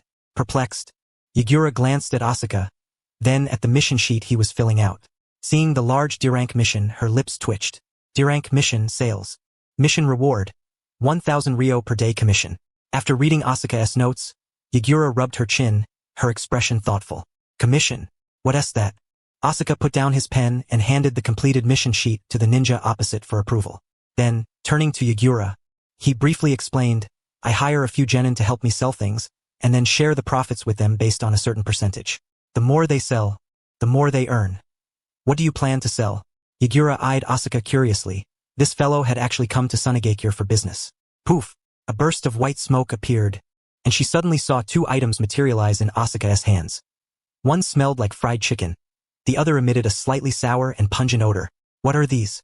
"This is Uchiha honey mustard fried chicken. Back then, Madara Uchiha developed it for his younger brother. Later, I found the secret recipe and, after years of experimentation, managed to recreate the flavor. The other is Uchiha Luosafen." One night, Madara deeply felt that the Uchiha clan was the most loving clan, yet their fate was the most tragic. So he created this Luosafen to let the clan savor the taste of love and preserve that pure original intention. After finishing, he noticed the confusion in Yagura's eyes and shook his head slightly. If it weren't for the Senju and other clan members still alive, and difficult to provoke, he would have liked to weave a tale involving Senju Hashirama and Madara Uchiha's names. Alas, it was not to be. That old man probably didn't have many days left and wouldn't come looking for trouble. By the way, Yagura shook her head, clearing the image of Madara personally making fried chicken from her mind. She pulled Asuka aside to a secluded spot and asked in a low voice, "Do you have any research on pregnant women?" "Pregnant women?" Asuka's eyes gleamed oddly. He had indeed conducted research related to pregnant women, but only concerning prenatal education. It was said that prenatal education could influence the intelligence level of the fetus, enabling the child to be born smart, clever, and healthy. Yet, even when the subjects reached the age of 4, he found no significant changes in their intelligence. From then on, he abandoned research on pregnant women. Yagura, unaware of Asuka's expression, cautiously scanned their surroundings and hesitantly inquired, "What if a pregnant woman cannot deliver her baby?" Without hesitation, Asuka answered that it's simple. You can pull the baby out or, if necessary, perform a cesarean section. With current medical techniques, it's rare for a pregnant woman to die from difficult labor. What's this? You have a friend experiencing a difficult labor. Yitsong cast a sharp glance at Asuka. His eyes filled with concern as he looked toward a certain direction. Didn't she know about cesarean sections yet? If it were that simple, things would be far easier to resolve. Then, he buried the matter deep within his heart and casually fabricated an excuse. "No, I'm just worried. If someone close to me ever encounters a difficult delivery, what should I do? Just have a cesarean, what's the big deal?" Asuka shrugged indifferently, showing no concern whatsoever. The medical techniques in the ninja world were downright magical, even more so than in later eras. When it came to difficult births, it was almost as trivial as catching a cold. They could even bring the dead back to life. Giving birth was nothing in comparison. For nights later, a full, round moon hung suspended in the night sky, while a gentle breeze pushed the drifting clouds forward with a slow pace. On this rare, windless evening, an eerie atmosphere permeated everywhere. In the hidden sand village outside a certain safe house, several elite ninja of the sand village stood guard outside, their eyes unblinking as they fixed their gaze upon the sturdy safe house before them. "Rosa." At that moment, a sand village ninja hurried up to Rosa, gripping his collar with both hands, his voice brimming with anger as he demanded, Why didn't you inform me of something this important in advance? Why keep me in the dark? Rosa exhaled heavily, crossing his arms as he stared ahead at the safe house. His expression was grim, tinged with a trace of worry, and his tone was cold. The hidden stone has been making frequent moves. This was a temporary decision made to protect the village from invasion. Moreover, this matter is highly classified, and given your rank, you have no clearance. Yakamaru, the only reason I'm telling you today is because your sister might be dying. There is no longer any need for secrecy. Yakamaru released his grip and took 2 steps back. Disbelief etched across his face as he looked at the impassive Rosa. My sister is dying? 2 tear trails slid down his cheeks, falling to the ground as his shoulders trembled and his teeth clenched. His voice quivered. Why? Why must my sister die? She is your wife. Why did you allow that monster to be sealed inside her? Did you ever ask how she felt? At this, a flicker of pain crossed Rosa's eyes before vanishing. He glanced at Yakamaru, who was now crouched on the ground, crying, and spoke calmly. To protect the village, she consented. I was the one who sealed the tailed beast inside Karuro, who was already pregnant. If you harbor resentment, direct it at me, not the village. But you, Yakamaru, as a ninja, should understand the significance of the tailed beast to the village. But she is my sister, Yakamaru stammered. She is also my wife, and the child in her womb is my son. I personally sealed the tailed beast within our son. You should know well the fates of the previous 3 Jinchuriki who lost control.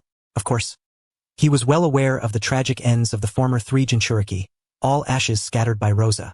Looking up at Rosa's cold expression, Yakamaru parted his lips, wanting to say something, yet no words came forth. Before he became the Kazekage, he was not like this. When he entrusted his sister's hand to him, Rosa had promised to protect her. A gust of wind blew, gradually shrouding the moon behind thick clouds. At this moment, the wind in the hidden sand village abruptly ceased. Asuka, who had been lying on the sofa dreaming, suddenly opened his eyes. The Sharingan within his eye socket whirled frantically. Sitting upright, his gaze swept across the sofa, which was almost as large as a bed. Realizing he had not been transported anywhere else and was still at Yi Tsong's home, Asuka cupped his hands around his mouth and shouted upstairs. Yi Tsong, something big is happening in your village. The Tanuki is about to wreck the place. He shouted for a long time without receiving a reply. Upon reaching the top floor and finding the room empty, Asuka knew that Yi Tsong must have kept something from him. Without delay, he hastily packed his belongings, also gathering the valuables in Yi Tsong's home. Damn it! The tailed beast's massive chakra is overflowing. This is the prelude to a rampage. Thump, thump, thump. The ground began to tremble slightly. As Asuka packed, he stared blankly at a clock that had fallen to the floor, then looked up toward the northeast, murmuring, the one tail is about to emerge? Yaha! I can finally come out. A sharp voice echoed through the air, spreading to every corner of the hidden sand village. A tanuki covered in intricate cursed seal patterns raised its head toward the pure white moonlight and let out a howl. That piercing cry was strangely joyful. Pushing open the door, Asuka turned to look at the tailed beast located at the edge of the village. His mouth twitched slightly before he leapt onto the rooftop, assuming the role of a bystander. This kind of event, where dozens of sand ninjas die in a single day, was rare indeed. Who knew how great the losses for the hidden sand village would be tonight? Yaha! The one-tail's gaze slowly descended. It looked at Rosa, who stood on a rooftop in front of it, then extended its palm and aimed at him, excitement evident in its voice. I found the one I want to kill first. Rosa exhaled sharply, glancing at the unconscious advisor Chio amid the ruins. His gaze then settled on Shikaku, his expression indifferent. It's out again? Shikaku's belly swelled, then it slammed a massive hand against its abdomen, expelling a powerful gust of wind chakra from its mouth. Wind release, vacuum bullet. Watching the wind release technique, empowered by the tailed beast's chakra, swiftly flying toward him, Rosa extended both arms, palms facing upward, and slowly raised them. Magnet release, gold dust. Between the two, a colossal curtain composed of gold dust suddenly rose. The enormous vacuum bullet crashed into the center of the barrier, creating a deep dent before falling silent. Then, under Rosa's command, the golden curtain surged forward like a tsunami, forcefully pressing down on Shikaku. Shikaku rubbed its eyes, watching the advancing sea of sand, then turned and fled.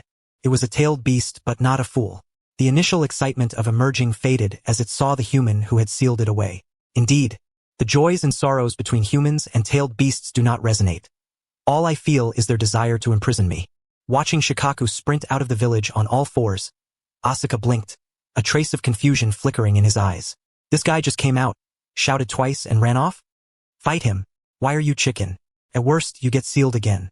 Speaking of which, Asuka had finally caught on. Staring at Shikaku's retreating figure, he muttered to himself, could it be that Rosa deliberately released it to show other villages that he can suppress the tailed beast's power? That's possible. It's like pulling out a nuclear bomb for a leisurely stroll in the future era. Just casually show off your ability to control the tailed beast by letting the one tail roam around. Sighing, Asuka turned back to look at the pack he had just finished preparing. His mouth twitched as he thought, if I'd known there was no danger, I would have just gone back to sleep. Teacher, amidst the clamor of the bustling street. It seemed as though someone was calling out to him. Asuka blinked and turned towards the source of the voice, only to see a figure with blonde hair wrapped in a white scarf running in his direction, shouting as he ran. Teacher. The young man with a refined appearance leapt beside Asuka, panting heavily. Asuka scrutinized him carefully, searching his face in his memory in vain before asking in confusion, who are you? I'm Yakamaru. Oh. Asuka let out a long "oh," then forcefully struck his left palm with his right fist and nodded. Yakamaru? Who is that? Your student. Seeing that Asuka seemed about to say more, Yakamaru quickly lifted the woman cradled in his arms and anxiously pleaded, Teacher, please save my sister. Only then did Asuka notice the woman in Yakamaru's embrace was on the verge of death. Your sister's injuries are quite severe. How did she get hurt? Peeling back her eyelids to examine the gradually dilating pupils, Asuka reached out to check her pulse. Feeling the weakening heartbeat, he frowned. Well, noticing the Uchiha emblem on Yakamaru's clothing and glancing again at his sister's pale face, Yakamaru gritted his teeth and, eyes closed, said, my sister was injured during the recent turmoil. Asuka's lips twitched at the thought that just moments ago, a single jutsu had driven off the one tail, and he couldn't help but feel a pang of sympathy. Your sister's luck is truly unfortunate. If I'm not mistaken, she might be the only person injured in this entire commotion. Teacher, please, I beg you, save her. All right. Observing Yakamaru with a fresh wound bleeding on his forehead, Asuka waved his hand dismissively, then lifted the blonde-haired woman and began walking, saying, guard the door for me. Don't let anyone disturb me, or your sister will surely die. Yakamaru instinctively wanted to follow inside, but seeing the firmly shut door and anticipating that the village's shinobi might soon come to investigate, he swallowed his urge to enter. Earlier, when he saw the one tail break through the roof of the safe house and appear in the village, he had risked being crushed by the tailed beast to carry his sister out. But seeing his sister barely clinging to life and the unconscious elder Chio, his mind had instantly become a chaotic mess, and he had instinctively run toward the hospital holding his sister. When he reached this chaotic street, he spotted Asuka crouched on a rooftop with a large pack on his back, looking ready to flee. Only then did he suddenly recall that Uchiha Asuka, who had taught him medical ninjutsu, was apparently a powerful medical ninja. Sister, you must survive. Glancing at the firmly closed door, Yakamaru drew a kunai from his pocket and cast a wary gaze around. Until there is a result, no one is allowed to enter. At this moment, Asuka felt somewhat overwhelmed. He realized he had underestimated the extent of the injuries. This was no mere collateral damage from the tailed beast's attack. It was as if the beast had physically taken up residence inside her. Placing his hand on the woman's emaciated abdomen, Asuka clearly sensed that she had been pregnant not long ago, but the residual chakra inside her did not belong to a human. It indicated an extraordinary connection between her and the tailed beast. There was no child in her womb, only chakra belonging to the tailed beast. Could this be the difficult childbirth patient Yakura had mentioned? Examining the intricate pattern on her belly, Asuka, who had studied sealing techniques, made a tentative identification. This was likely a modified sealing jutsu from Sunagakure. No wonder a cesarean section was impossible. The tailed beast was sealed directly onto the fetus inside the mother's body, and the seal prevented the beast from escaping. Having pieced together the cause and effect, Asuka pressed his hand to her womb and began guiding the unnatural chakra into his palm. After a moment, a fiery red chakra enveloped Asuka's palm. Sealing tailed beast chakra. With rapid hand signs, the tailed beast's chakra swiftly gathered at his fingertips and vanished, leaving behind a diamond-shaped seal. Staring at the diamond mark on his finger and the singed skin, Asuka's lips twitched. This proved that his mastery of sealing jutsu was not in vain. It could indeed seal tailed beast chakra. But was this small amount of chakra enough to unleash two A-rank jutsus? He had considered becoming a Jinchuriki, but the tailed beasts were all captive. He had planned to visit Kirigakure in the future to seek out the three tails, but never imagined that his first sealing jutsu would trap the one-tail S chakra on his fingertip. And the amount of chakra was pitifully small. At dawn, he pushed open the door and glanced at the people standing at the entrance, fixing his gaze on the brown-haired man in the center. Fukazuru? After a brief silence, Asuka spoke. Lord Kazekage, I never imagined our first meeting would be here. Rosa nodded, then narrowed his eyes, looking past Asuka into the room. How is she? Still alive? Upon hearing the reply, Rosa cast a deep look at Asuka before leading his group of shinobi away, leaving only Yakura and Yakimaru inside, along with a man, a woman and 2 children. Lord Kazekage, that Konoha ninja likely knows the secret of Sunagakure-s tailed beasts. Hearing the voice behind him, Rosa paused briefly, then resumed his composure and spoke coldly. I have another son. If my youngest cannot control Shikaku during the war, I will extract it and seal it into my other son. Besides, Konoha is our ally. If that ninja dies here, the 4th Hokage is not the 3rd Hokage, he will not let it go. At these words, the Sunagakure shinobi following Rosa's footsteps flashed a look. If that Uchiha dies in the village, it's indeed troublesome. The 4th Hokage is an even bigger problem. If he can't die here, then if he dies in someone else's hands, the trouble will be diverted, right? Hey, what are you doing? Hearing the lazy voice behind him, Asuka stiffened, slowly turning to face the doorway, meeting a pair of clear, almost amber-colored eyes. Yakura's back so soon? Weren't you supposed to take her to the hospital?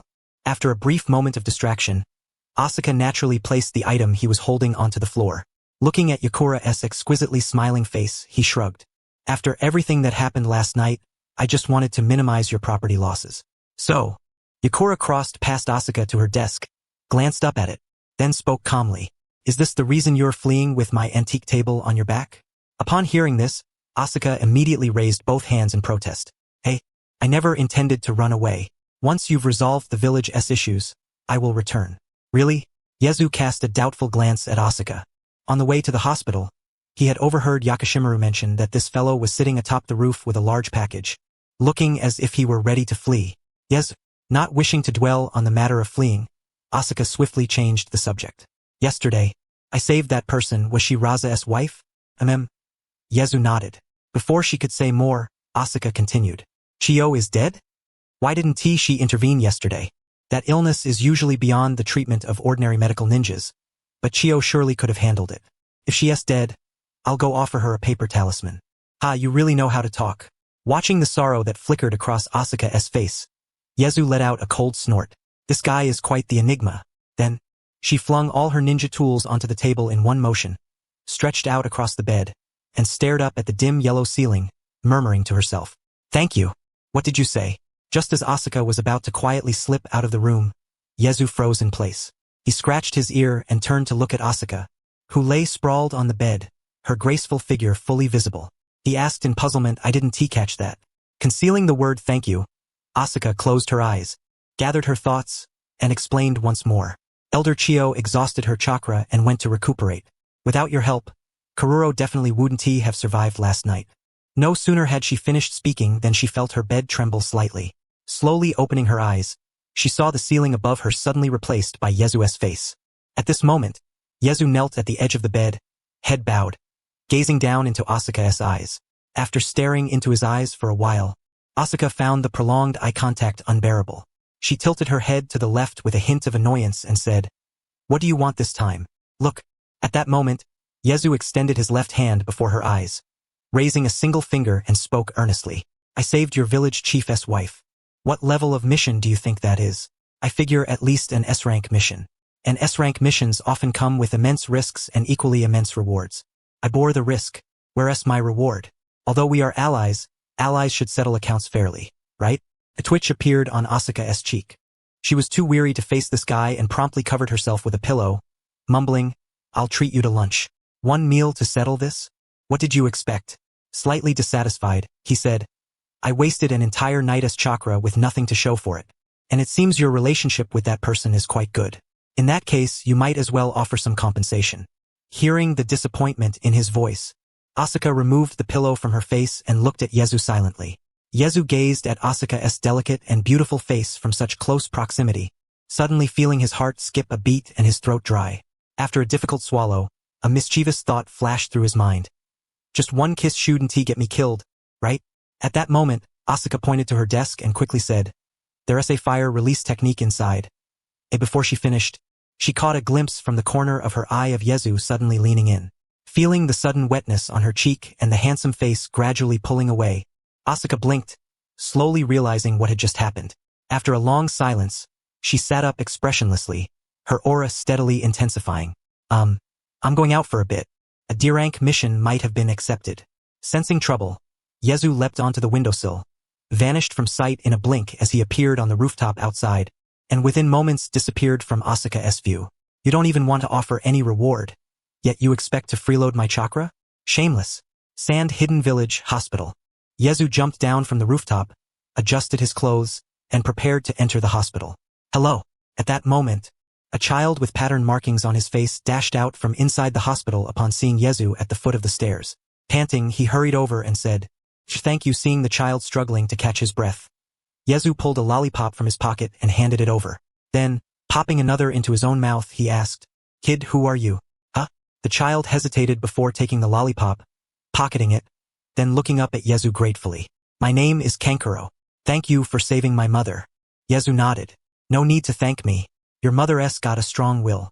Seeing the child freeze as if unsure how to respond, Yezu put his hands in his pockets and added, "You just need to know that your mother's determination was the key. I helped a bit, but not much." Kankuro lowered his head, unsure how to continue the conversation.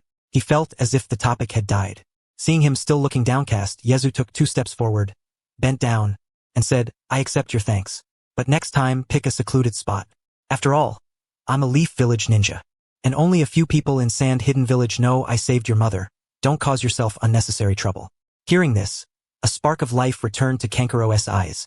He looked up at Yezu expectantly. "My mother has awakened and wants to thank you in person." Looking at Kankuro's hopeful gaze, Yezu scratched his head, feeling a bit awkward. Next time. Today's schedule is pretty full." Kankuro trailed behind Yezu, jogging along. "Can I learn medical ninjutsu from you? You don't even have chakra, kid. What's the point of learning that? I want to save people. If you want to become a medical ninja, when you get home, buy 2 chickens from the market. Then, slit their throats with a knife and use bandages and medicine to stop the bleeding. If the chicken survives, keep slitting. If it dies, you can stew it for your mother tonight." Is this the test to become a medical ninja? Exactly. When you have too many dead chickens piled up, remember to give a few to the village ninjas to win their favor. Like, say, the Yezu family. Meanwhile, in a mysterious cave within the land of grass, Lord Madara. Lord Madara. Hearing the call whispered beside his ear, Madara Uchiha slowly opened his eyes and gazed upon the figure before him, Naraka Path Uzumaki beckoning him. Lord Madara, this observing the items Naraka Path Uzumaki extended, Madara Uchiha's eyelids drooped halfway as he reclined against the stone backrest, seemingly disinterested. "Did you awaken this old man merely to feed me?" "Indeed." Naraka Path Uzumaki scratched his head, then placed the 2 items before Madara. Adopting the tone of Fuko Uzumaki, he vividly recounted the illustrious history behind these 2 delicacies. "Ukia luosi powder? Invented by this old man?" Madara's brows furrowed anew at the peculiar aroma of the luosi powder. When had he ever concocted such an odd dish? Furthermore, he always felt that this white zetsu, fashioned from Hashirama's cells, had a mind as flawed as Hashirama's own, often improvising without permission. And these noodles filled with love? Just using common sense, how could Madara Uchiha possibly bestow such a name upon food? "Lord Madara, would you care to sample it? They say this bowl of noodles can allow the Uchiha clan to rediscover the meaning of love." Useless food. Don't squander all your focus on Uchiha Fuko. Acting like a fool. Madara Uchiha snorted coldly, yet his wrinkled hand still lifted the bowl of freshly warmed luosi powder, trembling as he parted his lips and took a gentle bite. Cough, a violent fit of coughing erupted. Having fasted for some time, Madara was immediately choked. "Lord Madara, are you all right?" "Fine," Madara declared, assuming a new posture and resuming his slurping. He was not about to be choked to death by mere food. More importantly, he wished to discern how this bowl could evoke memories of the sealed-away concept of love. Once the bowl was emptied, he leaned back against the stone and spoke with disdain. "A lie. This tastes worse than ordinary food. Besides, this old man is no gluttonous ninja. Don't bring such fare again. Lord Madara, this Uchiha honey mustard fried chicken is also quite good. No burping, no eating. Lord Madara, shall we wait until after you've taken a bowel movement to eat?" "Fool, Don't ask such disgusting questions while others are eating. Unaware that a white Zetsu constantly monitored him nearby, Fuko remained oblivious. After all, such exclusive surveillance was a privilege reserved only for those under the watchful eyes of Madara Uchiha and Obito Uchiha. Fuko had no close ties with either of them. Hesitating, Fuko opened the door and peeked into the living room. Seeing nothing amiss, he tiptoed inside. He had just returned after seeing the elderly woman Chio. Yet, upon returning, he lingered outside on the street, uncertain whether to re-enter the residence. Could Yakura be violent? So be it. Who could blame him for succumbing to temptation and biting first? With this thought, Fuko gently pushed open the door and slipped inside. Bang! No sooner had he closed the door than the sound of a spatula striking a pot echoed from the kitchen. Peering through the two glass doors, Fuko clearly saw a shadow inside, venting frustration while cooking. That pan's about to leak. No sooner had the words left his mouth than the kitchen noises abruptly ceased. The glass door was pushed open from within, and Yakura stood holding a spatula, expressionless as she regarded Fuko in the living room. You're back? Fuko nodded, setting down the items in his hands. Then, pointing at the spatula, he hesitated. Shall I take over? No need. Bang! The kitchen door slammed shut again. Though the noise inside lessened, the flames appeared much larger than before. From outside, it seemed as though the kitchen were ablaze. So irritable.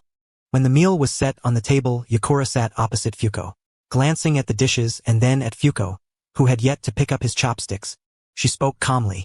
Eat, and thank you. Seeing his hesitation, Yakura assumed he feared the food was poorly prepared. Her cheeks twitched slightly. Then, she took a bite in front of him, chewing a few times before swallowing and scoffing. The village doesn't have much food. I wouldn't waste it. Watching Yakura transition from venting in the kitchen to calm composure, Fuko poked at his rice with his chopsticks, concern filling his voice. You're all right now? Yakura paused her chopsticks, then gently stirred her rice and replied. I might be heading to the front lines in a few days. Recently, Iwagakure has been rather active. Fuko blinked in surprise. Really, you're okay? Yakura halted her chewing, looked up with narrowed eyes, and said, If you have any intelligence on Iwagakure, feel free to share. After all, we are allies now. Sigh. Listening to the disjointed exchange, Fuko sighed and slowly said, I have a tale about a young bloodline limit ninja who died without ever having loved. Bloodline ninja? Never loved? You sure know how to talk. Before Fuko could finish, Yakura swiftly immersed herself in the story. Her face darkened as she stared at him. Suddenly, a fireball flickered in her hand. She tossed it lightly in the air, then pointed threateningly at the meal on the table. Don't force me to strike you at the happiest moment of each day. Also, if you cross the line again, I will truly be angry. All right. Fuko, entirely unready, nodded cheerfully and began praising the dishes.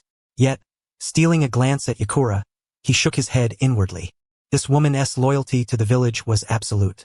If he told her that in the future the village might trade her away, she would surely think he sought to sow discord between her and the village. With this thought, Fuko took a bite and cautioned, Stay safe. Yakura paused her chopsticks again, then resumed normally and nodded. Understood. Afternoon. Beneath the cloudless sky, the desert blazed fiercely. The sun's rays unimpeded as they scorched the earth, raising the surface temperature to an unimaginable degree. Kankuro supported Karura as they paced around the hospital's exterior.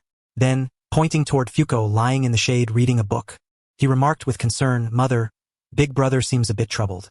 Following Kankuro's gaze, Karura looked at the book in Fuko's hands and shook her head. It's a medical text. Perhaps he encountered something he doesn't understand. Hey. Asuka placed the medical tome she held onto her lap, her eyes subtly shifting toward the two individuals whispering about her behind her back, a note of displeasure in her voice.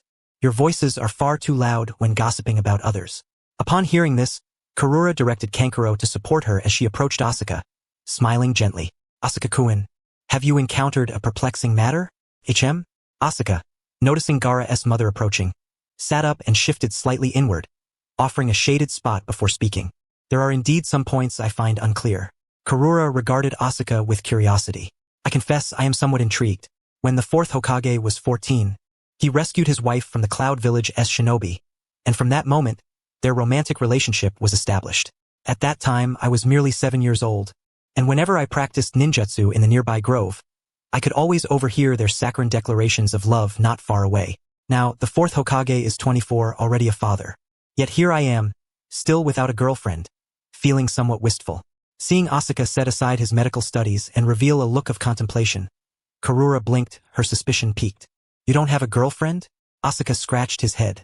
Isn't that quite ordinary? Karura shook her head, recalling the events of her own youth at Asuka's age. Speaking softly, that depends on the person. When I was 18, Temari was already born. After all, in times of war, the average lifespan of a shinobi was only around 30 years. It is said that during the Warring States period, it was a miracle for a shinobi to live beyond 30. If Asuka-kun has already reached 18, more than half his life as a shinobi has passed. Turning to Asuka with a gentle smile, as if an elder sister sharing everyday tales, she asked, Is there someone you fancy? No sooner had the words left her lips than she noticed Asuka's gaze fixed upon her. Karura's heart skipped a beat. Before she could utter a word, Asuka's eyes shifted behind her. Turning around, she saw her daughter bounding over. Karura's heart fluttered once more, and she awkwardly inquired, Asuka-kun, the person you like can't possibly be from Sunagakure, can it? Asuka glanced at the lively Temari, then fixed his gaze into the distance, speaking slowly. She wasn't he before, but now, who knows? Then why? Karura held Temari tightly in her arms, cautiously asking.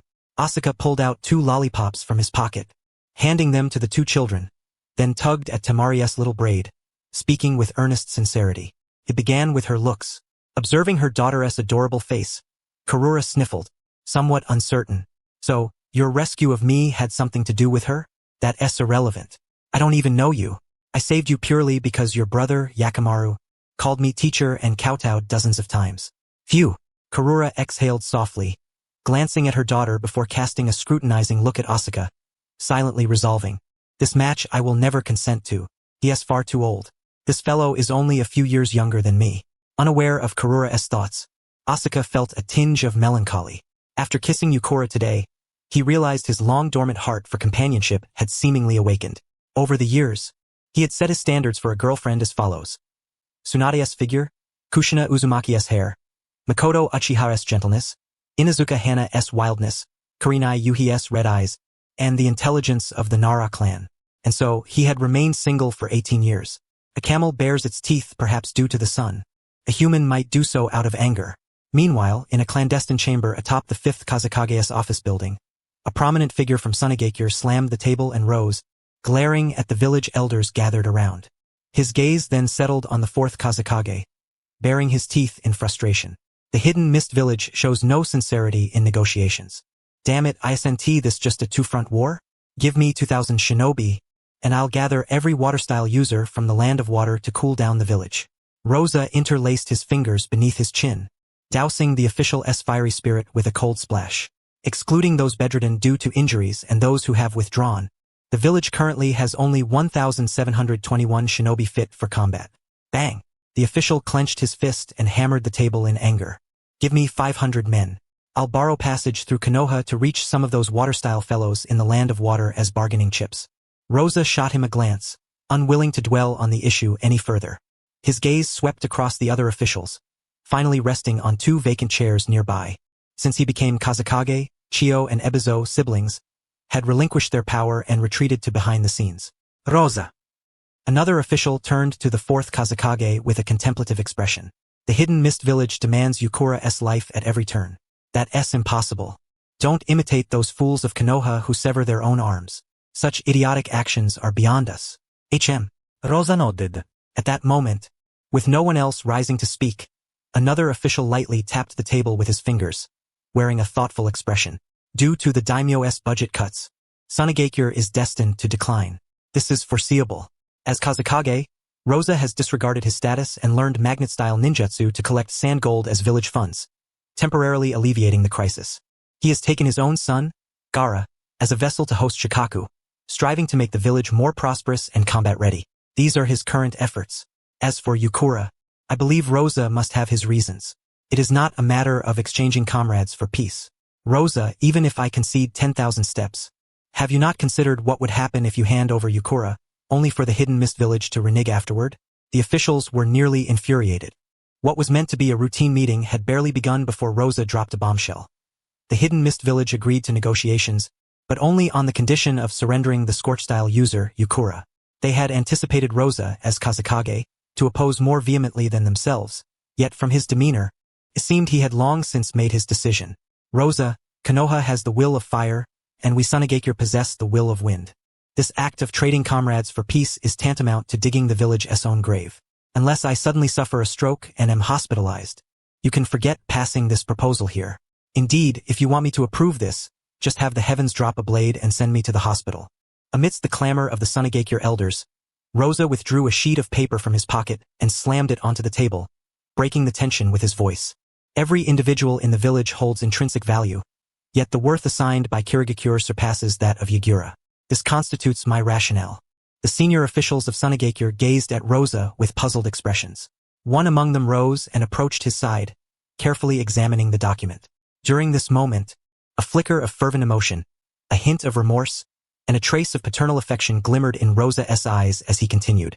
Present, the village's elite combatants number only 4. Myself, Yagura, Ebizo, and Chio. With the retirement of advisors Ebizo and Chio, the already scant fighting force suffers a substantial void.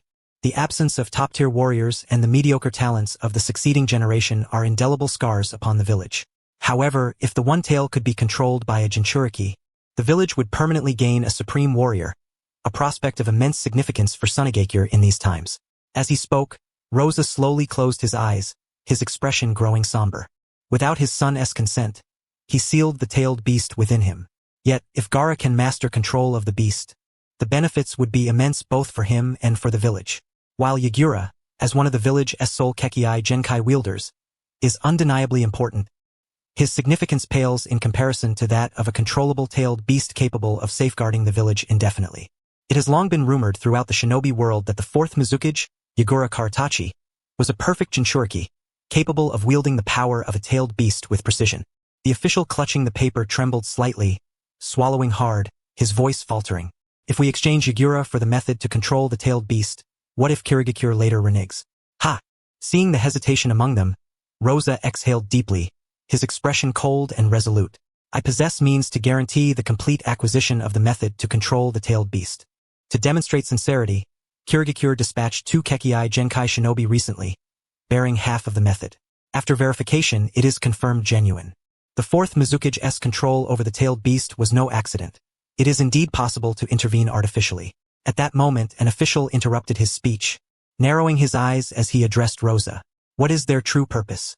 Is it merely vengeance for Yagura? Konoha! At this point, all the Sunagakure elders understood. Kirigakure likely intends to leverage Yagura's life to suppress the hawkish faction within their village, thereby resolving the conflict with Sunagakure peacefully. By entrusting the tailed beast control method to Rosa, part of their motive is to exchange for Sunagakure relinquishing Yagura. Another part is probably to unite with Sunagakure in a joint offensive against Konoha. As for Kirigakure overreaching after acquiring Yagura and continuing to provoke Sunagakure, then we shall perish together. After the paper circulated once more and returned to him, Rosa swept his gaze across the assembly and spoke. Gentlemen, what are your thoughts? Ha! At that moment, an official withdrew a handful of kunai from his pocket and hurled them skyward, letting them fall freely. Piku, piku, piku. The official neither dodged nor flinched as the kunai embedded themselves in his body, and he collapsed onto the floor. Rosa's cheek twitched as he turned to the man beside him. Ugh! A bout of dry heaving ensued. The official clutched his throat, his eyelids rolling upward uncontrollably before he collapsed onto the floor, convulsing violently. It seemed as though, without immediate medical attention, death was imminent. Ha!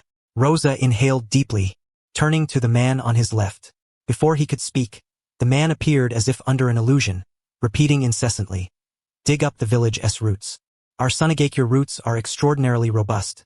Breaking one branch is inconsequential. Dig up the village's roots. Our Sunagakure roots are extraordinarily robust. Breaking one branch is inconsequential, old fox." Rosa cursed silently, then turned to the last Sunagakure official, speaking softly. "Don't you have anything to say?" Cough, cough. The official cleared his throat calmly. "Kirigakure should have no objection to assisting me in dealing with Uchiha Asuka. And then, I have recently developed a new ninjutsu. Please evaluate it." With that, the official formed hand seals, and chakra swiftly converged in his throat. Water release, water prison technique.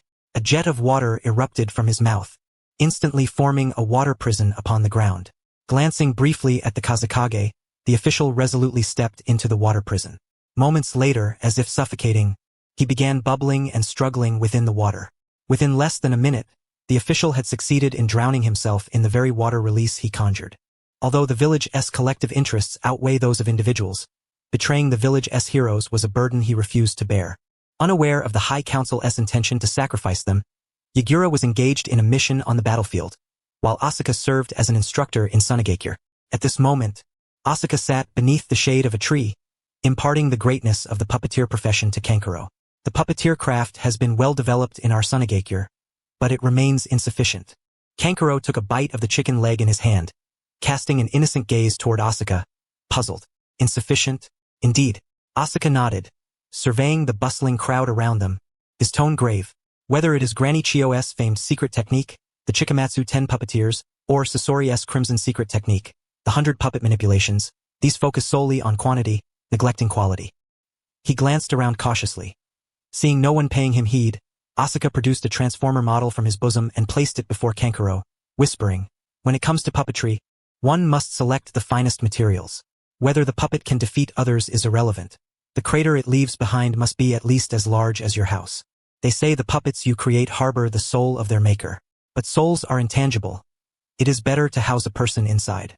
You'll sit within the puppet, one hand steering its direction, the other controlling its weaponry.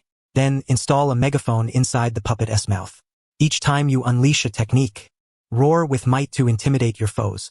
Then, whether you win or lose in battle, your name, Kankuro, will echo throughout the shinobi world, rivaling even Bunzaman, the founder of puppetry." Stars sparkled in Kankuro's eyes as he envisioned the scene Asuka described. He then looked expectantly at the model in Asuka's hands. "Really? When you create the ultimate puppet?" Asuka tucked away his transformer quietly, speaking in a low voice. "To you, puppeteer Chiyo is but a withered bone in a grave, destined to be surpassed sooner or later. Sasori's crimson fame is hollow. Before the ultimate puppet, he is but a mere opponent of one strike. The other puppeteers of the hidden sand village are all mediocre individuals. There is no need to concern yourself with them." Just as he intended to continue speaking, Chiyo suddenly appeared before Kankuro, her voice aged and frail. "I have heard that the Uchiha clan is renowned for their fire release techniques throughout the ninja world. This old, withered skeleton wishes to seek your guidance." Asuka scratched his nose and gazed at Chiyo, who was blocking his path, shaking his head. "Once Kankuro crafts a super puppet for me, then I shall have a duel with you. A true puppeteer's battle." "Humph." Chiyo took a step back and kicked Kankuro aside. Narrowing her eyes, she looked at Asuka and spoke slowly. "You have been in the hidden sand village for quite some time now, haven't you?" "Over 2 months." Asuka sighed inwardly. He had been consuming sand for more than 2 months, and after enduring another 10 days or so, he could finally return to Konoha. During these 2 months, his Umbu captain closely monitored his every move in the hidden sand village. He was required to report his itinerary daily, as if any failure to do so would mean betrayal. In just over 2 months, he had earned a substantial amount of money from the hidden sand village. It was truly enviable. Hearing Chiyo's somewhat sour tone, Asuka twitched the corner of his mouth and counted on his fingers. "That's not how the accounts add up. In these 2 months, I've helped you save a great deal of food. How much unnecessary expenditure have you avoided? This old man recently heard an amusing piece of news and wanted to ask you about it." "What is it?" Asuka looked at Chiyo with some confusion. He could not quite comprehend what this old woman was up to. "Where do the raw materials for the food you prepare come from?" Upon hearing this, Asuka rubbed his chin, scrutinizing Chiyo from head to toe before recalling the system's ability to create things out of thin air. He had no idea how to explain its origin. He certainly could not say it was conjured by the system. Usually, when feeding his clan members, he simply claimed to have bought the chickens and had someone else do the frying. With this in mind, Asuka replied somewhat dismissively, "That's a trade secret." "No comment." "Is that so?" Chiyo glanced at Asuka, then shared intelligence she had obtained through certain channels. "Recently, this old man heard that over 10,000 chickens have gone missing in the Land of Lightning." Upon hearing this, Asuka shook his head and said without hesitation, "That has nothing to do with me. Who would travel all the way to the Land of Lightning to steal chickens? My chickens come from the system. Such a miraculous thing as the system could never steal someone else's chickens. It must be some unknown, forbidden power creating them out of thin air." Chiyo nodded in reluctant agreement. Upon learning that over 10,000 chickens had gone missing in the Land of Lightning, her first thought was to connect it to the entire Uchiha clan. Given that the taste of that family bucket chicken leg was quite similar to the chicken legs from the Land of Lightning, both had that same springy texture. As night fell, Asuka returned to his residence and saw his ninja cat, full of vigor, biting at the Yagura family sofa. Feifei, how many times have I told you not to bite other people's things? Teeth grinding, the ninja cat released its grip and trotted into Asuka's arms, softly saying, your corpulent captain might have some trouble at home. What is it? She might have lost someone. Seeing Asuka's puzzled look, the plump orange cat stretched out 2 paws to illustrate, describing, when I returned to Konoha today, she seemed distracted, muttering repeatedly that Shinosuke must be safe. Now, I have reason to suspect that the son of the 3rd Hokage may have encountered trouble during a mission. That can't be true, can it?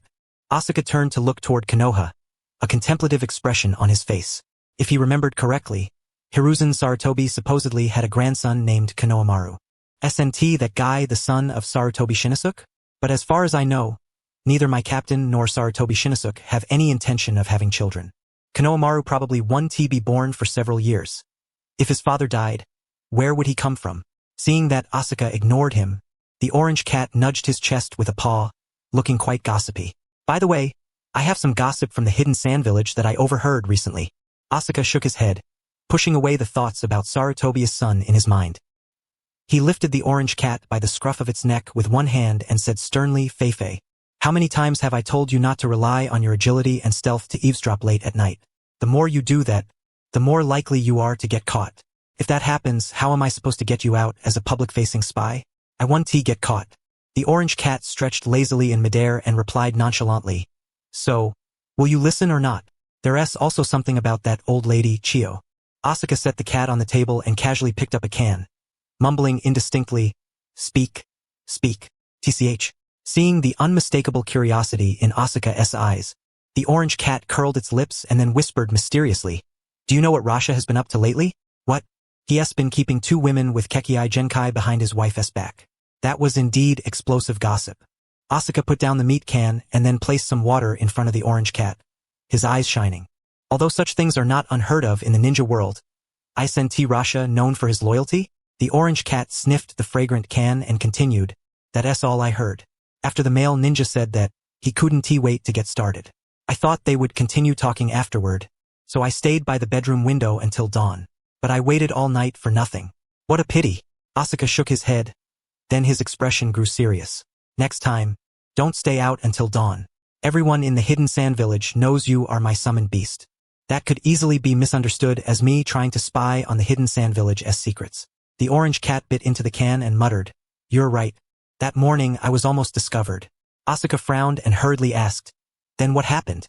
The orange cat patted its chest and, with a human-like expression of relief, slowly said, when dawn was approaching, the male owner came back. The male ninja in the bedroom tried to escape by pushing open the window. I was right by the window, and he nearly pushed me out. I got angry and kicked him back inside. Subsequently, the household erupted into a quarrel filled with curses, drawing the gaze of passers-by entirely toward them, leaving me unnoticed. The male head of the household, Asuka, paused mid-motion, somewhat surprised. So, the couple you overheard speaking in the dead of night were having an illicit affair? Exactly. The orange tabby nodded with conviction, then half lay on the table, eyelids drooping lazily. Normal families don't have that much gossip. Which household? It cast a suspicious glance at Asuka, its tone laden with scrutiny. What's the matter? You want to go sneaking around too? Though the mistress's lover could be counted on one hand, I reckon if she wants to maintain her foothold in the sand village in the future, she wouldn't get involved with a Konoha ninja like you. Bah! Asuka spat toward the tabby, crossing his legs with a disdainful expression. Just asking. We've known each other for so many years. Have you ever seen me consorting with that kind of person? The tabby instinctively nodded, recalling that Asuka had indeed been quite proper over the years. The only improper woman he'd ever been involved with was probably the owner of the magazine shop in the village. She lived at number 77, Desert Snow Street. The male head of the household was a genin with a good reputation nearby, known as an honest man. The female head was named Mari. Though her looks were average, her figure was undeniably alluring, as provocative as those shameless vixens. Not only did she enjoy seducing married men, but she also targeted married women. She often took advantage of her husband's absence on missions to bring others home. I have personally witnessed this more than a dozen times. At this moment, the tabby stretched on the table, its tone thick with gossip. By the way, Mari recently found a new lover named Yuzo, who has some connection to Chio. Yuzo is Chiyo's lover? No, he is the apprentice of Chiyo's younger brother, Ebizo. Not long ago, when I passed through the capital of the Land of Wind, I overheard from a cat in the daimyo's mansion that the daimyo's concubine had taken a guard ninja named Yuzo as her lover. Are they the same person? Should be. There aren't many with the same name in the Sand Village. Upon hearing this, Asuka's face showed a hint of admiration. Ebizo's apprentice sure plays around a lot. But that's understandable. These ninjas teeter on the edge of death so often that their minds become somewhat twisted. Back when he was in Konoha, he often heard about who was cheating on whom. Yet, that honest man still hadn't divorced his wife, which once again expanded Asuka's understanding of the word endurance. Thinking of this, he gave the tabby a thumbs up in praise. Feifei, you're really adept at gathering gossip. Hearing Asuka's compliment, the tabby's lips curled upward, baring its teeth in a grin. Not easy. Finally you've discovered a virtue of mine. Indeed. Asuka pinched the tabby's plump fur, sighing. The reason I signed a contract with you back then, besides your cute chubbiness, was mainly to use you as a pillow. But I never expected you to shed so much. That's too much, ow. Seeing Asuka about to mention its dark past, the tabby's fur immediately bristled, snapping harshly. Bastard, you dare say that when you made the summoning contract with me, you secretly hoped I'd use transformation jutsu to become a catgirl? You've gotten so fat that I've completely lost interest in catgirls. Die for me. Within the room, the cat's furious roar, Asuka's sharp intake of breath, and the shattering of plates echoed for a long time without abating. 3 days later, sigh, mother-in-law, you can't bear to see a genius finally reduced to a failure. Can you? Bang. Kankuro clutched his head, his face twisting into a mask of pain as he cast a glance at his mother's clenched fist, feeling aggrieved. Why hit me? I just wanted to practice my opening lines for puppet technique with you. Where did you learn that? Karura stared at her son with displeasure, unable to fathom how her once well-behaved child could utter such foolish words. These past few days I often hear Asuka-san talking to himself, so I learned from him. Uchiha Asuka? Upon hearing the name, Karura furrowed her brow in confusion. What exactly have you been learning from him? Puppet technique. He knows puppet technique? Yes. Kankuro nodded seriously, then raised a finger, his expression earnest. He told me the only weakness of puppet technique is the human body, so I should build my physique well. That way, even if the enemy bypasses the puppet and fights me directly, I can kick them away. He was about to continue when... Stop! Stop! Karura hurriedly interrupted her son. She had been recuperating for 2 months and hadn't been able to care for Kankuro. How had he become like this? After taking a few deep breaths, she grabbed Kankuro's arm sternly. From now on, you will go and properly learn puppet technique from Lady Chiyo. And don't use those ridiculous opening lines anymore. You don't want to upset Lady Chiyo. Oh! Kankuro let out a dry sound. That opening line was something he had specially asked Asuka about. He still remembered Asuka patting his shoulder and saying, Kankuro, Lady Chiyo has retired and won't easily take you as her apprentice. But if you learn puppet technique from someone like me who doesn't know it for 2 months, Chiyo will grit her teeth and accept you to prevent the village's future talent from being lost. When you meet her, saying that will greatly increase your chances. Creak. With the sound of the door opening, Kankuro, following behind his mother, gazed upon the room before him. A room so large it seemed almost absurd. So big. As he stepped inside and surveyed the somewhat empty room, Kankuro couldn't help but marvel. There was no furniture in the room, but at its center lay a pool of water, though he wondered if there were any fish within. Just as he was lost in thought, Karura approached Ebizo and explained her purpose. Chiyo's gaze then fell upon Kankuro. She looked at the boy who wandered about restlessly, sighed softly recalling the puppet master knowledge Asuka had taught, none of which bore any resemblance to true puppet mastery, and spoke with a hoarse voice, I will teach him some basic knowledge. Yuzo, go to my room and find some basic puppets. Yes. Thank you, Lady Chiyo. Karura nodded in gratitude, aware that the chance for Kankuro to learn from Chiyo was likely due to Rosa's influence. At that moment, Kankuro's eyes suddenly landed on the ninja who was turning away. So, it turns out that Yuzo is that fellow. A child's eyes cannot conceal the truth. Kaizo, who was fishing, looked up at Yuzo's retreating figure with reverence in his gaze, his face softening with kindness as he said, Kankuro, what are you thinking about? Huh? Kankuro mimicked Asuka's manner, picking at his nose and responded in a gentle voice. Yuzo is the true ninja. He can withstand an impact of over 300 pounds and, through his immense willpower, accomplish the impossible. The three of them listened to these words, each wearing a puzzled expression. Clack! The sound of the fishing rod dropping to the ground startled Kaizo awake. Reflecting on what Kankuro had just said, He hesitated as he looked into the boy's admiring eyes. Where did you hear that from? When I was at Asuka's elder brother's house. The cat told me, came the reply. Hearing this, a look of sudden realization crossed Kaizo's face. He glanced at Kankuro, who was being led away by the ear, then turned his gaze toward his sister Chiyo, and slowly said, Sister, the one weighing over 300 pounds must be the man by the daimyo's side. Right? Chiyo cast a sidelong glance at Kaizo, then picked up her fishing rod, casting the line as she spoke. The daimyo has been cutting the budget. You want to add some funds by influencing the people around him. Although the plan is somewhat underhanded, it is one of the few attempts possible under the current circumstances. The village's finances have already reached a critical point. Otherwise, they wouldn't resort to such measures. Kaizo put down his fishing rod, sighed, and stood up. Sister, I'll go take a look. Watching Kaizo's departing figure, Chiyo slowly closed her eyes, sitting there motionless as if entering a meditative state. Daimyo, I wonder if the village will still possess the capacity to wage war a decade from now. Lord Kaizo, yes? Where are you headed? Just taking a stroll. Greeting passersby along the way, Kaizo's mind began to turn. This matter seemed to have been known by the other party for quite some time. What might he want by holding this leverage? And the people of Konoha probably don't know about this. Otherwise, I wouldn't be completely in the dark. Given the relationship between the Uchiha and Konoha, he most likely hasn't disclosed this to the higher-ups. Though the deceased keep secrets, no one knows if they might have left some contingency plans before passing. Should this incident come to light, the daimyo might further reduce the already scant funds. Shaking his head, Kaizo made his way directly to Asuka's house. Yo! Opening the door, Asuka looked surprised to see Kaizo standing outside. Lord Kaizo, it's been months. You still look so spirited. Hey. Kaizo stroked his beard and smiled kindly. His gaze fell upon the cat resting on the table inside, and a gleam flashed in his eyes as he chuckled. Shall we go inside and talk? Sure. Asuka led Kaizo inside, then poured a glass of plain water and asked, Are you seeing me off because I'm about to return to Konoha? No.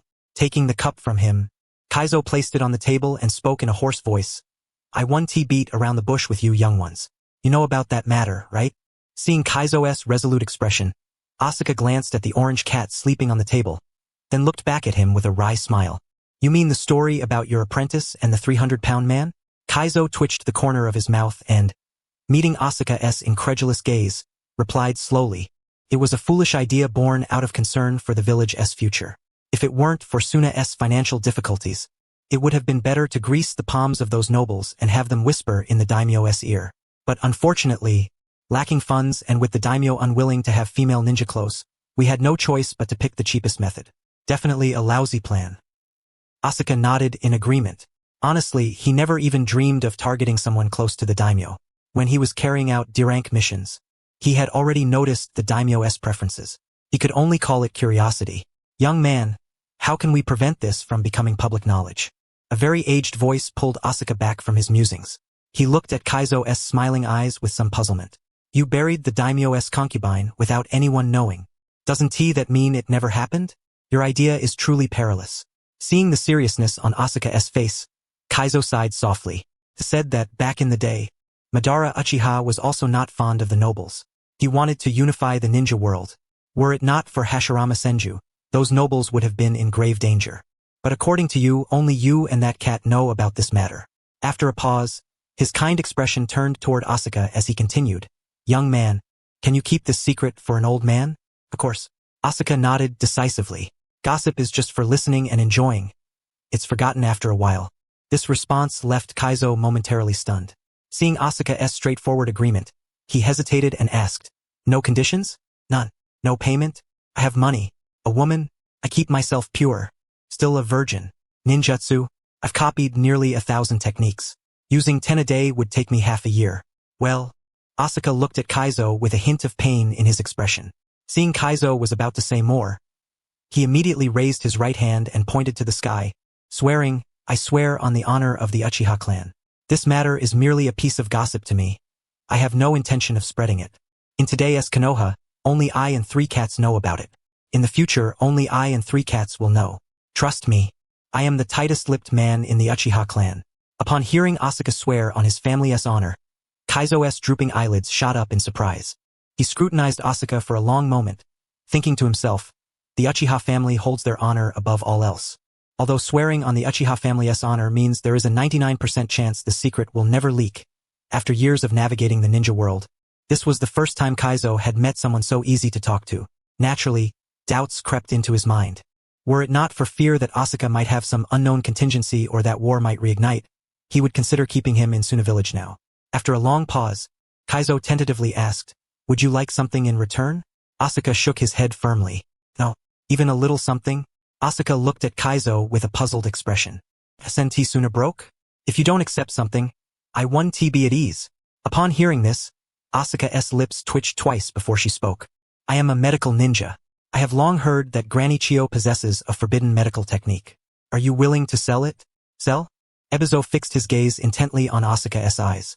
After a moment of studying the clarity within them, he asked with some puzzlement, "How much are you offering?" "Let me fetch the money." With that, Asuka rose and approached the safe. A short while later, clap. Ebizo looked down at the coins tossed onto the table, and his expression shifted as he met Asuka's gaze. This fellow shows great sincerity. That forbidden medical technique, the reincarnation of life, is not something any mediocre medical ninja can learn. According to my sister, there are probably no more than 5 people in the entire ninja world capable of mastering this technique.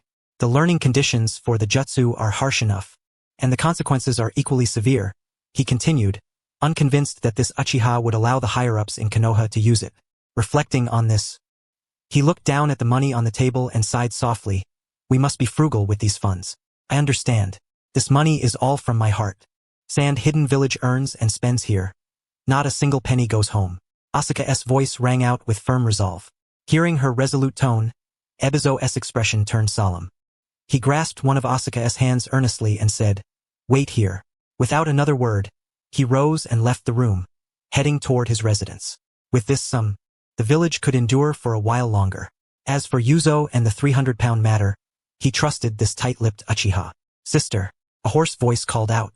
Chio lifted her eyelids to glance toward the doorway, watching her younger brother approach with hands clasped behind his back. She spoke slowly. "Fishing? The matter is still unresolved." Ebizo shook his head, glanced at the clear pool, then fixed his gaze on Chio. "Sister, please copy the forbidden technique reincarnation of life for me." Upon hearing this, Chio pondered for a moment before scrutinizing her brother with cloudy eyes, her tone laced with disdain. "I thought you would have buried him, but instead you're using ninjutsu, my ninjutsu, to silence others?"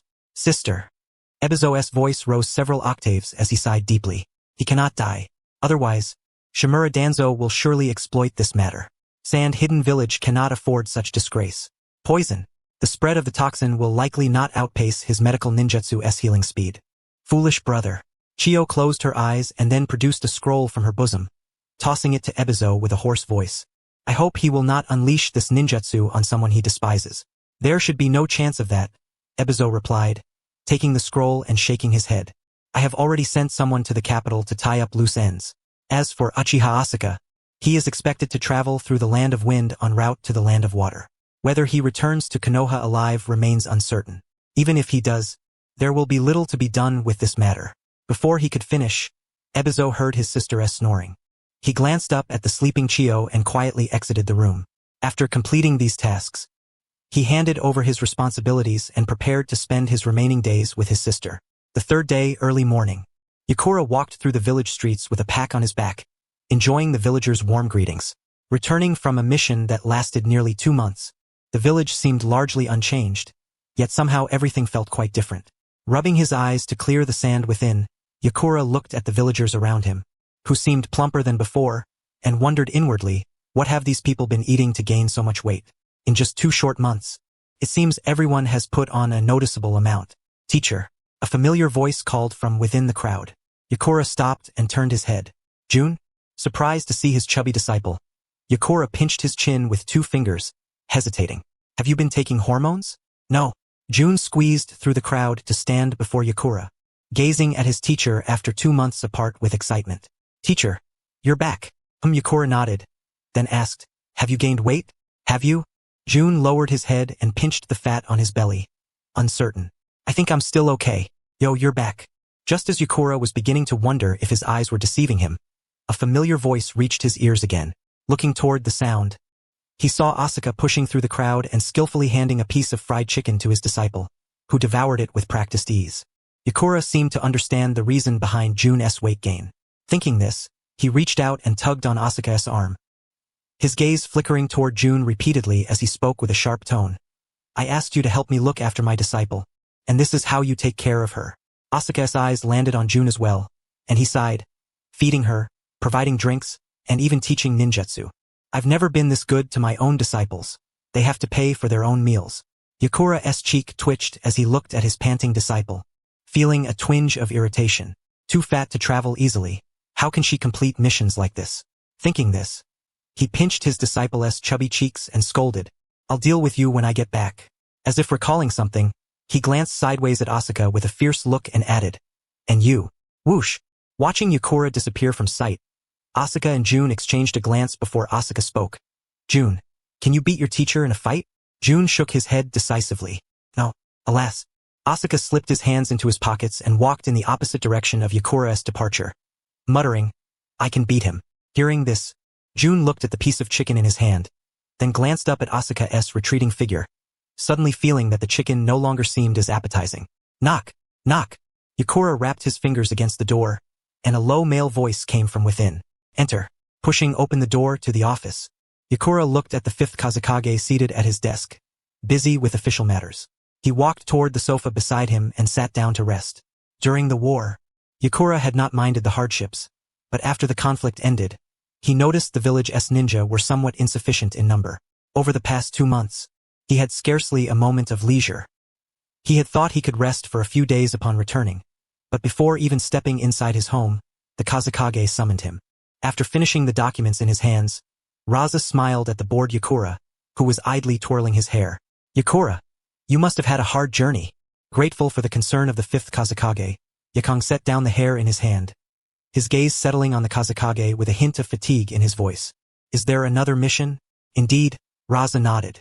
After rummaging briefly through the desk, he produced a scroll and placed it on the table, his tone low and solemn.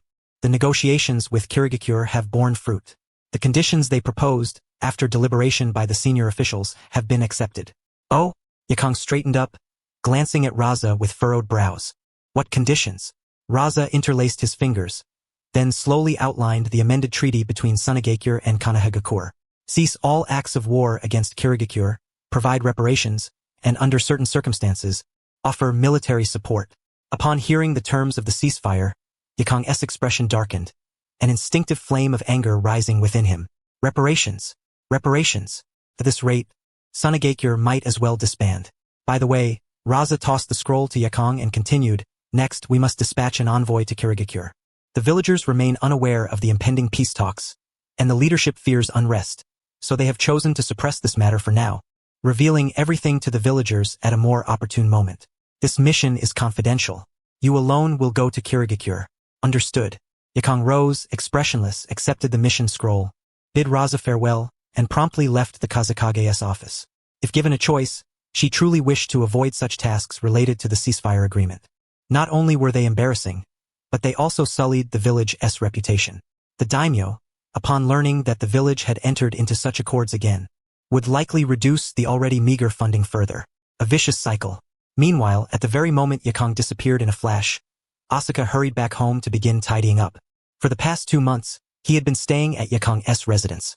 Though generally tidy, cat hair was everywhere. Pat pat. As Asuka busily swept up the cat hair, he heard a faint rustle on the windowsill. Without looking up, he muttered, Feifei, maybe I should just shave all your fur off. The orange cat, just returned from Konoha, halted mid-step. Lifting its head, it regarded Asuka in disbelief and indignation. You bastard. How is that any different from stripping someone naked on the street? Then I'll sew you a couple of outfits to cover yourself up. Bah! Who d wear clothes you've made by altering underwear. With that, it leapt onto the table Asuka had just wiped clean, unfastened the secret message tied to its back, and tossed it onto the table. Your superior has assigned you a mission. What mission? Her husband is missing. You're to try your luck in the land of water and help find him. Hearing this, Asuka set down the broom, puzzled. Why not send a ninja from the village? Because concern breeds confusion. The orange cat stretched lazily and replied casually. The village already dispatched people. But an extra hand never hurts. Since you're nearly done with your current mission, she decided to send you to the land of water. Consider it a little trip. Upon hearing this, Asuka picked up the mission scroll on the table and scanned its contents. After a moment, he turned his gaze toward the land of water with a hint of schadenfreude. Is Sarutobi Shinnosuke really that foolish? He managed to turn an assassination into this mess. Not his fault. The orange cat suddenly perked up, hopping onto Asuka's shoulder and whispering the gossip it had overheard. Apparently, before Sarutobi Shinnosuke could complete his objective, a Sunagakure ninja accidentally uncovered his identity. But, out of respect for their alliance, he refrained from attacking the Sunagakure ninja. Later, it seems Sunagakure and Kirigakure were preparing for peace talks, but after a drunken night, the Sunagakure ninja who had exposed Shinnosuke's identity reported him. After that, Shinnosuke had nothing but bad luck. Asuka's eyes wandered through the window, watching the passers-by on the street, and he could not help but wear a look of disbelief. These Sunagakure people turn on their own so quickly. Less than 3 months after signing the treaty, they handed a Konoha ninja over to Kirigakure. Their conduct is even more despicable than the land of grass. But since it's all just apparently, it means there's no evidence. The village will likely do nothing to disrupt the fragile peace with Sunagakure. Toot, toot. Hearing the clicking sound near his ear, Asuka bent down to pick up the broom, sweeping cat hair while saying, "You're back." Yakang nodded. Her peripheral vision caught sight of the yellow cat hair on the floor. She took the orange cat from Asuka's shoulder, stroking it as she asked, "When do you plan to leave Sunagakure?" Ignoring the cat's pleading glance, Asuka replied, "In the next couple of days." Then, noticing Yakang's haggard expression, he teased, "Are you planning to see me off back to Konoha?" Yakang pursed her lips, cradling the orange cat on the sofa, replying nonchalantly, "Don't count on it. I have another mission coming up. I only have 1 day off. I want to lounge at home." "A mission? Where do you intend to carry it out?" Asuka cast a sympathetic glance at Yakang. These Sunagakure folks really know how to keep someone on call. Just 2 months into a mission, and now after only 1 day's rest, you're off again. Yakang looked at the ceiling and warned, "Don't pry into such classified matters. We're merely temporary allies. It's not like we share missions. But we're friends." Asuka insisted. The word friends caused Yakang to pause briefly. She then scrutinized Asuka from head to toe before scoffing. "Even friends keep secrets. Don't pry." Seeing Asuka fall into rare silence, she worried her words had been too harsh. Gathering her thoughts, she added, "Because of our differing positions, sometimes things I say could cause the village great harm or even disaster." "True enough." Asuka nodded, then reached out to stroke the orange cat's head before asking, "Yakang, do you have any plans for the future?" "Nope." Yakang shrugged and sank deeper into the sofa, exhaustion evident. "Just missions, teaching apprentices, and maybe someday dying on the battlefield." "And you?" Asuka reclined on the sofa as well, gazing up at the ceiling, reminiscing. Whether as a child or now, his plans for the future had always been the same. To survive, find a girlfriend, marry, and have children. Casting a glance at Yitsong, whose face was suffused with drowsiness and who was yawning, Asuka's gaze suddenly took on a peculiar tone. "Should I seize this moment to practice a little? And then, when I leave the hidden sand village, confess my feelings?"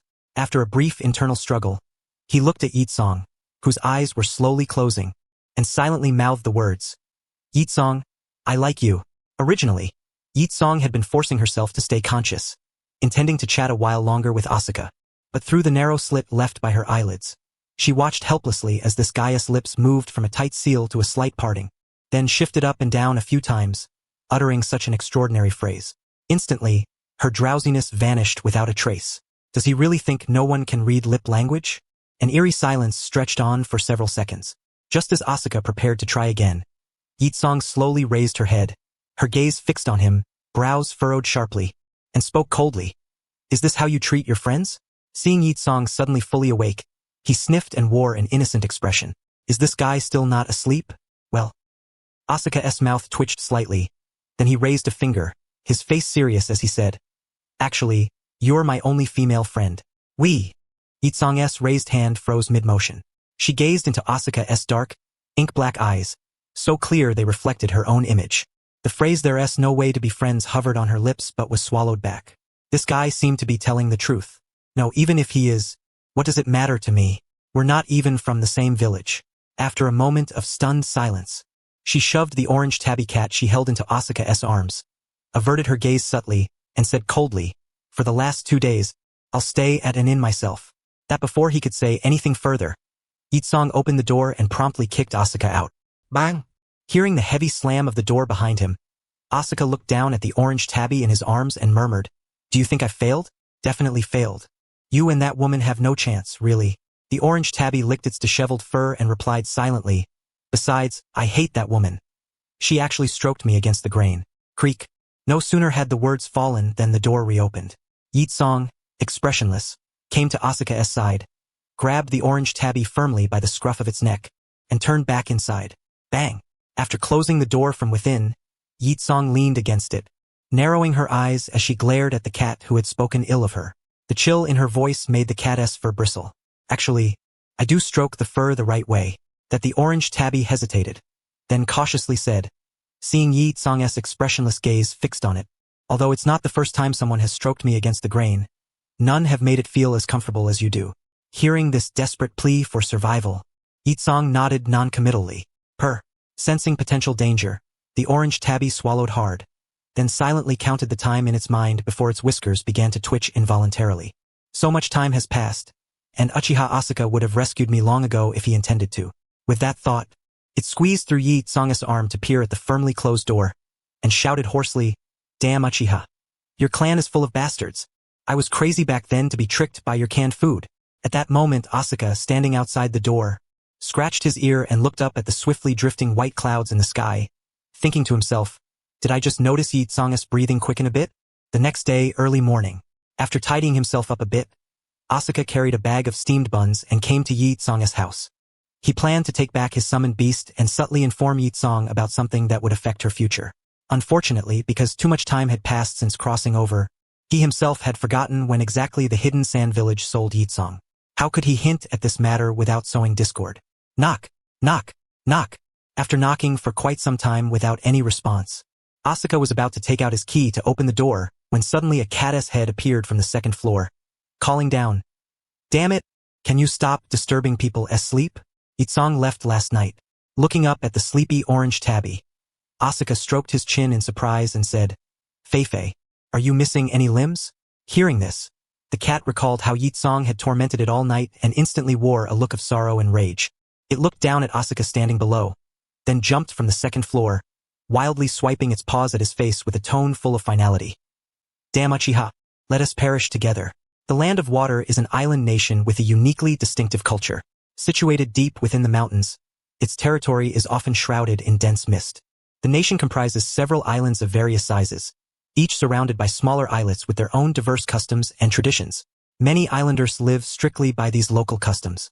Reciting this, the orange tabby licked its nose, then rubbed its paws against Asuka's hair twice with some dissatisfaction and said, "I suspect you put me on your head just to block the scorching sun."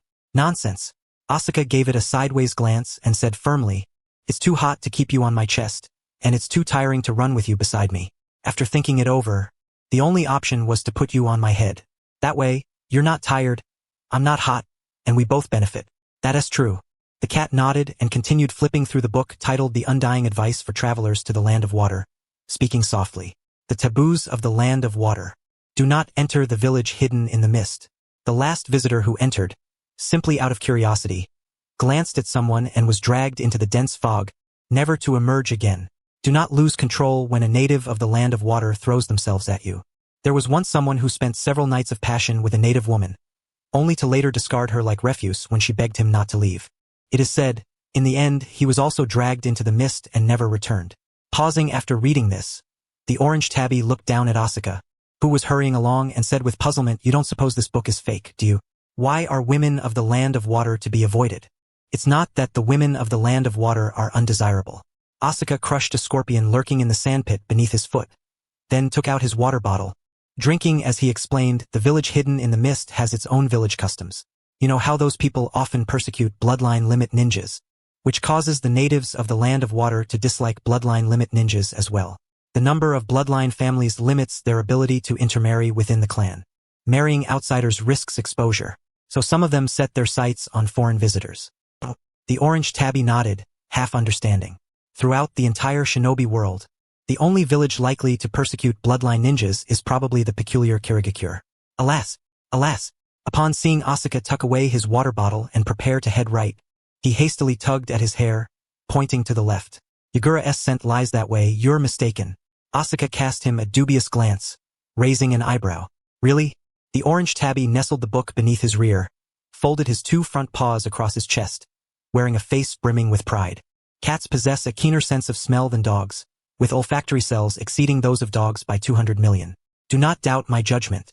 No sooner had he spoken than a powerful shove to the back sent him scrambling, clutching the caddis paws tangled in his hair as the entire feline was swept aloft like a fluttering flag in the wind. Hey, what about the third son? Don't worry, the money is all prepared. Once the third elder hosts a feast at his home, I'll take you to eat. Judging by your tone, it almost sounds as if you're eagerly awaiting his demise. Don't speak nonsense. With that, the silhouette of man and cat vanished from sight, and the desert reclaimed its tranquil stillness. The footprints in the sand were gradually erased by shifting gusts of wind and sand. Land of water. Setting aside some eerie and sinister locales, the scenery here could be described as otherworldly. Towering peaks that pierced the clouds, perpetual dense mists, and air tinged with a faint saltiness. The entire island resembled a mushroom cap, elevated in the center and sloping at the edges. The capital of the land of water was nestled against the mountainside, tier upon tier ascending higher and higher. The deeper one ventured into the inner city, the loftier the terrain became. Along the roads leading to the inner city, successive fortresses and stone gates were constructed. To traverse from the city's outskirts to the daimyo's residence atop the mountain, one had to pass through nearly 100 stone gates. Hence, this place was also known as the Mountain City. Upon entering the city, Asuka collided with a throng of water country commoners. In truth, the common folk throughout the shinobi world were much the same. Sallow and gaunt, eyes unfocused, exuding an aura of numbness. Those whose eyes gleamed and darted about were mostly thieves. Cough, cough. Hearing the intermittent fits of harsh coughing from the crowd, Asuka glanced sideways at the orange tabby donning a mask and teased. You're a cat, or rather a ninja cat. Why so timid? The mist here is poisonous. Breathing in this fog daily shortens the average lifespan of water country's inhabitants considerably. With that, he decisively produced a fragment of mask and waved it before Asuka's eyes. No mask. Seeing Asuka's refusal, he swept his gaze over the gathered commoners and then looked off into the distance, curling his whiskers. My nose is already filled with the stench of urine and the unique fog of the land of water. I'll linger here for a while to adjust. I can feel it. I'm close to catching her. All right then. Asuka nodded. Yagura was incredibly swift. Aside from maintaining combat-ready chakra, he had expended every ounce of his remaining chakra to hasten his pursuit. Yet even upon reaching the land of water, he had found no trace of the other party. That very day he checked into a local inn. The climate here was truly suited for selling snail noodles. After eating a bowl of snail noodles to dispel the dampness, Asuka lay on the bed, gazing at the ceiling as his eyelids slowly drooped. Before he could fall into a deep slumber, a violent coughing fit erupted from the adjoining room, while overhead, a chorus of men and women indulging in the pleasures of life echoed. The stifling land of water, aside from scheming against others, don't they have any other pastimes at night? Irritated, Asuka sat up, opened the nearby window, and was immediately engulfed by a thick white smoke billowing inside. Gazing at the room transformed into a misty wonderland, he poked his head outside the window, spotting a group on the ground below burning various foods, chanting prayers to the great evil god. Evil god? Hiss! Asuka swiftly shut the window, lying back on the bed and muttering to himself, is this the Akatsuki's evil god? How can there be a base here in the land of water? This wretched place truly is unfit for humans. Once my sensitive nose recovers, I'm leaving tomorrow. No sooner had he finished speaking than the door suddenly swung open from the outside, and a chilling sensation pressed against his throat. His gaze shifted downward to the kunai at his neck, and he said with a wry expression, Ninja-sama, you can hear everything I say through the door? Shut up. A low growl followed as the figure, observing Asuka's calm eyes, pressed the kunai further into his skin in a threat. Who are you? What is this evil god? The evil god is a cult. Some in Yukigekure of the land of rivers believe in this heretical thing. Oh, the person nodded thoughtfully, then as if recalling something, pressed the kunai once more against Asuka's neck and whispered, how do you know so much? Who exactly are you? Me? Seeing your wary look, I'll blink big innocent eyes and say, I am Sasuke Uchiha, Genjutsu Sharingan. No sooner had he spoken than the three Tomo Sharingan began to whirl in his eyes. The ninja, upon witnessing the Sharingan, trembled inwardly and before she could react, lost control of her body. The kunai slipped from Asuka's neck onto the bed. Sigh. Watching the ninja's eyes glaze over, Asuka sighed and then roused the still sleeping ninja cat, yawning. Fuffy, your favorite interrogation segment has arrived. Following Asuka's finger, the cat looked toward the stunned Kirigakure ninja standing at the bedside, her groggy mind instantly clearing. Isn't Sasuke Uchiha the son of Makoto Uchiha before she was born?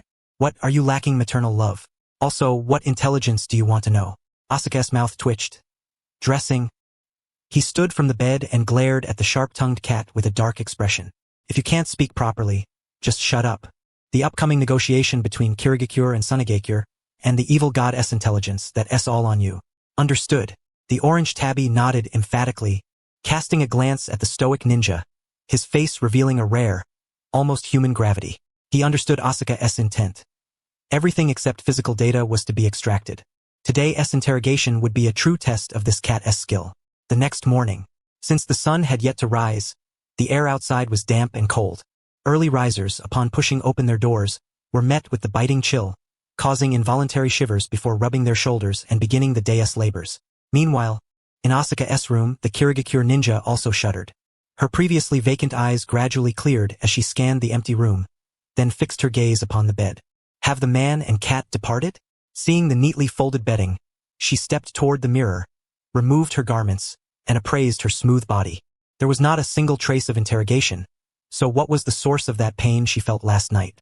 Was it also an illusion? Knock, knock. At that moment, a sudden knocking came from outside the door. She calmly put on her clothes and opened the door, looking at the figure standing there. A person with short black hair, the forehead protector worn slightly askew to the left, the lower half of the face and neck wrapped in bandages, and sharp teeth visible. In a composed tone, she said, "How did you find this place?" He appraised her from head to toe, and seeing only a weary expression on her face, he replied coldly, "I sensed a sudden chakra burst just now. Ringo Amiyori, have you encountered an enemy?" "No," she answered. "That's good. We have already obtained the intelligence on the evil god organization. You may return now." Ringo Amiyori nodded, then withdrew the weapon in her hand. She met her companion's cold gaze but instinctively turned her head away, a flicker of apology passing through her eyes. She had disclosed quite a bit of intelligence yesterday, but it all seemed to be information about Terumi Mei. After all, she was a bloodline ninja. Betraying the village's ninja intelligence would bring misfortune, but bloodline ninjas were an exception. Finding an excuse for herself in her heart, her gaze toward her companion also grew cold.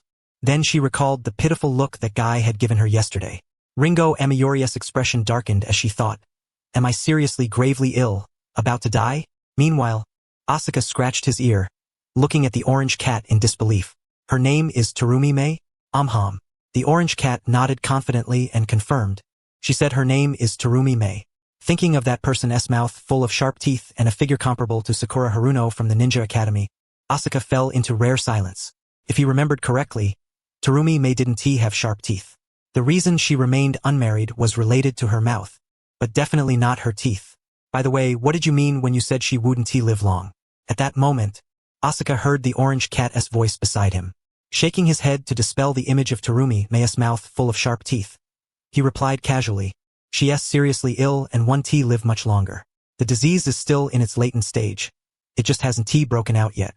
That's truly pitiful." The orange cat sniffed the faint scent in the air, then pointed toward the northeast, its voice low and solemn. Based on the intelligence from the interrogation and that faint chakra trace, Yitsong should be in that direction. Alright. Having said that, Asuka infused chakra into his feet, and his figure vanished from the spot instantly. As the sun rose, the morning mist grew even denser. Especially in this valley encircled by mountains, the thick fog seemed unlikely to dissipate even during the day. Yitsong gazed at the steep cliffs on both sides, then at the dense mist surrounding her, frowning involuntarily. This was truly a remote location for negotiations. The hidden mist village had actually chosen this place for the talks. She arranged her ninja tools in the most convenient position, placed the kunai into her hand, then looked ahead into the fog, taking a deep breath before stepping into the thick mist. Tap, tap, tap. Everything around was so silent that Yitsong could hear only the sound of her own footsteps. Plop. Suddenly, a faint sound came from ahead. Yitsong frowned and looked toward a shadow enveloped in the dense fog, calmly announcing, "Hidden Sand Village. Yitsong has come to pay a visit. Lava release. Lord Yitsong." The shadow in the mist stepped forward 2 paces, gradually becoming clearer. His gaze fell on Yitsong's attire, the reversed clothing, the yellow-green hair, and the hidden sand forehead protector. So the hidden sand had truly sent her. After confirming Yi Tsong's true identity, the mist ninja suppressed the hatred in his heart and smiled, saying, "I am here to welcome you. You may call me Mitani." Seeing this mist ninja lowering his posture and revealing himself, Yi Tsong nodded. Although she felt some dissatisfaction with the village's acceptance of so many conditions from the hidden mist village, after traveling this far and reflecting on the journey, she temporarily suppressed her displeasure. She understood the true situation in the hidden sand village. She would deal with it after some recovery time. With that thought, she looked expressionlessly at the smiling mist ninja and slowly said, "Thank you for your efforts." "It's nothing." Mitani scratched his head and stepped in front of Yi Tsong, somewhat bashful. "It's truly an honor to meet you. The village guessed that since it's your first time in the hidden mist village and the fog is so thick you might need a guide, so they sent me. It's just crossing a valley. You won't get lost." Yi Tsong did not take their goodwill to heart at all. Their village had been demanding exorbitantly, yet now they sent someone to welcome her. Was this merely for show? She was just going through the motions. "You're right." Mitani smiled awkwardly, then shifted slightly to the left and bowed, gesturing respectfully. "Please, Lord Yi Tsong." As Yi Tsong passed by without any guard, Mitani suddenly drew a kunai from his waist and stabbed toward her back. With a muffled sound, Yi Tsong felt a piercing pain in her heart, each heartbeat intensifying the agony. Breathing became difficult. She struggled to turn her head back and saw the mist ninja who had been smiling moments before, now wearing a ferocious grin. In disbelief, she asked, "What are you doing?" "Ha ha ha, your village sold you out." Mitani stared at the kunai halfway embedded in Yi Tsong's body, sneering, "I'll make you taste the pain that those comrades who were slaughtered by the hidden sand village endured." Having said that, he gripped the kunai's handle tightly and thrust forward with force, propelling himself backward. Bang! Yi Tsong staggered forward a few steps and collapsed onto the ground. Breathing was difficult, and she had no strength. From the corner of her eye, she caught sight of Mitani running back in the direction he came from, and kunai flying down from the cliffs on either side. Though her brain issued commands to dodge, her body could not respond at all. The pain from the kunai piercing her body was already numb to Yi Tsong. The agony in her heart had rendered her numb. It seemed she had been betrayed by her own village. A moment later, plop, Mitani appeared before Yi Tsong, looking at her shallow, uneven breaths and mocked, "Don't get me wrong. The grudges of our village will never be resolved so easily. Your death is but a slight consolation to us. Those hidden sand village elites who handed you over surely think the same. You were merely the sacrificial pawn in this brief ceasefire agreement. For the sake of the village's welfare, I have become a bargaining chip in dealings with the hidden mist village." Yakura understood everything. She had been betrayed by her own village. Like a carousel spinning through her mind, she recalled the first half of her life and asked herself if she had ever done anything to wrong the village. Truly, she had not even once. Her eyes shifted slightly as she gazed upon the triumphant expression of the hidden mist ninja before her, a profound melancholy settling in her heart. Her gaze passed beyond him, turning toward the direction from which she had come. That was the hidden sand's direction. Was this the end? Whether it was a dying hallucination or not, Yakura seemed to glimpse the shadow of a bird flying from where she had come. It must be an illusion. He should have already returned to Konoha, basking in the warm welcomes of the villagers. What a pity. Recalling the things the bird had said to her as it leaned against the sofa, Yakura tugged at the corner of her mouth, feeling her eyelids grow increasingly heavy. That shadow, it truly resembled the bird. Now, I'd like to hear the story of a young bloodline limit ninja who died before ever experiencing love. Perhaps in the next life I might. Haha. Watching Yakura's life slip away completely, Mitani raised his head toward the sky and laughed aloud. He had personally sent Yakura away, the hero of the hidden sand, Yakura. Glaring into the dense fog above, Mitani bellowed in fury, "Hey, did you see that? I avenged you." Clack, clack, clack. Hearing faint footsteps approaching from behind, Mitani furrowed his brows as the smile on his face gradually faded. He looked toward the direction Yakura had come from, where a shadow was slowly advancing through the thick mist. Who could it be? As his words trailed off, the shadow ahead continued its unhurried approach. Mitani drew a kunai from his waist, warily demanding, "Who are you?" A breathy exhale came forth. Looking upon the black-haired man who had now fully materialized, Mitani's brows knitted into a deep crease. Still too late.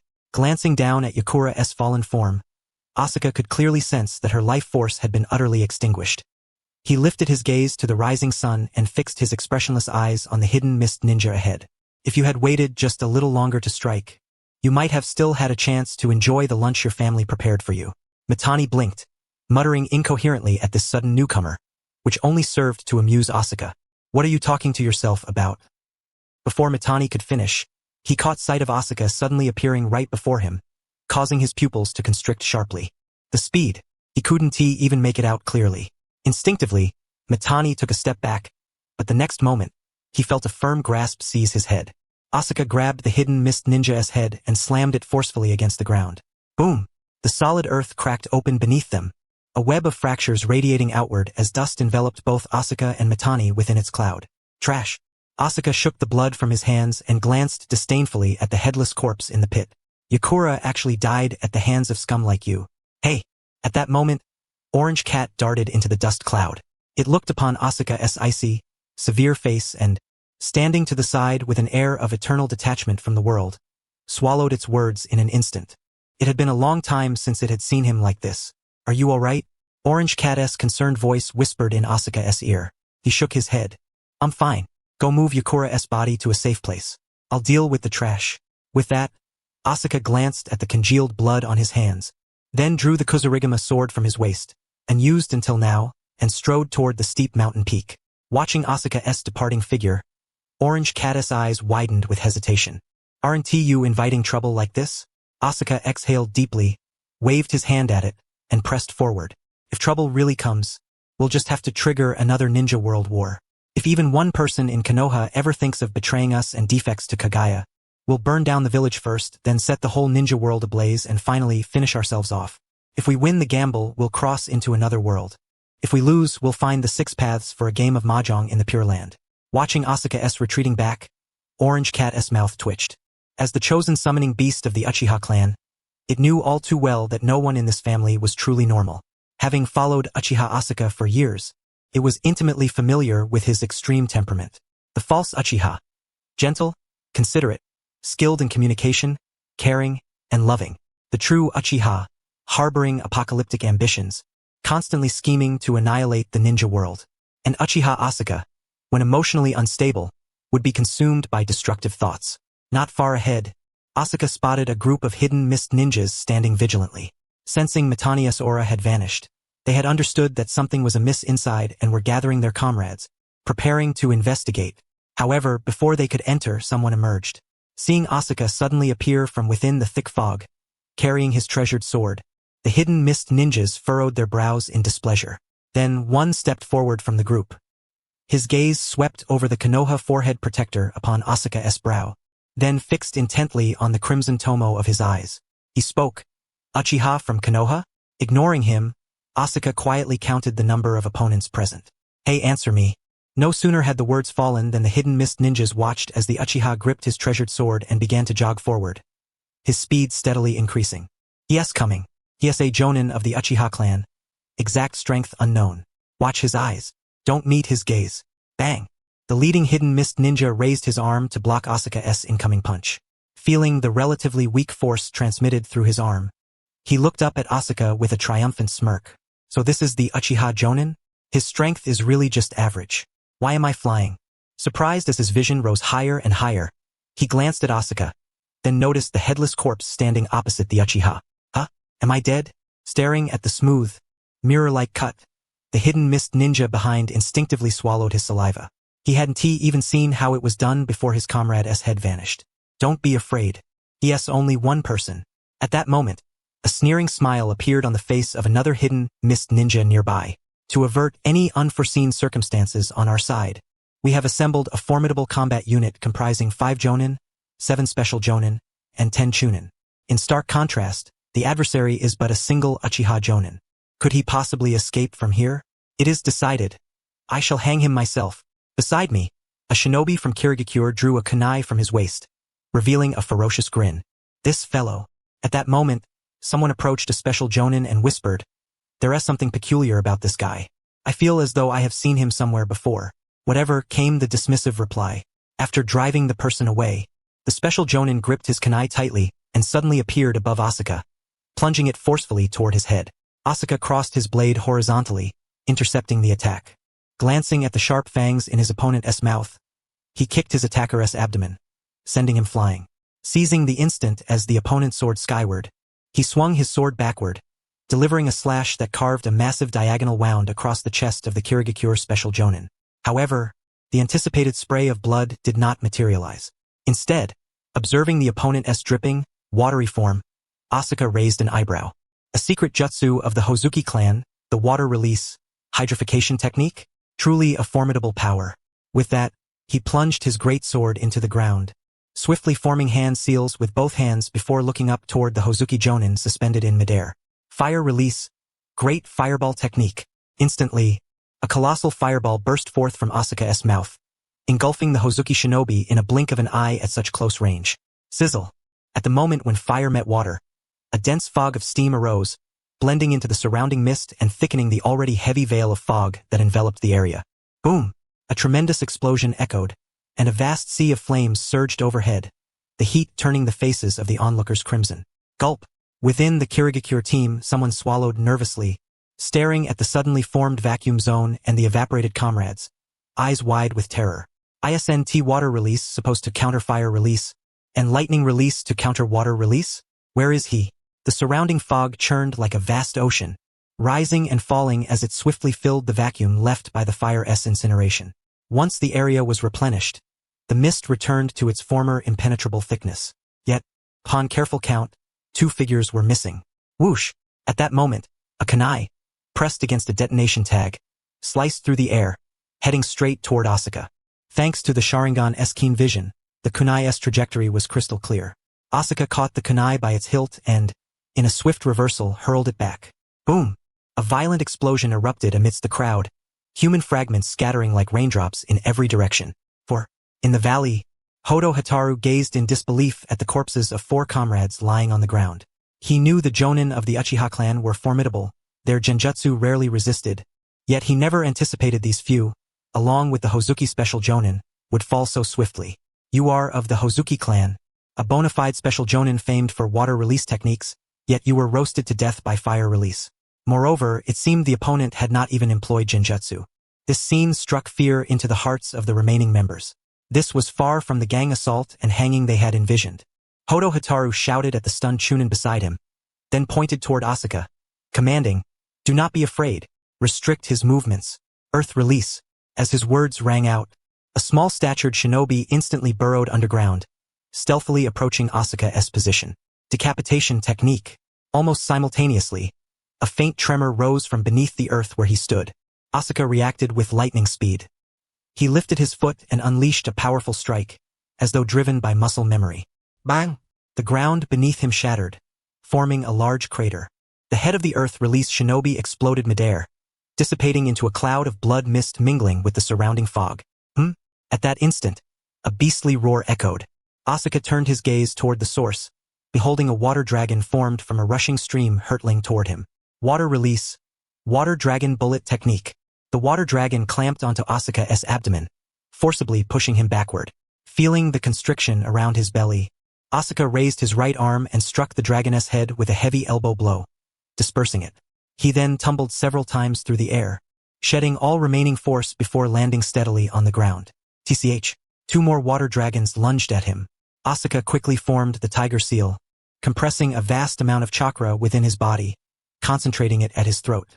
Fire release. Great dragon fire technique. In an instant, 3 fire dragons burst forth from his mouth, colliding fiercely with the 2 water dragons. One of the fire dragons soared high into the sky before plummeting freely into the crowd below. Boom! The earth turned to scorched soil, the ground beginning to collapse inward. Interrupting the other's attempts to cast jutsu, Asuka drew a kunai adorned with a detonation tag from his waist. His Sharingan eyes darted rapidly left and right before he hurled the kunai toward the 4 targeted shinobi. Clang! Clang! The kunai clashed repeatedly in midair, disrupting the enemy's judgment while gradually closing in on their targets. Got them! Asuka's gaze shifted downward. Through the fog, he saw a Kirigakure shinobi approaching silently, blade pressed against his throat. After a brief silence, he spoke. "Have you ever seen eyes that can speak?" Boom! Boom! Boom! Boom! Simultaneously, the 4 kunai-bearing detonation tags exploded violently. The Kirigakure shinobi holding his blade to Asuka's neck was momentarily deafened by the blasts. Before he could recover, He saw the 3 tomo within Asuka's Sharingan spin rapidly. So the Sharingan can speak? The Sharingan does not speak. I do. As if sensing the opponent's final confusion, Asuka smiled and seized both of his arms, slamming him forcefully to the ground. Crack! His lower body and head struck the earth with such force that a small crater formed, accompanied by a crisp crack of breaking bones reverberating through the air. After delivering a finishing strike to the immobilized Kirigakure shinobi beneath him, Asuka raised his head to face those ahead. Water release. Mist technique. The surrounding Kirigakure shinobi, sensing Asuka's gaze, tensed and began exhaling copious amounts of mist, further blurring the already obscured environment. The valley was already shrouded in fog, and with the addition of multiple shinobi employing the mist technique, visibility plummeted to an astounding low. Asuka lifted his arm. He could feel his arm's presence but could not see it. A powerful assassination jutsu, the Kirigakure shinobi were indeed fearsome. Upon hearing the murmuring of birds from afar, the lips of the surrounding Kirigakure shinobi twitched involuntarily. Having grown up enveloped in mist, they possessed a certain immunity to such phenomena. Yet, in the face of such an overwhelming fog, even their vision was severely obstructed. Damn it, where did this Uchiha come from? Why did he attack immediately upon arrival? I don't know. Could it be that Konoha sent reinforcements to rescue Sarutobi Hiruzen? That seems unlikely. Hiruzen is on the opposite side of the land of water. Should we request backup then? Damn it, where would reinforcements come from? The village is already stretched thin, opening 3 battlefronts and sending many to capture Sarutobi Hiruzen, while others are dispatched here to block Yakura.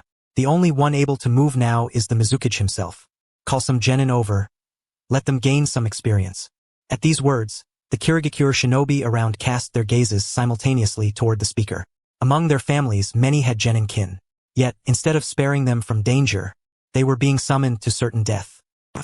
Hataru Kido drew a kunai and plunged its tip into the back of the shinobi who had proposed calling in the genin. He then tossed the corpse aside and, gazing at the dense fog enveloping them, spoke calmly, I may die, but I will not send my family to perish. Such a tragic death. A faint sigh drifted from behind. Hataru's expression stiffened as he suddenly felt a palm press against his neck. Yes, alive? Impossible. Yet, the warmth of the hand was undeniable. Slowly turning his head, he saw the Uchiha standing behind him with eyes closed. In truth, having spent so long with the ninja cats, his ears had become quite sensitive. Before he could react, Tsubaime swiftly struck, allowing no chance for a clone jutsu. The chakra scalpel in his palm sliced through the skin to sever the blood vessels in Hataru's neck. Then he turned to the next target. Boom!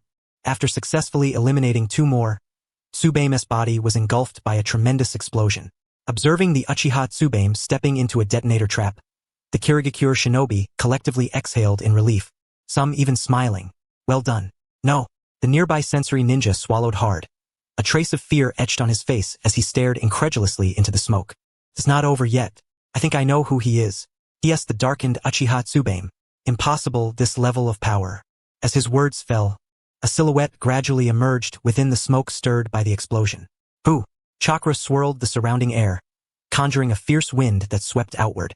Dust and mist slowly dispersed, allowing rare sunlight to bathe the ground and Tsubaime's form, casting a golden radiance upon him. Ripping sound, Tsubaime tore off his tattered, blast-ravaged shirt, revealing a robust, Muscular physique. On his chest, intricate, arcane patterns began to spread outward, climbing along his limbs and creeping across his face. From a distance, his entire upper body appeared enveloped in these black, mystical markings, resembling a suit of exquisite ebony armor. Pa! Spitting a mouthful of blood onto the ground, Tsubaime lifted his head with ferocity. Filth, you have 10 seconds left. Relying on mere physicality to counter detonator tags was futile. Tsubaime was no rakeage. He was ultimately flesh and blood. It was only his accelerated medical recovery that concealed the extent of his external injuries. Release the seal. As his 2 index fingers pressed together, vast torrents of chakra surged within him, enveloping his entire body. Such chakra. A flicker of terror crossed the eyes of the Kirigakure shinobi. Though unfamiliar with this type of chakra, its sheer magnitude was beyond the grasp of any jonin. If we had known this guy was so formidable, why did we come back? What exactly is he? One of them collapsed to the ground, gazing at Tsubaime leaping into the sky, overwhelmed by despair. His speed is incredible, his taijutsu devastating, and we can't even meet his gaze. Chakra is finite, just wear him down. If that fails, scatter and flee. Having spoken, The shinobi suddenly felt a scorching sensation on his scalp. He looked up toward the burning crimson sky. Fire release. Great fireball jutsu. A meteor-like fireball plummeted from the heights, crashing heavily onto the earth. Flames instantly spread into a vast sea of fire, engulfing all Kirigakure shinobi within. At the moment the fireball struck, those shinobi quick enough to perform ninjutsu enveloped themselves in water release techniques. Peering through the thick steam, one Kirigakure shinobi cast a grim glance at Tsubame. No doubt, black hair, eerie black markings across his body, and a fire release technique of such immense scale. There's no mistake. Captain, we must retreat. Meanwhile, far from the battlefield, perched upon a sturdy tree branch, a group of ninja cats sat, nibbling on their cat sticks while watching the three suns suspended in the sky. They had been summoned by the orange cat to witness the spectacle. One black ninja cat licked his whiskers, excitement gleaming in his eyes. Kirigakure, congratulations. You've hit the jackpot, the year-end grand prize. A tabby cat glanced sideways at the chubby one before turning toward the battlefield, his voice hoarse. Mission activated. Codename. Darkened Uchiha. Difficulty, hard. Mission description. Uchiha Tsubame has experienced, witnessed or been subjected to one or more actual deaths involving himself or others, threats of death, severe injuries, or threats to bodily integrity, resulting in persistent psychological disorders. Once initiated, this mission cannot be abandoned. Mission reward. Unlocks a side quest. The chubby cat, still holding Sunbon between his teeth, gazed at the slowly setting great sun and murmured softly, Side quest 1. Survive. Difficulty. Epic. Quest description. Launch an assault on Uchiha Tsubame using physical attacks, genjutsu, or other means to trigger emotional recall reaction, inflicting severe trauma upon his psyche and evoking a flood of painful memories. Any such recalled memory will activate seal release. Note: should Tsubame not be physically destroyed before the markings cover his entire body, the chakra accumulated within his seal will be fully unleashed within 2 seconds. Upon seal release, defense increases by 100%. Ninjutsu casting speed increases by 100%. Range of fire release techniques increases by 100%. Power of fire release techniques increases by 100%. Long-range saturation attacks increase by 200%. Ninjutsu strike power increased by 200. Chubby. Hearing a cat meowing beside him, the orange tabby paused momentarily before turning his head to look over. Speaking of which, does Asuka Uchiha's chakra have no upper limit? Fool. Casting a disdainful glance, the orange tabby gazed at the blazing fireball in the center of the battlefield and murmured to himself, it's just that for 10 seconds. There is no upper limit. Moreover, he can wield S-rank basic ninjutsu, so he even saves the time needed to form hand seals. Within these 10 seconds, he could burn a hole through the sky. Boom! No sooner had he spoken than half the sky was instantly dyed a fiery red. The sound of the explosion rippled through the air, spreading far and wide. In the land of water, the capital city, civilians on the streets heard the distant rumble of thunder. They looked up towards the horizon and saw the northeastern sky painted red, resembling the glow of dawn. Could another sun be rising there? Nonsense, the sun is already right above our heads. Is that so? Yet I still feel something strange. I think I just saw a fiery cloud. Ordinary civilians naturally had no idea what was unfolding there. But as ninjas from the hidden mist village, and since that valley wasn't particularly far from the village, they could clearly sense what was happening. A wave of heat, like the break of dawn, drifted from afar toward the village. Hey! Hey! A ninja stared at the fiery cloud in the sky, stood up, and looked into the distance with a hint of hesitation. I think I sense a massive chakra there. Congratulations, you might just become a sensory ninja someday. Idiot! The other man cursed with frustration, a look of exasperation on his face. Only someone as dull as you failed to notice. Something big is about to happen. Hearing this, he rose to his feet and scanned his surroundings, realizing that many ninjas had already gathered without him noticing. By order of the Mizukage, form teams of 4 and head to the source of the red light. You must investigate precisely what is happening there. Understood. As the command fell, the ninjas assembled at the gate vanished from sight, rushing toward the distant crimson sky. Tomei, who was the same age as Kakashi and now an elite chunin, was leading 3 genin toward the area where the red sky had vanished. After another year of experience, she could be promoted to jonin. As the temporary squad leader, she was currently hurrying toward the distant red sky. Watching the squad leader run ahead, the following genin whispered, Captain, what exactly happened there? I'm not sure. Tomei shook her head, her expression grave as she looked ahead. Earlier, when she left the village, The elder had said that the red sky in the distance was man-made. Man-made? Stop. At that moment, Tomei suddenly noticed two figures appearing ahead and immediately became alert. When the two figures approached, she made a stopping gesture toward a bald man whose face was smeared with soot. His hair and eyebrows seemingly burned away. Who are you? Then, Tomei stepped forward and saw the woman cradled in the man's arms was already lifeless. Her brow furrowed slightly. There is something strange about this person. I feel like I've seen him somewhere before. Puff. Asuka exhaled a puff of black smoke, eyeing the red-brown crossed long curls, the right eye hidden beneath her hair, and her pink lips with curiosity. Are you Tomei? Tomei narrowed her eyes, instinctively tightening her grip on the kunai in her immaculate white palm. You know me? Seeing Tomei clench her lips tightly, Asuka carried Yakura forward 2 steps and carefully appraised her from head to toe before hesitating slightly. Smile? Tomei looked at the bald man with a puzzled expression. Is this a rogue? Are rakes this bold nowadays? Seeing a single beautiful woman and trying to flirt?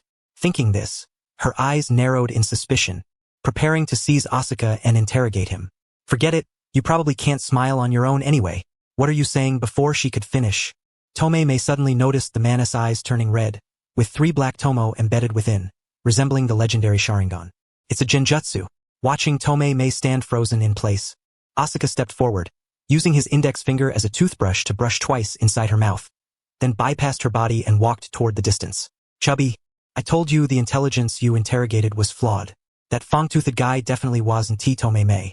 She says she is, but how would I know if that is true? This one should be real. Her teeth are normal like everyone else's. What you say is true is true. By the way, is Yakura still salvageable? Yes. You're not thinking of using Edo Tensei on her, are you? What nonsense. I'm now the top medical ninja in Konoha. Even Tsunade has to stay under me, licking my feet. Could you stop bragging? Fix your hair first. I'm so tired walking like this. Hair takes time to grow back. I'll buy a hat when I return. After the genjutsu was lifted by the outsider, Tomei blinked in confusion as she looked at the comrades gathered around her. Tomei, what happened? I feel like as she spoke, the image of the red eye and the bald Asuka surfaced in her mind, and her tone grew somber. I encountered an Uchiha, a bald Uchiha. Bald Uchiha? Hearing this, the surrounding ninjas furrowed their brows, recalling the Uchiha they had encountered before.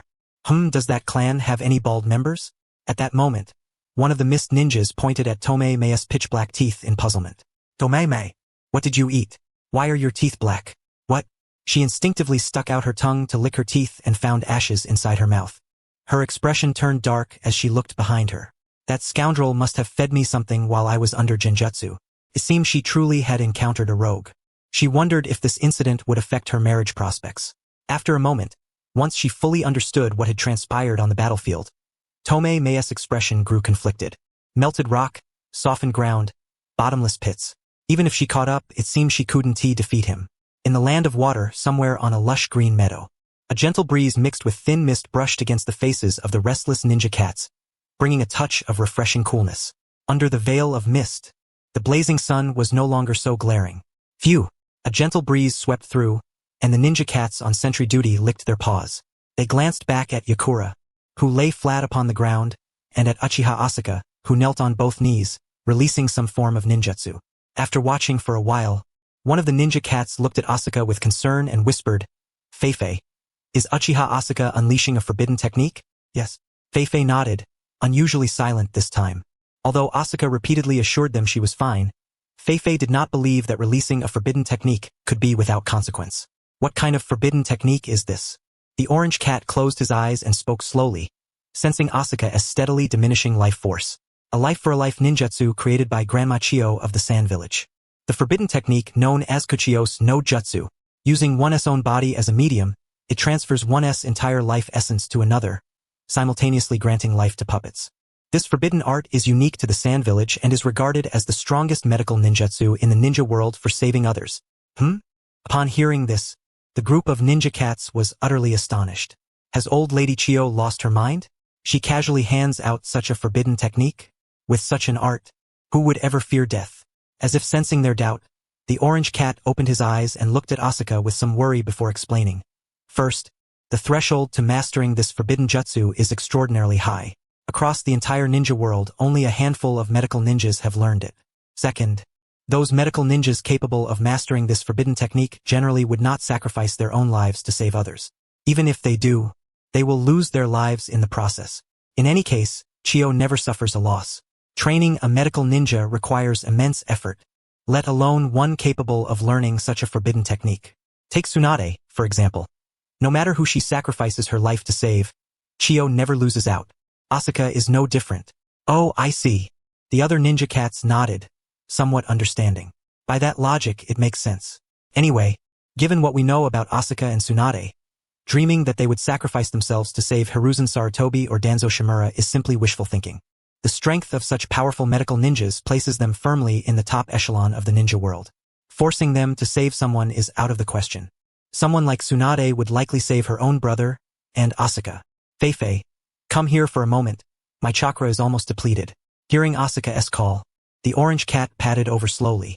He looked at Yakura, whose eyes were closed, then glanced up at Asuka, hesitating. Do you really think you can survive? Ha! Asuka sighed, exasperated. Feifei, when have I ever lied to you? Someone who values their life as much as I do. How could I possibly die? True. Feifei nodded, then placed his paw on the back of Asuka's hand. A moment later, when he sensed Asuka's life force was about to vanish, tears welled up in his eyes as he choked back a sob.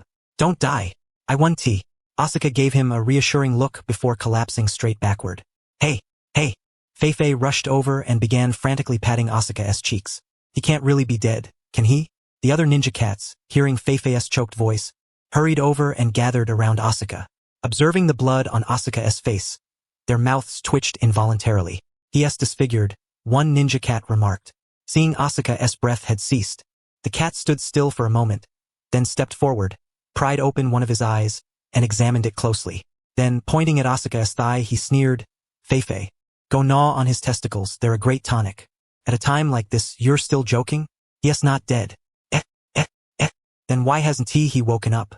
Sighing, the ninja cat looked at the orange cat, whose eyes were bloodshot, and said slowly, you'll know once you gnaw on the testicles.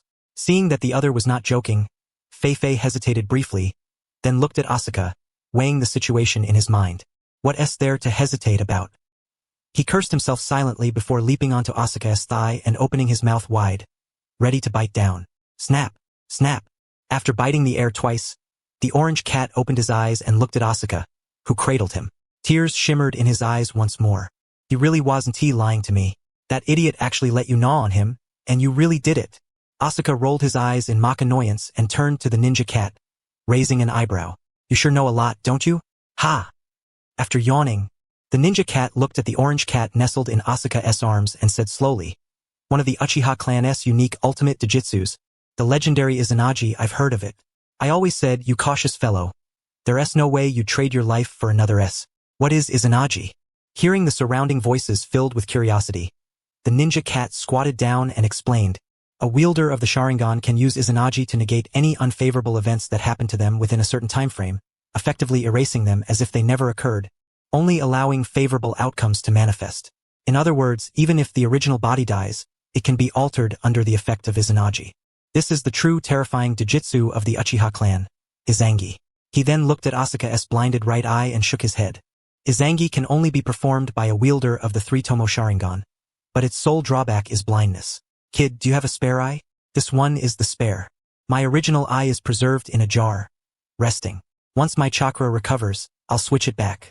Asuka had no reason to conceal anything from these ninja cats. They had accompanied him since he first learned to speak. They knew most of his secrets and he knew most of theirs, for instance, who was an illegitimate child outside, who had slept with the daimyo's cat. At that moment, a groan interrupted Asuka's memories. He looked at Yakura's twitching eyelids, then waved to the group of ninja cats with a face full of disdain. You all go play elsewhere. We'll meet again in Konoha. Yellow sand, swirling endlessly. As far as the eye could see, it was all yellow sand. Why am I here? Yakura looked at her palm, her voice laden with confusion. This hand looks like mine. Is it really my hand? She slowly clenched it into a fist and gazed forward. A familiar little girl was diligently training. She gazed upon the other young girl, whose brow was drenched in sweat yet who refused to abandon her practice, and her eyes grew clouded with confusion. Who was she?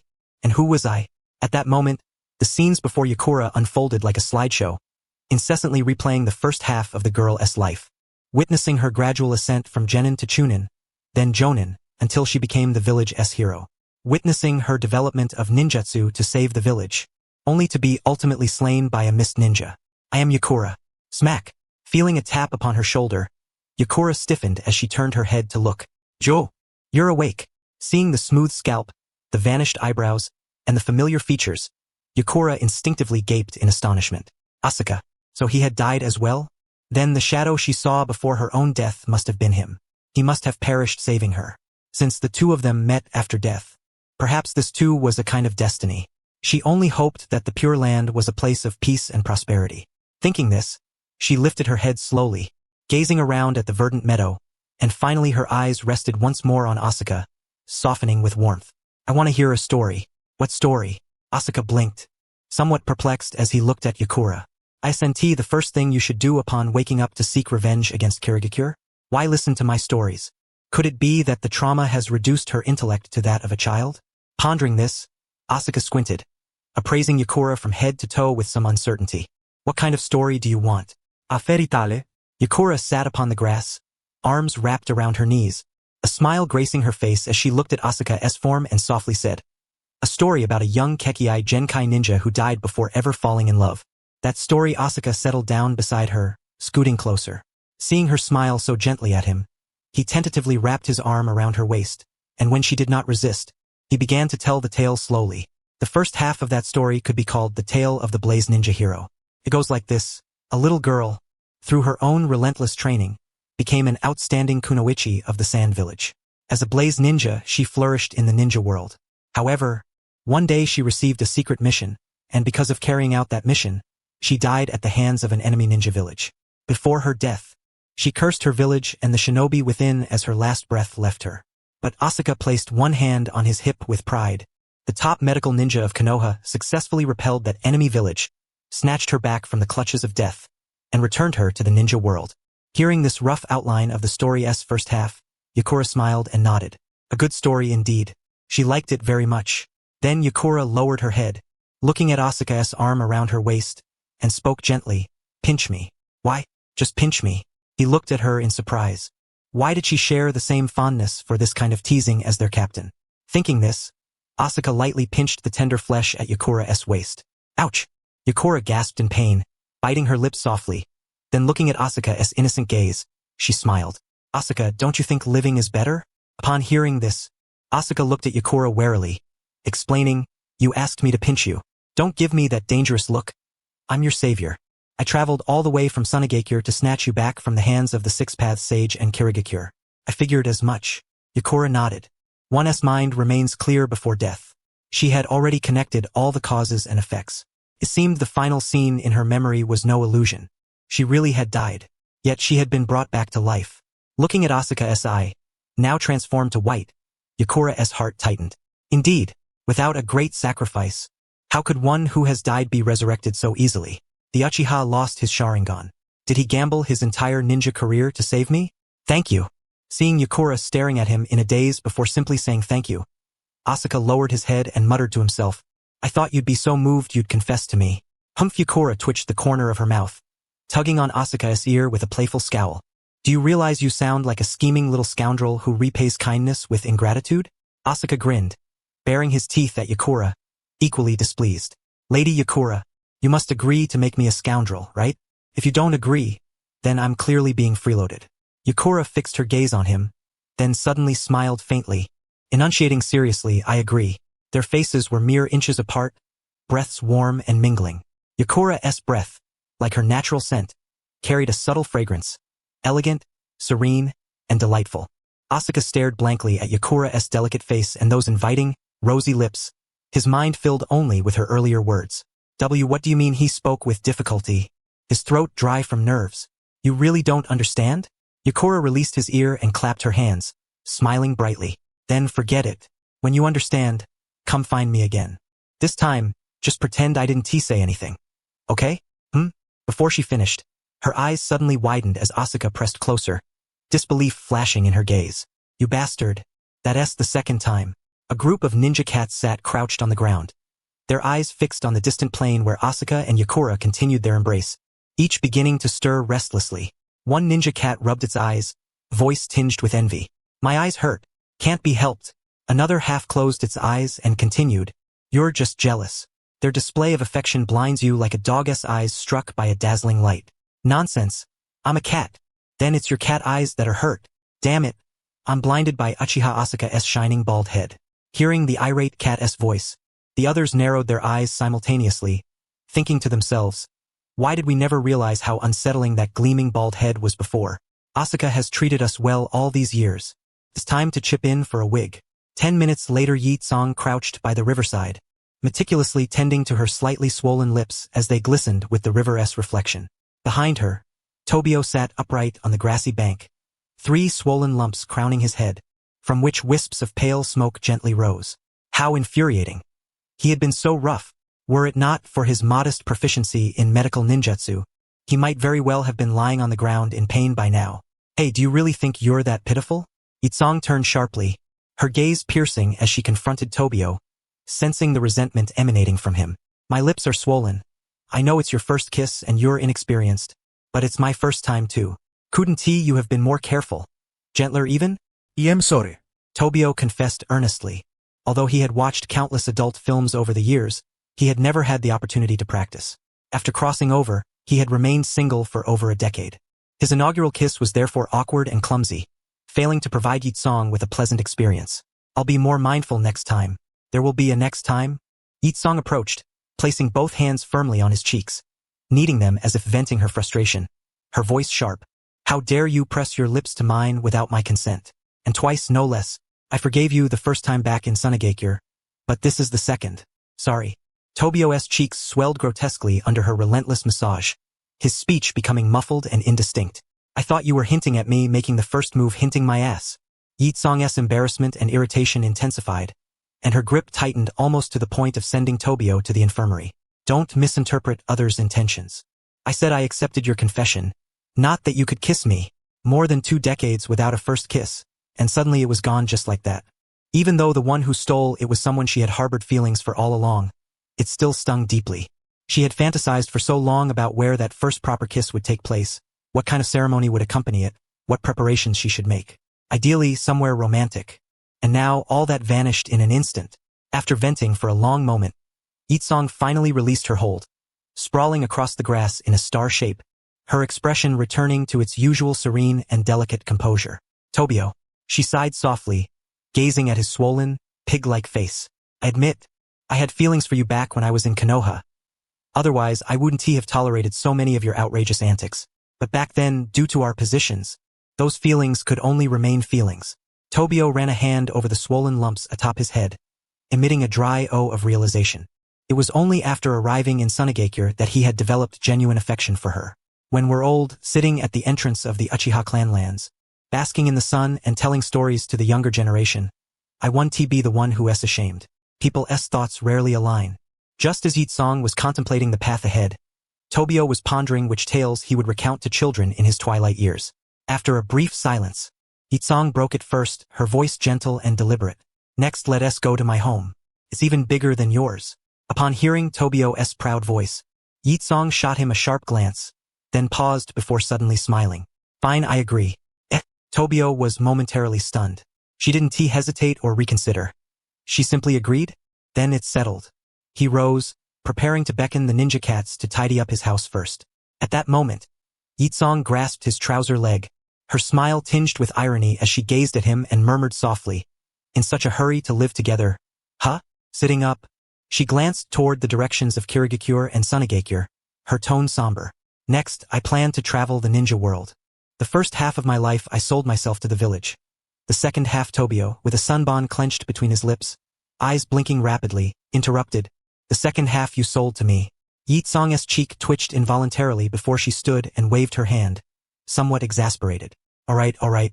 By the way, Tobio suddenly seemed to recall something, looking at Yitsong's pristine back with a puzzled expression. Yitsong, you're not planning to take revenge on Sunagakure and Kirigakure next, are you? Hearing this, Yitsong closed her eyes, a pained expression crossing her face. Ultimately, she had been betrayed by the village. Yet, if it came to vengeance, aside from those in the upper echelons, everyone else still cared for her. Kirigakure, After a deep breath, she rolled her eyes at Tobio and changed the subject. First, I'll see you back to Konoha. Then I'll travel the ninja world for a while. In a year or two, I'll come find you. Oh, and have your ninja cats let me sign something. It makes passing messages much easier. Upon hearing this, Tobio turned to look at the chubby one covering its eyes and nodded. It won't refuse. Itsong looked down at Tobio and smiled gently. Thus ends the first half of the tale of the Shining Blaze Ninja. Not too bad, indeed. The frog at the bottom of the well finally leaps out, breaking free from its confinement to embrace a broader world. Have you thought about how to write the second half of the story yet? Tobio nodded with a smile. I have. The sequel will be called The Tale of the Uchiha and the Shining Blaze Ninja. As for the content, it'll be about the girl escorting Konoha's first medical ninja back to the village. Idiot. Back in the long-missed village, Tobio stood alone in the middle of the road, watching the figure gradually fade from sight, unable to suppress a slight sneer. Just moments ago, he had bid farewell to Yitsong here. She had hoisted her travel bag and set out to explore the ninja world. Officially, it was a trip to clear her mind, but he could tell from the killing intent in her eyes that she was still somewhat vexed by the village's betrayal. Their parting held no ambiguous undertones. Simple words, a brief embrace, and then they smiled and waved goodbye. I need to step up my game, Tobio muttered to himself.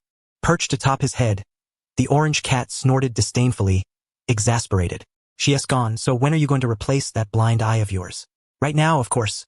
Tobio withdrew a scroll from his ninja pouch, unfurled it, and lowered his gaze onto the black seal character stamped upon it. Placing his right hand over the seal, a puff of white smoke rose, the seal vanished, revealing a glass vial filled with a special potion atop the scroll. Staring at the eyeball suspended within the liquid, Tobio inhaled deeply, reached for his own blinded eye, and replaced it with the one preserved in the potion. Exhaling deeply after applying medical ninjutsu to repair the freshly transplanted eye, Tobio opened his eyes and looked forward. Indeed, relying on one eye to see was far too exhausting. Upon hearing this, the orange tabby lowered its head, observing as the bird's eyes once again turned pitch black, and could not help but marvel aloud. Is this the so-called bug you mentioned? To think that your Uchiha clan can evade the peril of blindness merely by swapping eyeballs. As it spoke, it seemed to recall something, its whiskers twitching slightly as it queried with curiosity. By the way, since Yakura has always been by your side, there is one question I've been too embarrassed to ask you. Given the nature of the Uchiha clan, such a formidable ability must have captivated many. Why have I never seen anyone else employ it? With a sigh, the bird adjusted to his eyes while responding. Back when we joined Konoha, a severe internal conflict erupted within the clan due to the Izanagi. Later, under the guidance of the elder Uchiha leaders, we sealed away the techniques of Izanagi and Izanami. Now, very few clan members know this ocular jutsu. I myself acquired this method only by a fortunate coincidence. He continued, another reason is the clan's stockpile of 3-tomo Sharingan. The internal strife depleted it entirely. Nowadays, each 3-tomo Sharingan is irreplaceable. No one wishes to become a one-eyed dragon. Oh, the orange tabby nodded in a half-understanding manner, then swiftly fixed its gaze upon the white eyeball, exclaiming with astonishment, I never imagined you even had a spare 3-tomo Sharingan. Noticing the bird suddenly fell silent, the orange tabby grew quiet as well. It seemed to comprehend the origin of that eye. The battlefield, perhaps? After a moment, the bird shook his head, pushing away the image of his comrade and trusting him with the eye. He then placed the vial back into the scroll, wearing a relaxed expression. Let us go. It's time to return to Konoha. Do you still have any stock left? The tabby inquired. The 3-tomo are gone. Shikinasuk entrusted me with one. But there are still 2-tomo left. Upon hearing that there were still 2-tomo in reserve, the orange tabby's eyes suddenly brightened. Stroking its whiskers, it asked with some anticipation, can cats swap eyes? Recalling how Itachi Uchiha placed his Sharingan into a crow's eye socket, the bird nodded uncertainly. And me? You cannot. Why not? The bird appraised the tabby from head to toe, inadvertently revealing the disdain unique to the Uchiha clan. Too terrifying. I'm afraid I wouldn't be able to sleep at night. The orange tabby was stunned for quite some time before snapping back to reality. Watching the bird's retreating figure, it suddenly slammed its paw onto the ground, sending a tremor through the dust and exclaimed in frustration, Uchiha Asuka, you will regret this. Along the main road, a soft, cute female voice grumbled incessantly, unable to calm down. Upon reaching his doorstep, the bird gazed at the familiar gate and suddenly remembered something. His system quest seemed to have been completed, but at that time, he had been too excited upon Yakura's acceptance of his confession to recall it. Thinking this, He glanced back at the orange tabby sulking alone, then closed his eyes and summoned the system. System? Congratulations to the host for astutely realizing that sealing the tailed beast within one's body and borrowing its chakra allows one to become a human artillery platform. Never troubled by a shortage of chakra. Would you like to settle the reward? The bird's mouth twitched twice. He always felt the system was mocking him. The method of sealing the tailed beast inside to augment one's chakra was common knowledge throughout the ninja world. Moreover, the limited tailed beast chakra he had sealed was entirely used to unleash the forbidden technique self-resurrection. It was still insufficient, forcing him to borrow chakra from the ninja cat. Suppressing his urge to complain, the bird took a deep breath and calmly said, "Settle the reward." No sooner had the words fallen than a warm current surged once more through the nerves around his eyes. This time, enduring the stinging sensation in his eyes, the bird's face revealed a hint of melancholy. This system is finally somewhat useful. By his estimation, the energy he just received was equivalent to 2 months of arduous training. Converted into values, he was now at 4,000 out of 10,000 progress points towards awakening the Mangekyo Sharingan. To open the Mangekyo, it will still take about 3 to 4 years. Praising the system with a thumbs up as usual, the bird then turned his gaze to the other 2 items. Physical Training Acceleration Card. 30 days, a series of questions and answers. Question: if I train physical techniques for 1 day, while others train for 3, how many days must I train to catch up? Answer: using the overwhelmingly effective physical training acceleration card, 1 day of yours equals 3 days for others. Question: people's constitutions differ. I once watched the back of a genius and felt utterly lost. How can I catch up to them? Answer: using the instantly effective physical training acceleration card, within just 1 month, you can stand alongside geniuses. The bird stared blankly at the description for a full minute. Damn it. SNT it just triple speed physical training? This description is really misleading. However, judging from actual effects, this thing would not enable him to master the 8 gates technique rapidly. He tossed it aside casually and once again focused on the final reward, feeling a surge of excitement. A weapon similar to the Kubikirabocho. The Kubikirabocho's deep blue, barbed blade not only could slice flesh but also absorb the opponent's chakra and inject it into its wielder. Moreover, it was a living greatsword, loyal only to those it favored. Recalling the scene of the Kubikirabocho fawning over the 8 tails, the bird's mouth twitched. He was not fond of sycophants. Of course, licking himself did not count. With that in mind, he lowered his head to examine the description in his hand. A weapon similar to the Kubikirabocho. Personality: arrogant and often indulges in maniacal laughter like the Uchiha. Generally normal but prone to screaming and foul-mouthed taunts when excited, occasionally mocking opponents. After reading the description, the bird fell silent once more. For some reason, an ominous premonition gnawed at his heart. He felt this thing was not quite what he had imagined. If memory served, the Kubikirabocho did not speak, yet this one not only spoke but uttered unpleasant words. Thinking this over, the bird rubbed his aching forehead.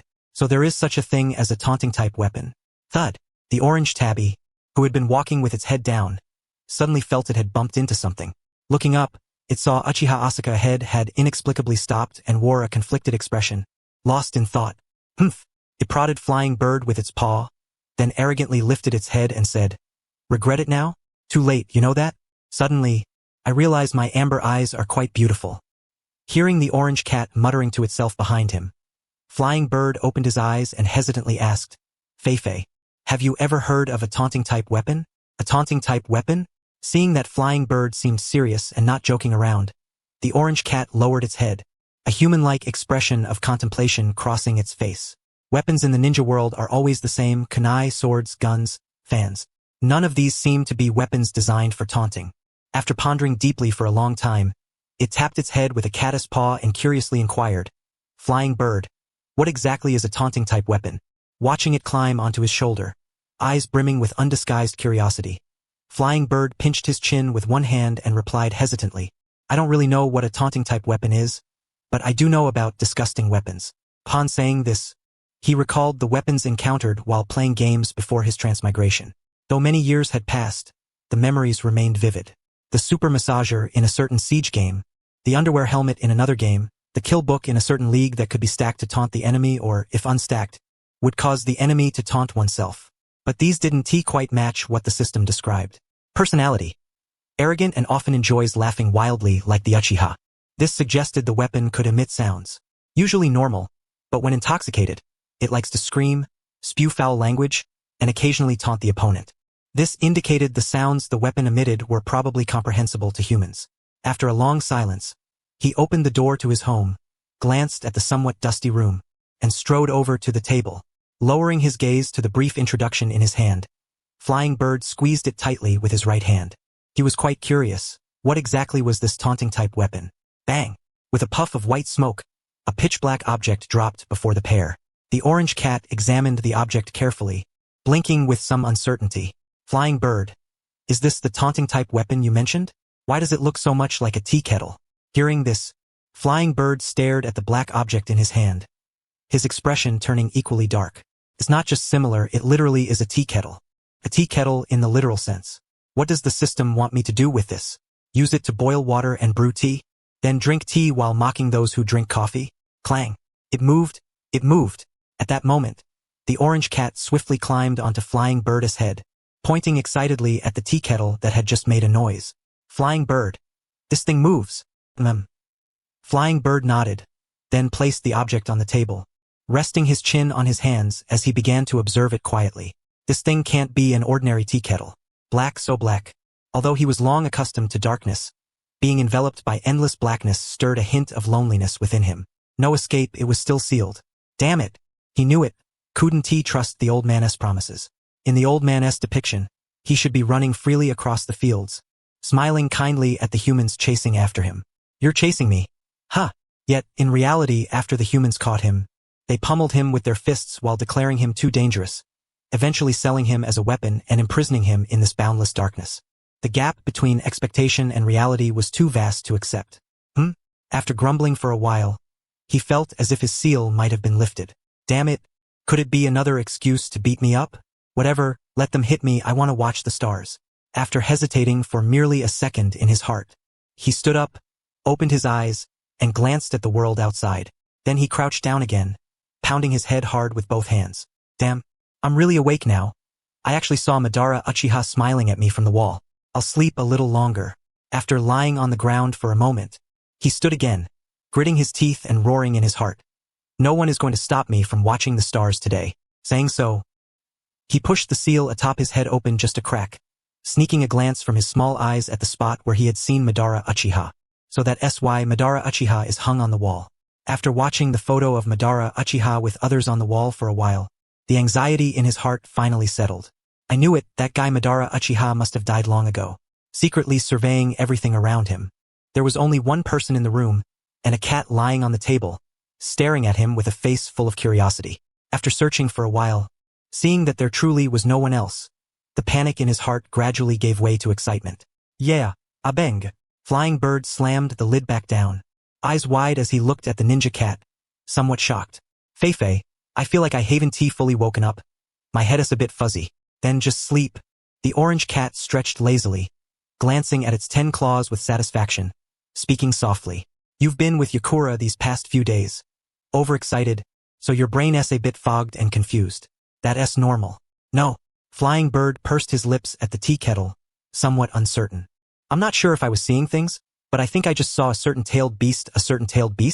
The orange cat blinked blankly, then its fur suddenly bristled as it spoke in a terrified tone. Which one? The one with one tail. No sooner had the words left its mouth than the tea kettle began to shake violently. Flying Bird stood up, his Sharingan activating instinctively as cold sweat broke out on his forehead. Are you kidding me? Could it really be a tailed beast? This thing is indeed some kind of weapon, but damn, I can't control it. Bang! Yeah, ha! With an excited scream, the head of Shikaku popped out of the tea kettle, his face beaming as he gazed at the outside world. The outside world is wonderful. The air smells sweet. Although he didn't need air, he still took deep breaths. And since there were no signs of being beaten or scolded, he reckoned he would be safe for the time being. Huff, huff, greedily savoring the fresh air. Shikaku closed his eyes in comfort. No one hitting, no one scolding, no hostility. He hadn't experienced such days in a long time. After a moment passed, Shikaku sensed a certain heaviness lingering in the room's atmosphere. His gaze settled upon the human and the cat nearby, his sharp voice laced with an overwhelming excitement as he declared, I've finally emerged. After a considerable span of time, the anticipated cacophony of terrified screams, human curses, and the unleashing of ninjutsu did not materialize. Instead, The ambience within the chamber grew increasingly awkward. He fixed his eyes on the human who had just retracted his Sharingan, instinctively stamping his foot and bellowing once more. Eva emerged. Noticing the man's face bore no trace of panic, and that he had begun wiping the cold sweat from his brow with a tissue, Shikaku blinked his small eyes twice and repeated his shout with a hint of uncertainty. I've emerged? Indeed. Receiving the affirmative nod, Shikaku's mind raced swiftly. This Uchiha clan member had a photograph of Madara Uchiha hanging in his home, and, remarkably, he did not seem afraid of him. Humph! Could it be that this guy is a descendant of Madara Uchiha, the wielder of the Mangekyo Sharingan? A bead of sweat trickled down Shikaku's forehead as he observed the human approaching him, a flicker of menace glinting in his eyes. He inquired, "Who am I?" Asuka tossed the crumpled tissue into the trash bin and, while advancing toward Shikaku, replied, "One Tail, Shikaku." Seeing that the man not only recognized him but also approached with calm composure, Shikaku scanned the surroundings, seeking an optimal escape route while buying time. "You're not afraid of me? I was just now." Asuka nodded, settling into a chair. He looked at the sweating Shikaku and shook his head. "Not anymore." "Why?" Asuka propped his head with one hand, gazing at the adorable Shikaku doll before him. "Because I just realized something. According to that golden finger, I've only reached the age to enter the Ninja Academy this year. It's unlikely to grant me control over anything beyond my own age. Besides, consider your own chakra." Now, Asuka had reason to suspect that the system might have duplicated a juvenile Shikaku, imposing limitations on his power so as not to threaten Sasuke, who had yet to enter the Ninja Academy. The Sharingan, after all, could perceive chakra. Under his scrutiny, this Shikaku doll did not appear particularly formidable. After hearing Asuka's explanation, Shikaku earnestly examined his own condition, only to find even more sweat streaming down his forehead. "It seems I've been separated." He turned his head toward the direction of the hidden sand village, swallowing nervously. He could now sense an unconscious energy cluster intimately connected to him residing there. It was as if his consciousness had been torn away and transported to the Uchiha while his main body remained in the hidden sand village. What am I now? If I die, can I still return? Ordinarily, when a tailed beast perished, it would eventually be reborn after a period of time. But under these circumstances, Shikaku was uncertain what form he might take upon resurrection. It was all so bizarre. Suddenly, a torrent of confusion surged within his already limited mind, threatening to burst his modest skull. "Hey!" Hearing the man calling him, Shikaku's eyes flashed with a dangerous glint. Perhaps all of this was linked to this man. He wondered if killing him would restore his normalcy. With that thought, he targeted Asuka's head, slammed his right hand fiercely against his belly, and gathered a vast amount of chakra in his mouth before unleashing it.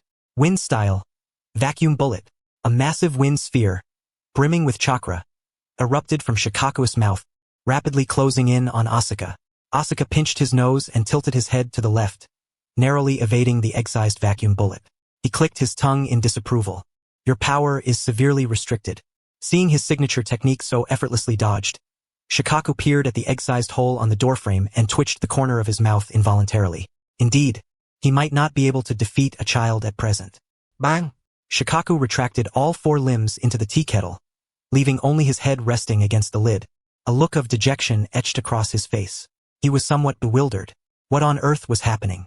Meanwhile, outside the room, Mikoto Uchiha pressed one hand against the hem of her skirt while massaging her bruised thigh with the other, her expression impassive as she stared toward Asuka's room. Just moments ago, she had been strolling nearby with Kushina. Suddenly, as if sensing something, Kushina had tugged her over to Asuka's house and began pacing anxiously in place.